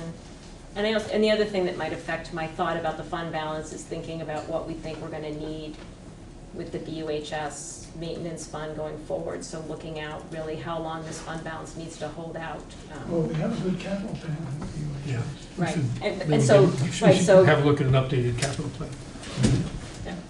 And are do you now have, is there now an SD capital plan that includes the outlying schools as well? Basically, we've taken all of those and formatted it so they're all the same document, and yep, I have it, it's ready to go. I haven't had a chance to refine the future periods, but everybody's looking at FY21 carefully, and yeah, so we can have that discussion next meeting. Yeah, I mean, I know that there's a roof for here that's a couple of years further down. The things that you know down the line are there too. Yeah. Great, thank you. All kinds of good news. And actually, I did have one question before we move off from this. In athletics, I was wondering, I can't find it. UHS, I noticed some differences, like girls lacrosse was a little bit less funded for officials or something, and I kind of wondered why that was. So maybe I'll send you my questions, Frank, okay. For next time. Sure. Okay. It's very depressing for it to be this hour and we're so we're going to step it up, people. All right. Personnel committee, have you met? We have not met. Thank God. Okay. We're going to be scheduling something. Excellent. I want my mission statement. Not since our last one. We did 1%. That was the last meeting, because you reported that out at the last meeting. Oh, we did that at the Yep. last meeting? Yep. We did? Yep. I do remember it. Because I was going to make a comment about those 1% funds. I just wanted everybody to be aware that we approved travel to Los Angeles for 2 teachers. Right, airfare, we talked about that. Airfare. Yeah. We did talk about that? Yep. We're not really excited about spending money on airfare because it's probably the least, Yeah, the but least whatever. green choice If one that's can been make covered, in it's travel. been covered, and I will say no more. So we've made our peace with that. We've spoken, so to be very clear that we are not excited to approve air travel. We like, trains and buses and public, not cars, electric cars, plug-in hybrid. Walking, we like walking. How about Video meetings, teleconferencing. place-based content? Policy and Amendment Committee has not met either, although I need to put something together for us to keep moving forward, but we took a little respite after a very long and busy summer and fall. PTE, I believe you all have met. We met on Monday, and so we did speak about after-school care, which was on our agenda, and we sent off a bunch of questions to Frank. So expected more. Frank said he'd probably be able to get it to us at the end of the month because there's so much going on right now. So that's still to come. So that kind of paused our conversation, although we did talk a little bit about equity versus equal and how to really look at after-school care. And what might have to be a comprehensive overview of like different investments that have been made in each individual town. So anybody who's interested in that conversation, it probably won't, I'm not sure if it'll be at our next meeting, which we did schedule for the 26th. It'll probably be more likely be at our early February meeting. We did talk about the field study community stakeholders. We were tasked with nominating a few people. First, I'll go into what the scope of work was, and then we had sent Christina the 4 people who had come to us before the meeting for nomination, and I know David was checking, I think, to make sure those people wanted to be nominated. I sent them an email this morning Okay. telling them we wanted to nominate them, but hope that they would be willing to serve. I've heard back from one of them, that Devin's over there. Okay. I don't know if you saw that email yet or not, but. Yeah, I didn't. I had a busy day, didn't have time to respond, but yeah, I'm willing to participate. Great, thanks. There's 2. Okay. And I had, okay, do we want to say the names or do we want to say the scope of work? I had that written down too. Yeah, why don't you do the scope of work, Okay. and then maybe we should just do names of people that have said Said okay. Yeah. Wouldn't that make sense? And then we'll just appoint them if Okay. that's okay. Okay. So the scope of work, which we went over, was there'll be 4 meetings. A pre-meeting with school personnel, which is more for uploading and sharing pieces or sharing the contract and kind of the scope of work that they're expecting to undertake at meeting 2, which is with Gale Associates. So Gale Associates meeting's on January 22nd at noon, and this will really be about giving them input so they can move forward with the study, specifically around what facilities exist, the scope of the fields, which ones are included. A lot of them are in the contract, so I think it'll just make sure that the community stakeholders feel that they're all in the know so they can participate in an equal way, and that they can influence the core goals of the process. The third meeting, so that's Jan 22nd, the third meeting, Gale Associates, it's not scheduled yet because we don't know the timeline of how long their study is going to take, but this would be a presentation by Gale Associates of the 3 options that then the group of stakeholders, which include administration, some coaches, and the community stakeholders would meet to vet the options. I'm not 100% sure how that will work out, but I guess they'll figure it out and how they're going to go through the options that Gale gives. So it might mean that there's actually a post-meeting after the Gale Associates meeting, so that would put them at meeting 4. And then the official meeting 4, which would be their meeting 5, I guess, would be a school committee presentation that Gale would be presenting with one option. And that's what's written in the contract, is that we would hear one option, which may be a combination of the options that they ended up giving. And I don't know that I can answer any of the questions. That's kind of what I gleaned from Steve, who came to our last meeting, which was really helpful. Do we want to give the names, I guess? I don't know who said yes, so I'm asking. Marilyn Chiarello and Devin Rhodes have said yes so far. So I would entertain a motion to appoint Marilyn Chiarello and Devin Rhodes to the community, what is it called? Stakeholders group. The Stakeholders. Field Study Stakeholders Committee. Okay. Field Study Stakeholders Committee. Wait, hold on. So community isn't in that, right? Stakeholders was the word. Okay, so sorry. So I just wanna make sure I get this right. Marilyn Chiarello. Uh-huh. To appoint Marilyn Chiarello and Devin Rhodes to the Field Study Stakeholders Committee, is that what we're calling it? I guess, yeah, that's good. Stakeholders Committee. Okay, thank you. Who made that motion? Was that Dave? No, No, you we did. didn't. Oh, I asked for a motion. I just made it so that you could make it. So moved. Thank you, David. Second? Thank you, Emily. I think Sean had a question. Sorry, Sean. Yes, this is discussion. Well, I was just wondering, the meeting on January 22nd would be the second meeting with Gale, or the first meeting with Gale. First. And so these 2 individuals will be invited to that meeting, and the I would previous be meeting. interested in going, but it looks like I probably wouldn't be able to go. Is that correct? Well, it's going to be pretty crowded. Yeah, Steve's got a lot of coaches and the groundskeeper and buildings and groundspeople and stuff. I see. But there's a previous meeting well, let me read it. Wrong thing. I can't. For documents, I got the next committee minutes up. The pre-meeting would be with the school personnel, and is it okay if I share the school personnel, folks? Sure. So I hope I wrote their names down right. Devin Rhodes, sorry, that's the person we're electing. That's not. Kelly Markell, Chris Sawyer, Robert Clark, and Dave Zolnowski. And then obviously Steve would be on it. And you're thinking about one more coach. Right.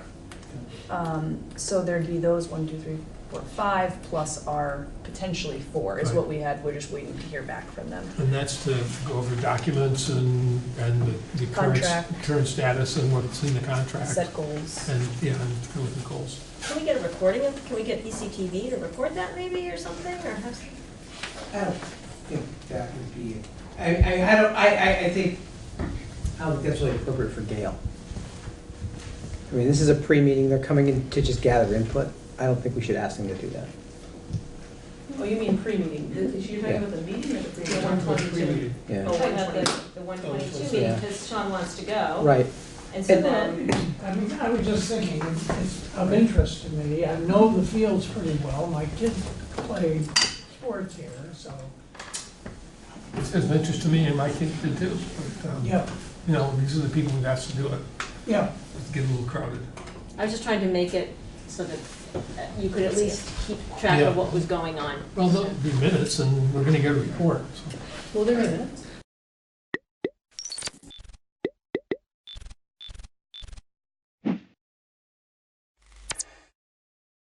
I'm Maya Hasagawa, I'm the vice chair of the Development Review Board, and I'm calling the meeting to order at 7:01. And I have some opening remarks. I don't know if you guys have heard these before or not, but anyway, I have to read them, so here we go. At the DRB, we hear applications for land development in the town of Brattleboro and appeals of zoning administrator decisions. Procedurally, the Development Review Board operates on the record. Broadly, this means we take a clear record of testimony from the applicant and any interested parties, and then issue a written decision with our finding. Applicants and members of the public should be aware that as we are on the record, this is your opportunity to comment on and provide evidence regarding an application.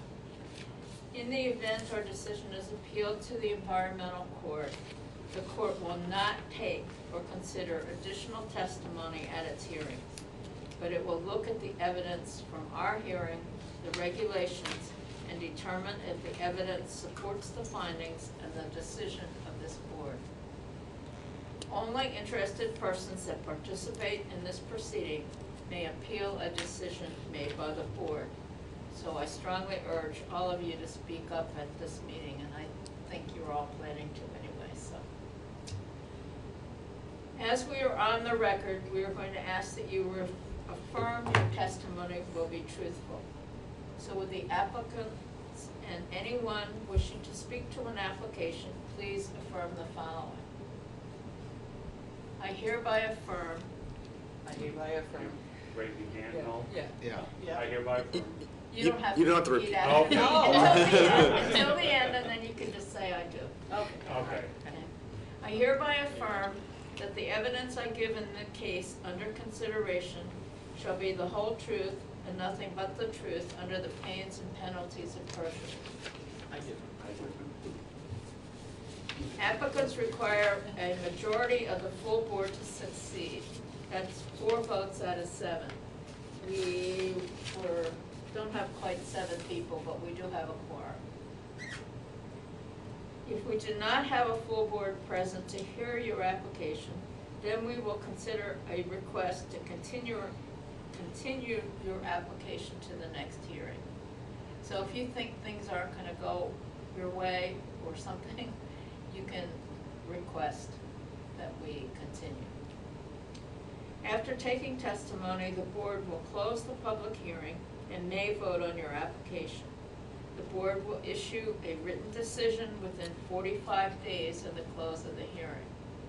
While we may vote on an application, it is the written decision that controls the timeline for appeal.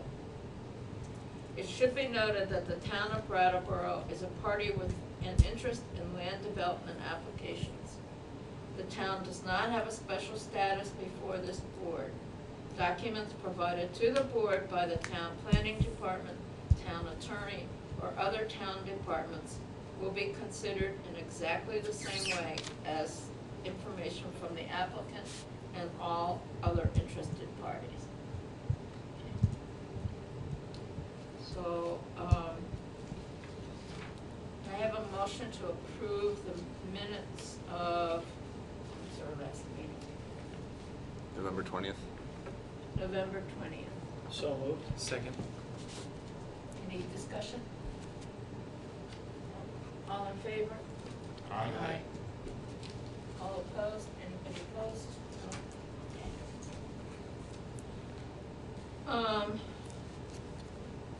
Everybody was sworn in. So, yeah.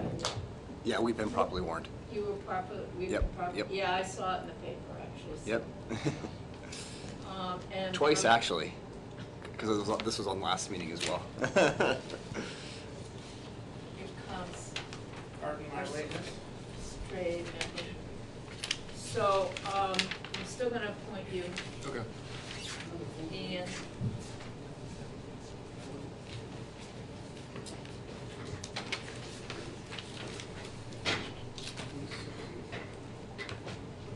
okay, does anybody have any conflicts of interest or had any ex parte communications?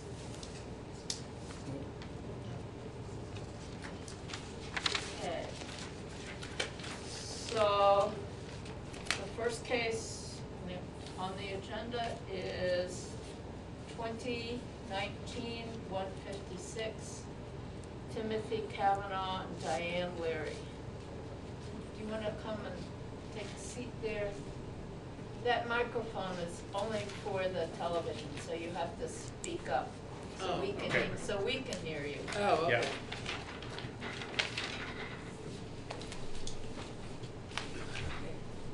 Can you introduce yourselves and then talk about your project? Okay, and have you had an, do you, prior to this, do you look at the Yes. okay, Yes. all right, Oh, yeah. I just want to, all right, I'm Diane Leary, I'm Tim Kavanaugh. and we both we're married, and we live at 55 Bonnievale Road in Brattleboro. On September 23rd of this year, almost 3 months ago, our garage caught on fire, was totally destroyed, and has since been taken down, and we have filled out a form. We'd like to rebuild a garage on the same site that the previous garage was. And can I introduce another person? Mike Kraus is here with us. Mike Kraus is the man we've been working with, the contractor. Yeah. He demolished, he took down the previous one, and if we do get permission from the board to rebuild, he will be our contractor, and he's also built a model of. He bought it with him. Brought it with him if you want. Just so you can see how it sits over the brook. Okay. So is the foundation still there? Yes. or- Yes. So you're gonna use the same foundation? The same cement, I think it was poured cement The foundation. foundation's poured with panels, probably in the 20s. It's very secure. It's been built all around the rocks. The timbers down below, the fire never touched any of the support timbers. It never touched the boards on top of the support timbers. What it did do is the 2x3s, 3-inch thick timbers on top, the top surface burned, but it saved the ones underneath and the timbers haven't been touched. So the fire was going up, it burned the top surface, but 3 inches thick, it got the top inch and never went any further down. And they have pretty heavy timbers, half logs, all been there for a very long time. Can I ask a question? In the photos, would the dark, would that be, what would we be seeing there, the dark? Can I look at it? Yeah. These are the photos I Right. assume you've seen them? Yeah, I took those and. Yeah, and you see those timbers, I took pictures from underneath. Oh, okay. And I'm just curious of what the dark surface, is that from, left over from the fire? Yeah, right here? Yeah. Yeah, that's the top of the burned wood. Oh, okay. It's the top of the 3-inch thick wood. And the driveway also got a little charred.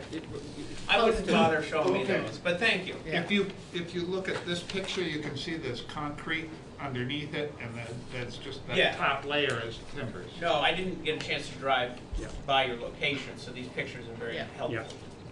So essentially, our garage is a covered bridge.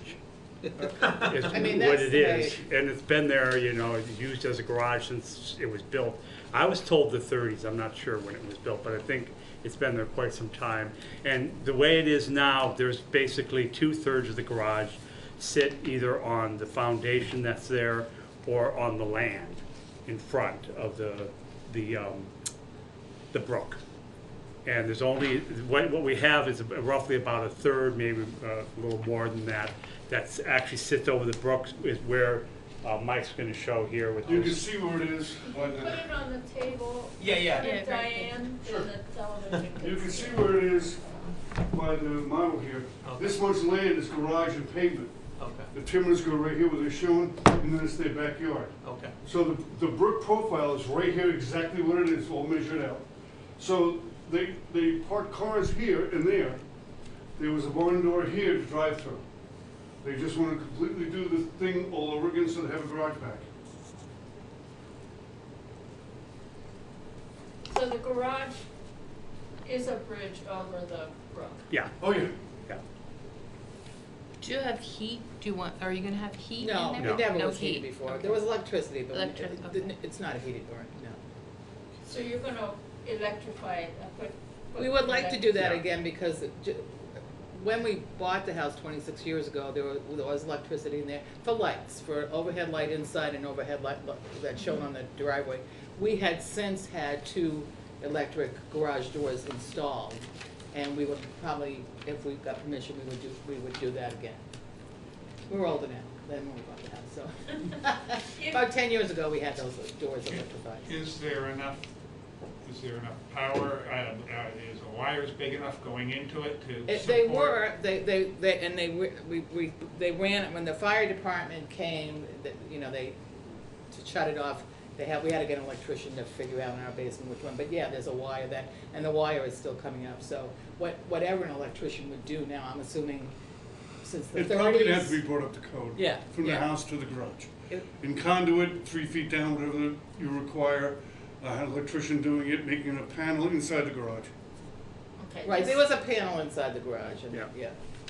If you do put electricity back in the garage, you should make provision to put a charging station, just in case, an outlet. Oh, Just in I see. case you ever wanna get an electric car, Oh, or yeah. Oh, if you good sell point. the property. Yeah. Yeah, yeah. And the person wants an electric car, the state would require Okay. you to have A charging a station? charge, or an outlet that's sufficient for charging. Okay. Which is, I think listed as what is a ground fault circuit interrupter, protected outlet on a dedicated circuit, and then there's some criteria. And I Okay. believe you need a dedicated 20 amp breaker for that. Yeah, it says Okay. either 120 volt, 20 amp for overnight level 1 chargers, or a 220 volt, 50 amp for level 2 charger. Can I ask a question here? When we get your response to our application, will that? That information will Okay, be. okay, I'm taking notes, but I can see I go home and I will get it 2 days later. But also, I just figured if I Yeah. read you Yeah. what is a standard Okay. provision, at least you'd be aware that that would be. And I'm And assuming that's- to Oh, use I the thought cells. Brian would be here, but that would be based on the Okay. Brattleboro zoning. He's not loud enough?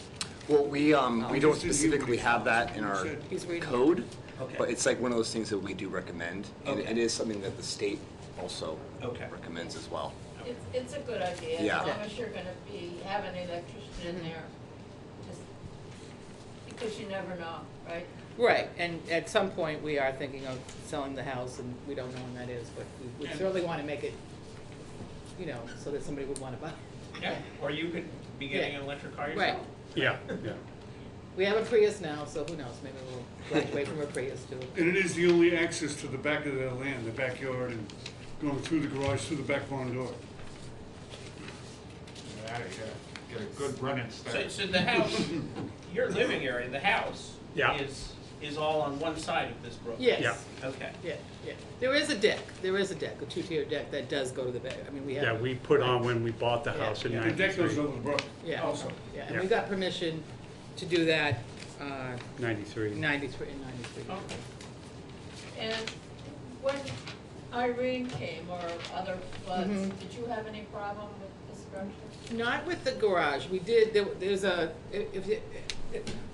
this is the front of the house. Over this wall over here, it had, over the years, been kind of loosening up, and Irene kind of It losing collapsed, it So collapsed a bit there. we had to have somebody from the state come down, look at it. We got permission to have it rebuilt, and we had Jim Herrick from Marlboro came, and he had built a retaining wall for us when we first bought the house, so he came and repaired it like the spring after Irene. So this is the front of the garage. Our house is over here roughly. We have a little path that goes there, and the brook, the deck goes over the brook here, and this goes over the brook over there. So that's the 2 accesses that we have to the backyard, which is partly a wetland too, which is one of the reasons why building back there would not be a good idea.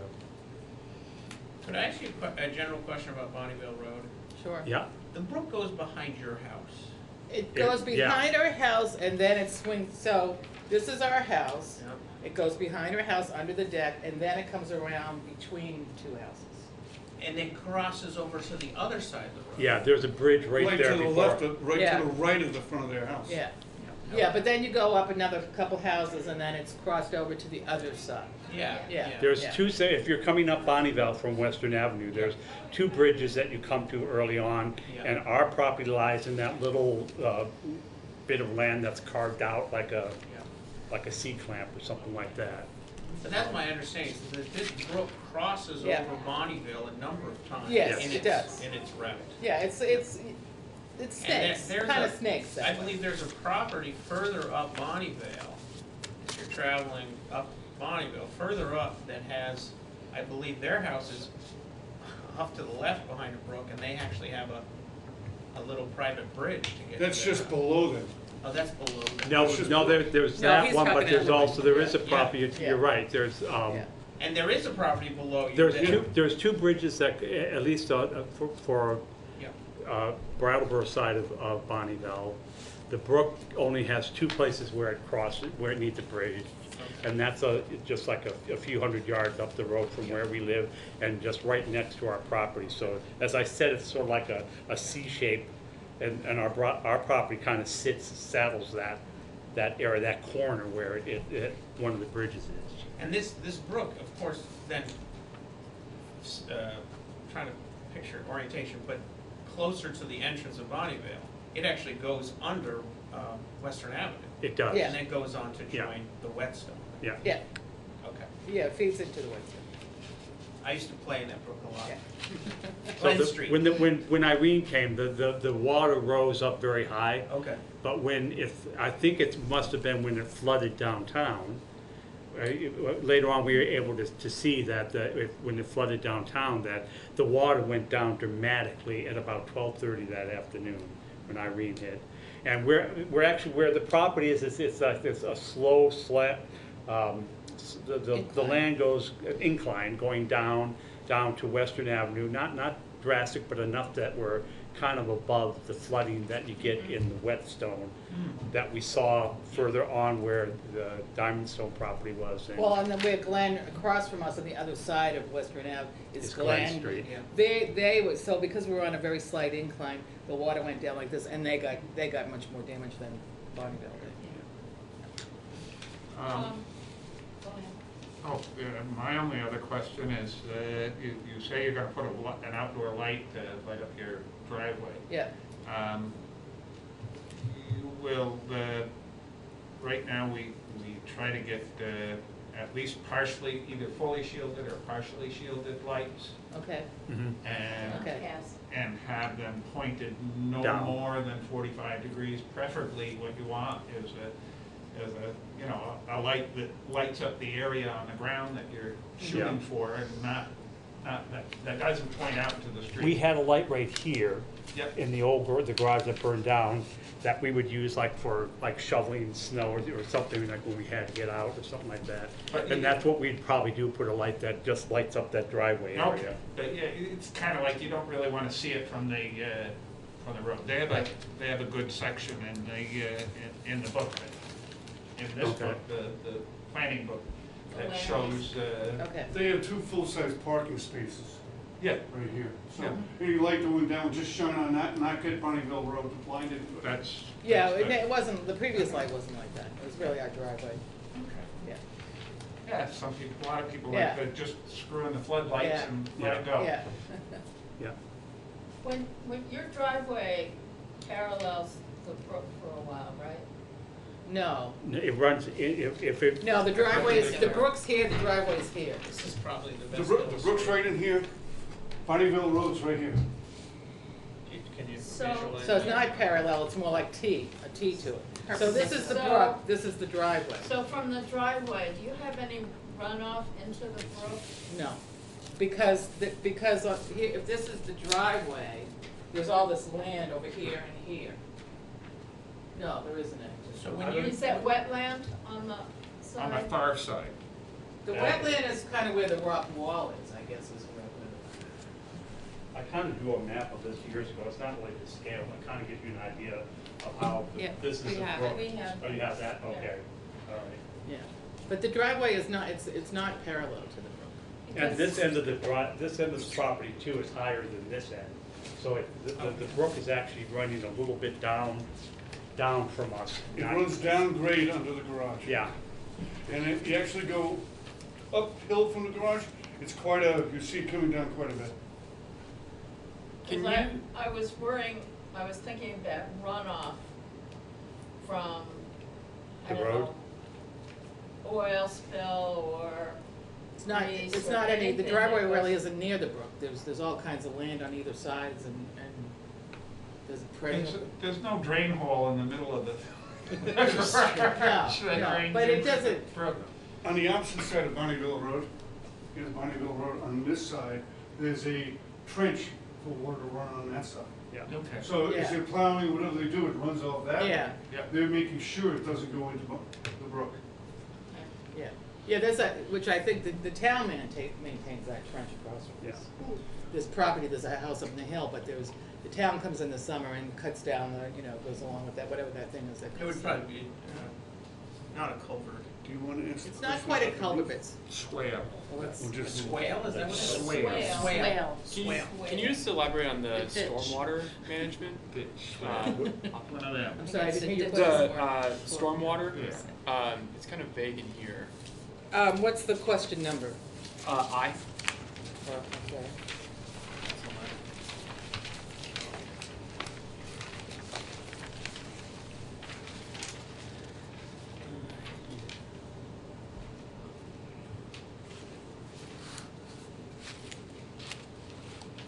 So what is it that you would want, how I'm can we just curious elaborate? where is it being run off to? What, Based you on mean when it was like that? Is it just going off the roof right into Well, the road? Yeah? right now, Yeah. Okay. there's no garage. Would anyways if it was Yeah. raining on it. Would Yeah, I rain don't into know the what you're brook, asking, too. because we don't have any garage now, so. I mean, the design can do. The design for, Well, yeah. it the- falls this- off in here, it falls off here, we have a roof rake, so we have used the roof rake to pull it away from the brook and put it either in the back of the land or in the front and the side. But rain just, like when it rains, Yeah. it just. Yeah. Goes straight. It would be very much like the Creamery Bridge, Mm-hmm. which basically rain falls down on that bridge and it goes down into the brook. So same with snow, it slides off. Okay. Thank you. I think you summed it up by saying your garage is a covered bridge. It is, It's it just really. you can't drive all the way through. Yeah, it's Yeah. not used for a covered bridge, but that's essentially what it is. Must have been a charming feature when you bought the house. I know, a lot of our neighbors were very upset. We're not liking not having it, protecting our car from the snow, it's new for us to have to go out and dig out in a way, not digging out, but digging the car out, so it was a very nice asset to the, it was also good for storing, garden. implements. Interesting. Yeah, Yes. right. What would be the general size? I think this illustration showed us. 20 by It's a 20. 20 by 22. Okay. Yeah, I think that's, The Same size. platform Yeah. itself is framed for 24 by almost 24. Okay. That's what the foundation is on both sides. Okay.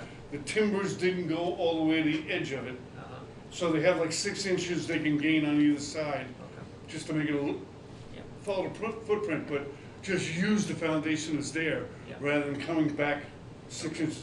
They left the timbers on the outside like a space, I don't know why they did that, but whoever built this in 1930, Bonneville Road was probably, we spoke about this, Western Avenue was probably dirt. So- Oh, yeah, Yeah. it was. Anybody have any other questions? I just went kind of curious as what caused the fire? They did, the police, the didn't fire ever know. department, we weren't, in the 26 years that we've been there, we weren't really doing anything different. I mean, we had paints and solvents in our basement, but, we had gas cans and things that you put in garage, and they weren't able to determine. The place where it started too had dry stuff, like we have a charcoal dry barbecue pit, and we had charcoal down there that was, unused. We had, newspaper there, which was flammable, that was unused, but it was nothing, And there the was no electricity. oil or anything like that. The electricity was shut off because we weren't using that bay. We used to have 2 cars, we were down to 1 car, so that bay, we actually were starting to store things, so we didn't need to be opening the garage door, so the electricity was off, so on that side too, so. Yeah. But, so the fire department, their final report was undetermined. Anything else? They managed to rescue move we the car approve. out of the burning garage. Well, That's what I was wondering. Yeah. Well, this side was on fire, the car was over here, so we got it out. A couple of things. Anybody like to make a motion? I was starting to. I move we approve it, with no additional conditions. Second. Any more discussion? All in favor? Aye. Opposed? Where's the Abstentions? mouse? You're good. Okay. So, do we understand you approve us rebuilding this? Okay. I just wanna say personally, I love the model. Yeah. Because it makes it very Mike's- clear. It's the Mike's best design. one I we've do ever this, I do a lot of timber framing, Yeah. Yeah, and I do this for, yeah. I have built models which help sell the work when you Yeah, see a yeah. model, full model of it. Because when you do a blueprint, Yeah. I do that also, but people are like, I don't get it. When they see the model, they go, oh, I absolutely get it now. Well, I think it gets very clear Yeah. what it is we're approving. When we first, could have when we weddings first there. lived there was an old man who used to go for a walk. I haven't seen him in probably 20 years, but in the summer he'd stop and he'd look at me and he'd say, I never saw the like of it, a garage over the brook.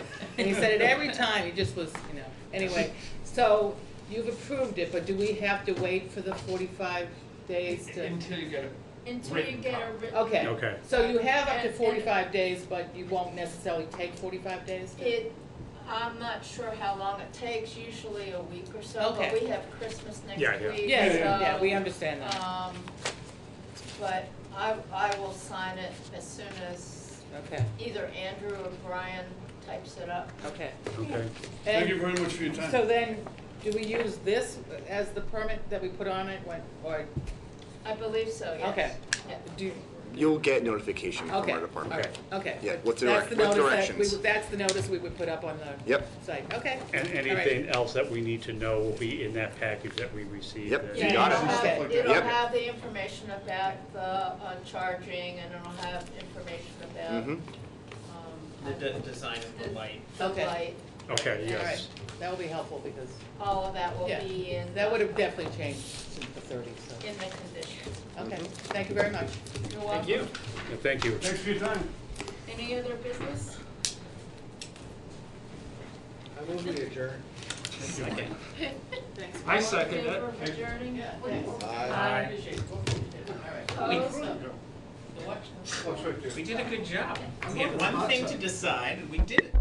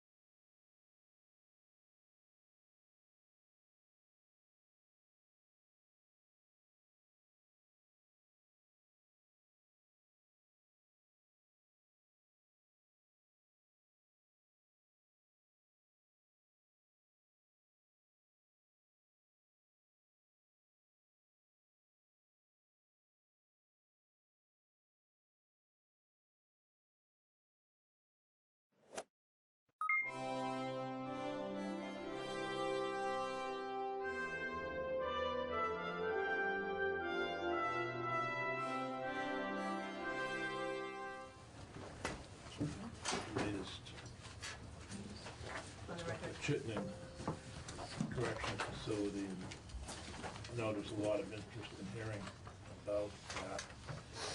And I did meet with Mike Smith, who's scheduled at 11, and he's willing to talk with us a little bit about the decisions and where they're at. But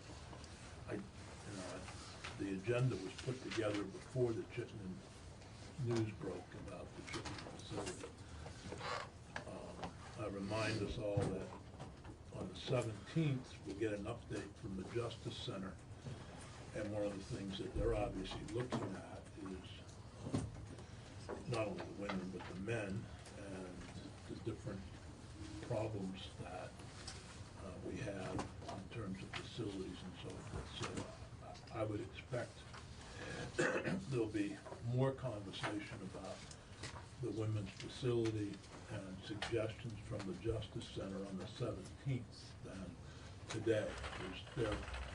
They're still in the Justice Reinvestment 2 is still in its working phases, but I would expect to have more ideas by then. So I don't, there's been statements put out by the governor, statements from Secretary Smith, statements from Senator Ash, I believe, the House leadership, and just yesterday a statement from the Women's Caucus about it. And I think they're all consistent, and I think from my point of view, we'll stay with that consistency is we look forward to hearing the results of the investigation by the Attorney General and by the administration into what happened there and what we can do to prevent it in the future.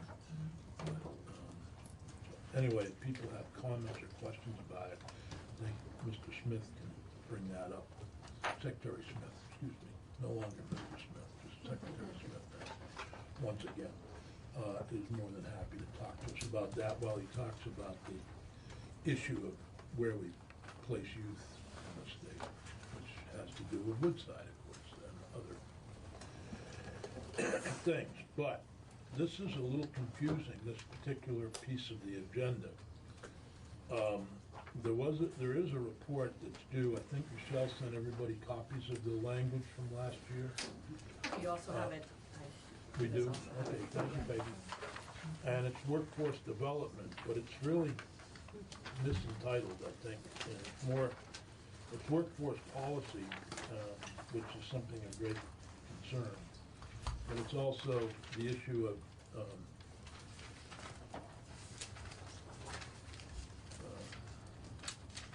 regarding probation and parole officers and information about how we can change. And I can tell you preliminarily, looking, and I don't know if you saw the latest draft from the Justice Center.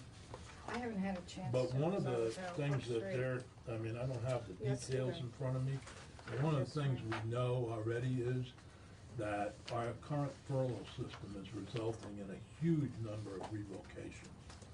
And that much of the increase in prison population is due to revocations of the furlough. And that system is something that we've all been talking about, but I think that's going to be one of their recommendations.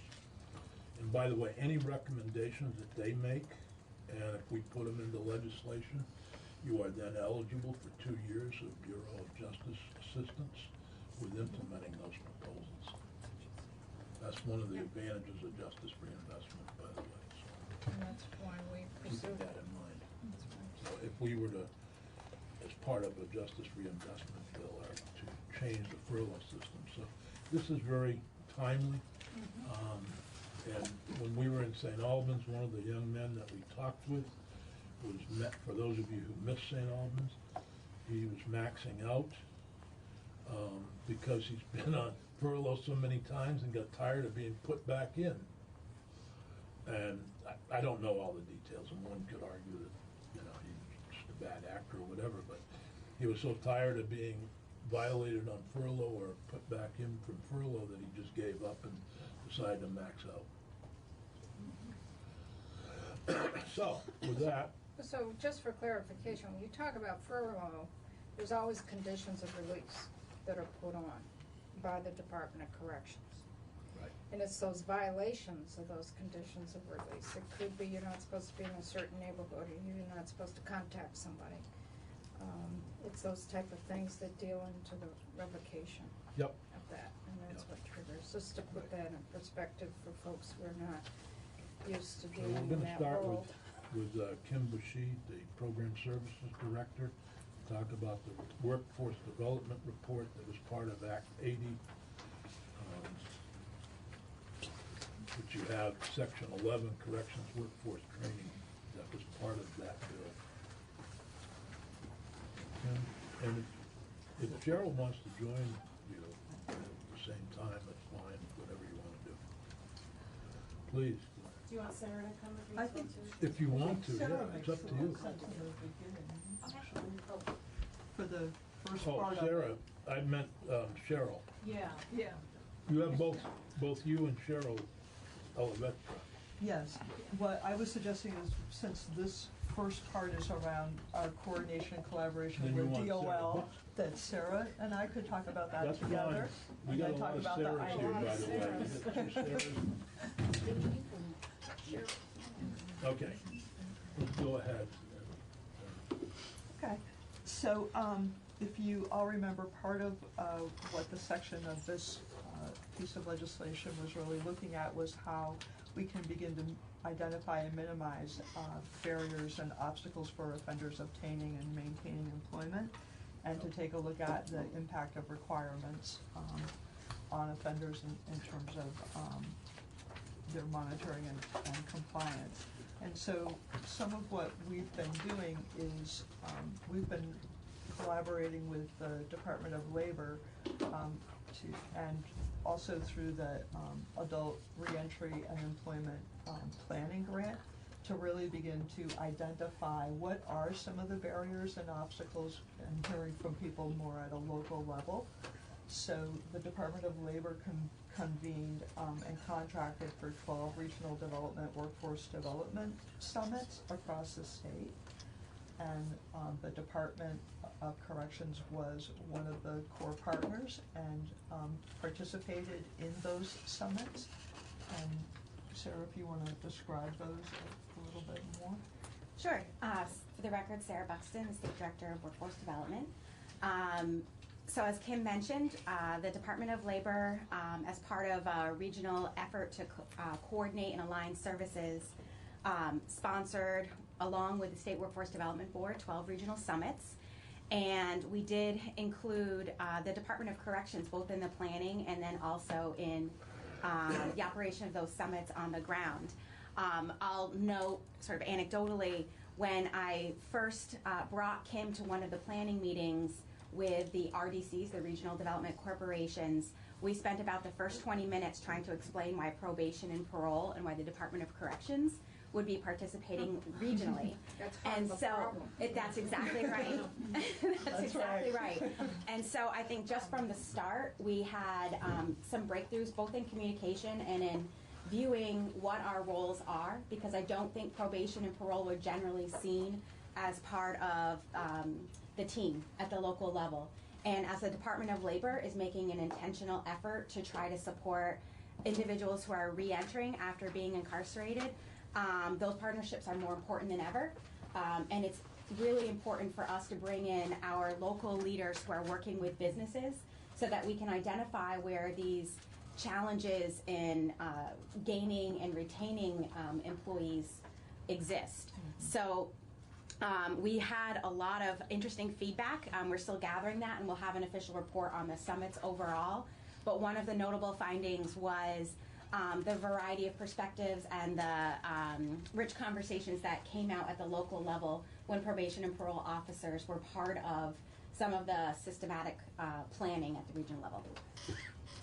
So, and I would just add to that that one of the part of the structure in the afternoon was presentation where you had work groups working on scenarios, and we had a reentry scenario consistently as part of that work group. So as those findings get collated and written up, we'll have some learning specifically around reentry and what did some of the work groups both regionally and themes across the state identify as both opportunities and challenges in working with an offender population.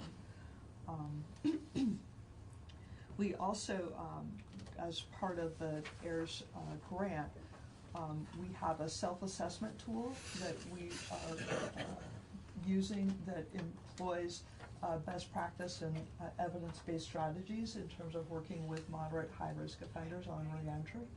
And we have a cross-disciplinary team who took responsibility for taking that survey and moving it out to their managers and to the local levels. So we're also gathering data throughout the state around our partners in terms of their both awareness and their employment of some of the best practices in working with offenders and employment. So it covers a wide range of things. So it takes a look at what kinds of educational services or supported employment activities or what kinds of cognitive behavioral interventions do you employ for certain groups, et cetera. So we'll be able to gather all of that. Actually, we should have that data by the end of the month. So that will be additional information around what both opportunities and gaps and barriers that we can strategically work together to address. And then also, Sarah's team and my team have been sharing information that we currently have about our respective services, and so we're starting to put some of that information together as well.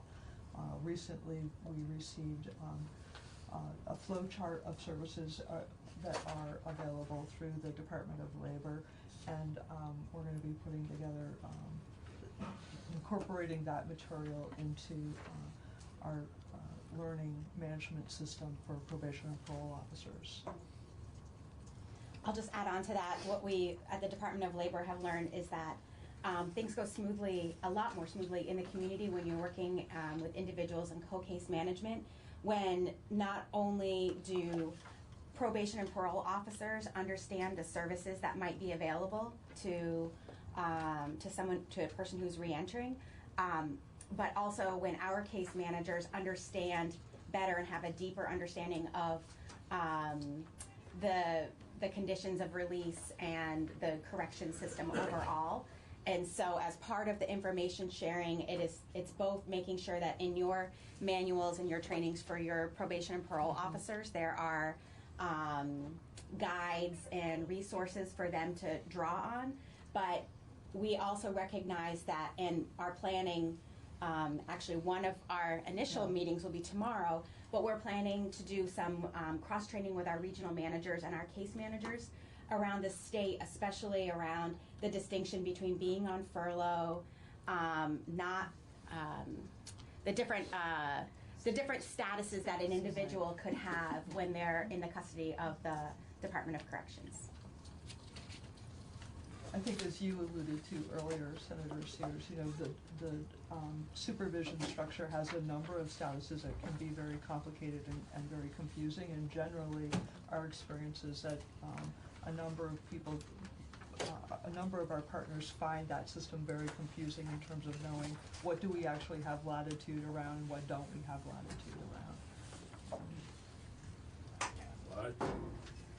And I'm sure every other representative or senator hears the same thing from their business community, is that they're more than willing to hire people, but sometimes there are impediments to hiring people who are on supervision of Department of Corrections, make it difficult to hire them, make it difficult to train them and put the investments in that are necessary for the training.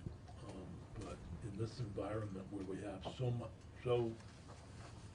the word right, low unemployment, there is, more and more companies are more than willing to take a risk with offenders, but we put things in front of them that make it difficult for them to get hired.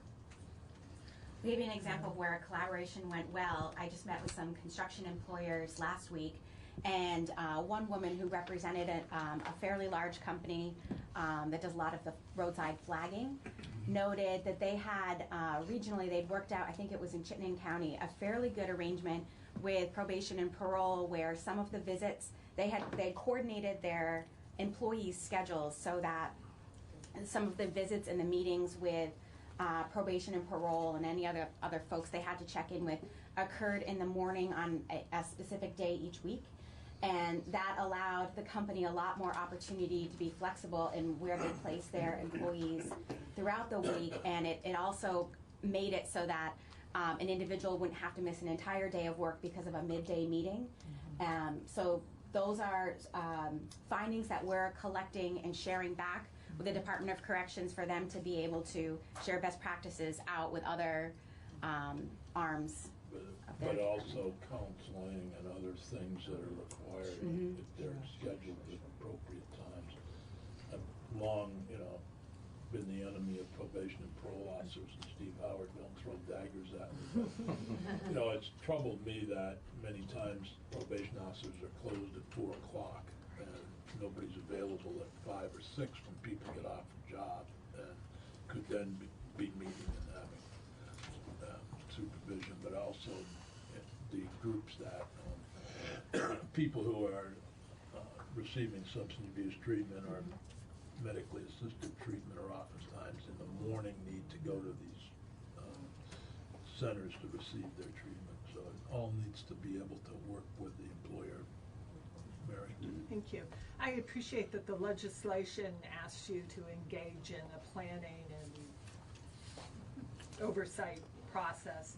I am curious if I am an offender, when my experience of this system will change. Has it changed? Am I getting those services that I need to be able to be productive? Or when will it change? I think some pieces of it have changed already. I mean, I think if you remember, at the end of the legislative session last year, the field executive sent out a memo to the entire field probation and parole offices and directed them not to be going into businesses for supervision unless there was a specific identified need or risk. So not just to do checks out there. There were a number of other activity. I think also taking a look at scheduling where there was some ability to flex some scheduling, like in terms of their weekly or monthly checks with the probation and parole. I think there are a number of other things that we're examining at this point. So I think to some degree I will share some of my own learnings at attending some of the regional development workforce meetings, is that the coordination of services is really challenging. So as Senator Sears alluded to earlier, a number of our the offenders that are actually under risk management are also receiving medication-assisted treatment, and we don't have a whole lot of ability to influence when nursing occurs or how often they need to meet with a therapist, etc. We can try to coordinate with those services, but I think it's really trying to sort out what are the priorities in terms of this person being stable at this point. And so one of the things that I think we came away with is realizing that depending on the offender, sometimes health is a higher priority initially than employment is. Sometimes housing is a higher priority initially than employment or health is. So I think what we're realizing is that there's some distinctions it's really going to be more individualized, I think, based on who is coming out or who's in the community, and trying to help officers have a way of understanding how do you prioritize what is most likely to jeopardize this person's successful transition or ability to be supervised in the community. There's one place where it has changed, and that's in St. Albans. The Department of Labor provided a $75,000 grant to the Community Justice Center there to do a one-stop service delivery for high-risk offenders who are reentering. And this provides one-on-one case management and employment support services along with training. This was an opportunity for us to use a community partner who could be on call at 4:30 or 5:30 or 6:30 or 7:30, or 6 a.m. when the car doesn't start, and help individuals who are navigating not only their basic needs but also getting themselves through a training program and into employment. We will be able to present some success from that and intend to fund it another year, and hope to use this as something that we might replicate in other parts of the state, maybe in coordination with some legislative approval. One finding, however, is that no matter how many services or how much case management we put into a particular individual, it only takes a little bit for someone under so much stress, as some of these individuals are, to quote unquote fall off a wagon. So it can be a breakup with a girlfriend, and all of a sudden you're not at work, and then it spirals. So we're trying to figure out how we can work outside of our scope and provide funding to those local community partners who are better able to support those individuals in their reentry. But we do have good success. Few witnesses here, about a half an hour to go, so I want to make sure we hear from everybody. Are there other things that we should know about right now? Maybe the review that. The only thing I would echo is what Sarah just said in terms of, we're also interested in that site, the St. Albans CJC site in One Stop, in terms of an implementation grant for the adult reentry and employment. So we would look to collaborate with that same site to see if we can strengthen it and perhaps duplicate it if additional funds become available. I'm just curious about what we're doing inside and outside. What you just described, I mean, that goes on with everybody. That goes on with even legislators who have problems. You have problems? Yeah, some of you. Particularly House members. Yeah, the House members. But in all seriousness, everybody in daily life goes through crisis. And I thought that one of the things we do in training people in reentry is, I used to call it red flags, and what are some of the red flags? So if you are going through a breakup, or you have a bad day or whatever, who do you call? And I still have kids that I had 20 years ago who call me to vent about stuff, and that's fine with me. I know what they're doing, but it's the idea of developing relationships. I thought we were doing that. I mean, that's just kind of common sense. And if we're not doing that within our systems, then there's something wrong with our systems, frankly. So I appreciate what you're saying, but throughout life there are going to be ups and downs, and we all need people to help us through those. And I realize you want to talk about driving and no, I know, Mario, but, it's okay. But go ahead. Yeah, thank you. But I just want to caution us that we should be training people in how to deal with these life's ups and downs as part of the incarceration process and the reentry process. So the bill, when we were crafting the bill, we were very conscious is that this training is for our state employees and not training for our incarcerated individuals. And I think that gets lost, and I think maybe when Steve comes up, I'll ask him a question about how his people feel about this, and how it's going for them, because that was if we don't get buy-in from the PMP employees, then this will not work. And the legislation's about training PMP employees. You guys roll. Yes. We worked I'm with, kidding. we worked with Conference Committee on this. I remember seeing this. The last observation that we made. They do everything in the House. We don't do anything in the Senate. We just rubber stamp everything. We even have a section there that deals to trying to have inmates get a ID, which is a big issue. I will say we did that, Senate, before you did it. The barrier that we rubber stamped it. Yeah, we rubber stamped. The other barrier that came up in this pilot up in Northeast in St. Albans, which was part of it is training the inmates, but that I was only referencing the complete program. We are partnering on the training of PMP. But we discovered that for individuals who hadn't registered for selective service, that is a requirement for for you to receive federal aid through our WIOA programs.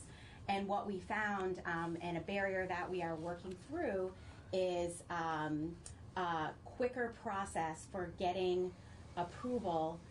We can waive that if the Department of Labor can, if we have a process in place,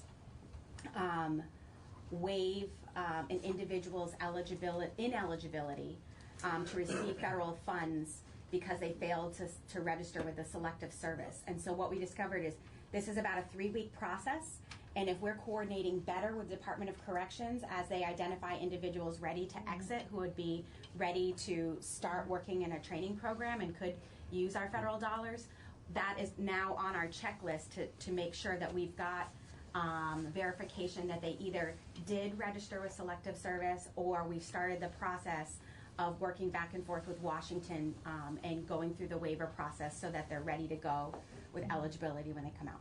I think this might be a good time to hear from Sarah Copen, who's the Director of Identification Coordination, given what you just said about IDs. The House was smart enough to write in the ID stuff that we asked them to do. After you did all the work. We did all the work on that. No, but in all seriousness, IDs are, you get out of jail and you don't have any ID, it's a real impediment to try to do anything. Go ahead. So Cheryl Iliberto, Facility Yes, Cheryl. Operations Manager with the Yeah, Department of Sarah, Corrections, yeah. and Sarah Copen, who's Identification Documents Coordinator. I don't think many of us knew we had an identification. We do now. coordinator, and that's good to know. We did not before. So when did that all start? Actually, after the legislation came in, we were able to create a position for it. So we used the legislation as a way to create a position. You increased the. No, we used an existing position, we didn't get a new one. They took an existing position, they Yes. did not increase. We did the not number. get a new position. They just. Yes. Another job. Yes. Make it Yes. clear, somebody got promoted Yes. to the position. Correct. Yes. And it must be Sarah. It is Sarah. Well, welcome to Justice Oversight Committee, Sarah. Thank you. And welcome to your new position. So maybe either one of us, you can describe what you do. So we are working with the Department of Health for vital records for birth certificates. We're going to be working with the Department of Motor Vehicles for whether they are eligible for a driver's license or non-driver ID, so they have some form of picture ID. And we are also going to be working with the Social Security Administration so that they will have a Social Security card as well. Because I'm sure if any of you have gone to any one of those offices, you need the other documents to get the missing piece. So the plan and hope, and when everything works according to plan, is that upon release, those who are eligible will leave with those documents to ease their re-entry back into the workforce. We already have the signed agreement with the Department of Health. The Department of Motor Vehicles is at the Commissioner's office, waiting for some signatures. And I just met with the Social Security Administration last Thursday, and they have approved the security levels that we have in place to allow us to request the Social Security cards and maintain those. So that's kind of one more step closer to being able to start submitting the applications for them. That's tremendous, because I know that I used to take kids from 204 Depot into Canada before 9/11, and couldn't do it now, but we had to have some form of identification, and it wasn't easy to find birth certificates and all that stuff for troubled youth back then, and that's really terrific. I'm glad you're doing that, and because it's so important to getting out to having that picture ID and some form of government identification. We were here with Elcar a few months ago because we had to change some of the rules around the health department because we weren't included in that. So we've had some logistical pieces we've had to take care of up front to start the process, but I feel like we're really on a good path to get this started. And going beyond just the picture ID as well too with getting, because if someone's not from Vermont, we can't get them a Vermont ID, but we can certainly then get them a Social Security card. And then if we can't get them a birth certificate from Vermont, but we're hoping to work out the kinks in this and then maybe expand towards other states to get birth certificates. Senator Booker had it. I did. I've heard from people who are already in the communities who have lost their IDs, who don't have their IDs. Are you equipped to help them as well? Right now, the legislation is for those who have 6 months or more to serve. And so that's our focus right now, to work on people that have 6 months or more to serve in the community. There are other agencies like the CJCs that will help people get those identification documents once they're in the community. So we won't be looking at them in the first go around. We also, there's a cost, obviously, to get a birth certificate, and there's a cost to get a DMV ID, which are set in statute, those costs. So it's an expense we now have as well. So we need to look at what that looks like for us as well, too. But we've expanded as much as we can beyond just the picture ID to the other 2 forms of ID as well, too. And working with the Veterans Administration to see who may have a Veterans ID as well, too, that we could get a copy of. So one of the good pieces of news that we heard recently is we thought that it was years into the future that we would be looking at getting a DMV ID for somebody who hasn't been there, because your photo is good for 8 years. So if we've had somebody for 20 years, their photo is no longer good at DMV. We could not get them an ID. So we will be looking much sooner than we thought of being able to take a photo with an iPhone and send it to DMV and then still be able to get an ID for that person. So that's really good news. We thought that was years out in the future. And Sarah went sort of beyond that as well, too. DMV has agreed, if someone's suspended, to give us a reinstatement letter for the person. So we will get that reinstatement letter. Sarah reached out to the Judicial Bureau, and they're willing to give us the tickets, the numbers, and the costs of those things. So we can let the inmate know, this is what you need to do to get your license reinstated. And as long as they enter into an agreement with the Judicial Bureau and pay their reinstatement fee, they could actually leave with a driver's license if they came in suspended. Because once they have a payment plan and they're on their payment plan, even if it's $10 a month, they pay monthly while they're in the facility. Once they leave, they can have as long as they pay the reinstatement fee, and that's sometimes people forget, there's that piece to it too. But they can leave with a driver's license at that point, and as long as they keep making their monthly payments, they'll keep their driver's license. So they may come in suspended, but our caseworkers can then talk to them about what the plan could be to get them actually reinstated before they leave. And that includes the surcharges, correct? That includes, yeah, Sarah will get all that from the court. We had a huge debate Yes. last month about the surcharges. Yeah, the initial list from DMV was gonna be, the list of the ticket numbers. And I kind of looked at that and I thought, well, nobody's gonna know what to do with that, depending, especially on how long you've been in for. So Cheryl said I did. I reached out to her, contacted the Judicial Bureau, and she was like, Frankly, I I'm think we on also do a board. better job of educating people about the surcharges and the ability to get your license back if it's been suspended, whether you're in corrections or just got your license suspended for failure to pay a fine. It seems to me that the Office of State's Attorneys would do a great service to the public to publicize how people can work with the agents, the Department of Motor Vehicles and others to get their licenses back and to set up a payment plan. Saw Mr. Pepper from the Department of State Attorneys come in, but I think, well, we had several state's attorneys a few years back had days where they, amnesty days, and that's kind of fallen off, but that is still one of the major problems in Vermont, is the number of people with licenses suspended, whether they be in the correction system or just citizens who are not risen to the level of a criminal civil suspension, not criminal license suspension, but are still in the civil side. But how they get them back, I think a lot of people don't even know. So whatever we can do to publicize that, maybe. Yes. So, good work. I think we forget how hard it is to organize this sort of work. When will the first offender leave a facility with these documents? And have you thought about health insurance? At least getting them back on Medicaid if they're eligible for it.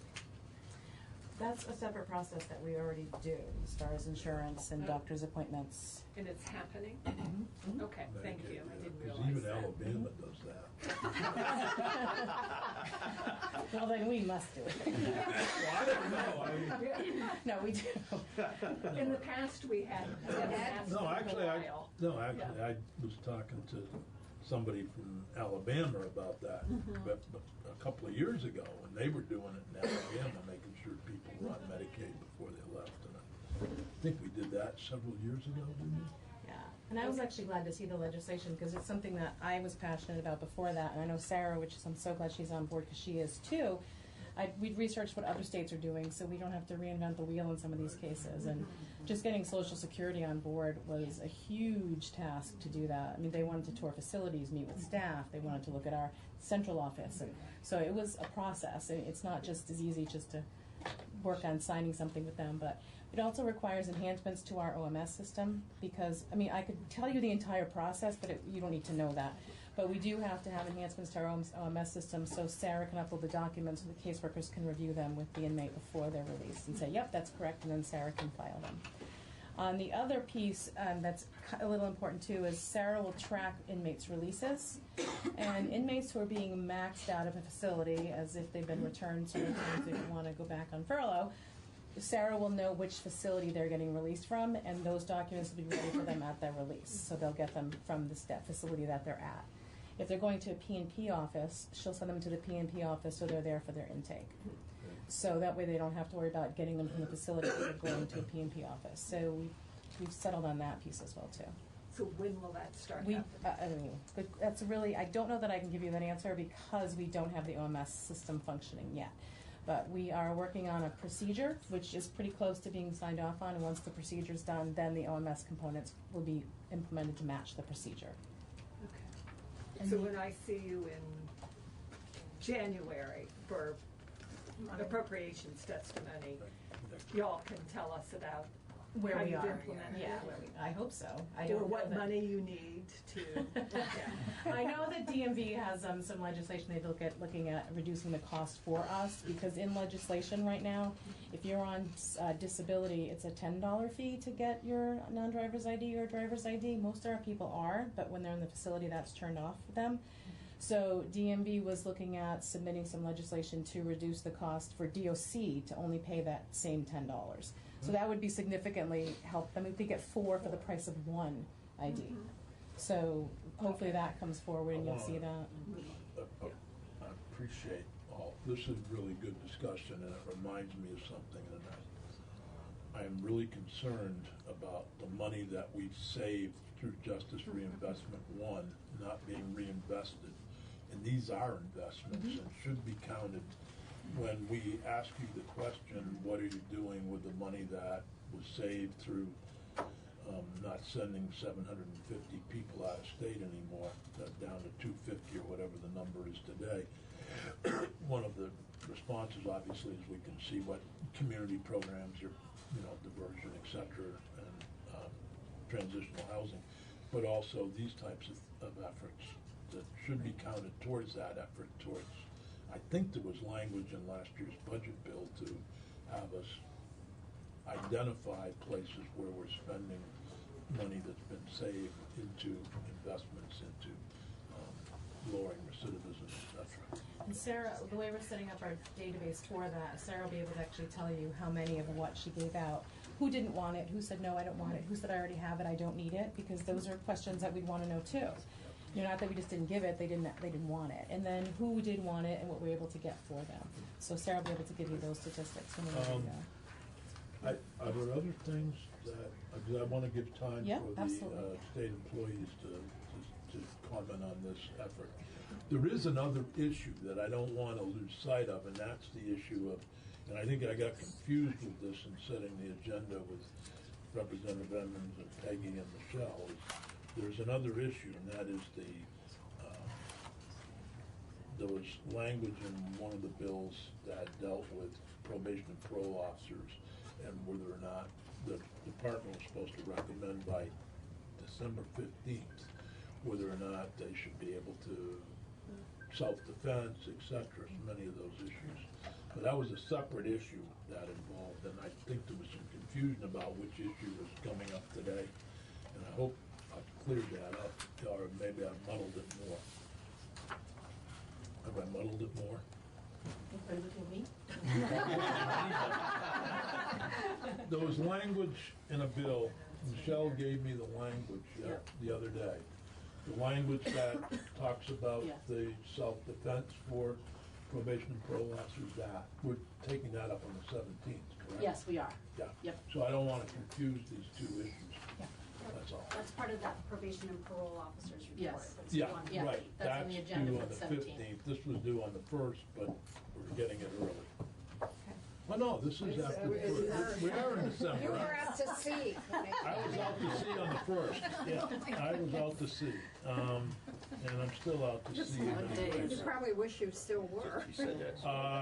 You know, I gotta tell you, the last week at this time, it was 74 degrees and chilly in the Bahamas. There was a chilly wind. I decided not to go in the pool. So, And you came home to a and I came home to this, and I'm definitely not in the pool. So, anyway, thank you both very much. Thank you. As you can see, I was suffering last week. Yeah, you were really suffering. With chilly winds in the Bahamas. Kind of raw. It was. We'd just gone from 85 to 73. Steve, did you want to? Sure. Now that we know which one we're talking about. Morning. I also want to mention for you and other members of the corrections unit of the Vermont State Employees Association, we recognize during this, what came up about about the Chittenden facility, that there are thousands of good employees who work for the Department of Corrections who are not involved in that behavior and that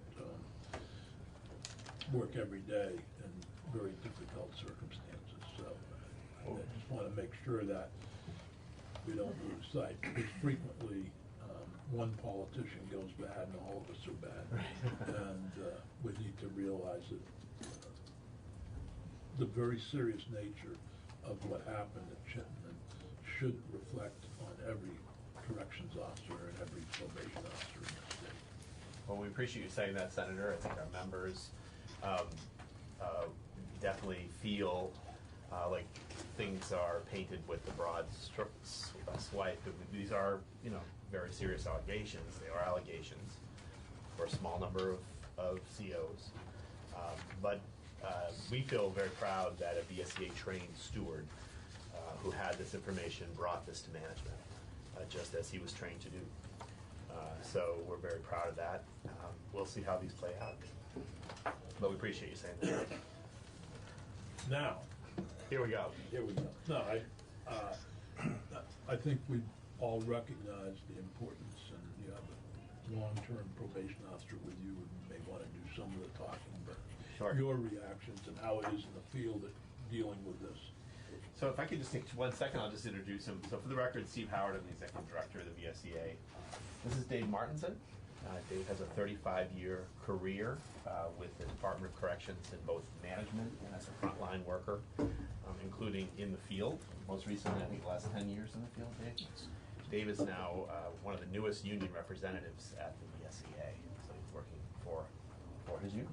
So I thought I would bring Dave because he's the person who knows the most about how this really happens on the ground and what folks feel about it, and just allow him to say how he feels, and you can ask him any questions. That you might. I maxed out October 25th. So,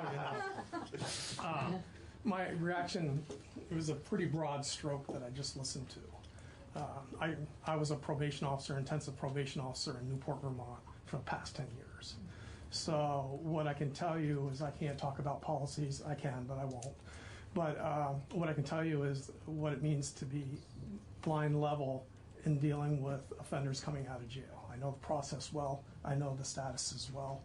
I've been doing that for a very long period of time.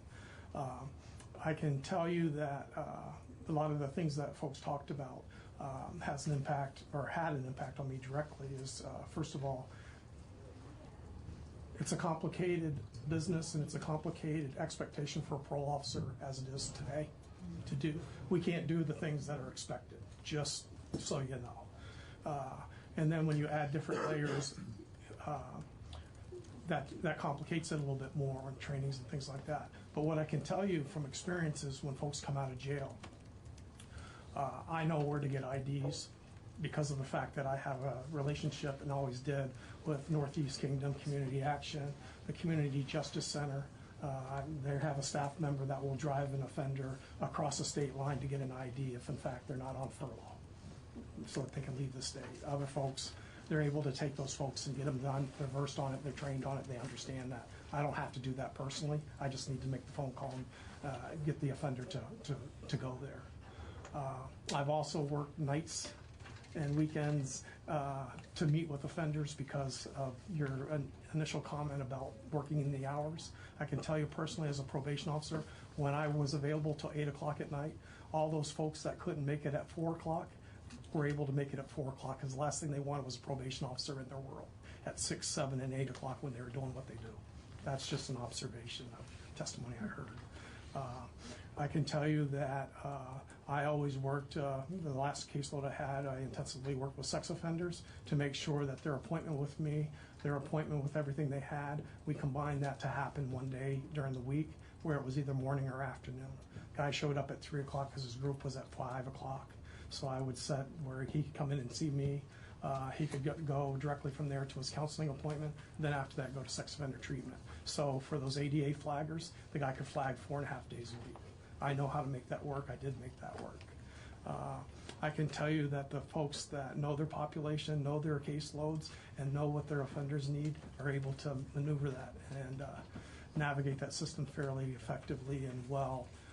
I can't say that for everyone I've worked with or observed. There's a lot of folks that maybe didn't make the best career choice, have some obstacles there. Those are the cases that you may hear about. But as a person that was able to have that realistic talk with offenders about what it is that you need, when a guy's coming out of jail, that's the most critical time for things to go wrong, as we all know. The job is a piece of it, but getting them into treatment, getting them into counseling, getting them into the referral process is more important then because it's critical for them not to re-engage with the same neighbors in the same neighborhoods, because realistically that's where they're probably going to go. We have limited housing. When we have the right guy who we think is not done well in that, we can look at those transitional housing places as an alternative to what hasn't worked in the past for those guys that are furloughees that have tried and tried and tried and didn't do well. I've worked with all those kind of folks, so I just wanted to give you my initial thoughts, and then I would be more than happy to try to answer any questions. Well, particularly with sex offenders, when they're coming out, do you have a sense of what some of the problems are for you as a probation officer in dealing with them? Some of it is. I mean, are there some things that are, obviously they're individuals and so problems are different, but housing a major problem, jobs a major problem? Everybody's unique and different in that aspect. Some people have family connections, some people don't. Housing has always been an issue. I think we do a much better job than we ever have in the past of not saying, you just can't live there. I can remember years ago, people that were savvy would go out and say, oh, by the way, you don't want a sex offender living in your neighborhood, do you? That was the end of the housing transition process. That doesn't occur, that I'm aware of it today. I think that everybody's unique and brings a whole set of problems, and you just have to break it down and look at what is it that this guy has, and most of that's done before they're released. We look at those issues 6 months, 3 months, 2 months before. A guy that's got a work history, the work isn't going to be the problem. It's the guy that doesn't want to work, never has. Unemployment rate in Newport is relatively high, so having the ability to find jobs isn't hard. We take a guy on work crew who's been designated to do work crew because he doesn't have that driver's license, so he's got 30 days of community service to do. Every day, 1 day a week, he comes into the office and updates the job opportunity board in the lobby that talks about who's hiring, and that's updated weekly because we have a connection with the Department of Labor. And the guys can come in there, there's paper, there's pencils, and they can write down jobs. It's also listed what the hourly pay is. So what happens is quite often you ask people to look at the board, they have it. they realize that those jobs are offered $14 an hour, sometimes $18 an hour, where they were thinking that the only jobs available were $8 an hour. They exist, you just got to kind of guide folks to do that. So I can tell you that I've watched that, and that wasn't always there, but in the last couple of years that's become a much larger priority. So I just want to tell you that those are the things that I've seen.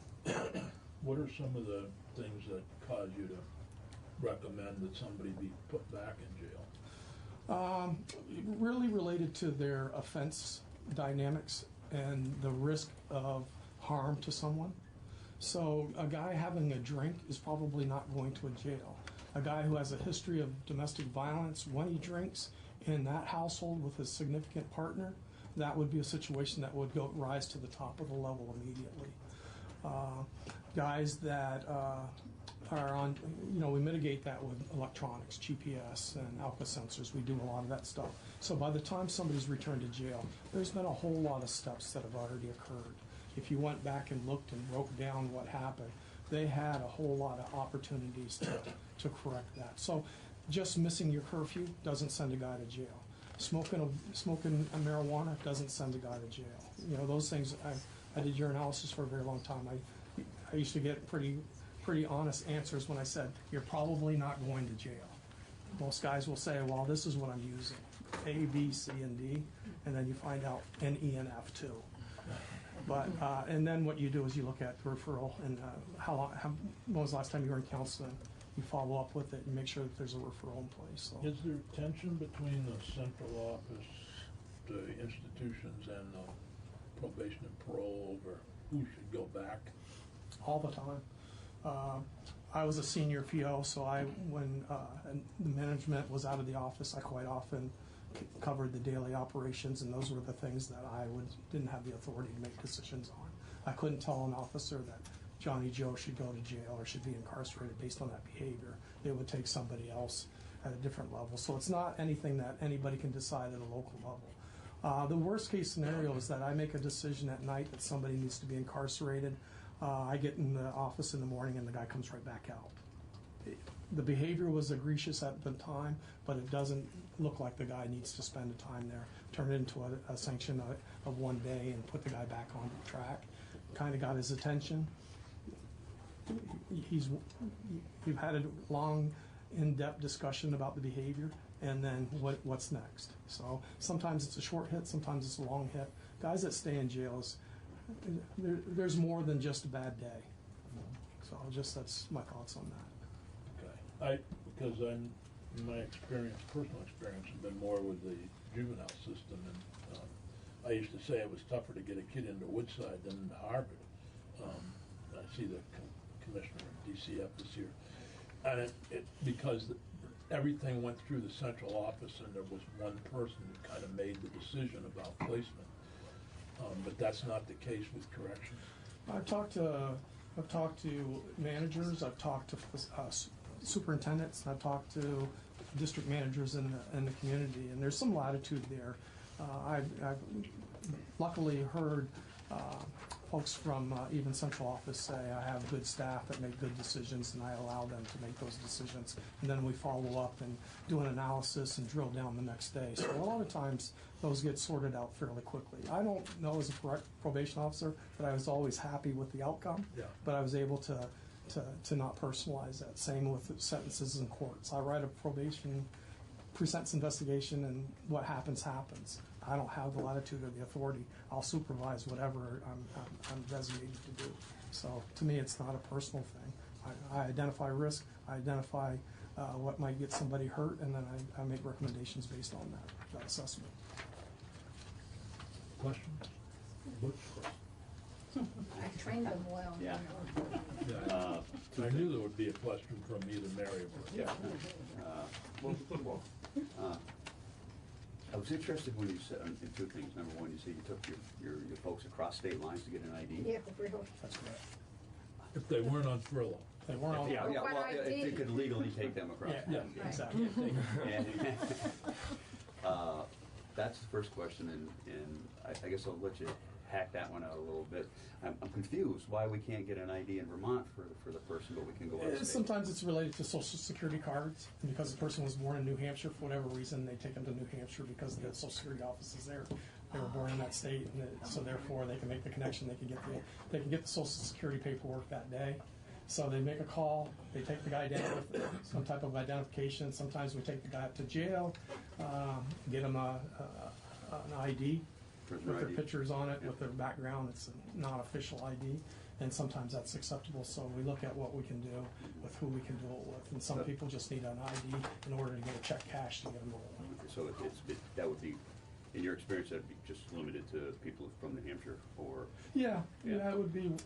I don't know that I've had history where we've transported somebody to Massachusetts, but we've certainly given them a travel permit to go to Massachusetts in order to go down there, get their ID, and come back that same day. And you do the same thing for Vermont folks? Yes. You take them down to the local Social Security office Yes. to help them? There's plenty of folks, that would be willing to do that. Okay. Communities, family members. We look at what the person's individual needs are. And the second piece is in regards to what you heard with Act 80 and the training of P&P officers. What was the reaction from the folks on the ground when they heard about this? I think it's more of, I can't do what I'm supposed to do today, and I have to sometimes sit down with my supervisor and say, here's the 13 things I'm managing. Help me prioritize what I'm going to do so that I'm not in trouble for what I'm not going to do. And I'm always happy when we both come to the same 5 things at the end of the day, and we have to prioritize what we can do. I don't think I've been at labor management with the DOC, I've been a bunch of different union functions, and I think everyone says there's a lot of expectations and pulled in a lot of ways, sometimes because of legislation, and it makes it very difficult to figure out what you're going to do because there's something that you can't do. And what I've always said as a line staff, which is, when do we deep work with the offenders if we're doing all this other stuff? We're locked into computers, we're locked into assessments, we're locked into paper, but what we're missing is that human connection. I think it's about relationships. Personally, when I have good relationships with people, I have good outcomes. So that's... So the legislation says we should train your officers. And so I'm assuming that once this training protocol has been established and your officers are trained, the 2 pieces of the legislation should be fairly smooth in your process, and hopefully not create a huge barrier to I'm not real clear on the need for that, to be quite honest with you. I assume that it's related to some funds that you can attach because well, you're right. The need is because we hear it all from either constituents or from other folks. I was my other life, was an employer that and employed people on parole and probation and parole, and being on probation and parole created an impediment to their employment when I was employing these people. And actually, it became so unwieldy that I didn't hire those folks. Yeah.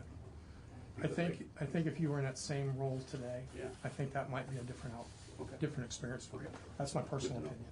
Thank you. But is that different from region to region?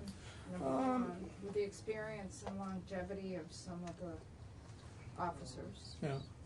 And also I'm wondering about the churn that happens within DOC. There's a lot more now than what happened 25 years ago. Correct. And maybe the dynamics that are in their lives now are very different than 25 years ago or 30 years ago. So I'm just wondering how much of that has contributed to some of the issues that we've been hearing about. I think that... Just putting that out. Yeah, I'm just going to tell you that quite often families enable, and they think that things are because is why my son can't.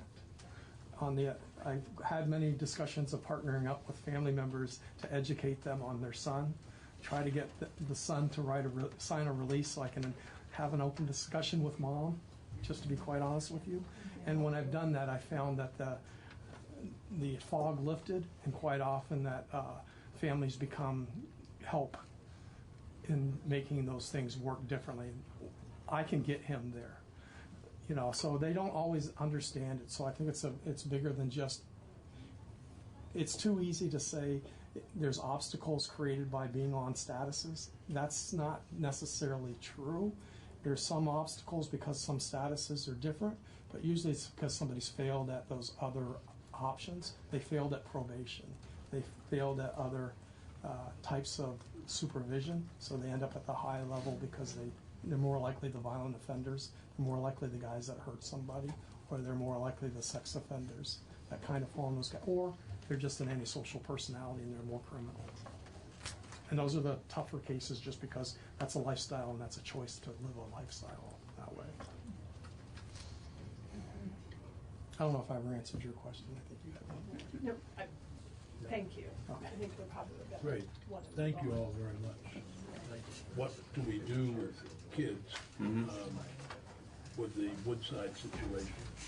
But you may also are welcome to speak to the recent allegations regarding correctional officers and at Chittenden and what's going on there. I know there's a lot of interest from members of this committee and also obviously the press. Sure. Mr. Chair, what I'd like to do is probably start out with Chittenden. It's, you know, it's what everybody is talking about, so let's start with that. And then weave into Woodside at an appropriate time here, primarily because Woodside was my decision. And I want to make sure that you understand all the parameters and what we're looking at as we move forward. As I said publicly 6 days ago, when the story about the Chittenden Regional Correctional Facility was published in 7 days, we have a problem. And it's our responsibility, my responsibility, to fix this problem. This means that if systems need to change, then we've got to change those systems. If individuals need to be held accountable, then they should be held accountable. So in the 6 days since the story broke, what has been done? Just to give you some recap of some of the things that have been done, I've met with the Attorney General and his team along with the Vermont State Police to ensure that I do not do anything that would interfere or hinder the ongoing criminal investigation at Chittenden Regional Correctional Facility. I want to publicly express my appreciation to the Attorney General for helping me in any efforts that I may pursue. He has been very gracious and generous with his time and his people, and I appreciate that. I have also met with the U.S. Attorney's Office to explore their involvement and insistence in this investigation. I think it's important, and I'll talk about this in a little bit more, I think it's important that we have an independent entity outside of state government to conduct an investigation of the Chittenden facility, or perhaps the entire correction system, to make sure the rights of employees and inmates are not being violated. I am setting up a new reporting mechanism outside of the Department of Corrections and the Agency of Human Services for employees and inmates to report misconduct, retaliation, retribution, or coercion, and anything else that they would classify under misconduct. In the next 24 hours, I will temporarily move the Deputy Commissioner of Corrections, Judy Henkin, to the Secretary's office, physically move it to the Secretary's office, right outside my office. I will temporarily move the Deputy Commissioner, and her responsibilities will oversee the operations of Chittenden Regional Correctional Facility, and the Superintendent of the facility will report directly to Judy. You know, any incident that she will report, Teresa Stone will report directly to Judy Henkin. Any issues or concerns related to medical casework, security, or operational needs, any incident that may attract immediate attention, and an incident that may have an impact on operations, safety, and security at the multiple facilities, an incident where a person's life may be in jeopardy, and the list goes on, will report directly to Deputy Commissioner Henkin. Judy was selected for this assignment because she's relatively new to the position. She started in February, and she has served mostly outside of corrections during her career in state government. She has had a lengthy career in state government, and she is an attorney. Besides the organization, besides the sort of the organizational assignment of the Chittenden facility, Julie will also be responsible for coordinating and implementing a new reporting system that we're standing up right now. In fact, by the end of today, we'll have the employee reporting system in place. That will be outside the agency. It will go to the Department of Human Resources. It will be a hotline number. We're still working to get the inmate hotline number up and running as well. There is one that is running, but it's inside the Department of Corrections. The 5.5 system is inside. We want to pull it out and take it outside the agency, and we're looking at a viable place for that. Because the Chittenden facility is part of an overall correction system, there are aspects of the operations that can't be separated.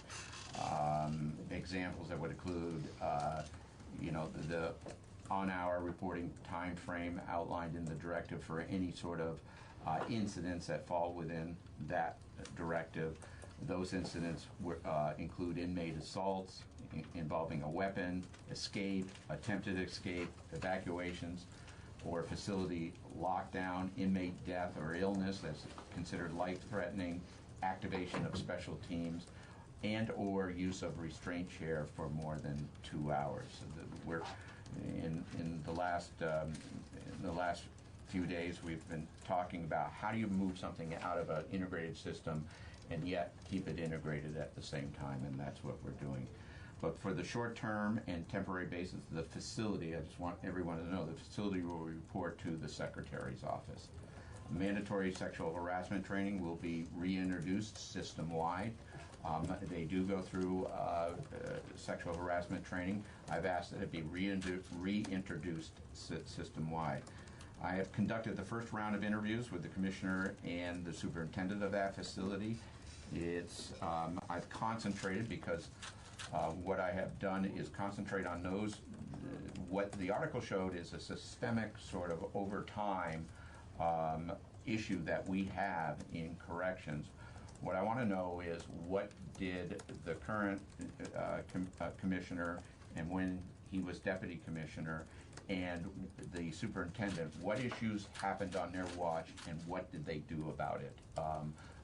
I've conducted the first round. I anticipate there'll be another round of interviews as we move forward. So what are the next steps? We will continue to interview correction officials and individuals that provide information that could benefit what I'm looking into.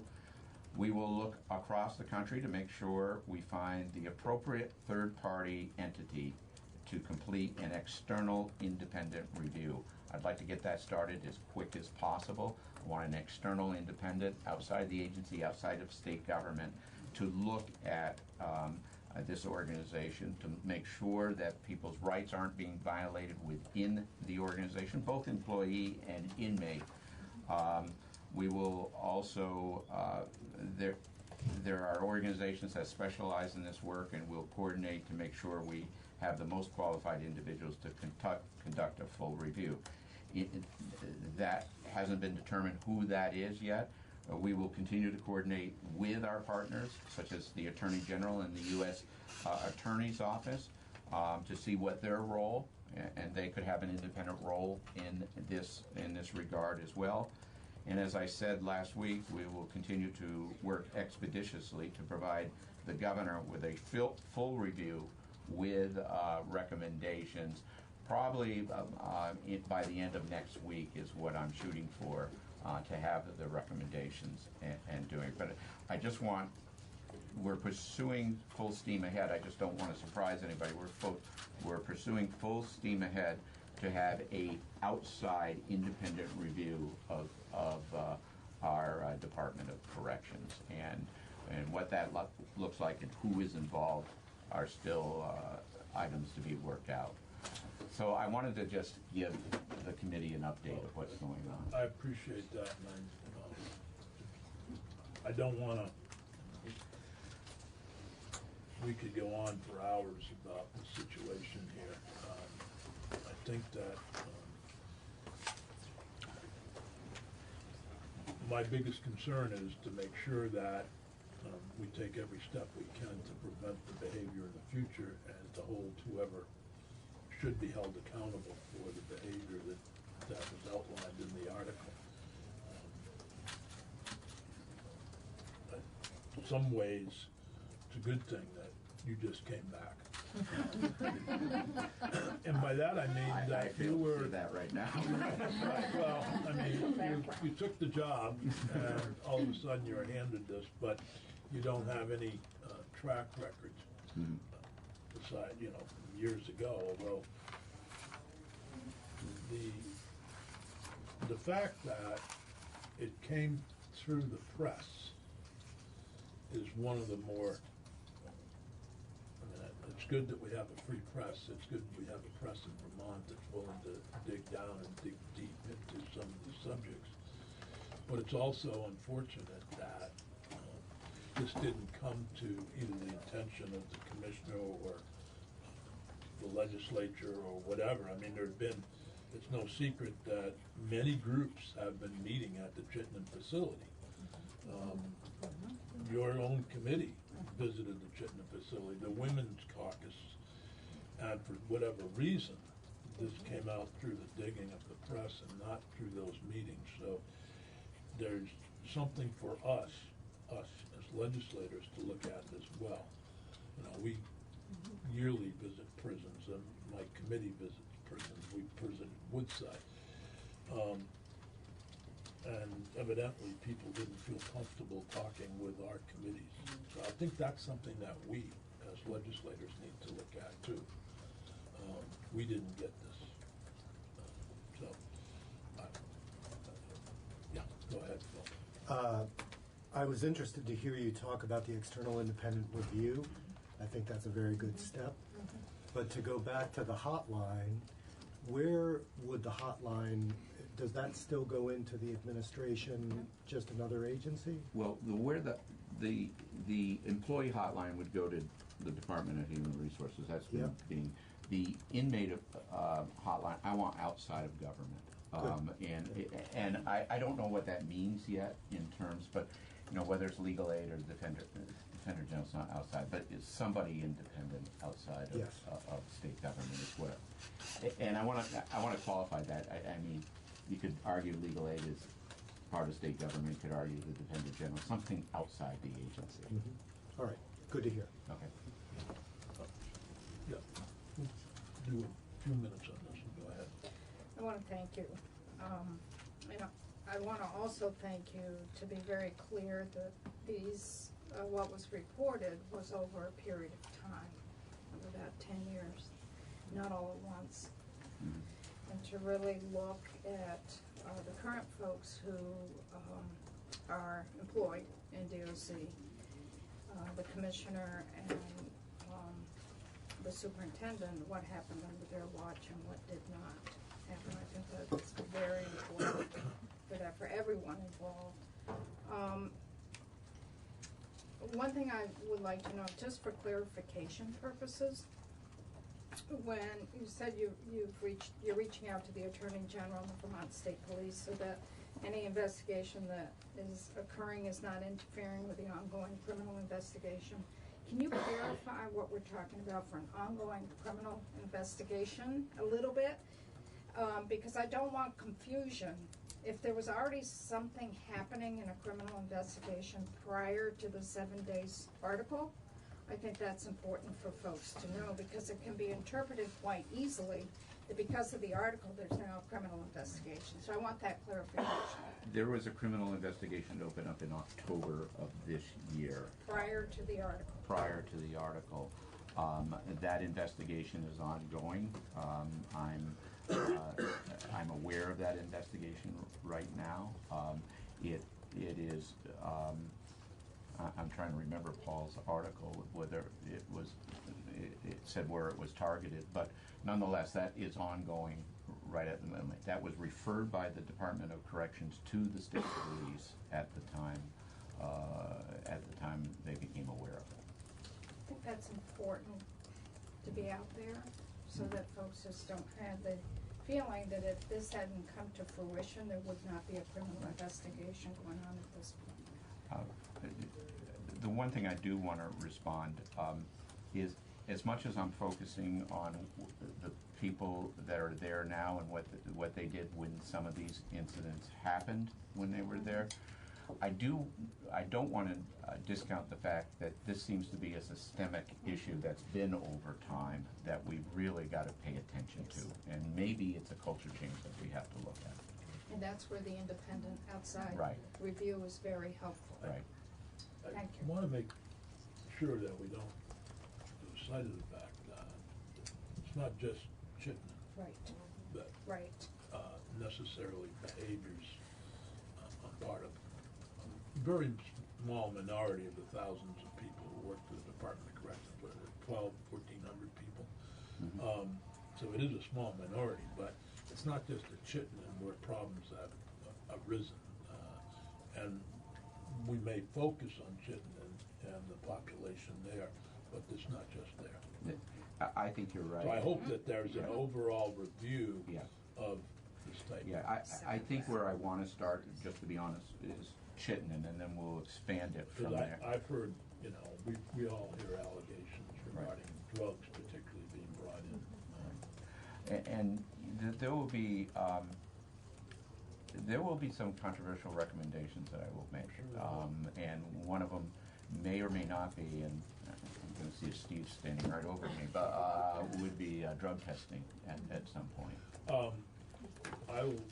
You've never been shy about controversial proposals I know. in the past. I've got one coming up. Oh, yeah? So, is it okay if we transition to, yes, Can I just ask Skylar? one quick, you had said that you were gonna be reintroducing mandatory, sexual assault prevention training system-wide. Is that to mean that that wasn't mandatory before? It was mandatory before. Okay. I'm going to reintroduce it. Was there, do you know the reason why that was stopped?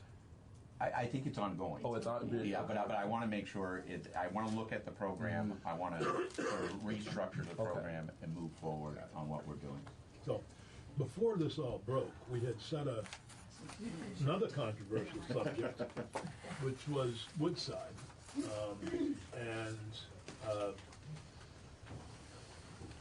The legislature last year was busy trying to figure out whether to build a new Woodside, what to do with Woodside.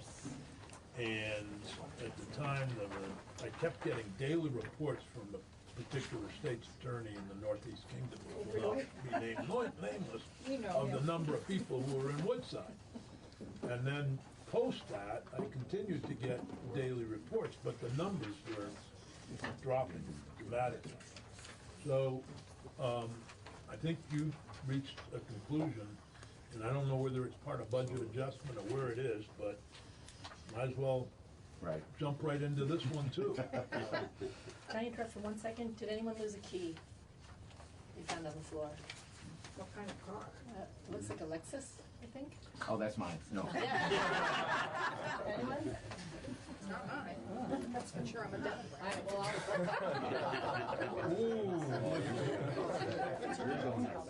well, all right, well, I'll have it, now we're So- starting. I don't have a battery. Anyway, so if we can transition to Woodside. On the subject of what do we do with youth, which in the near future, youth will include 18 and 19-year-olds. So, Mr. Chairman, Madam Vice Chair, and members of the committee, I wanted to be here today because, not only did I want to discuss what I just discussed, but I wanted to make sure that the committee understood that this was my decision and in closing Woodside and the thought process that went into it as I move forward. It's been an eventful month, as you have concluded.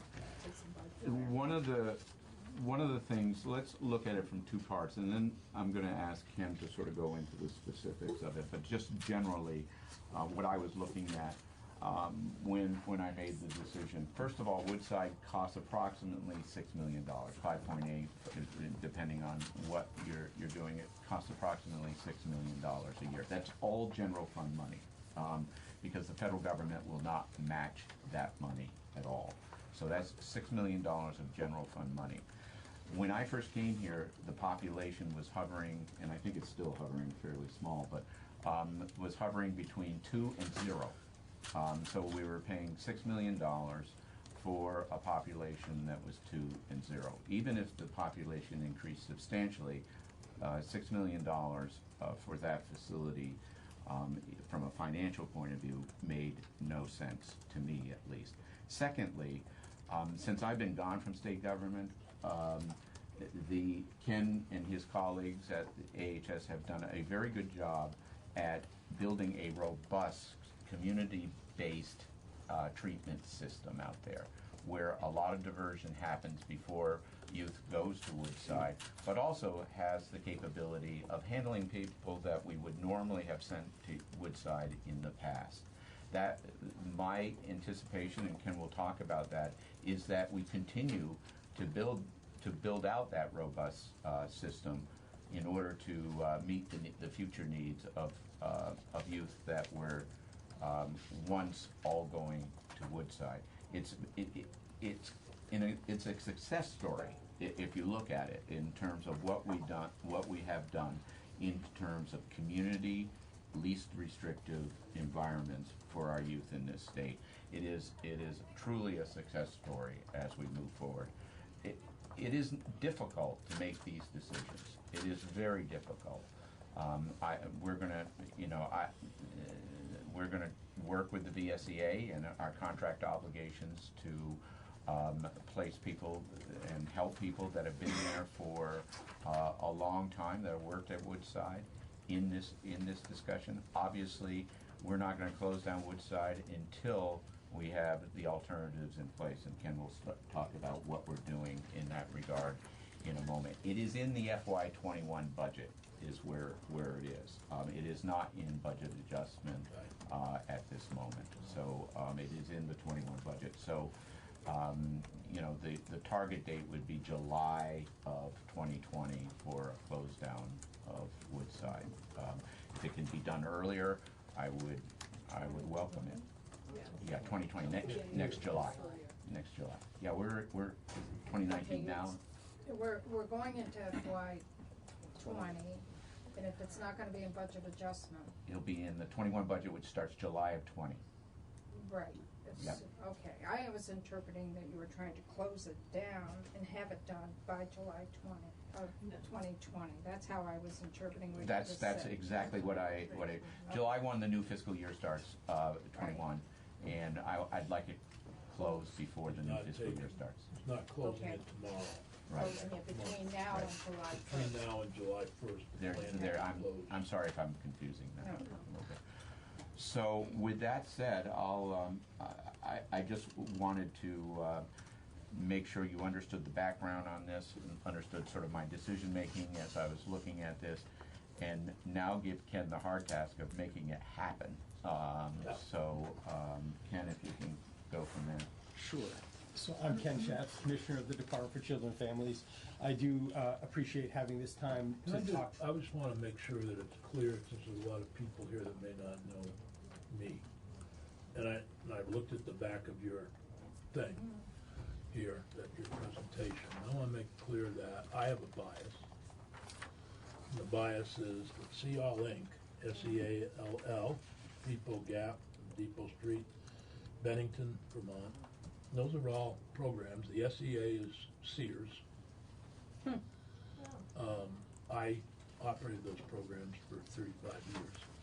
They have changed dramatically since I retired in 2006. But just so that people, I don't want somebody coming back and saying, well, you had a bias here in this and you're gaining from it. I don't gain a dime out of this, but I do have friends and relatives who work there. And so I have a bias, and I'll try to be careful, but I just want to be transparent about that, since some people may not be aware of my relationship with that program. I appreciate that, Senator. And again, I'm Ken Schatz, Commissioner of the Department for Children and Families. Thank you, Ken, and go ahead. I just wanted to make sure. Sure. No, I appreciate that, and honestly, we're a small state, so we do work carefully to maintain the appropriateness of our contracting procedures, to make sure they're fair and unbiased, but I appreciate your commentary and disclosure. So as Mike described, this was a thoughtful process to make this recommendation to close Woodside. I want to start by saying that it is done with significant admiration and respect for all of our staff. This is, they have held a challenging role for decades. They, up until today, we continue to be proud of the work that they've done with respect to the youth that they serve. Candidly, it is a group of youth with some challenging behaviors, and so it is not easy work. I also respect the process, so I appreciate the fact that they have disagreed with this decision, and they will come forward and present that information to you, and just please know that I'm appreciative of their commitment, and because I think that's where it comes from, their commitment to the youth. So even though we're making this recommendation as an agency and they're disagreeing, I really respect that process and the thoughtful consideration of the issues. But as Mike described, we're coming from a place where the numbers of youth with delinquent behavior is going down rapidly. And so we provided some of that data in the past. So 3 years ago, we had 129 youth in DCF custody as delinquents. As we sit here today, that number is approximately 60. So that number as a whole has dropped in half. And I think that's a compliment to many of the programs that you and the agency has supported in communities to reduce inappropriate behavior by youth. It's a compliment to the programs, the service providers at multiple levels who work with our youth on a day-to-day basis, and so they are not continuing to commit more delinquent behavior, as you probably are aware, and we've talked about it before. Recidivism rate in the juvenile justice system is significantly less than in the adult justice system, so again, that's a positive sign. So we entered into this with the expectation that we can manage the population of youth who come into DCF custody without the locked, secure facility at Woodside. We do have a robust system of residential placements, and honestly, Woodside has been part of that. I did provide you with that information in terms of simply a list. Glad, I know you have a lot of things on your agenda. Glad to talk about this more in depth. If you're interested, we actually have produced some reports over the last couple of years that you might want to look at. In 2017, the Agency of Human Services produced a report on all of these residential placements, including both placements of youth in DCF custody and also youth involved with the Department of Mental Health. And last year, when we did consider the future of Woodside, we also updated a lot of that information, so it's a lot of the in-depth information about these residential placements are in that report. We're glad to update that for you as needed. And so as we look at this proposal, we recognize the research. We recognize there's an important place for significant levels of security for a very small number of youth. There's a place for residential programs for a group of youth who need that level of supervision and care. But primarily, we have been successful in addressing the needs of youth in family-like environments. That's consistent with the national research, and that's the approach we have been taking and we will continue to take, because that's really in the interest of youth. And so we do have a fairly rigorous process, just to give you that base of knowledge. That is, we don't make decisions to place youth in residential programs lightly, because it is taking them out of their communities. It's taking them out of home-like environments. So we have a case review committee that consists of representatives from DCF, the Department of Mental Health, DALE, Department of Aging and Independent Living, and also the Agency of Education. So we have a process that looks at whether or not a residential program and which residential program would be appropriate for a youth. And that has been very helpful. And again, we are mindful of the conversation about out-of-state residential programs. And so again, I sort of want to be straightforward about it. We provided you some information here in this material. So we have approximately 146 youth in residential now. 80 are placed in state, 66 are placed out of state. But it's worth noting that Many of the out-of-state programs that we utilize are in Massachusetts, New York, and New Hampshire, and in fact, sometimes closer to the home of a youth than some of our in-state residential programs. Do you have the breakdown of the number of youth who are placed out of state who are delinquent? I don't have that. That would be important I appreciate information to have, because you've combined kids who aren't eligible for Woodside in this list of kids. So that would be helpful to know the number of delinquents who are in-state, out-of-state. I appreciate the question. I'll be candid. I had asked the same question myself. Unfortunately, our IT systems are not easily manageable, so we will have to do some of that by hand. We can get that by next week. We will definitely get it to you. Helpful on the 17th, because I think that I want to provide an opportunity to hear from state employees at the meeting on the 17th, perhaps putting that into the agenda as well on the potential closure. And I think we need, because obviously kids who are not delinquent are not eligible for Woodside. Correct. That's my understanding. That's still true, right? That is correct. So I will be glad to provide you by next week a breakdown of the youth in custody as delinquents who are placed in residential programs and clarify where they are. Yeah. Glad to do that. And again, but it is an important piece to recognize, and I think that it's also worth noting that really over the last year, as Secretary Smith indicated, we have made some extensive efforts to expand the variety and types of programs available for youth, and particularly for youth in custody as delinquents. And specifically, we created a new assessment center in Newfane, recognizing that sometimes it's actually important to have a timeout, so to speak, for an opportunity to really look at a youth rather than having just multiple placements that are sometimes unsuccessful. We wanted to create an assessment center. That's been very helpful. We've also expanded our beds at the Vermont School for Girls to enable them to take youth with more high acuity needs. Similarly, with respect to 204 Depot Street, CL, we also expanded the number of beds over the last year and also asked them, and they agreed to take on youth with more challenging behaviors requiring more supervision and care. And so those efforts have been successful in part leading to the reduction on the numbers of youth who needed to be in the Woodside facility. So going forward, as you recall, we've talked about, you asked us to look at expanding our residential programs in the communities. We are working on a request for proposals that will go out to expand our capacity to make sure we can meet the variety of needs. I don't want to,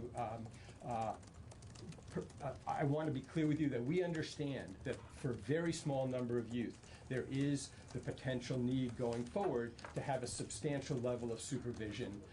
We are mindful of that and recognize that we need to meet that need. I think I'm going to ask a question, and Mary may want to chime in, but from an appropriation standpoint, you in your 21 budget recommendations will reduce by $6 million roughly general fund, and that would be easy because there's a lot of needs out there, but I'm hoping that some of that $6 million will still be part of the systems to help with kids. I mean, we have a habit around here of taking that $6 million and spending it on bridges. So I'll not that bridges aren't important. But I want to start by appreciating Secretary Smith because we had that same conversation. Okay, so and Secretary Smith was very responsive and helpful, and so the short answer is yes, we will reinvest some of that in community-based programs. Senator Sears, it made no sense to me that we were taking all general fund money and not utilizing it to its maximum. And what we did is we reinvested some of that money, but matched it with Medicaid money as we were using it as well. So it's a twofer from my standpoint. Not only do we reduce that amount, we're able to reinvest in some of these what I call a robust, making the robust system more robust, but also it allows us to match the Medicaid money. If I could just ask for a little more specificity you've talked about alternatives in the 2021 budget and an RFP, and now you've whittled it down a little more to something that will provide for the, call it somewhere between 0 and maybe 5 or 6 people with the need for a locked, secure facility. What RFP would you be putting forward? Well, I don't want to jump to conclusions about what type of facility it will be, and partly that's because as we continue to look at the population that needs supervision, one of the things that we've recognized, it's oftentimes youth with serious mental health issues.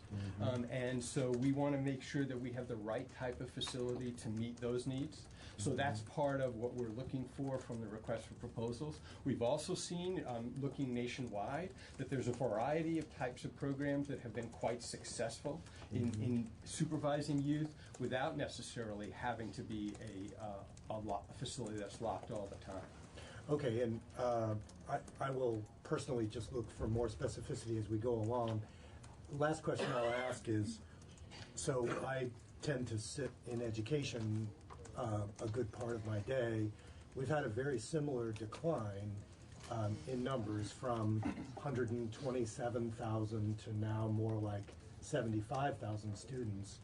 To what extent is the drop in delinquent numbers from 130 to 60 just a demographic? I wish I had more expertise to be totally confident in answering you. I think that's way more than the reduction in population, so I can say it that way. Clearly, I don't want to deny that it's a factor, that there are perhaps less youth in our community, but a 50% drop is obviously much higher than And not to denigrate the efforts of, House and Senate committees, agencies that have made those numbers go down, but it does seem that the quick tendency would be to think this is a confirmation of everything we've been doing, whereas in education, the drop in the numbers is a confirmation that we're screwing up at a massive structural level. So just I don't think that's the case here, but again, we're trying to be thoughtful about it, and again, it is a national trend also, to be clear, that the reduction in youth crime is it's not limited to our efforts. But again, I think we can be pretty proud of the significant drop. So the other point I just want to make, so I'm glad to answer other questions, but I thought originally, and maybe I'm wrong, that the reason you asked us to return in part to talk about residential placements was a follow-up to the presentation on Raise the Age. The whole thing started to try to get a sense of what we were doing to prepare for 18 and 19-year-olds, and you have a facility that we were wondering what the plan was if an 18 or 19-year-old needed a locked facility who should not be dealt with in the adult. We also have problems that there will be a bill on, and that's the how you separate out the 18 and 19-year-olds as they become juvenile court people I'm happy to try to fit time in next week to talk about that. We didn't expect the discussion of the Chittenden facility, nor did we expect the discussion of Woodside potentially closing. But Representative Shaw has a question, as well as Representative Hooper. So a bit of follow-up to Senator Brul's conversation. I read in the newspapers that one day you had 0 at Woodside. A few days later, you suddenly had 2 residents coming in from the courts. Will your RFP address the placement of folks, youth coming in, especially of youth of this age coming in from the courts? Or do you have a plan for that? Or will you have a recommendation to us of how do you handle that going forward when you get somebody from DOC? So I think that, I think I understand the question. And I think the answer is we are hopeful that the responses that we get from the RFP will enable us to address the arrangement we currently have with the Department of Corrections.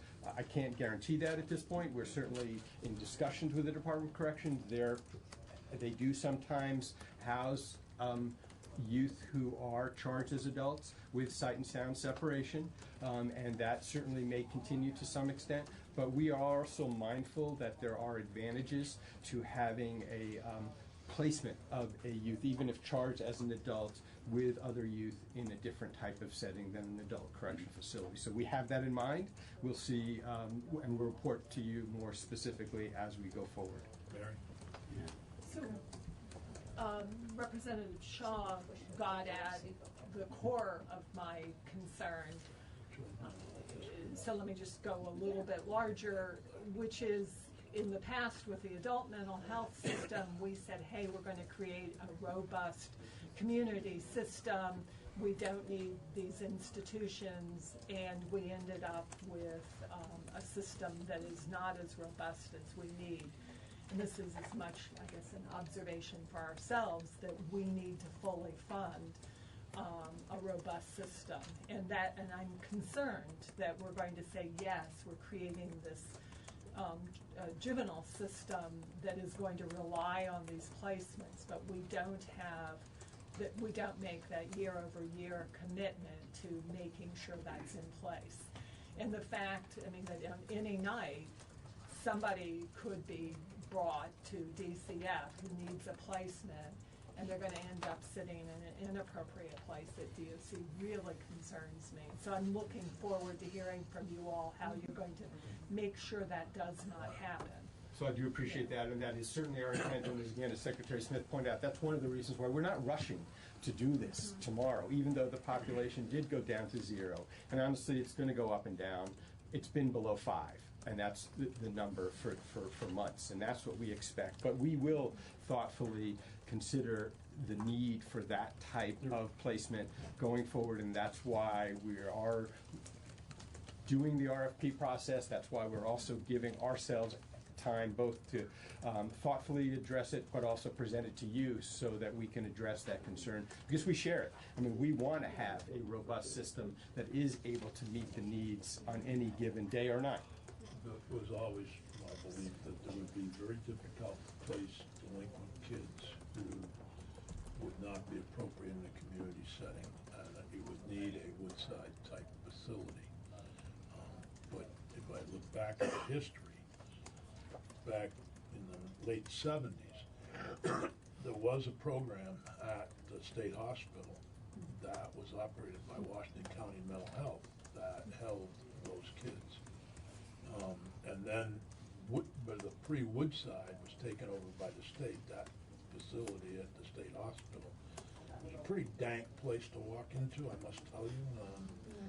Talk about the old days. If anybody saw that today, they would be horrified that we actually put kids in that facility, but we did. Then the crisis hit the horrible murder in Essex Junction, and the legislature at the time was considering a 100-bed facility, by the way. There were many proposals for a 100-bed facility, which thank God they didn't build, but we did build a 30-bed facility, and it's continually been down from that 30 beds down to the 15 and now down to 5 or whatever the number is. But it is a 30-bed facility, and I'm hoping that the institutions committees will I'm assuming no private corporations coming in to buy that facility and tear it down for senior housing or something. That you have that 30-bed facility there that maybe if the legislature agrees with your proposal, that it might be repurposed for some other use. Thinking of it. Yeah, Senator Sears, I think. So that's the institutions committee's. Senator Sears, I think we'll have some ideas and be speaking with the institutions committees on that. We'll just institute whatever you Senator tell us. Senator Hooker's on the Senate Institute. Oh, okay. I think that, but that little history of the facility, and you think about the 30-bed that we did have, and it was pretty robust. It was generally 15 beds for treatment, 15 beds for detention. And it's that detention group that I think we will still have headaches with going forward. And I remember the floor fight on the floor to put the money for building Woodside. Yeah. Back in the early 80s. I remember that fight. That was before my time. That was before your time, and I remember it was very clear that the debate was that Woodside would not be a juvie jail.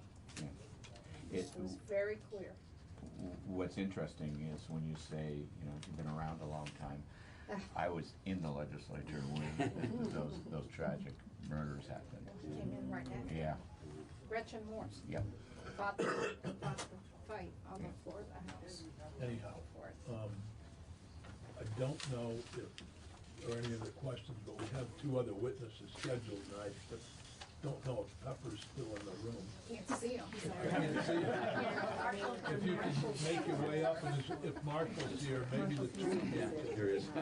Oh, there you are. You want to testify? I locked you in the, I will, we will take this up again on the 17th, what the original proposal was. We'll be back. Which was to, look at what we're doing with youth who are, but you may have comments about this proposal from the administration regarding Woodside. I don't know if the state attorneys and the defendant general want to comment. Absolutely. Or you can get up off the floor whenever it's convenient. Do you want me to just whisper? Well, I'll wait for him and then I'll go. I'll be brief. Okay. I mean, James Pepper, Department of State's Attorneys and Sheriffs. So the state's attorneys were not consulted prior to this recommendation becoming public. However, since it has become public, a number of our state's attorneys have weighed in with me personally in the executive director's office.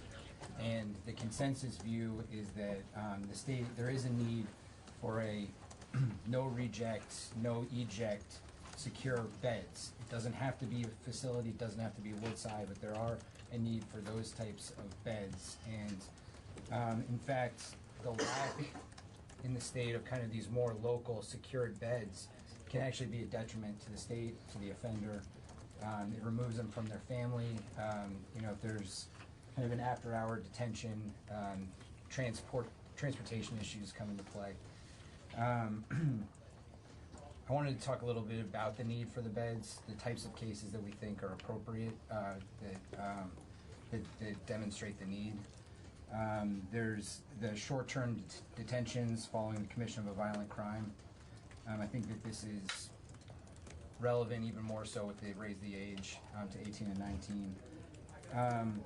There's the youth that are already in DCF custody, whether they're in foster care, residential care, Brattleboro retreat, that go into crisis and need kind of a crisis stabilization. I think in 2018 there were 12 cases like that in a DCF report.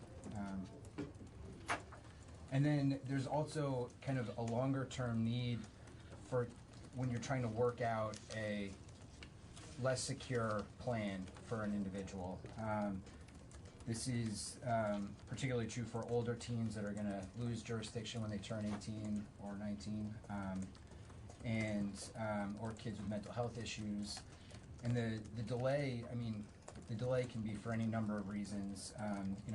Very often the social worker will need to find an appropriate placement out of state. They'll need to go visit it. They'll need to fill out applications. They need to get that approved, both by the court and the review committee. And there's compliance with the interstate compacts that needs to be worked out. All of those things just take time, cause delays. And where is the individual during those times? And then, of course, there's just the interstate compact youth that get picked up here and need a place to be placed.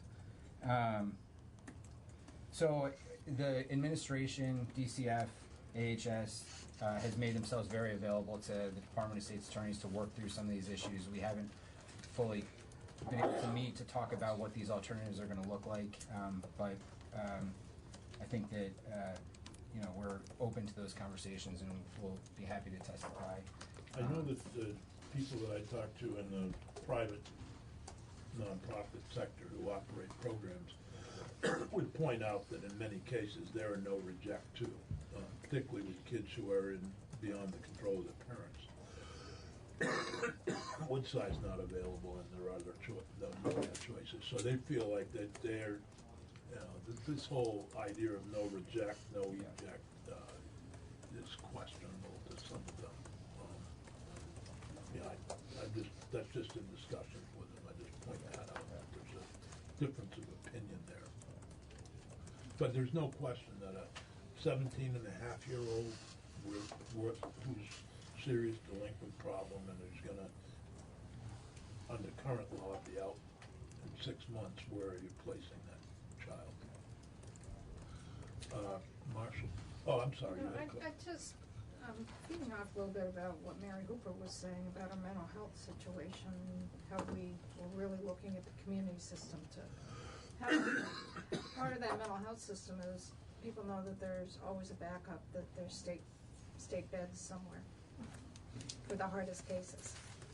And I can't help but think that that would play out as well in this situation with youth, that some of these residential placements, how many of them would be able to handle a situation that really escalates and there's no backup? Or, I mean, is that a non-issue? I would say that is our primary concern, and you put your finger exactly on the kind of last resort, institution of last resort. But that's what we're going to be working through. I mean, I think that there is, having local secure beds is a benefit in many cases. But is that the state operates those and the state builds them, or are we still going to be dependent on the community services to provide that? Because we get pushback on the mental health. We don't have enough level 1 secure. We don't have enough secure beds within our mental health system. And then you get the backup. And I'm just wondering if that will happen within our youth or not. I don't know. I want to hear from Marshall. Those are good questions. I think will need to be answered in the committees of jurisdiction in the next session, when the decision is made to either go along with the administration's proposal or not go along with it. What do you do? I think those are beyond this committee. But I'm glad that they're not doing it in budget adjustment and closing it tomorrow, because it does give you some time to look at it. But putting again our appropriations hat on, it does create a minimum of a $3 million problem. If you spend it somewhere else, but that's a small problem for you guys in the House. Thank you. Yeah, thank you. Marshall? That means you're agreeing with us, yeah. We'll probably be stuck to. Thank you. Marshall Paul, Chief Juvenile Defender and Deputy Defender General. I'm going to jump right into it because mindful of the time. And I want to just sort of start by picking up where James Pepper left off, addressing that question about the sort of the comparison between this transition and the transition that happened in the mental health world. And I think the short answer to the question in terms of, how are we going to, like we're in the mental health world, there was a lot of problems that happened when the shift was made from institutionalized, centralized, secure care to community care. How are we going to ensure that those same problems don't come up? The answer is we already did it. When we did it in the mental health world, we took a very full state hospital and tried to find placements all over for everyone at once as the hospital was shut down. There was a lot of factors beyond people's control at that time, but that's how that transition happened. Here, the community system has already stepped in, has already picked up those very difficult to place, very challenged, very high needs children, and brought them into the community system already. It's not the same thing to take a centralized institution like Woodside that's down to, sometimes 0, sometimes up to 5, a very marginal number of high needs placements, and find placements for those, as it is to take a large population like was at the state hospital and in an emergency situation find community placements for those. So I think we're looking at I don't think they're actually that comparable. I think they're very different. And I think this is really looking at the problem the way it's supposed to go. You start by building up the resources, and then you make the structural change, not the other way around. This is exactly, and I want to start, my comments by saying we're really supportive of the plan that the administration has sort of outlined in broad strokes. Whether we'll have differences of opinion going forward as things get more detailed, I'm sure we will. It's in our nature. But I do think that in broad strokes, we're really supportive of what they have planned, and they've really done the legwork ahead of time for years and years. there has been this increase in the community programs that are available and the severity of needs that those community programs are able to address. And I think just sort of the one other point that I want to make to the committee is that we're not an outlier here. This is very much a national trend and a regional trend. You know, we're looking at closing our facility, and we've got our number of kids in that facility down to what I would call a really marginal number. You look next door at New Hampshire, they've really accomplished the same thing. The Sununu Youth Development Center is New Hampshire's version of Woodside. It's their only secure, no eject, no reject facility in the state. It's a 160-bed facility. Last time I talked to a New Hampshire public defender, they were down to 11 kids in that facility. And New Hampshire, even though they have a population that's about double ours, they have an under 18 population that's closer to triple ours. So you're talking about, you know, essentially the same level of de-incarceration happened in New Hampshire. When you take 11 and divide it by 3, you get a number that's within a margin of error of 0, just like we are at. Similarly, take a look at Connecticut. They're still using juvenile detention facilities, but they've done away with secure commitment facilities in Connecticut. They closed the Connecticut Training School, which was their last secure commitment facility. They operate on a model where detention all happens in local facilities, and they used to have one centralized facility for commitment. They've closed that centralized facility and done it successfully, and have moved the kids from that program into community-based programs, and oftentimes not even into community-based programs, but into their home, and provide wrap services in the home much more effectively and at much lower cost than they were doing in the centralized facility. Similarly, you look at New York State.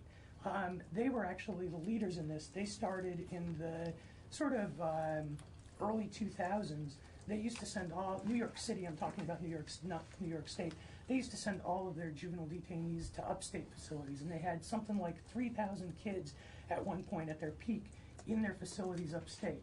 They started a program that wasn't actually designed to reduce numbers. It was just designed to bring that population back into the city. It was called the Close to Home program. So they set up secure detention facilities scattered all over the boroughs, and they set up group homes and staff secure facilities all over the boroughs. And the idea wasn't necessarily to reduce numbers. It was just to get kids back into their communities, to get them receiving services in their communities, to get it so that they could still have the connections to their communities. They could go to church, you know, kids who were able to could go to school for the day but return to a facility at night, that sort of a thing. What they found is it reduced numbers dramatically. As of last month, which was the last time I talked to somebody from New York, they had 12 kids in secure detention and 12 kids in secure commitment in the entire city, 8.9 million population, and they were down to 24 kids behind locked doors in the whole city. And that really speaks to the efficacy of this model of deinstitutionalizing and decentralizing those services. It doesn't just result in a better outcome, it results in lower numbers. And, you know, Commissioner Schatz spoke about the juvenile crime rate dropping. That's also, he said it, but I want to reinforce it. That's a national trend, and not just a national trend. You know, all over the country they've seen the same kind of drop-offs in juvenile crime that we've seen, and in fact, a lot of places have seen much greater drop-offs in juvenile crime than we've seen. So I don't want people to think that we're some sort of an outlier on this issue. We're not at all. We are very much in line with national trends. You know, and I'm not even touching on when you just start. If you just do a Google search for states closing juvenile facilities, it is all over the country. States are closing juvenile facilities. Wisconsin's closed most of theirs. Maine has closed one of their 2, and they are looking at plans to close the second one. New Jersey's closed a bunch. Pennsylvania's closed a bunch. California's closed a bunch. In fact, we got a sort of a nice shout out from California. They're now the 4th state to have a proposal on the table to raise the age of juvenile jurisdiction. And their proposal for raising the age of juvenile jurisdiction, interestingly, isn't coming from the defense bar or the sort of children's welfare bar. advocacy organizations. It's coming from the Juvenile Corrections Officers Union, because the rate of juvenile crime has dropped off so much that they are closing facilities, and they're proposing raising the age to 20, and they're pointing to Vermont as an example of a state that's already doing that, just so that they can keep the infrastructure alive. So I think that this is very much a national trend. We're not any kind of an outlier on it. And the states that have led us on this trend, the states who are ahead of the curve, ahead of Vermont on the curve on this, have seen really great results. They are not seeing, the problems that we saw when we transitioned people out of the mental health system. They are seeing really drop-offs in juvenile crime and a lot better results for the kids that they're dealing with. Last point I want to make is, we're very supportive of the plan as it's been outlined in broad strokes, but we don't see this plan as eliminating either the need or the existence for or of secure beds for juveniles. What those look like, I think I'm really interested to see. I want to see what other states are doing and what the proposals that come in are. But I don't think we're talking about a situation where, when a cop calls a judge in the middle of the night to say, I have a kid who's just committed a violent act and I need some place to put them. I don't think, it's not our understanding that anybody is talking about a system where we say, oh, we don't have a place for that. I think more the question is, what should those spaces look like?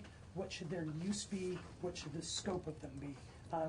And we'll be very interested to see where that conversation goes. And I'm happy to answer any questions, but I do know it's I think we're going to break for lunch and come back to this unless there's immediate questions that come to people's minds.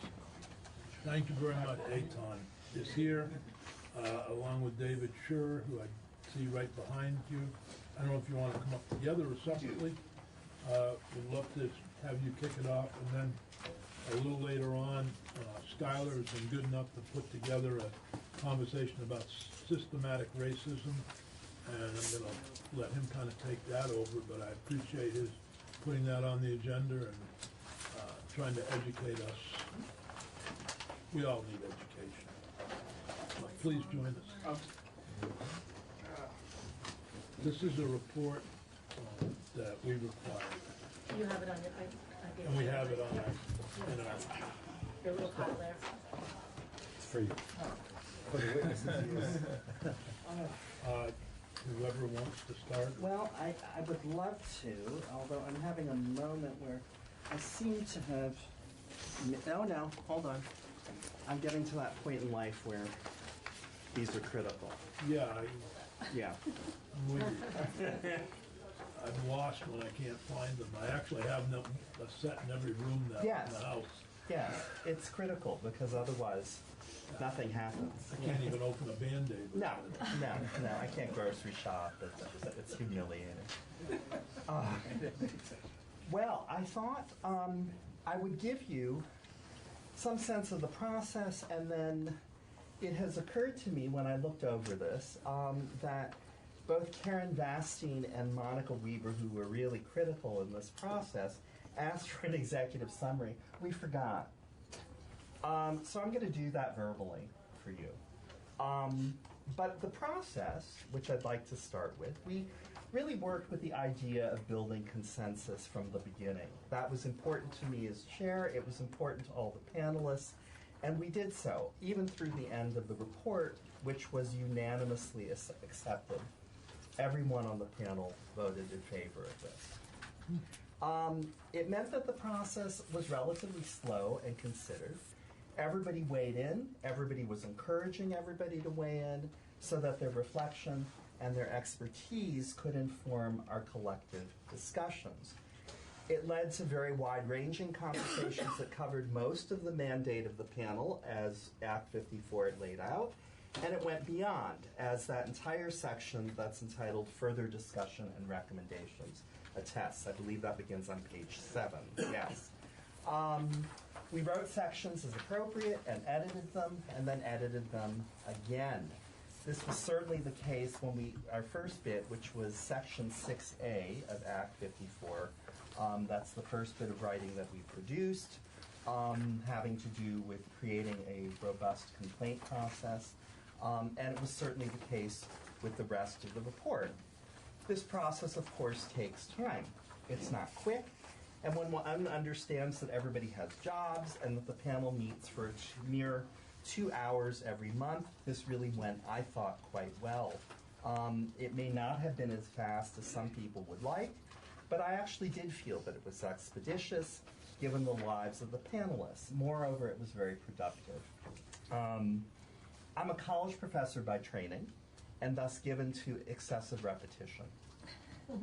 I said often that the sort of process for the panel would be one in which we would work to mutual disapproval, so that we would all get to a moment where we could live with our labor and go, it's done, and not be completely happy with it, but actually feeling like we've gotten something here that's important, that works towards the amelioration of racial disparity in the criminal and juvenile justice systems. I felt we did that. I really do think that that's what happened. I'm not sure that anyone walked away feeling triumphant. We could all live with it. We gave it our best effort. And in my opinion, that's the art of collaboration and diplomacy. And that's what the panel achieved, and this is what I believe you have in front of you. Now the executive summary. We followed the act relatively closely, as you'll see. We answered and put at the beginning of the report recommendations that focused upon sections 6A, B, and C. If you have the act in front of you, I believe those are on page 4. It disturbs me that I know this well enough that I know that, but it is, indeed. Section 6A, having to do with how to institute a public complaint process to address perceived implicit bias across all systems of state government. We spoke with many people, including the ex-director of the Human Rights Commission, Karen Richards. The panel broadly felt that there was no need to reinvent the wheel, but rather make a more robust version of agencies and organizations that already exist. And so for us, the Human Rights Commission was an obvious choice. We initially came up with very precise ideas of how to beef up the Human Rights Commission, but decided in the end that our job was to make recommendations, as the Act states, and not come up with concrete solutions. That certainly is the job of elected officials. So we came up with recommendations that look broadly at the issue of creating a more robust Human Rights Commission that could clearly field complaints relating to perceived implicit bias across all systems of state government. We wanted to leave it open also so that the concerns of the various organizations could be addressed in a way that didn't bear the burden of dealing with our specificities. We're not on the Human Rights Commission. You already know Bourdieu. You could talk to her. She could give you very, very concrete ideas about what's needed. What we're doing is supporting that. In 6B, and that, whether and how to prohibit racial profiling, including implementing any associated penalties.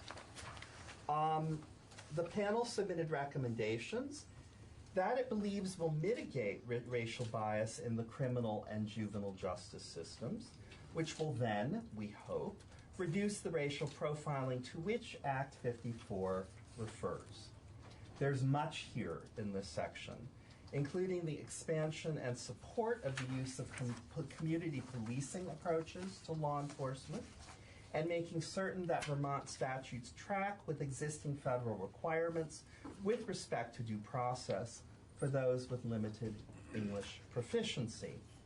There's also a great deal in here, and it was felt very strongly by many members of the panel that we needed to talk about training for all law enforcement officers.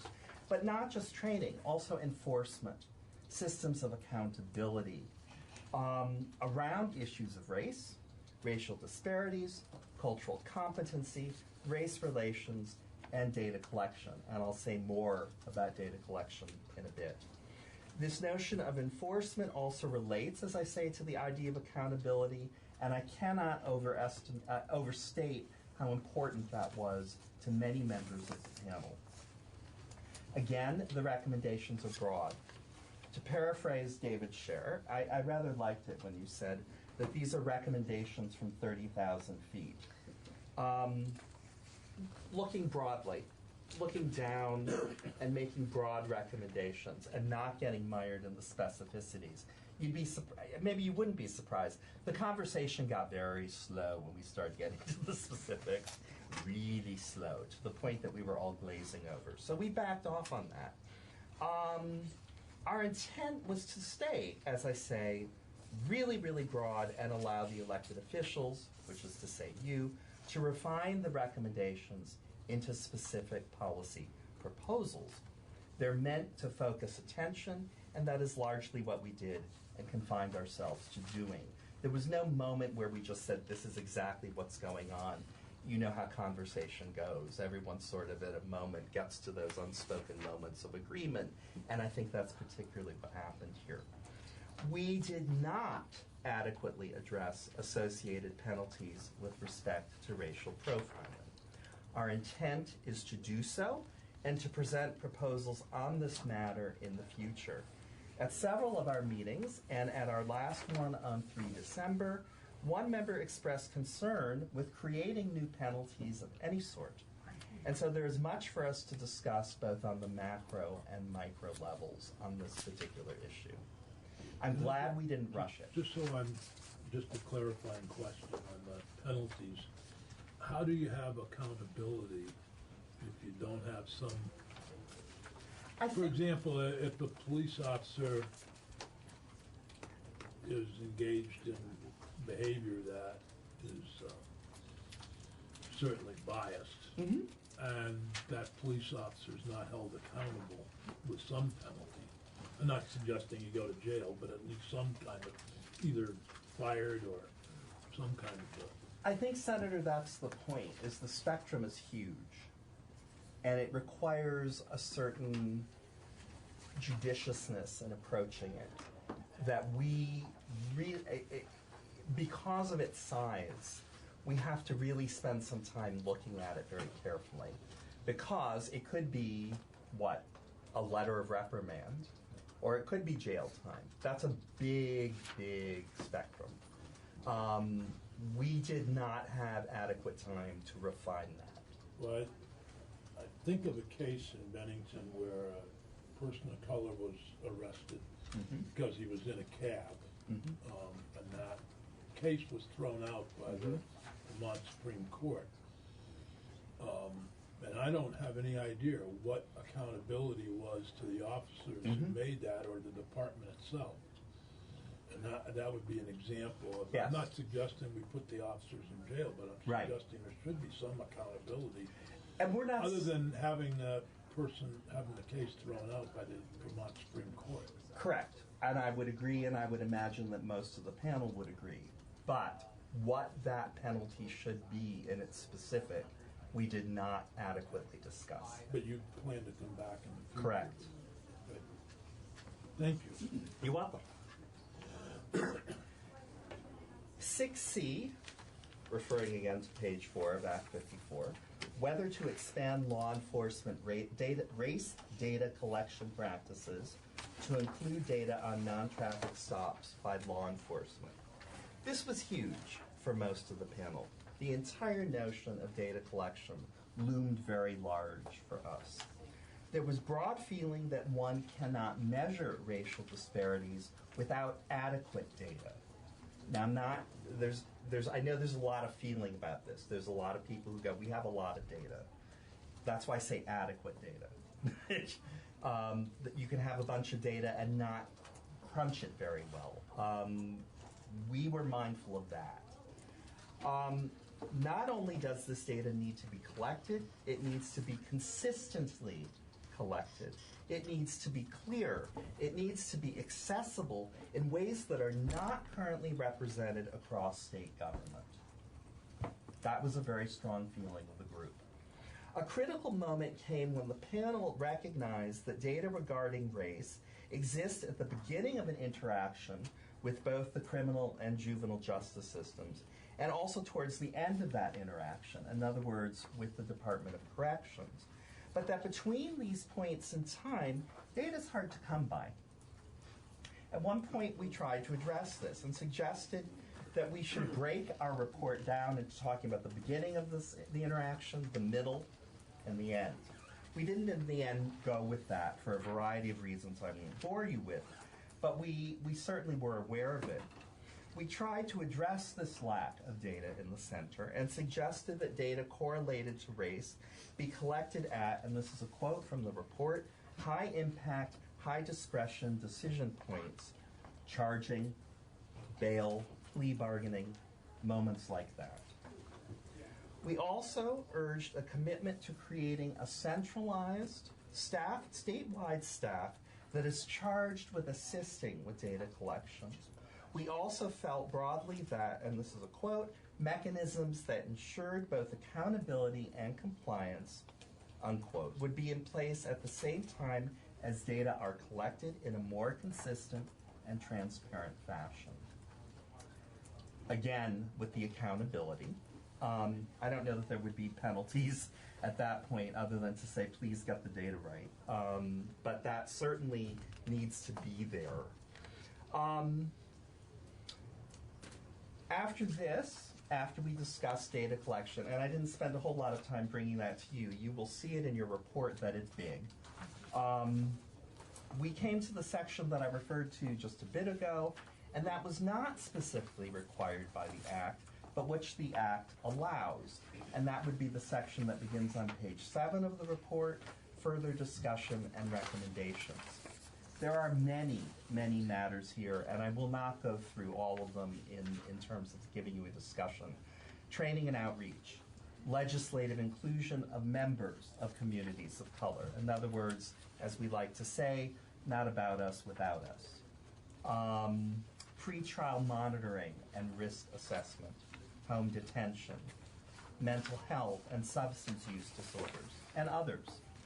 We were concerned with noting whether legislation under consideration has a disproportionate impact upon people of color, and we recommended that the legislature get input from these various communities as part of the legislative process. Again, not about us, without us. There were also concerns about discretion. Certainly, as we note, it is a cornerstone of the criminal and juvenile justice systems, but this is also a notion that allows for bias to make its way into decision-making. Several members of the panel felt that a system of oversight was needed for prosecutors, law enforcement officers, and judges. This was a huge topic that we could not adequately discuss, but this is an area that requires much more focus and attention. We went a bit further. You will see there's a section called non-consensus reports. This was great. We had moments. We really wanted to give you, everywhere we went, as much of a sense of our thinking as possible. That particular section, I won't say it was contentious. It was, well, yeah, it was contentious in the best sense of the word. Not that people were throwing things at one another, but it certainly, it brought up a lot of passion. It brought up a lot of argumentation that was really good. It pushed the boundaries of what the Act requires. I think it pushed the boundaries legally as well. You would agree, yes? That's right. And I'm glad about that. I think that that's many times the case with issues that concern people of color. Well, that's legal, and we all have to sit back and be happy about that it's legal, and somehow people of color are still feeling like they're being put upon, and they are. So to have a section of this report that actually goes a little into that seems to me important and necessary. I will read just the introduction to that. Certain ideas were discussed by the panel and supported by some members, but not all panel members could support them due to legal and practical concerns. Nevertheless, in the interest of a full airing of our discussions, the panel felt that it was fair to include some of these areas with the acknowledgement that they do not have the support of the panel as a whole. You're getting everything, folks. I mean, with this, aside from water breaks.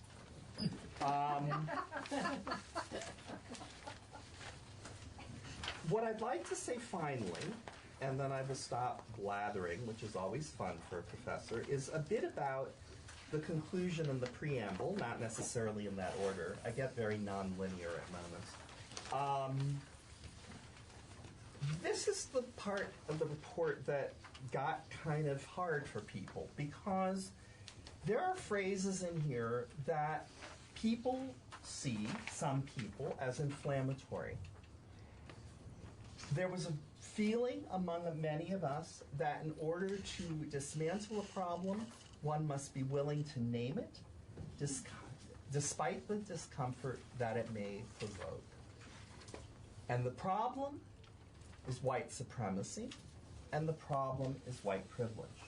Now, we had a lot of trouble with this because there were people on the panel who were afraid that legislators would just look at that and go, oh God, we're not reading this. As you will know, I'm sure, we're not talking about the burning of crosses and about wearing pointy white hats and lynching people. This is a far more sophisticated concept than that. It's in this preamble. I suggest, I urge, I beg that you read it.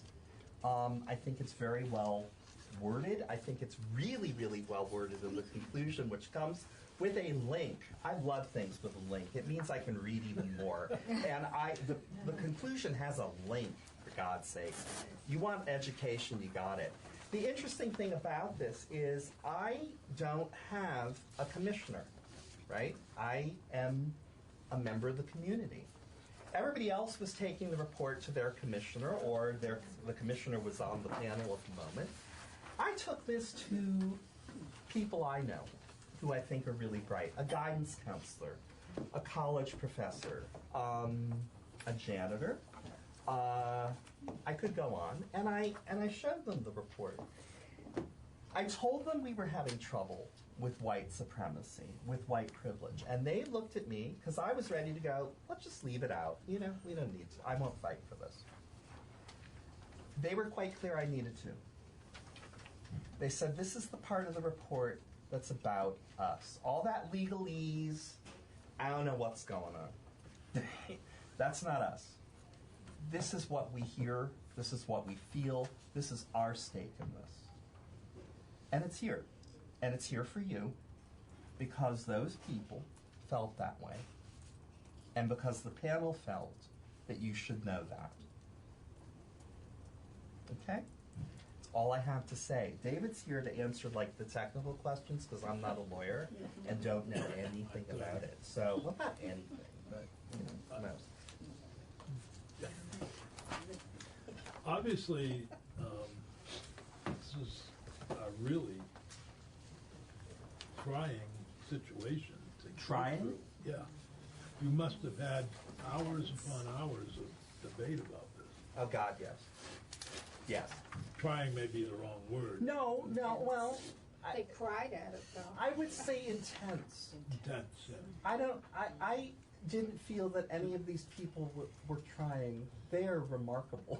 Right. The fact, and I'm using statistics from a draft of a report that most people don't have access to right now, but I'll give them to you. In Vermont right now, 9% of the sentenced population are people of color. Roughly 144 people. 113 according to my figures. Okay. You're correct. I've got two different numbers. That's alarming, but even more alarming is 14% of the people that are detained today in Vermont prisons are persons of color, which is the 65, which adds to your number. But I guess you had, well, then those figures may be old to you. These are, but I suspect if, when we're talking specifically about the justice system, why would 14% of the population that's detained be persons of color? That's the question I think that we have to ask ourselves and ask our system. How does this report help us to get to that? It gives you recommendations for making sure that that situation does not continue to obtain. So is it looking at the front end of the system? Because this is what the senator just gave Mhm. is the back end of the system. Correct. It's DOC. DOC doesn't go out there and recruit folks coming in Well, to a certain extent. except those that are violated. Already, violated. But Mhm. in terms of new folks coming in, Mhm. that's way downstream in the judicial system. And this would be And that's what I was talking about when I read you the quote from the report about, and I'm not going to get it right, but I'll find it again, high impact, high discretion decision-making points. About looking at those, setting up systems of oversight and accountability around those moments. Collecting data around those moments so we know exactly who's being incarcerated, because that's not entirely clear in some ways at the moment. It's kind of muddy. It needs the data, and Pache, the people who feel like we spend way too much time on it, I'm sorry, I'm looking at what we've got and going, wow, this is a mess. It needs to be cleaned up. It needs to be cleaned up, and you cannot make those interventions without knowing those things. I don't believe. I don't think the panel does. right. So that's the front end of the system. Correct. That's what's really important. The high impact, high discretion impact point, yes. Skylar. Yeah, so I know that in the original act that there was an ask, or it was part of your mandate, that you could be providing recommendations to the Criminal Justice Training Council on data collection, which we've talked about, but I didn't see anything on use of force. Was that something that the panel discussed, but just couldn't reach a consensus on, or? It didn't come up as much as we should have, would have wanted to. I would have moments of feeling guilt about that, except my God. It's coming. Okay. It's coming. I will tell you that a panel member came to me with something on that very issue that will be discussed at our next meeting. Just to add, there was a recommendation buried in the data section. The Oh, data that's right, collection there be is. expanded to include information about use of force incidents, which I believe a couple of departments are doing now, but is not widely collected. Not necessarily on the tracking of use of force, but on a model, and I think that was, so that would be nice to see. Did you find a difference with the juvenile system from the adult system? Yeah. And what? We're working on that still.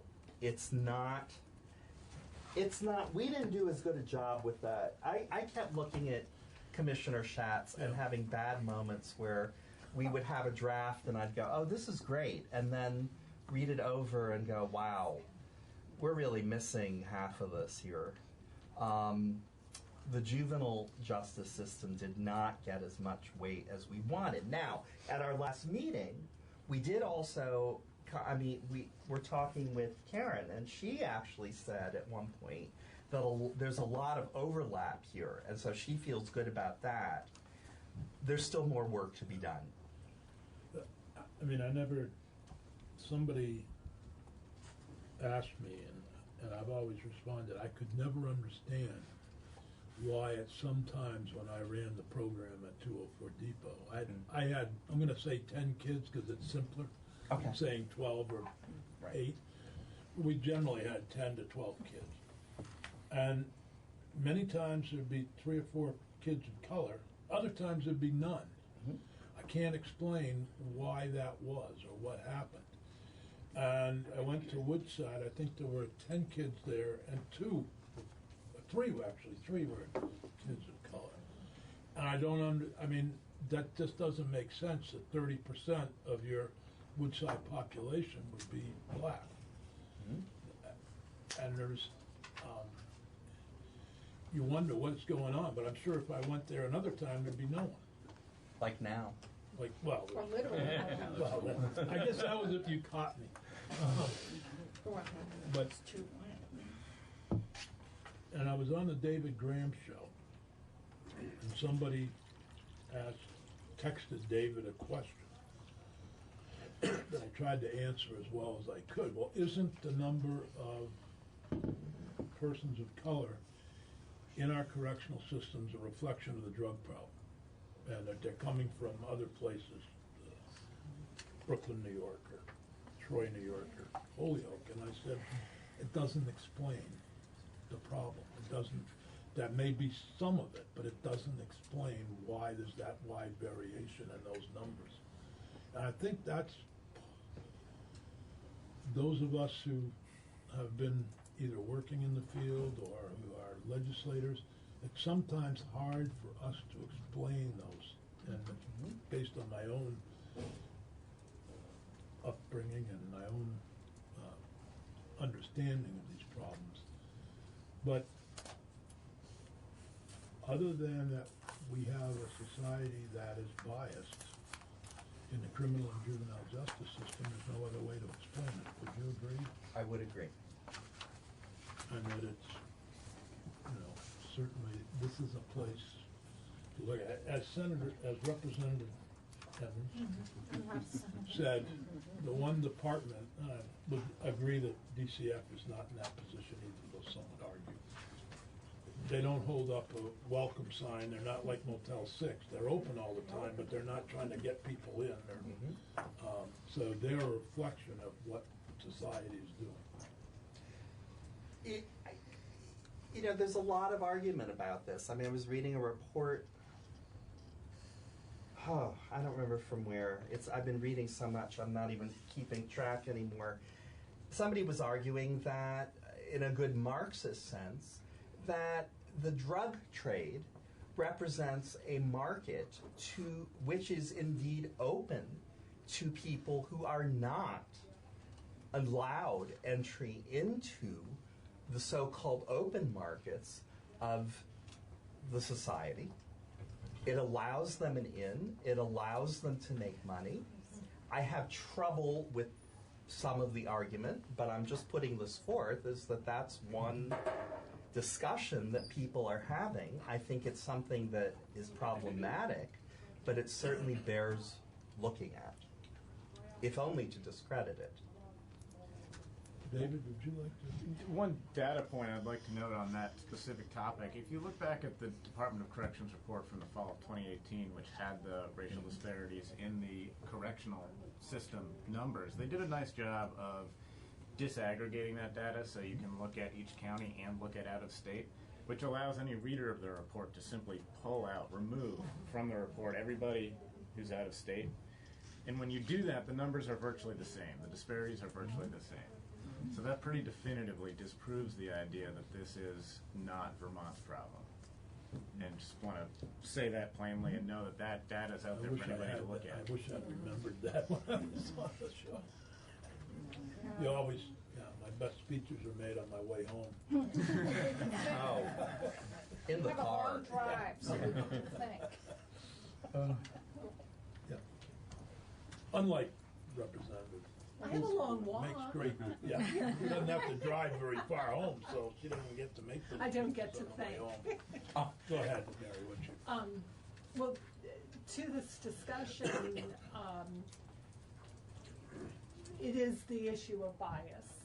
And I just wanted to say thank you for insisting on including in the report that this is about white privilege and supremacy. Because unless we keep saying that to ourselves, we ignore what the base problem is. And it's an uncomfortable conversation for most of us to have. And it needs to be had because we're not going to solve the problem until we start talking about it. So thank you for insisting on You're that. more than welcome. Thank you for thank you. But this is the issue that we have to get at, and what we need to be insisting upon with all of our partners. And it's important, I would say, just as a close to that, not to spectacularize white supremacy. I think that's what happens, and that's why there's a knee-jerk reaction. That everybody goes, wait a minute, I'm not wearing a white hood, manifestations of it. And I think once people get used to that, they won't have this kind of knee-jerk reaction. I find it interesting, personally, people don't tend to freak out when you say male supremacy. I don't know a lot of men who then go, wait a minute, I'm not a rapist. But I know so many Caucasians who stop and go, but wait a minute, I don't have a pointy white hat, and I don't, and I'm not making fun of that. It's just there is a way of portraying this that is very deeply problematic. And we got to get beyond that. Would add, it doesn't help when the Democratic candidates for United States president start arguing amongst themselves about who's been more discriminated against. Yeah, the oppression Olympics is kind of boring. Yeah. I mean, It doesn't help the discussion. No, it really doesn't.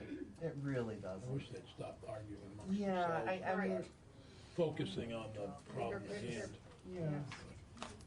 With all due respect to my good friend Butch Shaw. That's fine. No, I think he agrees. Totally disagree. He agrees. But I merely point that out because that's how we get into these. That's one of those little. Anyway. Skylar. Just one more on the data. I agree that the data is our data process right now. It's just not. Saying it's not sufficient would be putting it very diplomatically, especially when we're attacking this problem. But knowing how important the data is, isn't it important that we also attach some accountability or take a really hard look at accountability for fulfilling those data requirements that we put on people? Say more to me.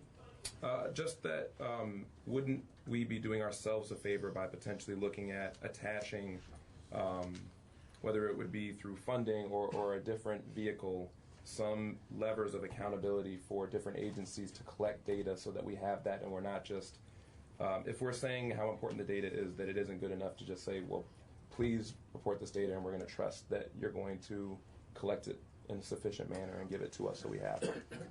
I'm not sure that's entirely what the report. I mean, not characterizing the report as saying that, but just that I know that you guys hadn't really. It seemed like you hadn't taken a deep dive into establishing like hard, line accountability measures for reporting that data, and just wondering that if it was worth taking a look at. It's certainly worth taking a look at. Again, we were doing this for this initial run through, the 30,000 foot metaphor that I was using at the bottom of page 5. Thank you. We do have in there, with that last bullet point, the panel strongly urges a commitment to staffing and other resources to collect and compile data properly. This could include, and the last one there, mechanisms to ensure accountability and compliance. Again, we didn't want to define what exactly that would look like. I'm not sure that's entirely our purview. We can do it. We can go sit down and spend some time on it. Okay, but a recommendation is, it's a bit broader than that.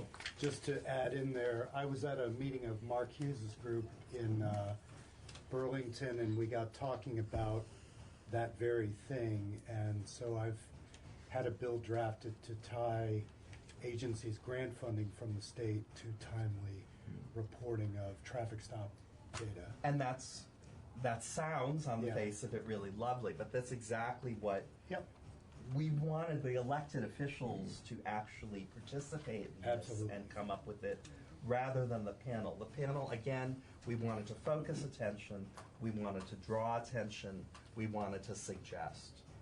We don't want to do your job. That's why you were elected. David, is there anything you'd like to add to?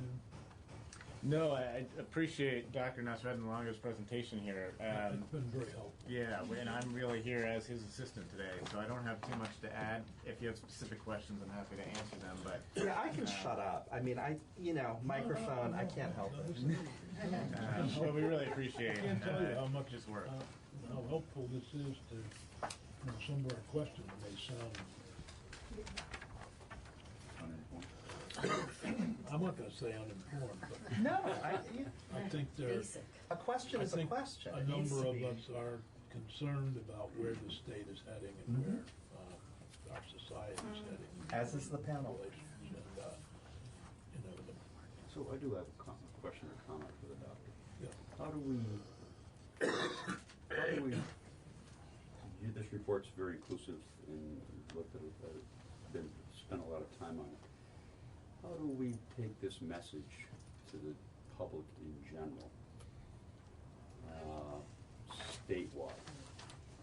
Because the attitude statewide may not be the same attitude that we see here in Montpelier or other counties of the.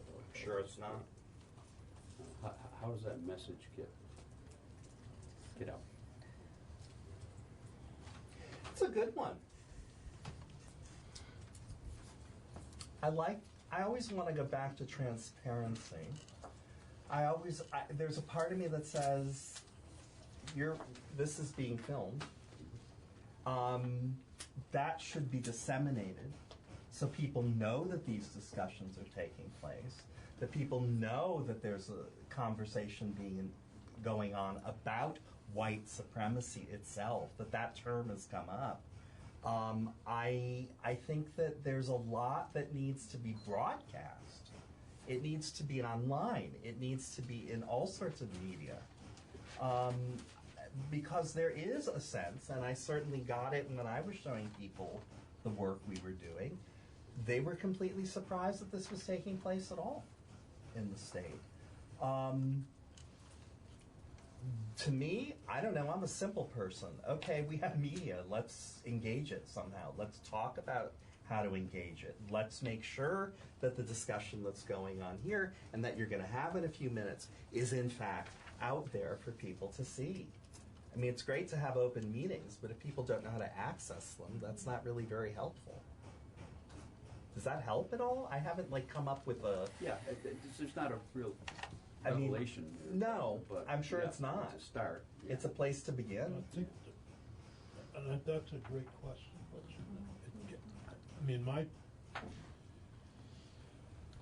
concern is that as a nation, and to some extent as a state, we are okaying that the white supremacy that you describe, certainly not the Klan or the lynching, but certainly we are, and it hits loud and clear when we had meetings in the Senate Judiciary Committee that we heard about the Northeast Kingdom. I thought it was only in Burlington and Bennington, but it wasn't. It's statewide, and I think there's that.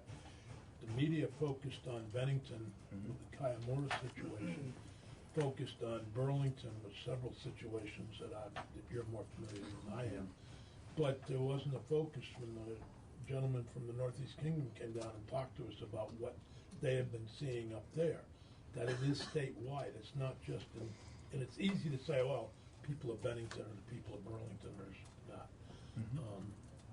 So I think it is recognizing that it's not just isolated situations, that it's... The whole notion of microaggression, which you've heard this, is based on this, is that in the normal course of events, everyday social intercourse, there are racially disturbing, indeed racist moments enacted. Once you understand that, you take the spectacular out of it, and it becomes very quotidian. We have to understand that.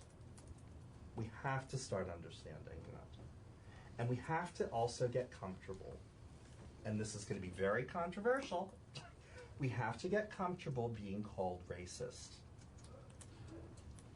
We have to go, okay, that was really insane. I do it all the time. We have to be comfortable being wrong. We have to be comfortable not getting it. But we also have to be willing to be open to changing that. I learned that from my mother, and I teach it in my classrooms. It's nothing that is impossible. Thank you very much. I just wonder if some of the, based on what you just said about acknowledging it within yourself and being clear about it, I wonder if some of the reaction that happens is, oh no, I'm not a racist. Because it's an uncomfortable feeling Oh, yeah. when it comes up, and folks don't want to acknowledge that, so they just say, I'm not a racist. I'm just wondering how that plays into it. And it's difficult because we anathematize it. But at the same time, everybody does it. There's a mixed message that as a society we put out there. We certainly don't want it going on. It's not a good. We don't want to do that. But to completely anathematize people who may, in fact, unknowingly, unthinkingly put something forth that is racist is a very problematic gesture because it does not allow for a teachable moment. You simply say you're wrong. And I know from 30 some odd years of being in a classroom, there is no more dangerous thing and no thing that will get in the way of teaching any more than telling someone that they are simply wrong. You have to invite them in order to change them. I wish I could just make them wrong. But it doesn't work. That's good for everybody to approach it that way. Reminds me of my mother used to tell me I was overweight. Jesus. She was wrong. No, she wasn't. But, Yeah. but are there other questions? Thank you so much. It's been You're more very than helpful. welcome. I've been in some of your classrooms. Yeah. That'd be great. Thank you. Thank you all. Skylar, if you want to Yeah, introduce the next. I think it's a pretty natural segue. I know when we were initially talking about the raising of the age with the juveniles back November 13th, I think it was, and we were getting kind of, I think a lot of times we get frustrated with these outcomes that we're seeing and these disparate outcomes. And the one thing I said then, and which kind of led into this, is that we're getting frustrated trying to find solutions to these problems, working within a system that was produced and designed to produce these outcomes. And that is the problem of systemic racism. And so I hope that today we can begin to expand this conversation from just looking at policing and law enforcement to the entirety of our systems, that racism is rampant in, and has been since their inception. And so I think it's important that we're going to hear testimony, but that this also is an opportunity to ask questions and learn, and hopefully give you all, going into the next legislative session, some of the language, the ideas, the knowledge base, to engage in meaningful conversations with your constituents and with legislation to really go forward and, as a state, kind of achieve what I think some of us are trying to skip steps and say that we are right now when we're not. I'm accepting that we're not there yet, but that we can be. But all of this, the panel, and then addressing this problem and naming it systemic racism is an important first step to getting to where I think we all want to be eventually. So I thank you guys for allowing me to put this together and listening, and I hope that everybody finds some value and engages with this. Thank you. We'll try to do this in 45 minutes. Got 4 witnesses, so look forward to it. Mark, you're stand by for a moment. First. Good afternoon, Mr. Chairman and committee. For the record, I'm Mark Hughes. I am the interim coordinator of the Vermont Racial Justice Alliance. Appreciate the shout out earlier, Senator Beirut. You made me feel special. You said you were in one of our events. We do these types of events mostly in Chittenden County on a regular basis. We've literally, over the last 5 years, done hundreds of community outreach events, largely in Washington County. Because I'm a big Washington County guy. I've been here most of my life. Most of my time in Vermont, 9 years, but I've been in Chittenden for about the last year. We've been making a lot of noise. I want to just acknowledge Human Rights Day as well.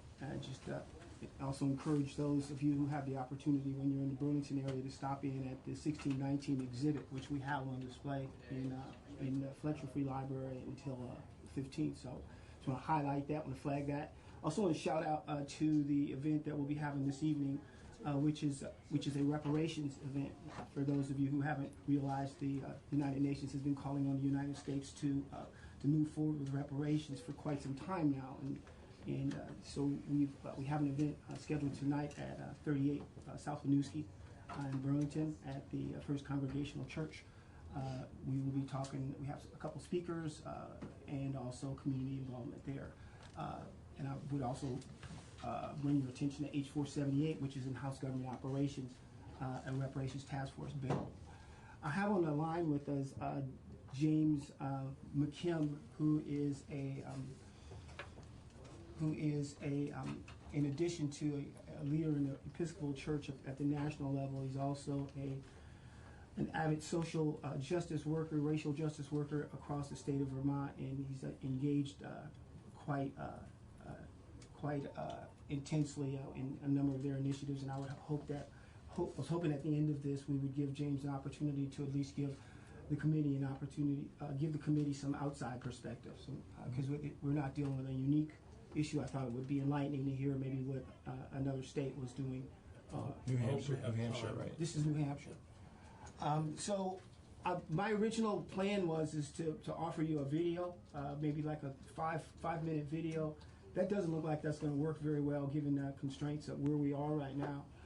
So what I will do in lieu of that is maybe speak to it. What the original intent was that we would have a conversation about systemic racism and about some of those building blocks around systemic racism.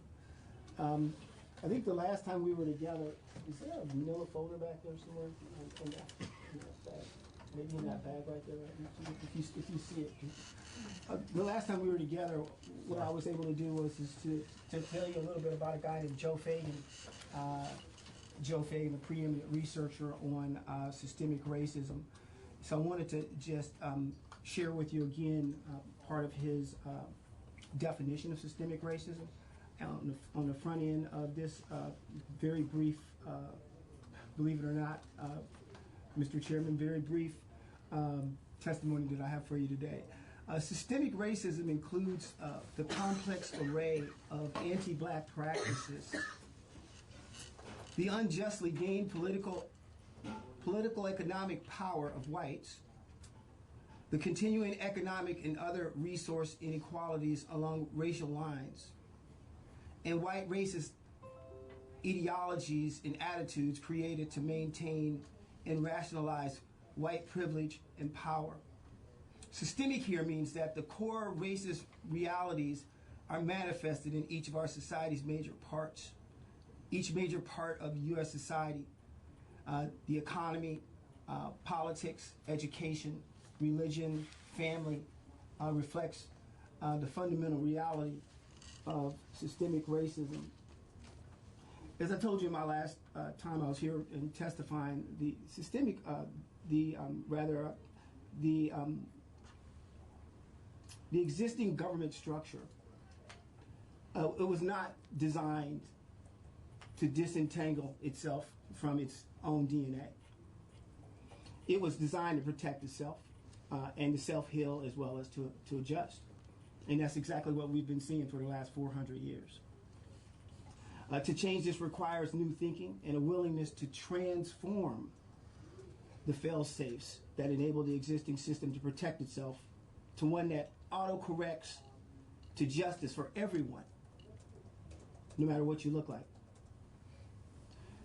Justice in housing, in education, employment, health services access, in economic development, and in the justice system. You recall in Act 54, there was another component of Act 54. We've just spent 45 minutes, 50 minutes talking about the racial disparities in the criminal and juvenile justice system advisory panel. However, there was a task force that was created, the Attorney General's and the Human Rights Commission's task force, and they produced a report on 15 December 2017. And they articulated this in probably the best way this has ever been articulated in this state's history. This quagmire, this conundrum that we're talking about here, these challenges where we have racial disparities across all systems. When we sit back and we look at the criminal justice system, and we ask ourselves repeatedly, over and over, how can this be? What is causing this? What is causing this? without taking a couple of steps back and acknowledging the fact that we are experiencing the exact same challenges in all systems. If we don't do that, then we fail to acknowledge what systemic racism is. Because if systemic racism exists anywhere, then it must exist everywhere.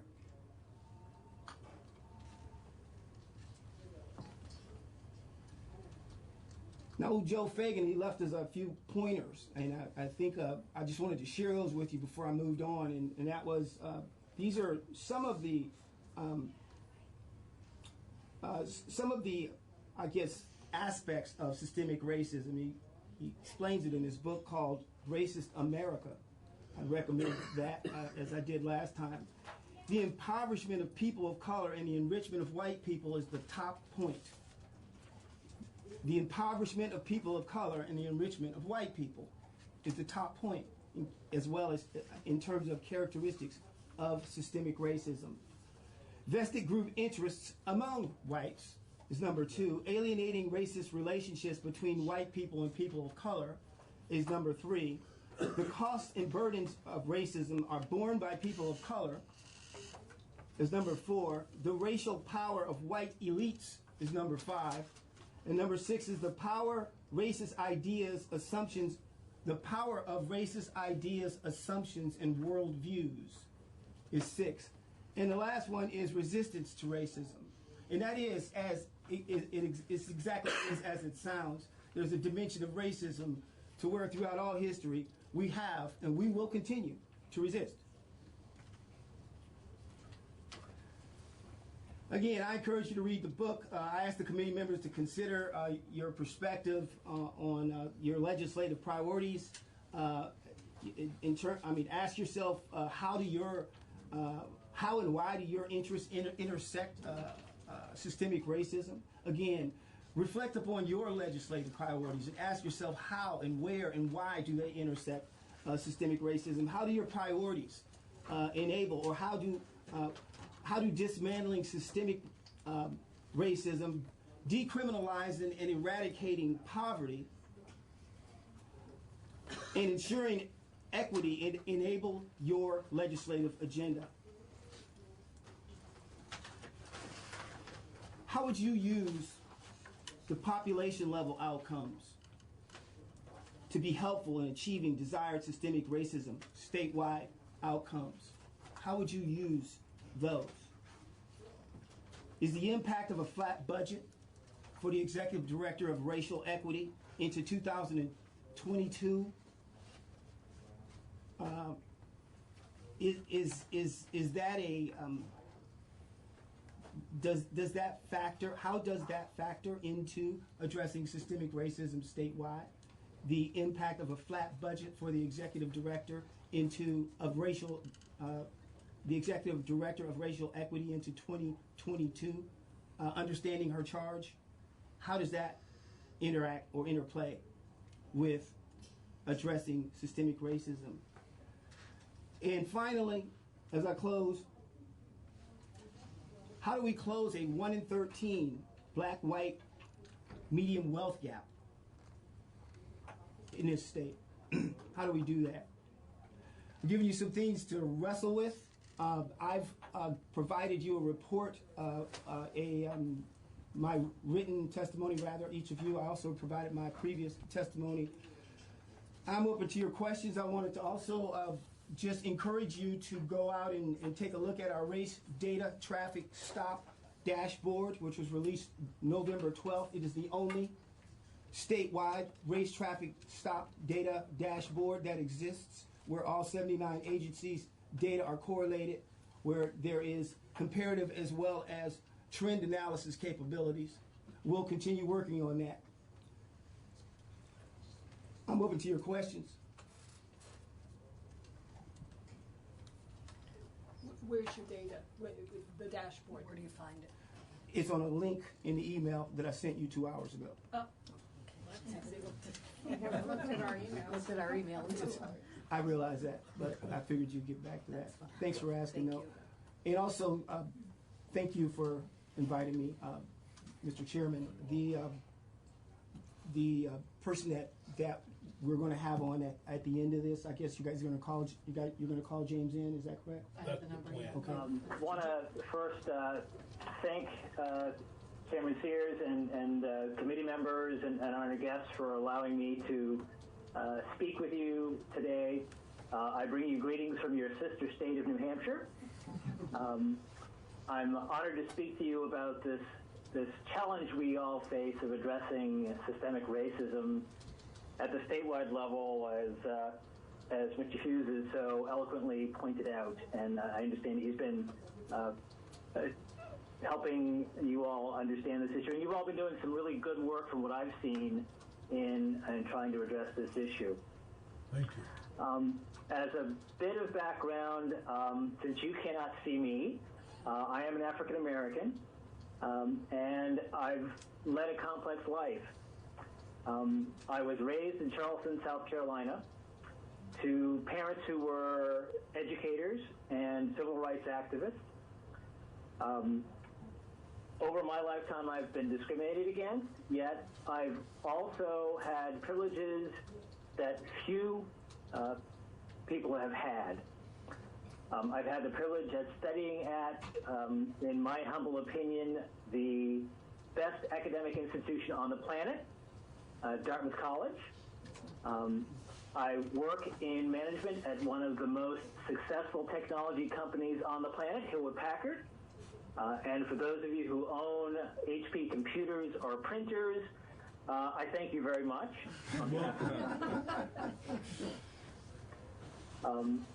Besides my day job with Hewlett-Packard doing consulting and management, I played and play many roles in public and nonprofit organizations which are very, very relevant to this topic. At the state level, for the Episcopal Church of New Hampshire, I serve on the Reconciliation Commission, which focuses on reconciliation, racial and otherwise, around the state. I help facilitate the state's Economic Vitality New Hampshire initiative, which is out of the state's Department of Business and Economic Affairs, led by Taylor Caswell and Will Arvello. I co-facilitate the Economic Development Workstream of the Race and Equity Series that is sponsored by the nonprofit New Hampshire Health Equity Partnership. At the national level, at the pleasure of the presiding bishop of the Episcopal Church, I serve as the chair of the Executive Council Committee on Anti-Racism. So I see this issue and this challenge from many different perspectives and at many different levels. My sense is that those perspectives and levels, with those perspectives and levels, comes complexity and frustration. I understand that you in Vermont have been grappling with this complexity and may be frustrated with your ability to affect substantive change and fast enough change. To this, I try to keep the perspective of taking heart. As Theodore Parker, a Unitarian minister and prominent American transcendentalist who called for the abolition of slavery back in 1853, said in a sermon, which you may have heard paraphrased by Dr. Martin Luther King, he said, the arc of the moral universe is long, but it bends toward justice. And we have successes and we have setbacks, and what we should, I think, keep that in mind as we go through this challenging issue. So Mark has laid out a little bit of the facets of this work. We wanted to share with you a video, and the video talks about a couple of those facets that I'd like to touch on here. One facet is the work of individual, personal learning. And that work needs to be done first of all, an awareness level, just understanding the concepts of unconscious implicit bias, of white supremacy, of the real cause of racism, the economic foundation for the reason for racism, understanding that, just being aware of all those concepts, that's one level.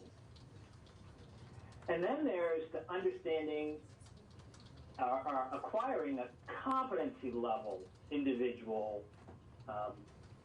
attainment, which is having the skills to engage in the changing of hearts and minds of our fellow citizens and the people in power. This individual, personal work must be done, and may not well be done by the state as an entity, but better done by individuals and communities, and the state's role can be to support that work being done by individuals in those communities. So this is one facet we deal with and we talk about. Yet this facet alone is not sufficient to get us where we want to and need to be. Another facet of this work is the altering of interlocking systems in areas that make up our lives. The areas that Professor Tricia Rose from Brown University has identified so well and speaks to in the video we wanted to show you, the areas of wealth, housing, education, media, and criminal justice. I'll say those again because I think they're so important to keep in mind as we look to affect change. Wealth, housing, education, media, and criminal justice. Those are all systems. There are systems of wealth creation, wealth dissolution, wealth dispersion. There are systems of housing, development of housing, purchasing of housing, maintenance of housing. There are systems of education. There are systems of how the media operates to shape our lives and what we believe, as well as to educate and inform us. There's the systems of criminal justice. Racism has an impact on each of those systems. And our challenge is to address that impact in each of those systems. And as you're probably all aware, impacting any one of those systems by itself is a huge and daunting task, challenge. And since those systems are made of people, this altering has to be done by individuals. Thus, the importance of the first facet that we talked about, the individual personal work that has to be done. You all are individuals. You all need to do your individual learning and awareness and competency level training in order to understand how to truly impact the systems that you interact with and have influence over. But I want to talk about another facet of this, another dynamic as well. To truly address systemic racism, which involves all of those areas, and bring about the change that we really want, racial reconciliation, we need to address the fact that the facets and the areas are interrelated. That's what makes this even more complex. Housing impacts wealth, and in some cases helps define wealth. The size of your house, how much you paid for it, what its value, impacts your wealth. Your education impacts how much money you have to buy a house. The media and all the images that we see through the media shape how we perceive the world, how we perceive individuals, and how individuals are educated, what monies are shifted toward education for various communities and various people that leads to affordable, the ability to afford housing and to generate wealth. So these areas, these facets are all interrelated. So to address that interrelated nature of the challenge, we need to address what? Culture. And the cultural norms that have been established that keep the status quo behaviors in place. So I want to ask the question, what is culture? Think about that a minute. What is culture? What is this culture that keeps us behaving the way we behave? Anthropologist Christina DeRossi from Barnet and Southgate College in London defines culture as encompassing religion, food, what we wear, how we wear it, our language, our marriage cultures, our music, what we believe is right or wrong, how we sit at a table, how we greet visitors, how we behave with loved ones, and a million other things.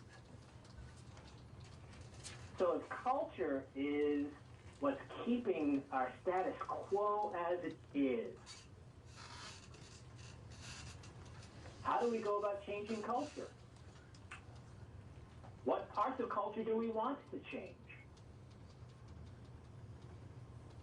I want to stop here because I've just thrown a lot at you. I want to ask if there are questions so far about what I've said, and I'm making this pause because the next part of my testimony, I'm going to share with you a bit about what we're doing in New Hampshire, how we're trying to do this in New Hampshire.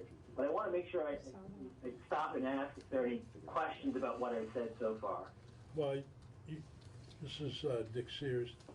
You did a good job of trying to combine the wealth, housing, education, media, and criminal justice, but here in Vermont, it seems to me that we focus a lot on the criminal justice portion of this because it's, quite frankly, easier because you can, education is throughout the state. It's got 251 different school districts. Correct me if I'm wrong.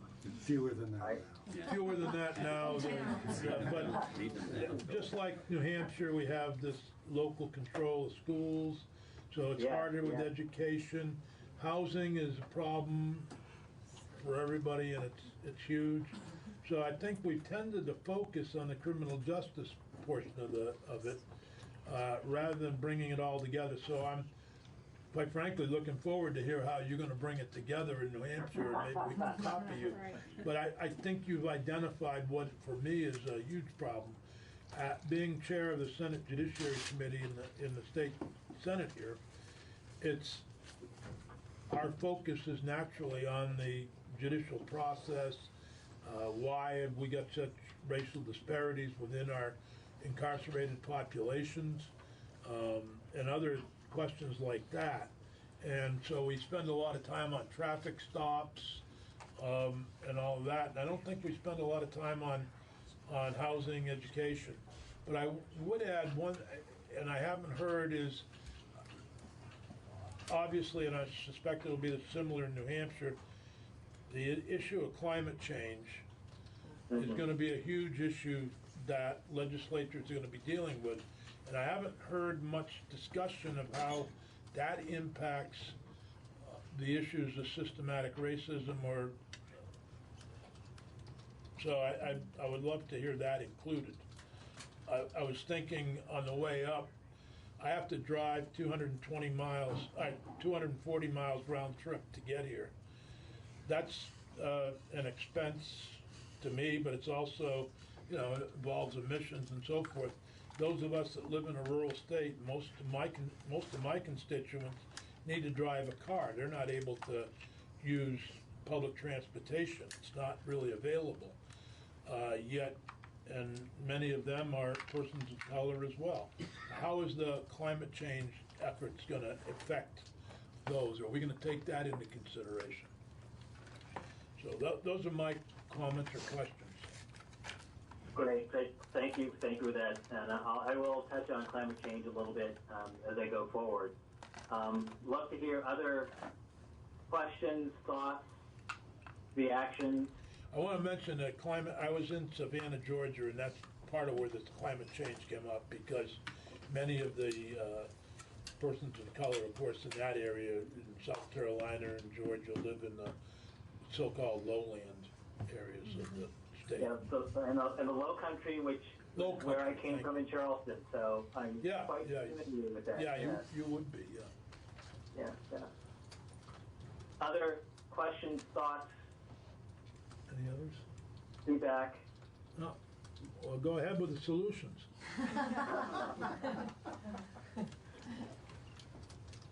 Sure, solutions. Here we go. Here we roll. So, in New Hampshire, we're taking an approach that is both in the private sector and the public sector, and also trying to marry them as best we can. From the public sector perspective, I think I mentioned the Economic Vitality New Hampshire initiative being driven by the State Department of Business and Economic Affairs, and I'm going to hold that until kind of toward the end of my remarks. Governor Sununu, in an executive order on December 14th of 2017, brought into life an advisory council on diversity and inclusion. And the charter for that was led by Rogers Johnson, who is actually president of, he's the state head of the NAACP in New Hampshire, and he's also president of the Seacoast chapter, and also a former state representative. So he has a bit of experience in government, from the government perspective, which is why our governor chose him as the chair. But the charter for that group was to review and analyze New Hampshire laws, regulations, and agency policies and procedures, to make some recommendations around amendments, around diversity and inclusion, to look at ways in which the state could support local and community efforts through educational programs or otherwise, to identify and recommend ways that the state could partner with non-governmental organizations, and to identify recommendations and revisions to a specific RSA for New Hampshire, which brought forth and defined the duties of the Commission for Human Rights. So that was the charter that was created, and the council consists of representatives from state government, from various commissions of state government, from the UNH, the University System of New Hampshire, from representatives of the Police Chiefs Association to handle criminal justice, from the Municipal Association, which is an association of municipalities in the state, to public members and leadership experience with cultural competency, and a couple of other folks who are appointed and serving at the pleasure of the governor. So from a state government perspective, the governor wanted to do an investigation to really understand the state of our state with respect to diversity and inclusion, that broader topic. And diversity and inclusion here, I guess I want to step back and say the term diversity tends to be used and defined differently by different people. In some cases, when people use the term diversity, they mean black and white, which my sense is our advisory council used that definition. When I use the term diversity, however, I use a broader definition. I use the definition put forth by Marilyn Larber from Johns Hopkins Institute, which is described as the diversity wheel, which includes race, age, ability, a much broader definition of diversity and inclusion.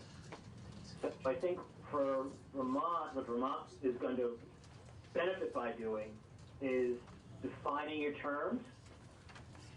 Language matters, and recognize that not everyone has the same understanding of certain words that everyone else has. And I think that was one of the things that actually came out of the Advisory Council has put forth a preliminary report, which we can certainly point you all to. It's actually on the Diversity and Inclusion Council's webpage that made recommendations mostly around state government. They've not really made recommendations on how to help communities yet. We're waiting for that final report, which we're expecting any day now, actually. But it was the state's attempt to, through listening sessions, there were 7 listening sessions held around the state, to hear what people said about diversity and inclusion, what they felt their needs were, and to take that information and generate some recommendations as to how the state could improve from the state government's perspective, really focusing on state government. James, I just want to, we're running down on time, and I want to give you 5-10 minutes to kind of wrap up if you can. Great, sure, thank you. So that actually was good, because that was what I wanted to say about the Governor's Advisory Council and the public sector work. Let me just say a few words about the private sector work that's going on through the Race and Equity series that was initiated by the New Hampshire Health Partnership. The partnership recognized that there are many organizations across the state working in this space, yet they're working in silos. So in October of 2017, they convened a symposium inviting anyone in the state who was interested in this topic to come and be part of a larger effort to create a set of action plans in 5 key areas: civic engagement, economic development, education, government, and healthcare. So you'll hear that some of those map to the 5 areas we talked about, being the areas of concern from Dr. Tricia Rose, and some of them are a little bit different. There are work groups working on those various areas even today, and I co-facilitate the Economic Development Work Group. They're trying to look at and map who in the state is working on these issues, where are the gaps, and then putting plans into place to address those gaps where they're needed. And that, I think, is a role of not necessarily government, but government can help to launch that kind of an effort in conjunction with the NGOs that are involved in the state.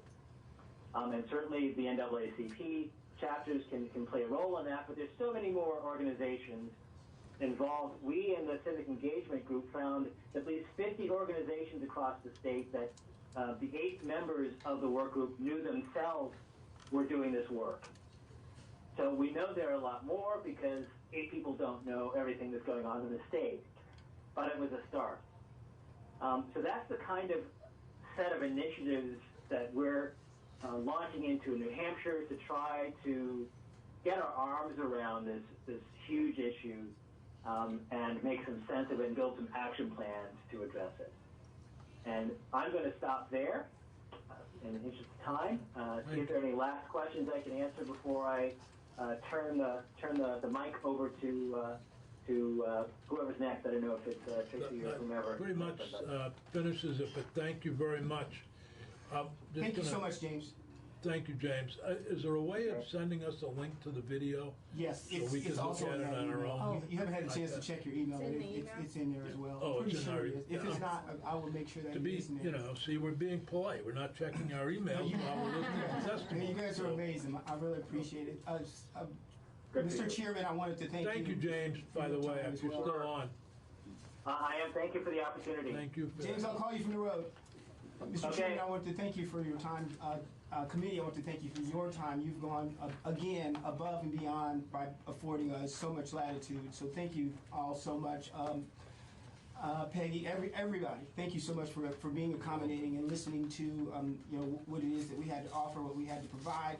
I would most definitely love the opportunity to interact with you regarding the latest report. It's only been out for 6 days. The racial disparities in the criminal juvenile justice Committees system begin advisory to panel work report. Right. back in January. We should be hearing from you. Absolutely. So I'll be glad to come back and give you some on that. There was just one thing that I did notice about the report, just one observation is I do think that term bias has really gotten a little loosey-goosey on us, and it's going in a lot of different directions. It's creating a lot of unclarity, and potentially even it could even be weaponized in some way. So I just want to be very careful about language. I'm looking at that report. I've only had the opportunity to see it just before I came down. But I did want to just caution that report, you know, I haven't had a chance to look at it, but I'd love a chance to respond to it. Thank you again for your time. Have a great afternoon. You too. Well, I'm concerned about our behavioral health contracts. Can you help us understand where we're at? I certainly can if that question's being directed to me on the phone. Yeah. Okay. Can I ask my colleagues, Matt and Judy, have you provided any information about the contracts? They just sat down. Okay. They just walked in the room, Annie, sorry. Okay. We can do this all together if you'd like.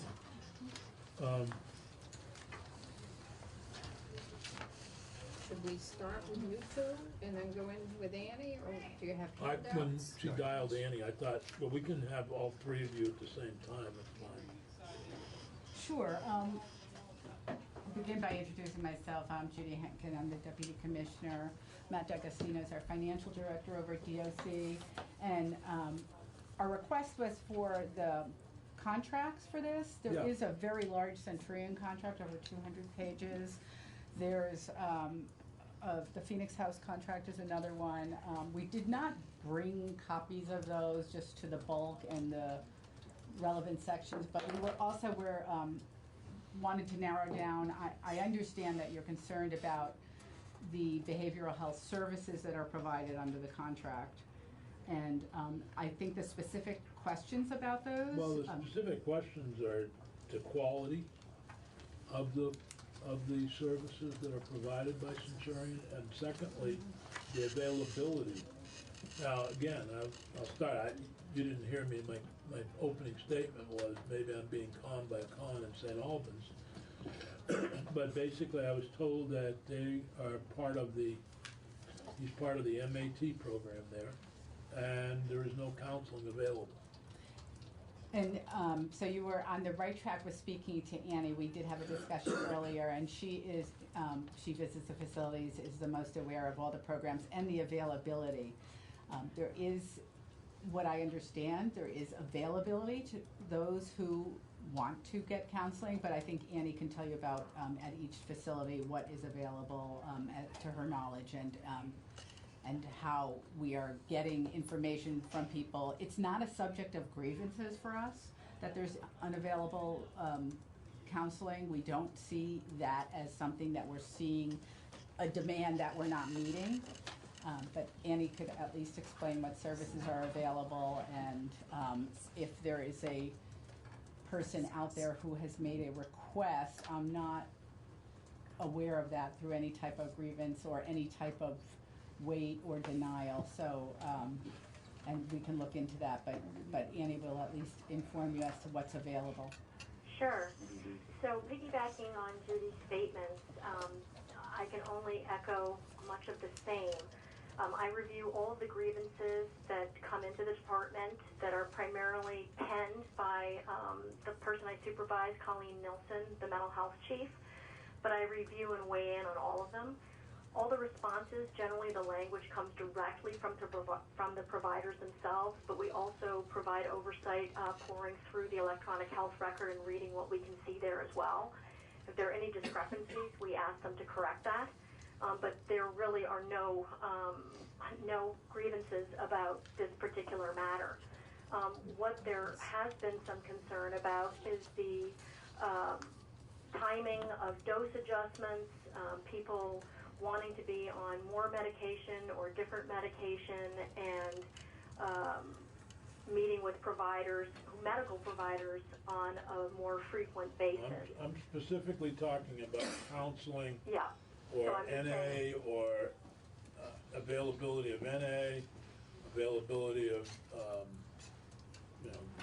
individual counseling, substance abuse counseling. Yeah. So whatever as else. also part of the oversight, I get a schedule and check in with the providers on a weekly basis and have a monthly oversight meeting as well. And so I know on a daily basis how all the behavioral health services are staffed, and that information is also communicated to all of the superintendents and their chain of command. Specifically at Northwest, there are AA meetings, there is individual counseling, there is MAT counseling, there are recovery coaches, and I'm actually at Northern doing the 3rd annual recovery coach training. So they're increasing the amount of recovery coaches at the facility. We were told there was no NA. I'm not sure about that. I know that there's definitely AA and MAT. But and yeah, but recovery I'm coaching. talking about the counseling that goes along with MAT, not Yes. the MAT. No, I know, I understand. I know but there's that, but I'm wondering if there's actual counseling. Yes, there is. And I can also report that Centurion just completed the 2nd annual training in an evidence-based practice that was developed by researchers here in Vermont. That was an offshoot of the SBIRT program, the Screening, Brief Intervention, Referral to Treatment. And we're looking to increase the capacity and cross-train the mental health providers as well in substance use, so that the mental health providers and the substance use MAT teams can be working in a more integrated fashion and provide more consistent group services. But all of these are happening right now. So I know you began the comment, Senator Sears, by saying maybe you were conned by a con who's receiving MAT.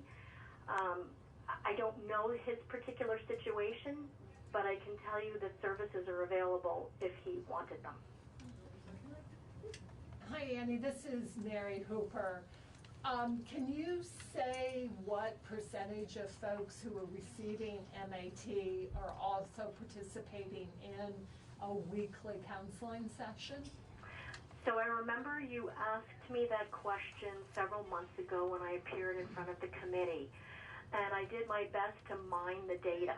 I do not have that data in front of me, and quite honestly, it was quite difficult to glean.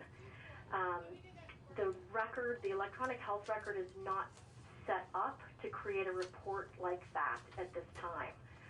So I had to do a basic count of how many sessions were being conducted, but I was not able to cross-reference that part of the record with whether or not they were receiving MAT. And I couldn't tell you how many unique sessions they had or whether it was the same group of people coming for that volume of sessions.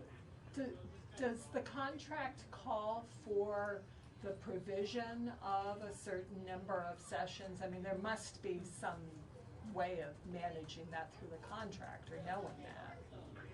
Well, we amended Act 176 last year in regard to the counseling behavioral section to make sure that it was in alignment with the Department of Health's rule on opioid, office-based opioid treatment programs, OBOTs, which we are considered to be. We are a spoke.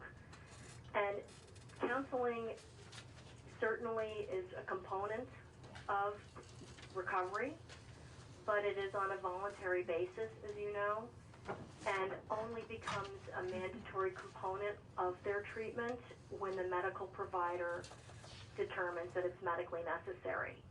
We certainly do have those instances where that decision is made, and those people are then referred to a group or to individual counseling.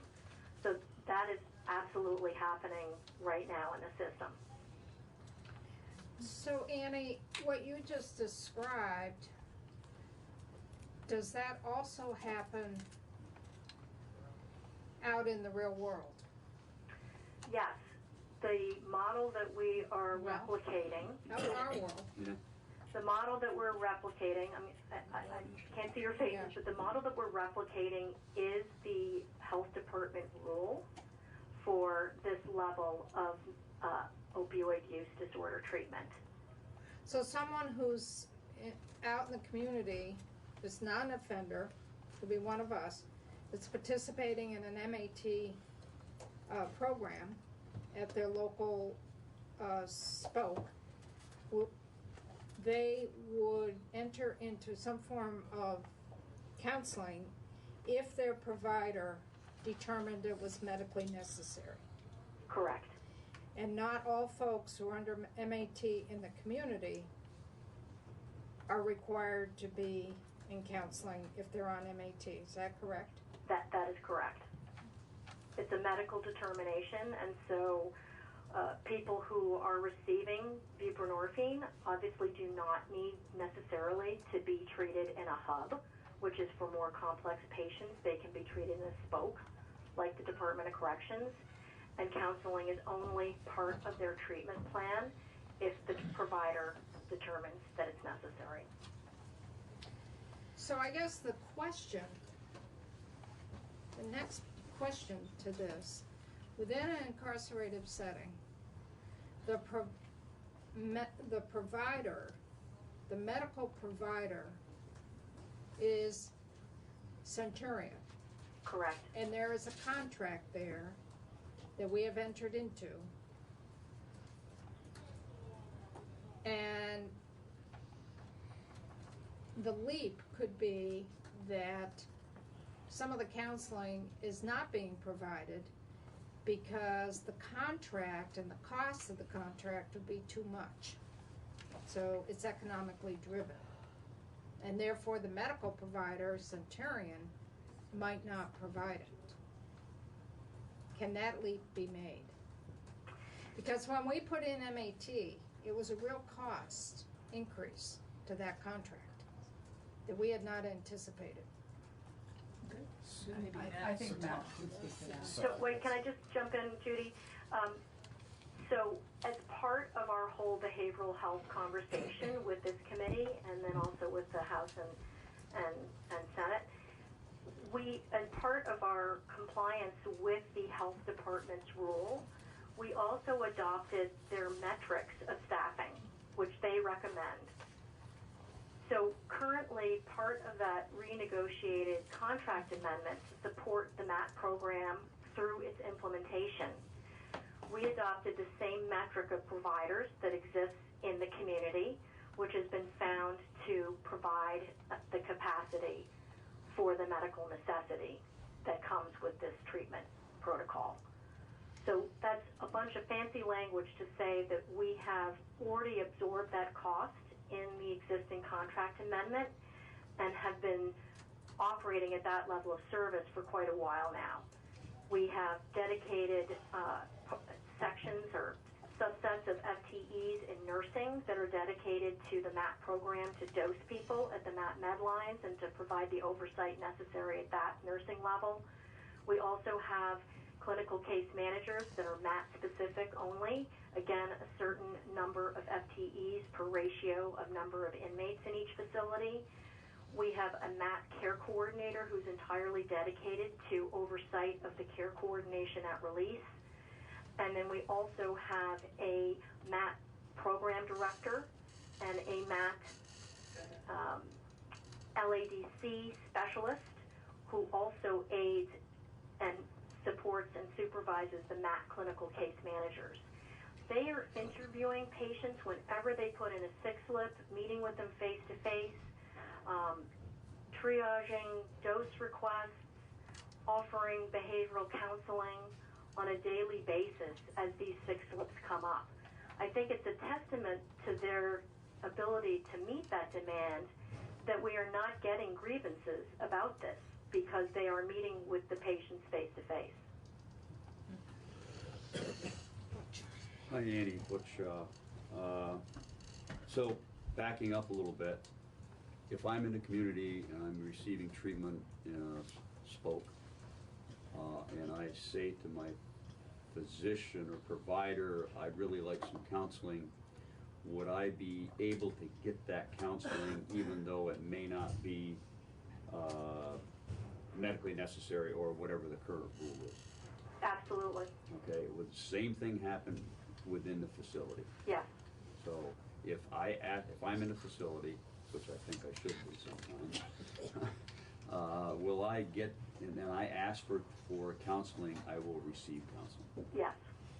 Even though it's not medically necessary or part of the treatment regimen as prescribed by the Department of Health? Correct. Okay, that's not. Right, that's not what we heard, so the question then is, are people requesting this and it's not being provided?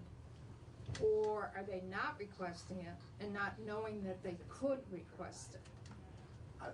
I heard that they were requesting it, and it was not available. Or perhaps also they were told it was not available, don't request it. Yeah. Welcome to the world of corrections. Yeah, I just, I'm at a loss because, as I said, honestly, we could give you all the grievance data. There are no grievances on this.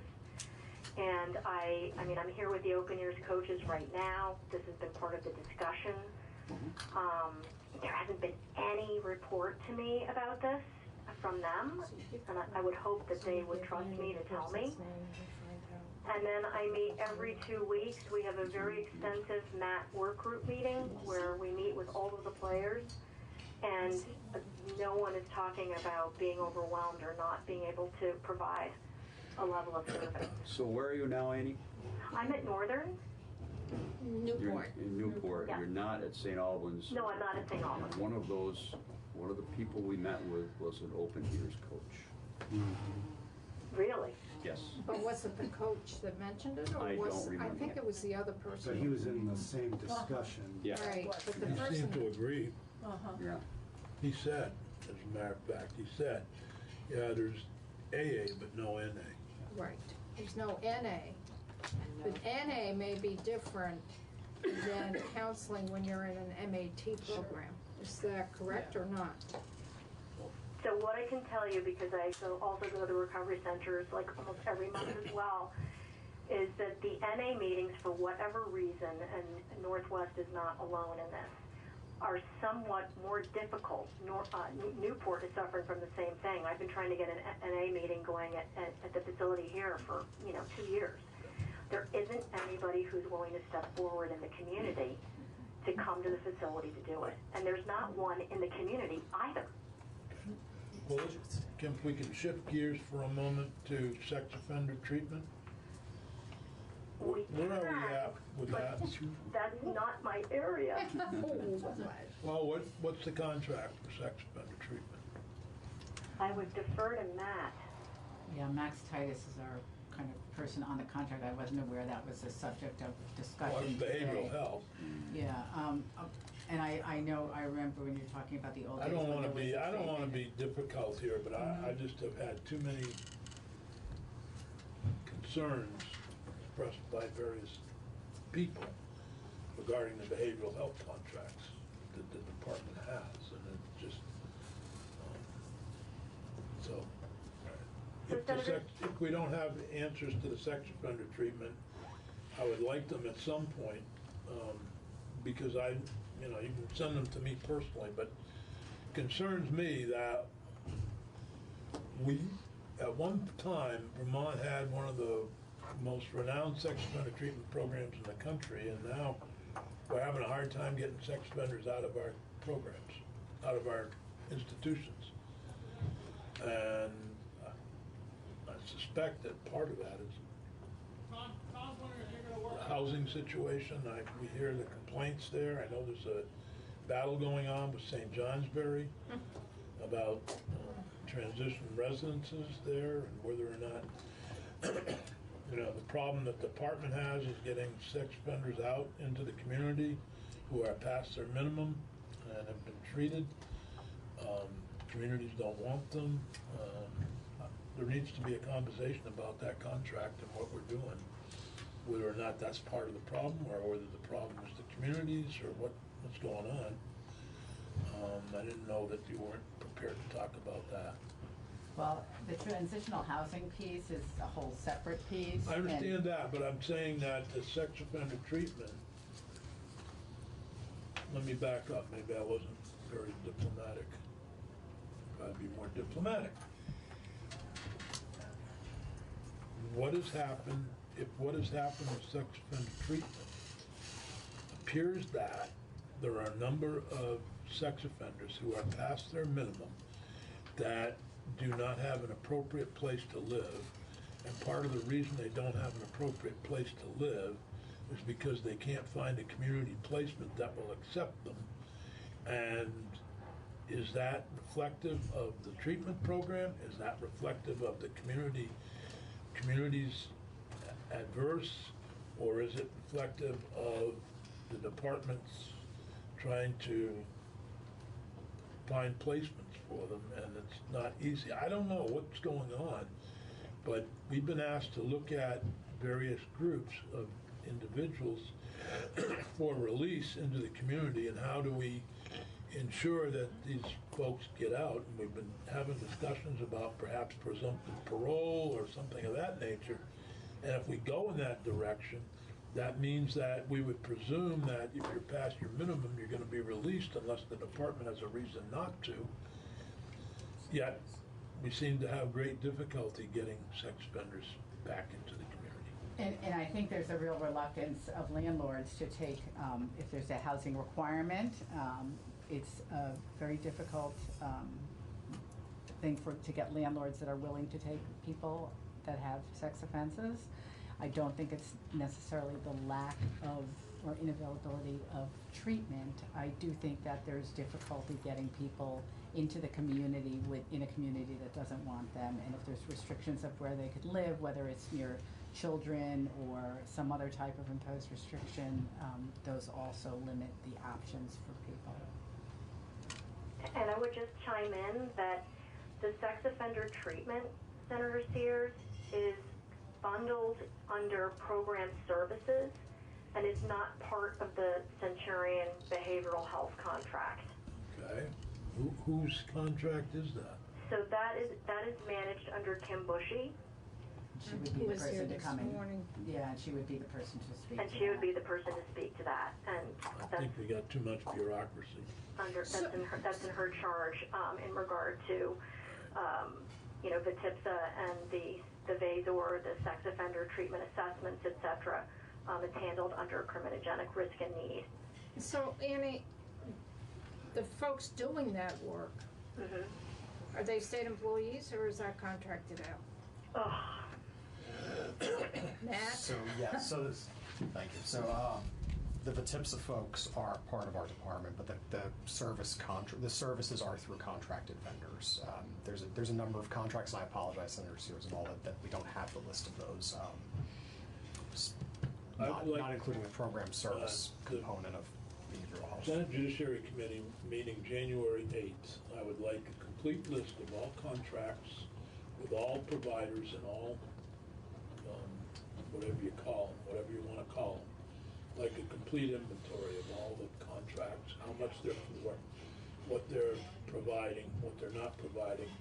And I'd like to also have a complete inventory of the number of offenders who are incarcerated on January 1, 2020, who are past their minimum, and the reason they're not being released past their minimum. So that'd be January 7th. It was the first day, yeah. So January 8th, please. And if Peggy, if you would set that agenda for contracts, so you don't have to worry about what to do the first day. She was worried. She was worried. So I would really like to get a full understanding, and if you could share that information with Stephanie Barrett from Joint Fiscal.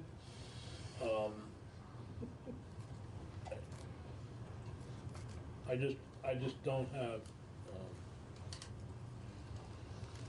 if you want to join us in that meeting, you're welcome to, Senator. Depends what we're doing on the floor, maybe paid family leave or minimum wage. On the 8th? It's on the calendar for the It's on the calendar for the 7th. Oh, good. Still have to. Glad I'm not in the house. At least for the big contracts, also when they expire, kind of those are But also, That Centurion yeah, contract? well, in particular. Well, yeah. expires. I will say, That will be at the St. Albans meeting, I was impressed with the doctor who we met with informally, who I believe works for Centurion, right? He's their map person. Yeah, I was impressed with him. He was very helpful to us, and so it's not all bad, but just concerned about behavioral health and what we're getting for the money we're spending. I'm also concerned about the so-called anger management and other programs that are being offered. And can I just say that it isn't just like the MAP program and stuff. I had a constituent who called and was concerned because of an inmate who was suicidal and didn't feel that they were getting enough help there. So I'm hoping that that's taken into Yeah, consideration. the as behavioral well. health. Yeah. Absolutely. When is the Centurion contract up? It runs to June 30th, 2020. So you're in the process of Selecting looking a vendor. for another vendor or that vendor or whatever. New contract. Are We you will have a new contract with somebody? with someone. And so are you already into the year extension of the existing contract? I'm kind of remembering that you had it for maybe a couple of years and the opportunity to extend. Yes, so we're in the final The final, amendment, okay. and that's yes extended through June 30th of 20.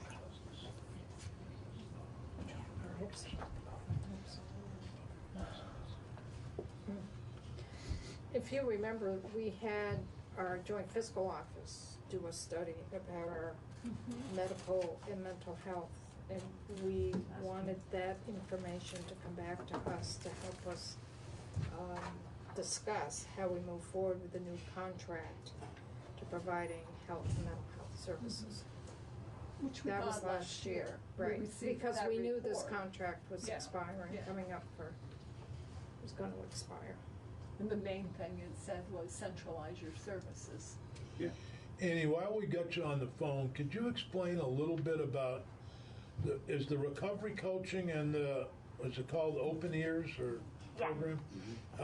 Those are inmate to inmate, correct? Correct.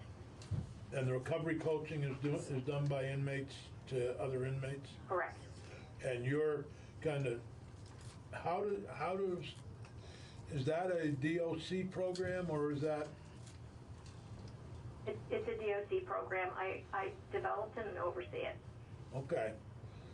So you're using a fairly unique system that sounds like it's really, I'm familiar with recovery coaching in our local Turning Point Center, but I wasn't familiar with the Open Ears. I don't know if that's in any other correctional facilities or not, but sounds like a really good program, and what the inmates were relating to us was fairly positive about it.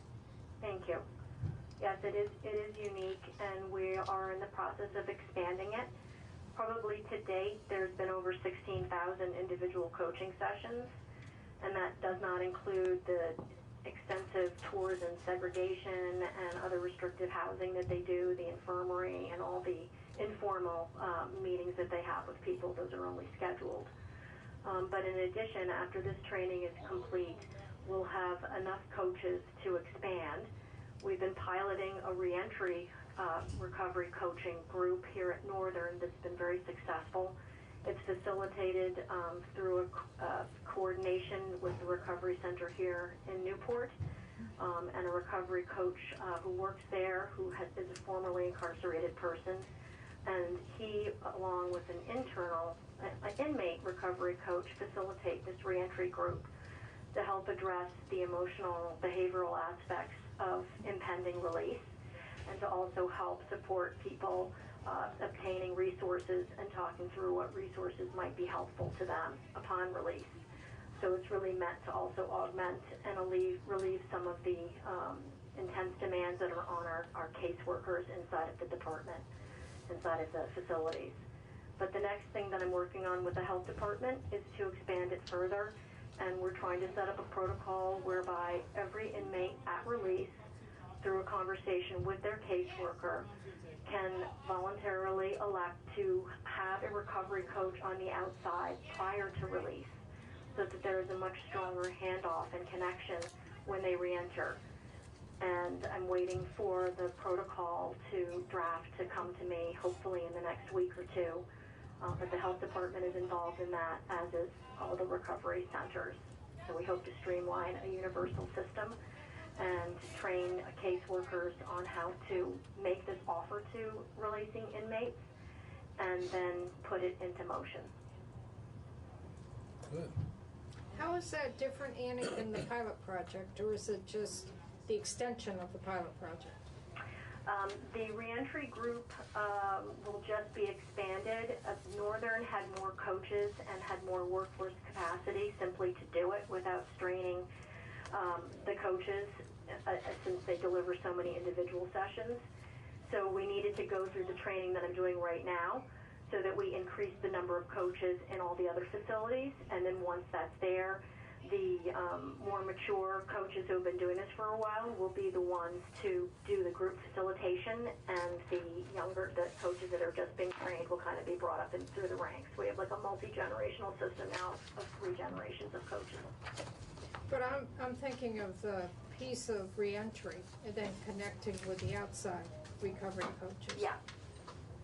Yeah, so that will happen at the reentry group, and then the separate individual connection will also be made through the development of this protocol that I just talked about from the health department meeting I had.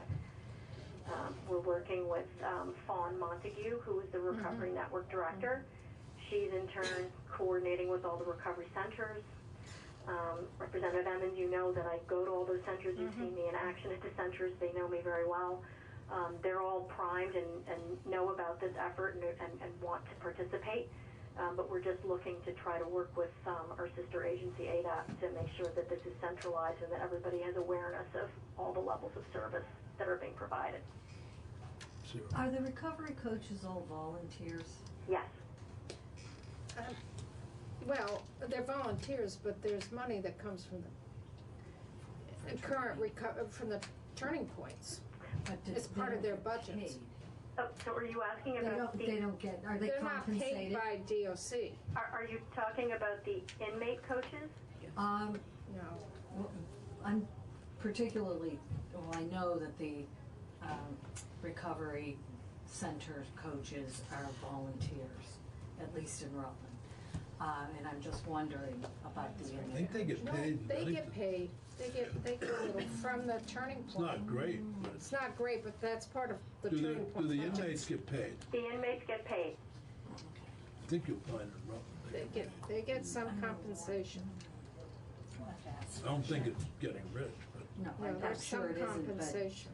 and it may be that one particular do either of you coach have does it. information on any of the contracts that you'd like to share with us that you came here to talk about? It's recovery coaches. I think we'd probably give a more complete picture if you gave us the opportunity to go back and go through and make that listing for you. I think it would be more helpful.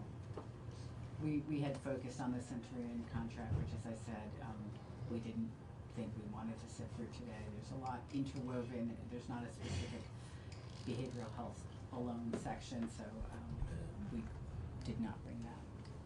It's really hard to figure out what we contracted out, what we do in-house.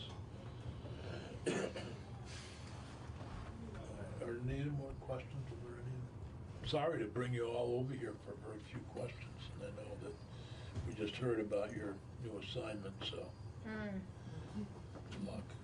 Good luck. That was earlier at noon, at 11 this morning, so I was surprised to see you here, actually. It's my closing up of business on a lot of things day. No, I'm going to retain a few things that I'm working on that are Okay, continuous. good. It's a temporary reassignment, so I will help out over at the Secretary's office and Jim. Let me know if you want to join us on the 8th. We'll do it in the morning Okay. at 8:30. You may not be on the floor till 10:30 or something. Right, but right, okay. You're welcome to join us. Can I just ask maybe that Yeah, please. before the 8th, if you can maybe on maybe the week before, get that information to Peggy so that we can make sure that we're staffing them properly with whoever covers that particular area, because I'm guessing this is probably a pretty wide swath of different contracts, and I want to make sure that this. Yeah, we'll get all that together, and also anyone who would provide the written next testimony. meeting, can we concentrate on transitional housing instead of the other contracts that we had talked about? I was gonna say, do you want me to? I'd like to focus, if I'll you're show all you at the end of prepared the on the meeting. transitional housing, to talk about that next week. That seems to be, there's also, and part of that reason for bringing that up here is because it really is a justice oversight issue, is this, what do you do with the St. Albans work camp? And I know. St. Johnsbury. St. Johnsbury, right, excuse me, yeah, thank you. The issue, I think we all received emails from Senator Benning and somebody else who were, you? No. Oh, No. Well, anyway, there was, a meeting took place in St. Johnsbury with the St. Johnsbury Select Board and Commissioner Touchette, I believe, about the work camp and what to do with the 50 or odd beds that aren't being used. And there was tremendous pushback from St. Johnsbury, but they'd like to use it for people that we don't have incarcerated. I'm just paraphrasing, okay? So, we've got a problem. We've got a facility with 50 beds, and the town is saying you can't use it for what you really need to use it for. They want to use it for a group that's no longer incarcerated. I don't know how we're going to deal with this, but if we were to, it would be helpful for us next week to hear a little bit about transitional housing and what the plans are to either expand it, or I know in Bennington there's, they're willing to look at women at the depot program. They've already got 14 beds for men. I don't know how many are being used, but a better discussion of transitional housing would be helpful for all of us. And those beds up at the work camp, what was the work camp? That is to house folks who are transitioning to the community. The contract right now with with St. Johnsbury is there are no sex offenders that are to be housed there unless they come from the area. Right. So that's tying, what we're hearing, that's tying DOC's hands in terms of putting folks, part of those B1s, that might be able to stay at the St. Johnsbury facility, but they're a sex offender from another part of the state. And St. Johnsbury is saying no to that. But St. Johnsbury is also getting money from the state for what is called a readiness to serve. And that was negotiated when those B1s went in there. Based on 100 beds. Based on 100 bed, was it 100 or the other 50? I don't remember. No. Yeah. Anyway, we increased their make ready and be ready money when that population went in. And I was part of the discussion in St. J. Matt was at a prior juncture, part of a discussion with St. J officials, and there is not any welcome out for anyone who did not qualify when they negotiated that contract, and so they are people we don't have. Yeah, so I wasn't being facetious when I said that. No. They want people we don't have. So hopefully we are not paying them a readiness We to are, serve. We are. Well, based on the 100 beds, But even though those if beds we're not aren't full. using them, I would hope we're not paying for them. We are. Especially if we can't use them. So I look forward to the budget that does not have a payment for that in Well, it. I don't want to have, that's an appropriation issue, but. Right. to negotiate. I would like to focus on what we're gonna do with the people that are incarcerated who are past their minimum, who don't have an appropriate housing. And it appears that St. Johnsbury is not the answer, so Maybe what's Windsor. the, what is alternative B? You know, there will be a push, I suspect, from the representatives and senators Yes. from that area. Yeah, already is. And I might mention that the two chairs of the appropriations committees are from that area. So there will be a push to try to use it, but if they don't, And the chair of the Institutions Committee in the Senate's from that area too. yeah, so I would prefer to have this committee have a grounding in it so that we can respond to that when the time comes. But So that's for next week, you want? next week to talk about transitional housing, clearly, It's on schedule at noon right now. yeah, clearly, yeah, I just want to make clear what we're talking about, that there's been some lack of clarity from me because I was out at sea on these issues. But I want to make sure that we're talking about what are we going to do in light of the fact that the 50 beds that would be appropriate perhaps are not going to be available at St. J. So rather than trying to fit what we don't need, you could ask the question, why are we buying what we don't need? I do that all the time. You buy what you don't need, or you ask the question? I ask the question. I'd be happy to in my committee. And they get kicked. Yeah, you sit anywhere near kids? Yes, I do. And I'm this close, or closer. And Butch kicks me. All right, thank you both very much, and I appreciate it. Thank you, Annie. Hopefully, we're clear on next week on the idea of transitional housing. Thank you, Annie. You're welcome. So besides that, and what else you want to talk about next week? What we did. We have time scheduled about an hour and a half for the justice. There's the agenda that we have so far. Justice, yeah, because we're meeting on. We're meeting on Monday. Should we talk about what we did throughout these 10 meetings, and if there's any legislation needed in the various committees and jurisdictions, without letting you report? And we're not coming in at 10:30. We're coming in at 10:30. You are? I Yeah. thought you and I meet are We're 9 meeting at o'clock. 9, 10:30. 9 to 10:30. You're not coming in at 10:30. I'm not coming Meeting's in at at 10:30 10:30. next week. If we don't have a snowstorm that day, which I hope we don't. We don't. Did you check it? I think we're going to have to delete the presumptive parole report.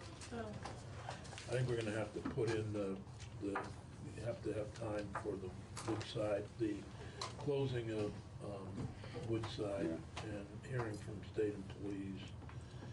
And So you want to hear what that's, I also want to add a judge to that group that we hear from on closing Woodside. Judge Grierson? Yeah, and I'd like to hear more from the state's attorneys as well. I think that was rather brief today, and I think they have some significant concerns. So Judge Grierson, Pepper, Yeah. Pepper, anybody else? So this, we're getting rid of? Yeah, getting rid of that and just put Steve Howard in Steve there. Howard, and then we'll continue with that at 11:30, and then at noon we'll do the, So I'm gonna add Matt D'Agostino, and they're gonna tell me who else to add. yeah. Do we want more time on this now that we? No, I think that half an hour should be enough, don't you think? I guess. We may have a snowstorm next Tuesday. No, we're not. It says 1 to 3 inches during the day, 1 to 3 inches later. And we have this, so right now we do have a half an hour state contract. You want to take that off, right? Yeah. And then where do you want me to add time? All right, well, let's do lunch at noon, then, and put them at 12:45. Okay, Or lunch. do- Well, you're I just gonna can't get here at come 10:30, you because have of- lunch that early, or? No. It's up to you. I guess you're right. I'm gonna try to get off lunch that early. Have lunch at 1. We vote this off? Well, appropriations Do them at is 1:30. When is the meeting. Probst meeting? 1 o'clock Monday, lunch, Tuesday, okay, Wednesday. so that gives you We could an do a hour. candy, for right? this part. Well, and I 1 was o'clock just lunch, thinking and we were meeting 1:30. at noon to talk about 30 the, to 15. that I could come down for that. Okay, all right, so that sounds good. I don't know what we're doing. What are we doing at noon? doing here? Yeah, for. So I we're gonna know- do lunch at 12, and noon is gonna be traditional. Appropriations is Oh, transitional transitional know. housing, okay. Yeah. One. I was That was hoping to lunch. sneak out for parts of it, but Yeah. I may not. Well, sneak out as much as you can. Get a note. Tell her, just tell Get a her. note. Get a note. Just tell her that. No, it's more a fear of what will happen in Okay, there if never I mind. leave. They'll be fine. Well, it's just the administration presenting a budget, right? So that will be our, that will be our last meeting, Our last meeting. and there won't be any other meeting prior to the session about anything that should. Unless you Butch's desire an request- emergency meeting if something serious comes up. Butch's suggestion that we just kind of review what needs to be done, did that make it onto the? No, it didn't yet. That's a good, yeah. Michelle, would you be able to review whatever needs to be done that we didn't do? Whether we did do. Or that we Needs think legislation. legislative. Legislation. Right now? No, No. next meeting. Well, so I was just reminding Peggy, so I'm only here till noon on the 17th. Right. Should we do it in the morning? So, you mean go over? I Is mean, there anything we've missed? That's the question. I mean, just remember when we were meeting over the tax department, I kind of went through your charges. There were some things that you didn't really. Yeah, but it kind of seemed like, you decided what your priorities were, Yeah. and I raised those. I can go over those again for you, but What about So my question was not what were we supposed to be doing, but what have we done that needs more action? In the That- legislature. During the session. During the session. This is a good idea, maybe we should talk about it in the committees of jurisdiction and go further. Well, the whole justice reinvestment needs to be legislation. Right. So should we just I use mean, you that guys as are all the are like template kind of your for- representatives. Yeah, because of that the all needs to community. be in legislation in order to get federal funds to help us. But that would then be the. Yeah, the recommendations that they make would be the legislation, so it's Well, I whatever mean, I think they come up with on the 22nd is their final meeting, but unfortunately, we have to have our bills in, so that's why I'm hoping that Monday we can get a better idea of what's going on there, and then on Tuesday, they're gonna present this committee.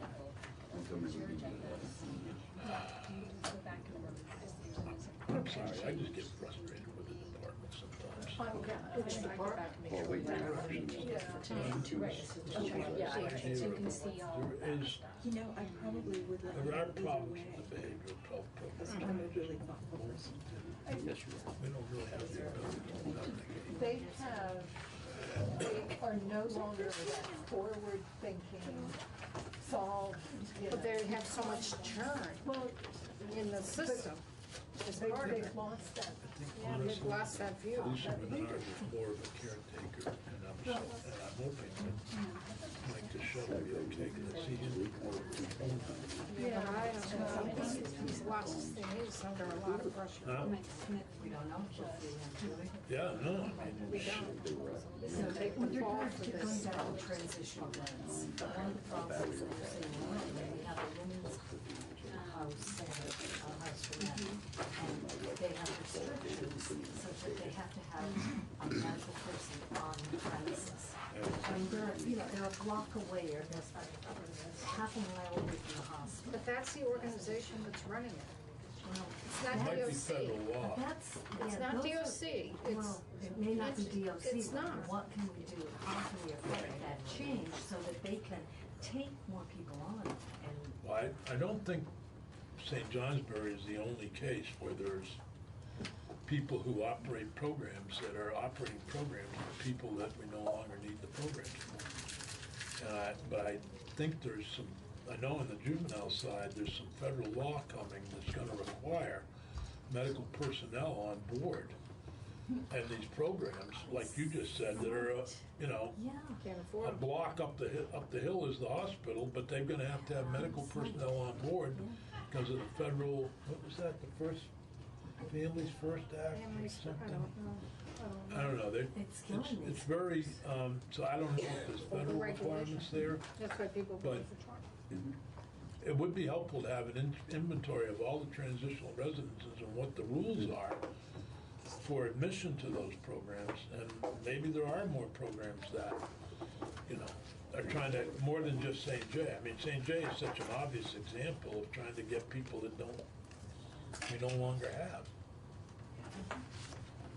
And that was one thing we were thinking of the Windsor, for the reentry Right. program, and the town of Windsor didn't want anything to do with it. Well, yeah, I mean, there are a lot of factors involved in that. Has there been a discussion of Woodside being used as part of a reentry? Well, Woodside could be a lot of things.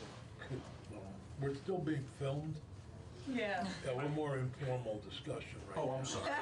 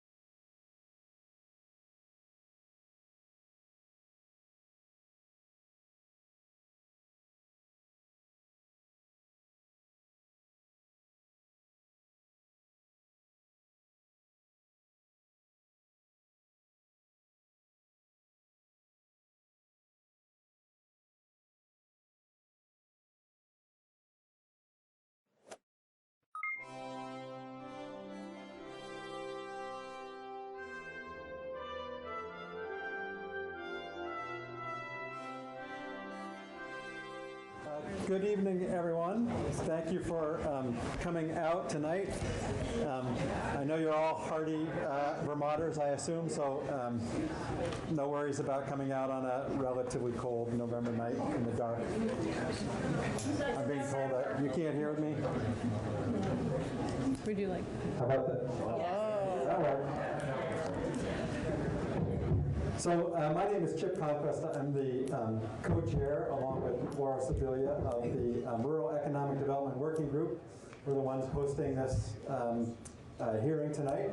I'm glad to see all of you here. I was just going to say there, if we have more people than chairs, just please help yourself to the chairs there in the back there. You can sit at any of the tables or just pull the chairs down. We're going to get started here pretty quickly. I just wanted to make a couple of thank yous. One to Mitzi Johnson, who wasn't able to come tonight, the Speaker of the House, but she has been a very supportive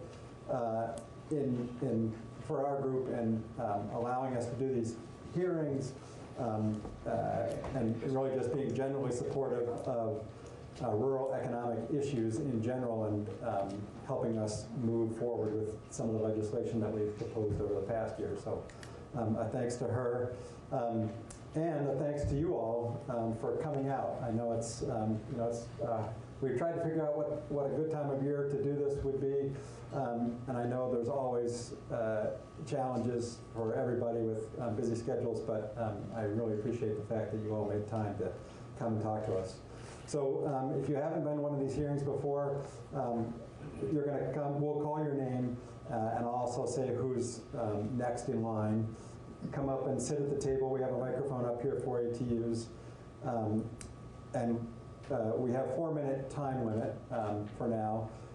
Peter's going to give you a sign when it's time, when your 4 minutes is up.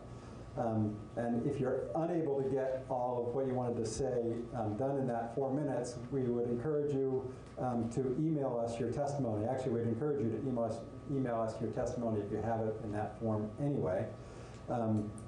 The place to email it is to Charlie Kimball, and so like everyone else's ledge email, it's ckimball@ledge.state.vt.us. You can find that on the legislative webpage if you don't remember it.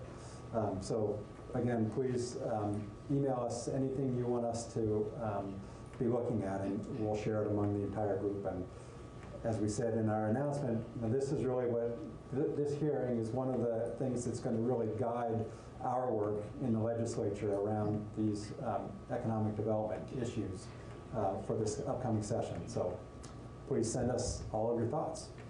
In a minute, I'm going to ask folks around the table to introduce themselves. We actually have a really significant number of people in the Rural Economic Development Working Group, as we call ourselves. There's close to 30 of us. Not everybody was able to make it tonight, but I'll have the people that are up here introduce themselves. And is there anything else I needed to say? All right. So with that, I think we'll get started. So just a reminder, when I call your name, please come up, use the microphone, and I'll also let you know who's following that person.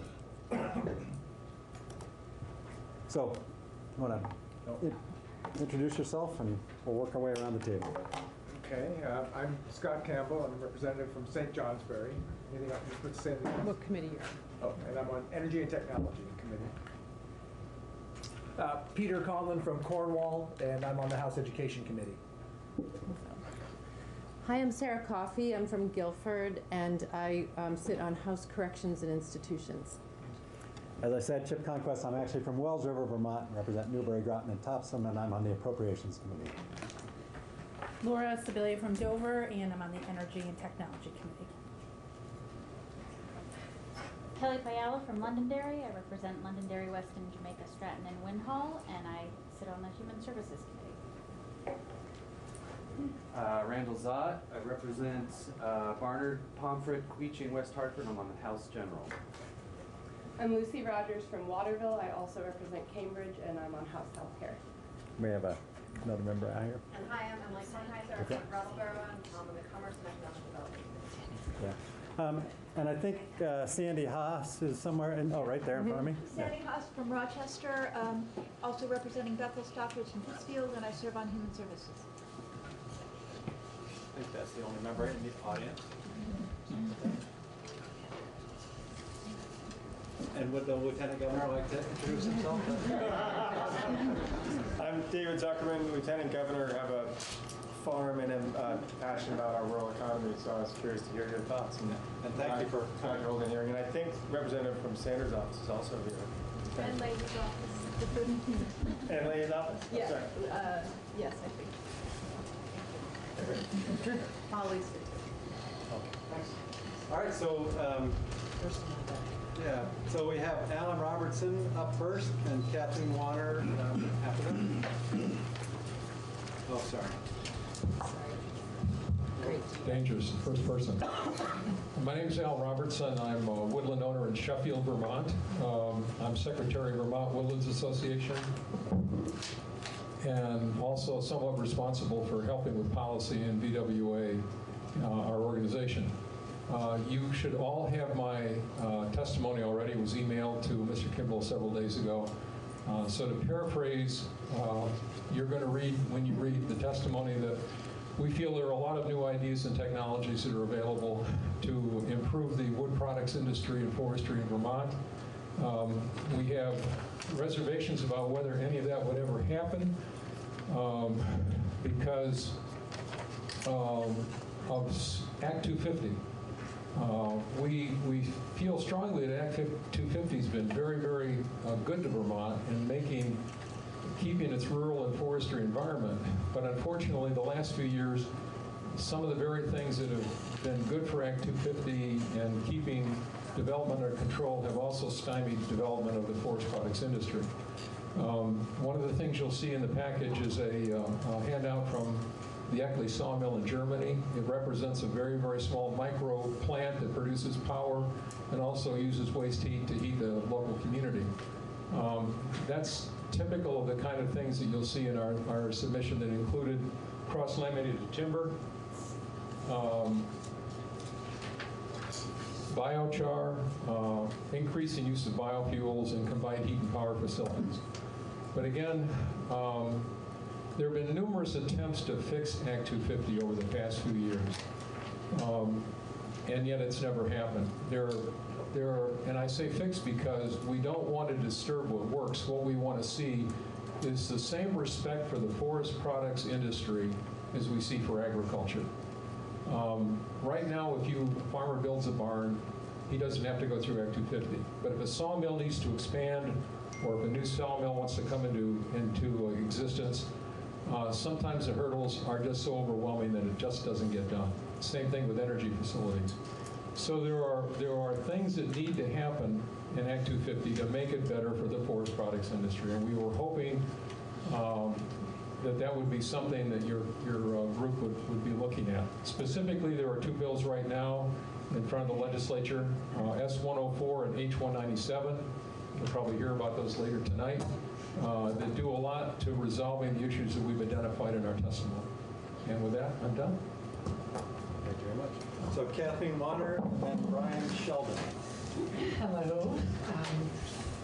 Thank you for the opportunity to be here this evening. I'm Kathleen Warner, Executive Director of Vermont Woodlands Association and Vermont Tree Farm. I am also a member of the Working Lands Board as a woodland owner and tree farmer representing woodland owners. But Vermont Woodlands is a member of the Working Lands Coalition. And I feel like I need to say that I'm speaking for the coalition side tonight, not for the board. I've been involved with the Working Lands Initiative since 2012 when it first came to the House Ag Committee, which is now the House Ag and Forestry Committee, after a wonderful change of focus that included forestry. I guess nobody here tonight is from House Ag and Forestry, but I know I have friends there. Representative Partridge would have been here. Okay. Thank you. This was really, Working Lands Enterprise Initiative was a cutting-edge proposal when it came to the legislature. It was designed to assist businesses that rely on the working landscape of farms and forests. I've actually been asked to present information about Working Lands Enterprise Initiative in other states and at a national conference. It really is a flagship program that Vermont developed that signals a willingness to invest in economic development across the working landscape. Each year, the coalition comes to the legislature with asks for additional funding because we know what a difference it makes to have that funding on the ground. The grant requests every year overwhelm our capacity, and so we often need to turn down good proposals.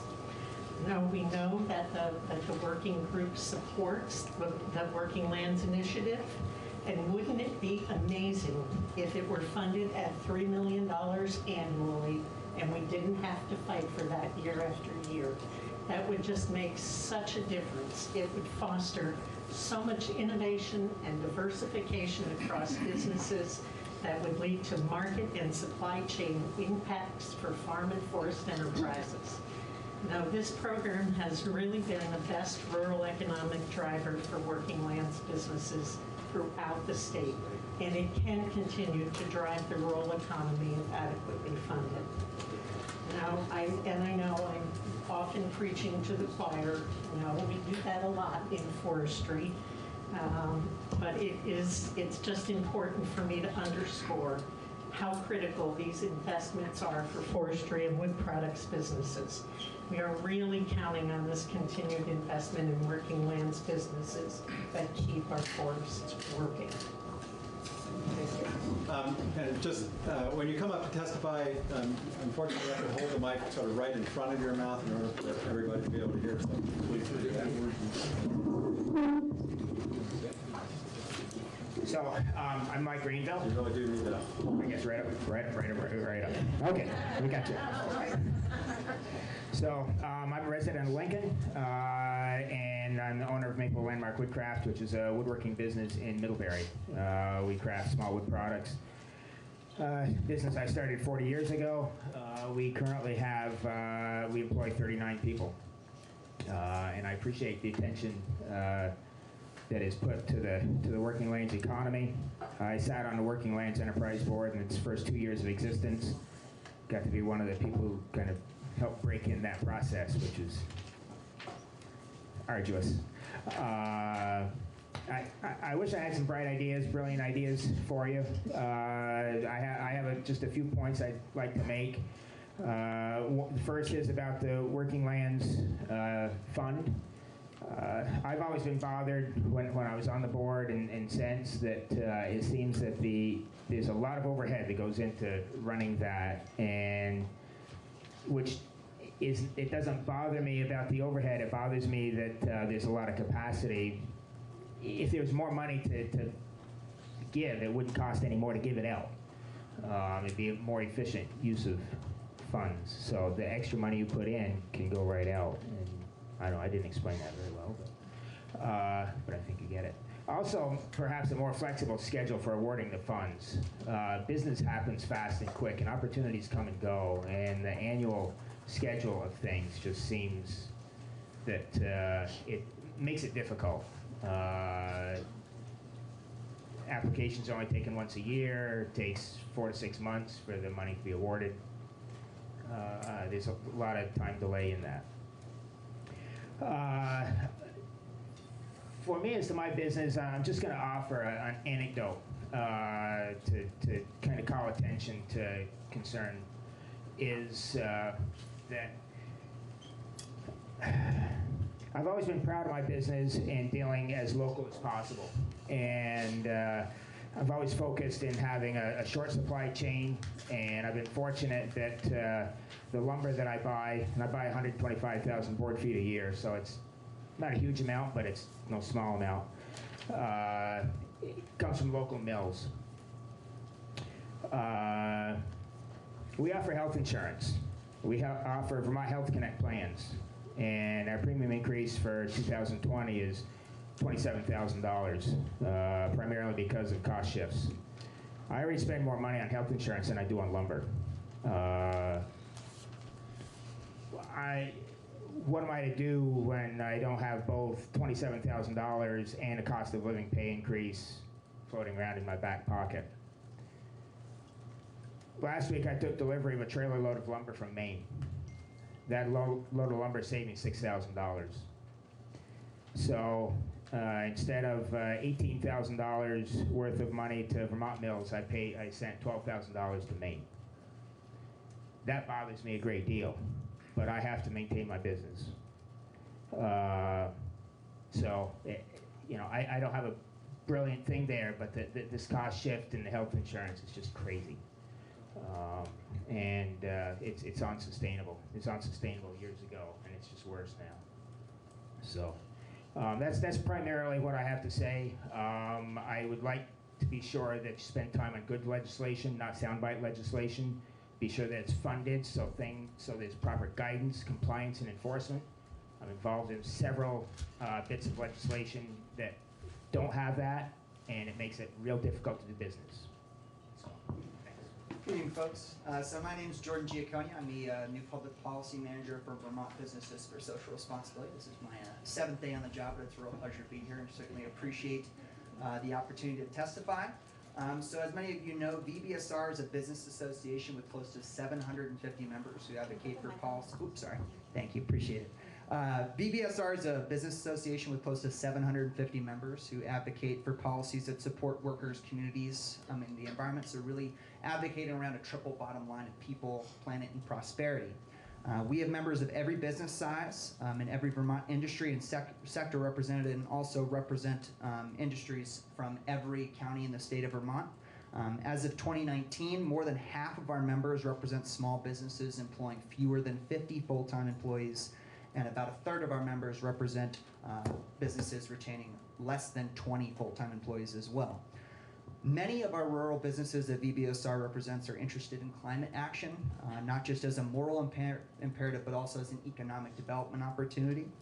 Investments in weatherization, efficiency in electric vehicle infrastructure, and divestment from imported fossil fuels would yield significant benefits for rural and low-income Vermonters, as well as ratepayers writ large. From winter recreation and local food production to our drink-driven and tourism economies, climate change represents a very significant threat to the Vermont brand, way of life, and rural economies. So with that, I want to thank you all for the opportunity to testify and for all the important work you're doing to support our rural economies. and will encourage you moving forward to continue to engage in advancing key legislation such as the Global Warming Solutions Act, but also turning your attention as well to the forthcoming Transportation Climate Initiative to ensure that these rural communities are represented fairly and that we don't leave folks in the lurch as we move forward toward a greener, more climate-friendly future for the state of Vermont. So again, thank you all. I look forward to working with you and wish everyone a good night. So I just want to say, first of all, good evening, everyone. Hi, folks. It's great that we're all here. My name is Nick Richardson. I'm the president and CEO at the Vermont Land Trust. I've been in that role for about 2 years. It's a real pleasure to be here with the Rural Caucus this evening. You are our people, and we are deeply connected to rural lands and working lands all across this state. We have relationships with 2,000 parcels and about 1,800 landowners who are farmers, foresters, working these lands, storing them on behalf of all of us. And so it's a real pleasure to be here with you this evening. I do have a couple of points I want to emphasize in the legislative session to come, but because we hardly ever look back and say thank you for the work that's come before, I just want to commend the caucus on the work you did last year. Particularly the expansion of funding for the Working Lands Enterprise Board. Kathleen Warner spoke, I think, really eloquently to that. It's an important pillar of how we support the working landscape and our rural communities in this state. And it is a very innovative program. And along with a very strong support for conservation, low-income housing, and other key programs that really invest in rural communities, it's a part of what makes Vermont work, and I think it's a really important program. The regulatory relief was also, I think, really critical, and has been described around supporting common sense changes that will allow businesses to stay in business. Our working landscape really needs that right now. And I'll say that for the Vermont Land Trust, which has conserved 11% of the land in Vermont, 2,000 parcels, almost 700,000 acres over the last 42 years, we're recognizing, right, that as important as that is, we need to be doing more in order to make this working landscape work and our communities work. And so we're asking the question, what does Vermont need from us today? And the answer to that is different than it was 30 years ago. And it's about getting the next generation of farmers onto land in Vermont. We've done 100 farmland access projects over the last 10 years, working with, in fact, with many folks in the room who are great farmers who are connecting with their communities, investing in our rural economies. We want to expand that work going forward over the next 10 years to get 200 to 300 new and beginning farmers onto land in Vermont. We're working with landowners to participate in forest carbon offset projects, and there's been a great working group that's been working throughout the course of this last summer and fall to deliver some recommendations around that for policy changes, and also just what are the things we can do as a state to promote access to forest carbon and forest carbon offsets for more landowners. That's something that we would really support and appreciate going forward. This state needs more from us from all of us than it's ever needed. And these working landscapes that we participate in, that are such an important part of how we feel about this state, the connections that we have here, the community that we have here, they're really under threat. And I think it's important for all of us to be thinking outside of the box about what it is that we can be doing to support our rural landscapes. The Vermont Land Trust is here. We're all in. And we're going to be looking very creatively at new ways to participate, and we really appreciate the Rural Caucus, the work that you're doing, and want to be a partner with you. Thank you so much. Hi, I'm Amanda Carlson. I'm the town administrator for the town of Coventry. So on behalf of the small municipal towns, I know there's a lot of effective tools that you've created for local government to support the businesses. But that information doesn't always reach the small towns. These towns are dealing with one person and the select board member that's been there for 30 years. And they don't always share that information around. So to make sure that they understand what's available, I'd love to see state-supported or run regional workshops or meetings that would allow some of that one-on-one interaction for these towns to understand to learn best practices for supporting local businesses and what they can do in their small communities. It's not always on a large scale. It's not always, you know, the big projects. Sometimes it's those small ones that need the most help.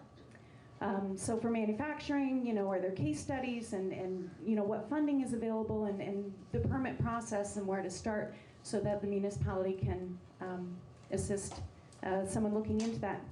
And on outdoor recreation economy, understanding what's proven to work and what are the pitfalls or what policies. We don't always need to recreate the wheel. It'd be nice to know kind of what is available. And also, sometimes it's really hard to find out what funding's available because they're all available in different places. And you don't know, and you have to just keep searching and hope somebody tells you which website or what agency to look at.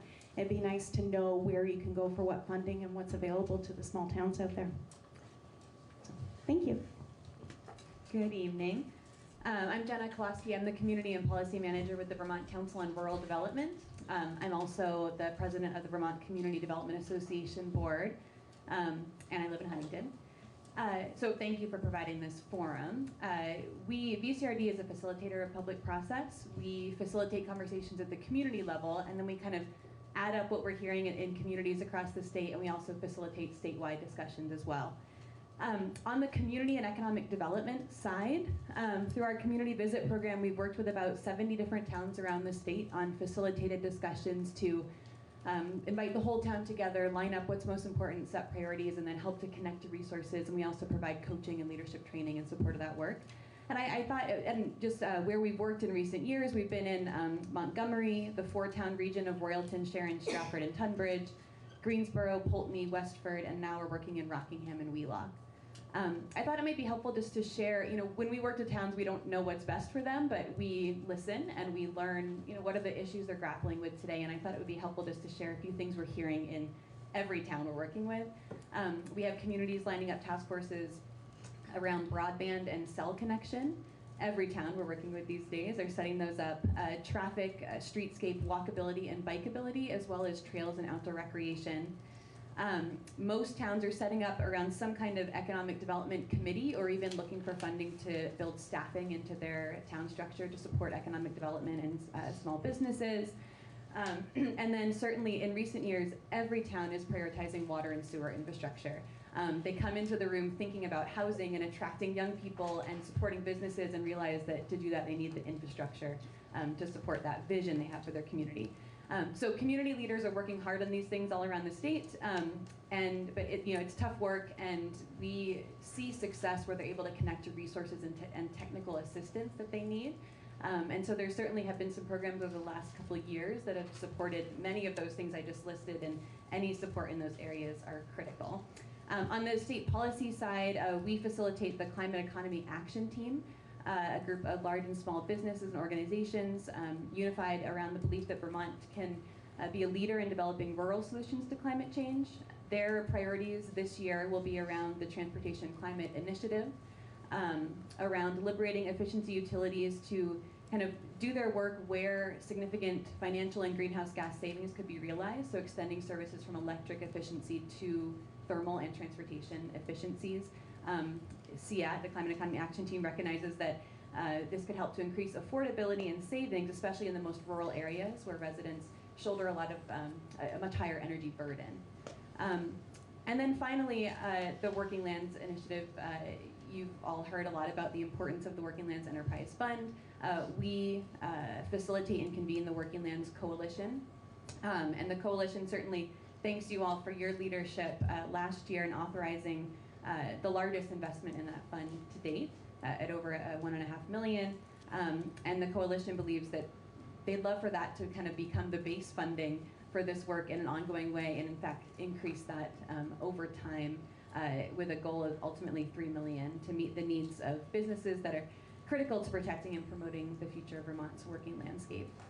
And of course, you've heard tonight all the ways that that can support and grow the rural economy as well. So thanks so much for the time, appreciate it, and I will submit this in writing as well. Thank you. Thank you. I'm going to interrupt for just 1 second here, because the last two speakers reminded me of things that I was going to say when we started and forgot. I've been doing this for 11 years, and I still get tongue-tied in front of a crowd of people.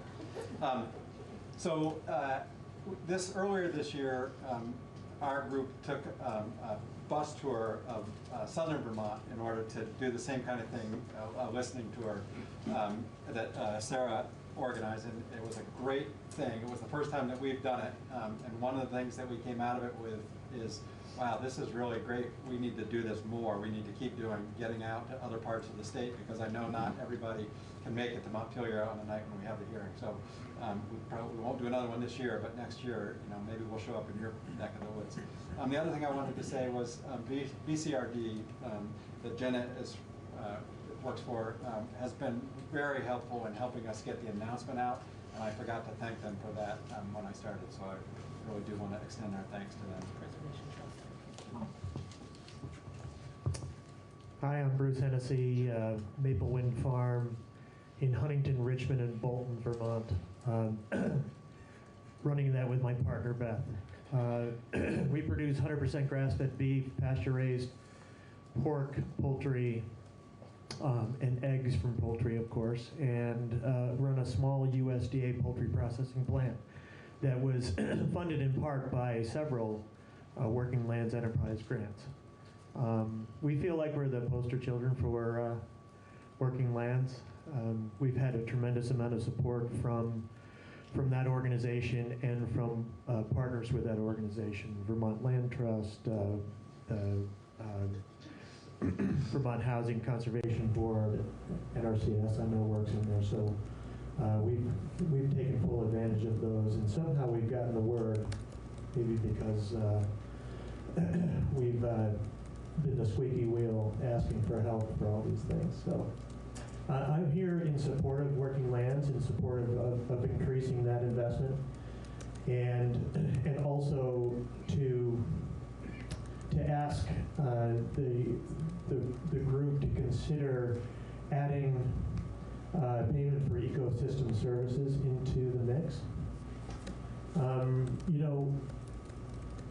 When Beth and I first got started, we thought it would be enough that if we worked really hard, we had a good resource base, if we were reasonably intelligent and diligent, that the business would just be successful. And the truth is that you can be all of those things and it still won't work out.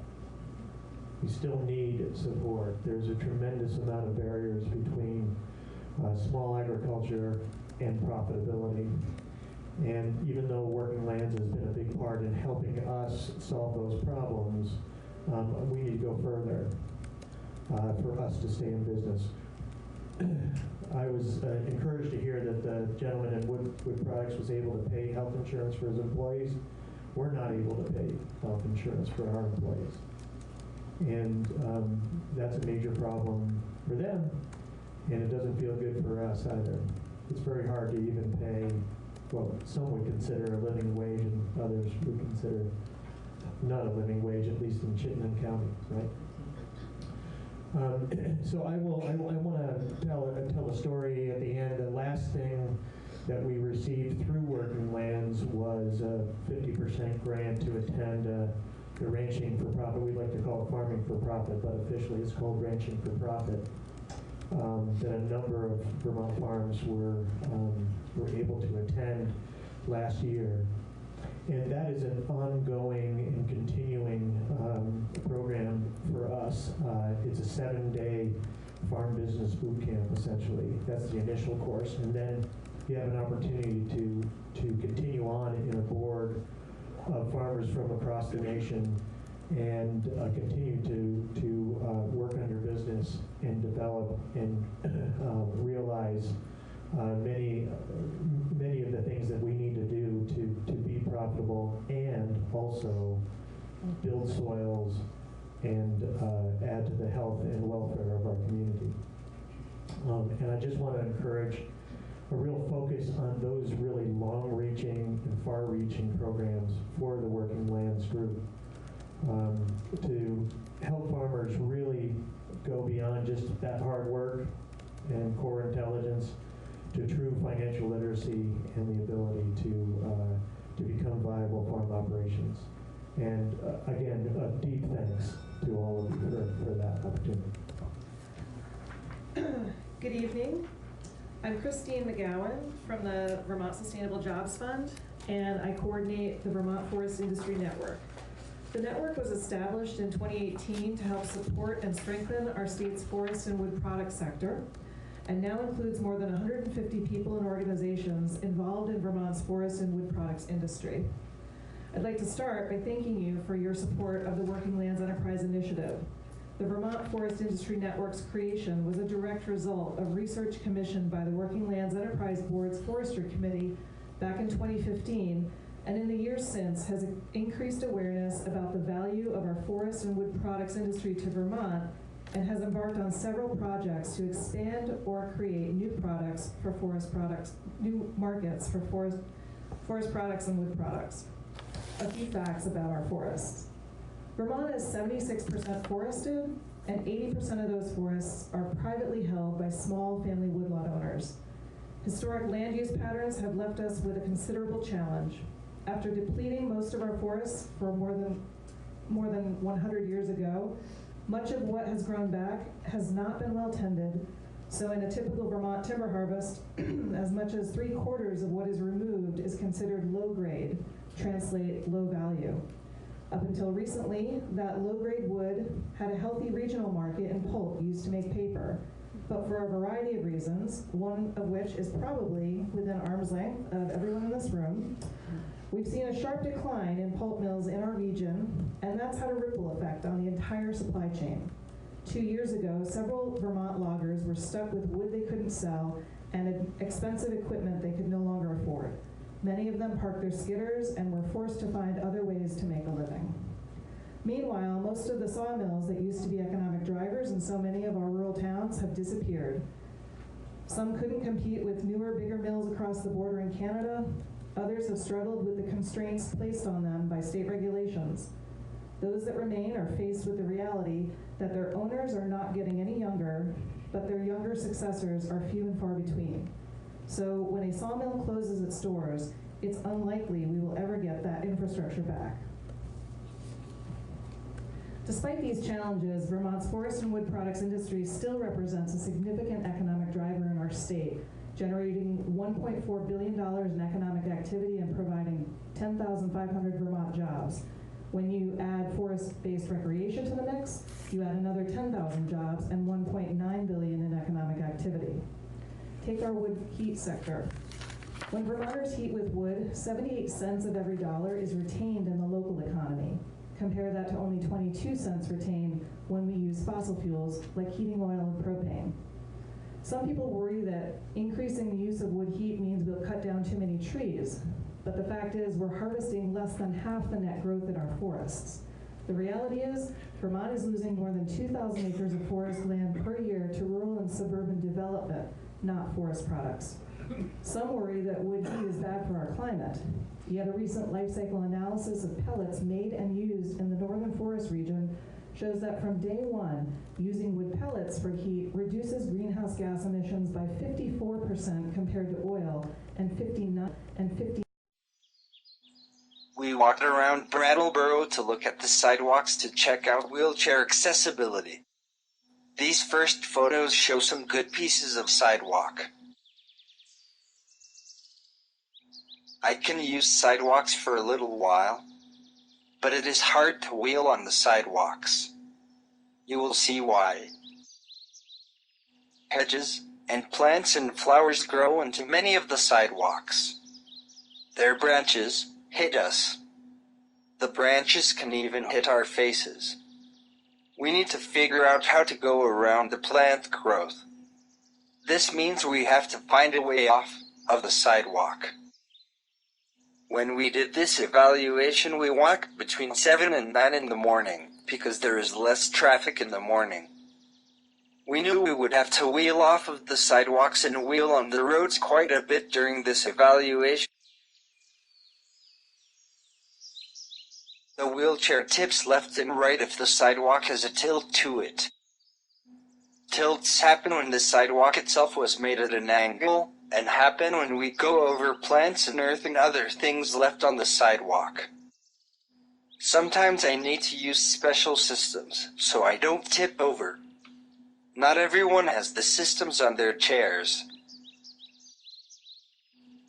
Some sidewalks are too narrow.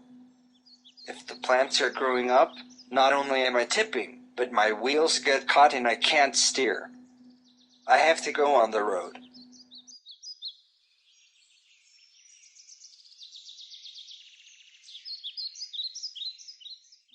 People leave things on the sidewalks. Everything is in the way. Cars parked blocking sidewalks, garbage cans, trash, free stuff and other things. This makes the sidewalks too narrow, and it is hard or impossible to maneuver around the stuff.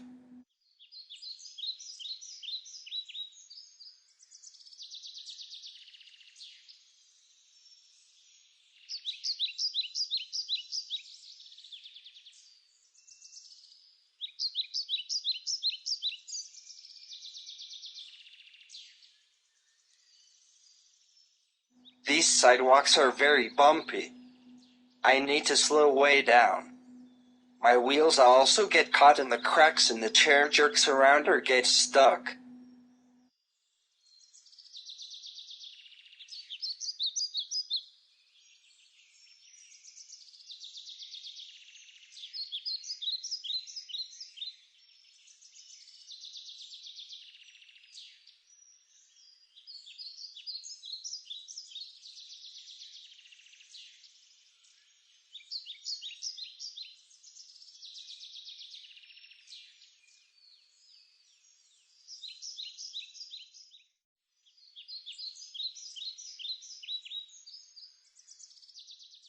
Many times the sidewalk abruptly stops. It suddenly ends. We found telephone poles, steps and planted flowers in the middle of the sidewalks, where the sidewalk just ended. When the sidewalks just end, I need to turn around and find another way down off the sidewalk. Sometimes the sidewalk ramp is far away and I need to turn around and go back a long way to get to a ramp again. If the sidewalk isn't wide enough for me to turn, I would need to go in reverse the whole way. When there is no ramp, we have to find a way to get off the sidewalks. We have to turn around if there is enough room, but usually there is not enough room to turn. Then we need to back up to the sidewalk's ramp or until we reach a driveway. If the sidewalks are low enough, some wheelchairs can get off, but unfortunately it's not always possible.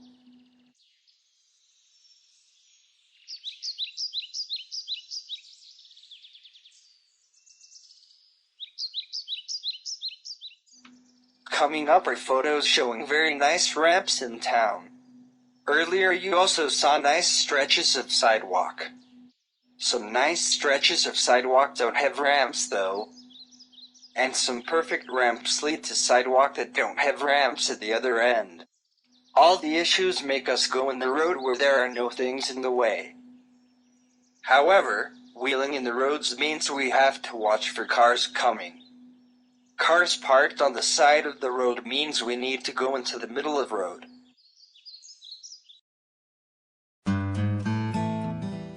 I can get into box stores and supermarkets because they often have automatic doors and usually have wide aisles. Although sometimes the automatic door switches are difficult to find, covered up with other things, or not working.